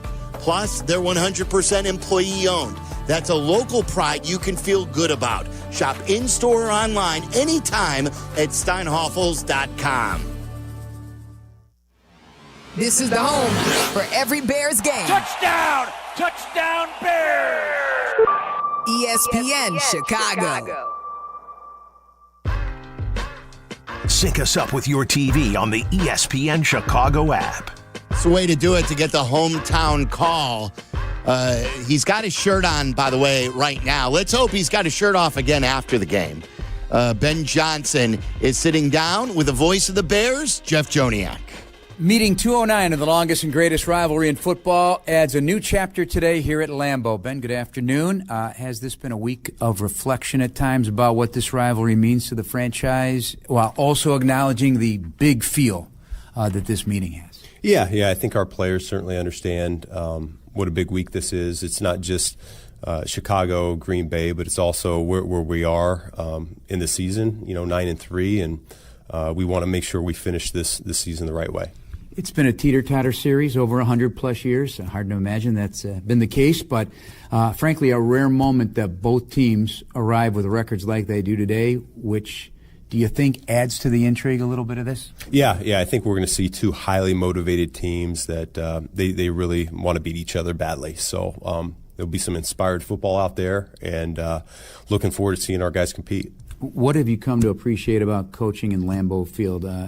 For me, it's nostalgic to think of George Halas and Curly Lambeau and Vince Lombardi and Ditka and many, many Hall of Famers on the field, and now you're a Bears head coach on the sidelines for this today. Yeah, it's one of those places. Certainly, you feel the aura as you walk out onto the field, and the locker room is still kind of throwback from that regard, and it's a cool deal. It really is, and their fans are passionate. But, we're going out there and we're looking to get this win. So once the ball is kicked off, you kind of forget about all of that, and you're all about what do we need to do to win.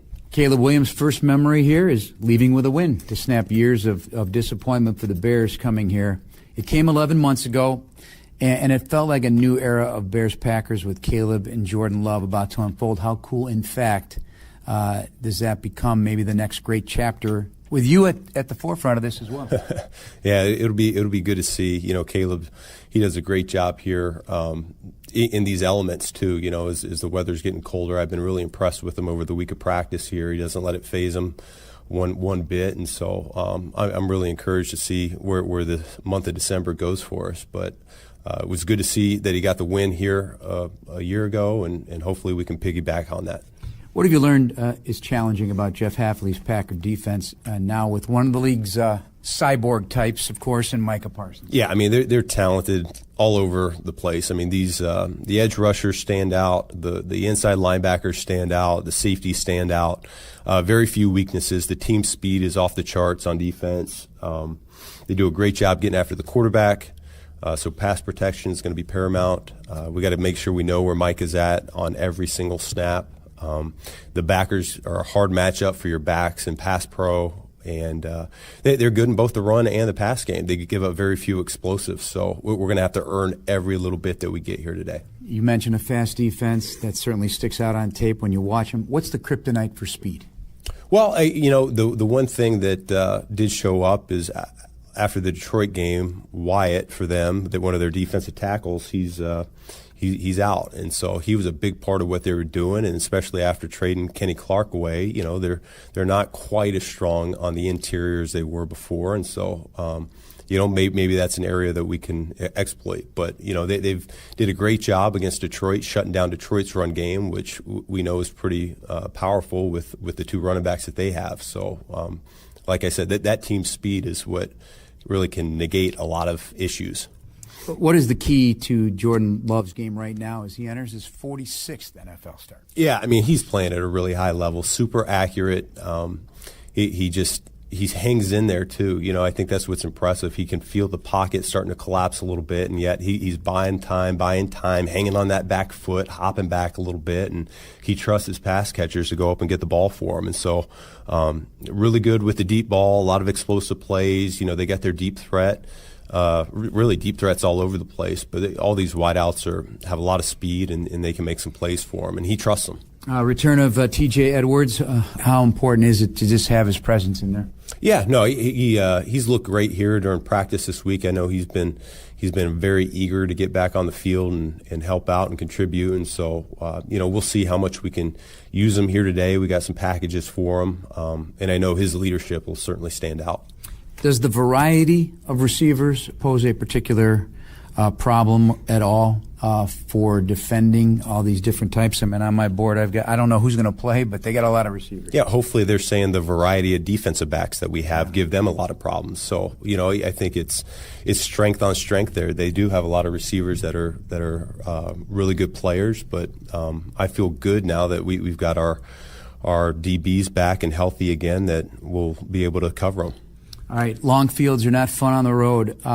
Bears right now have the fewest drive starts inside their own 20, just 19 in your first 13 games. How important is that in the big picture to have a top 8 scoring offense, and how important will it be today to avoid long fields against that defense? Yeah.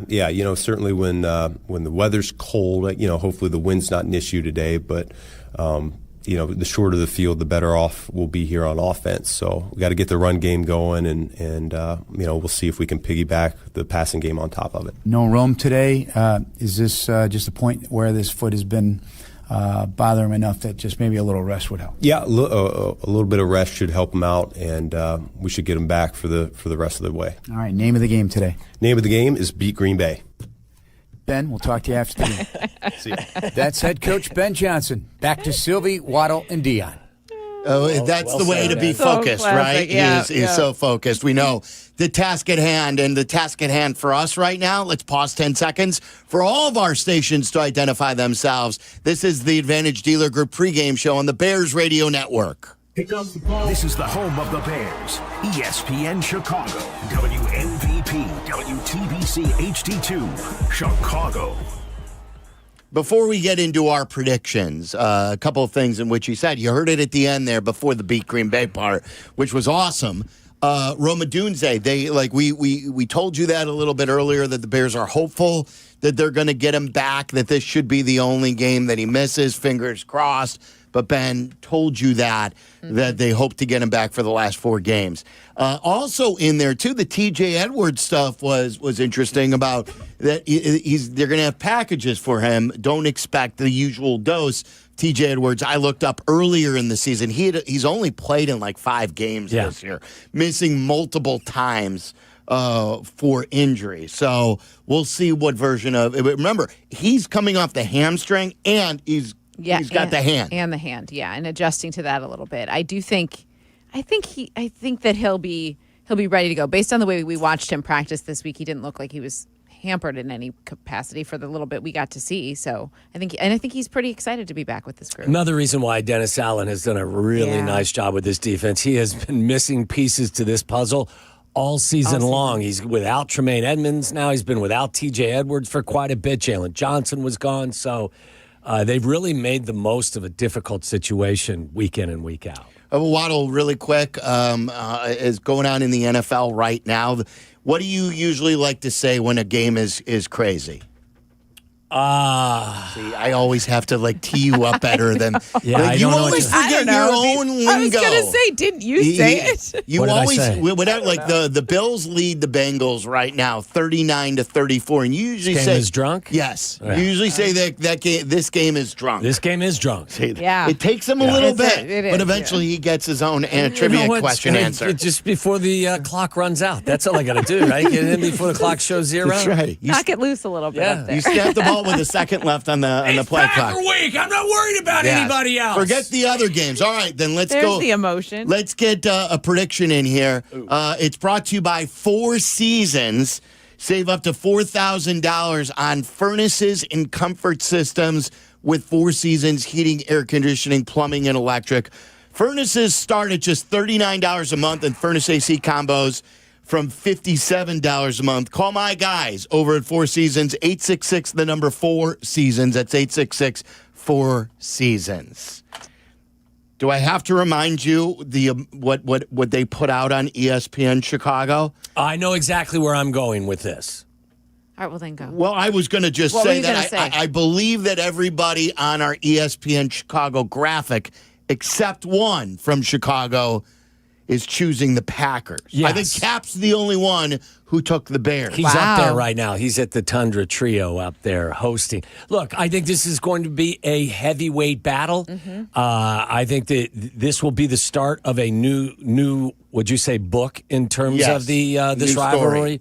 But I think the Bears are going to split with the Packers in this 2-game set. I believe that they will win at home. So consequently, I will tell you reluctantly, I have picked the Packers to win this game 24-23. They will have their top 5 receivers healthy for the first time all year long.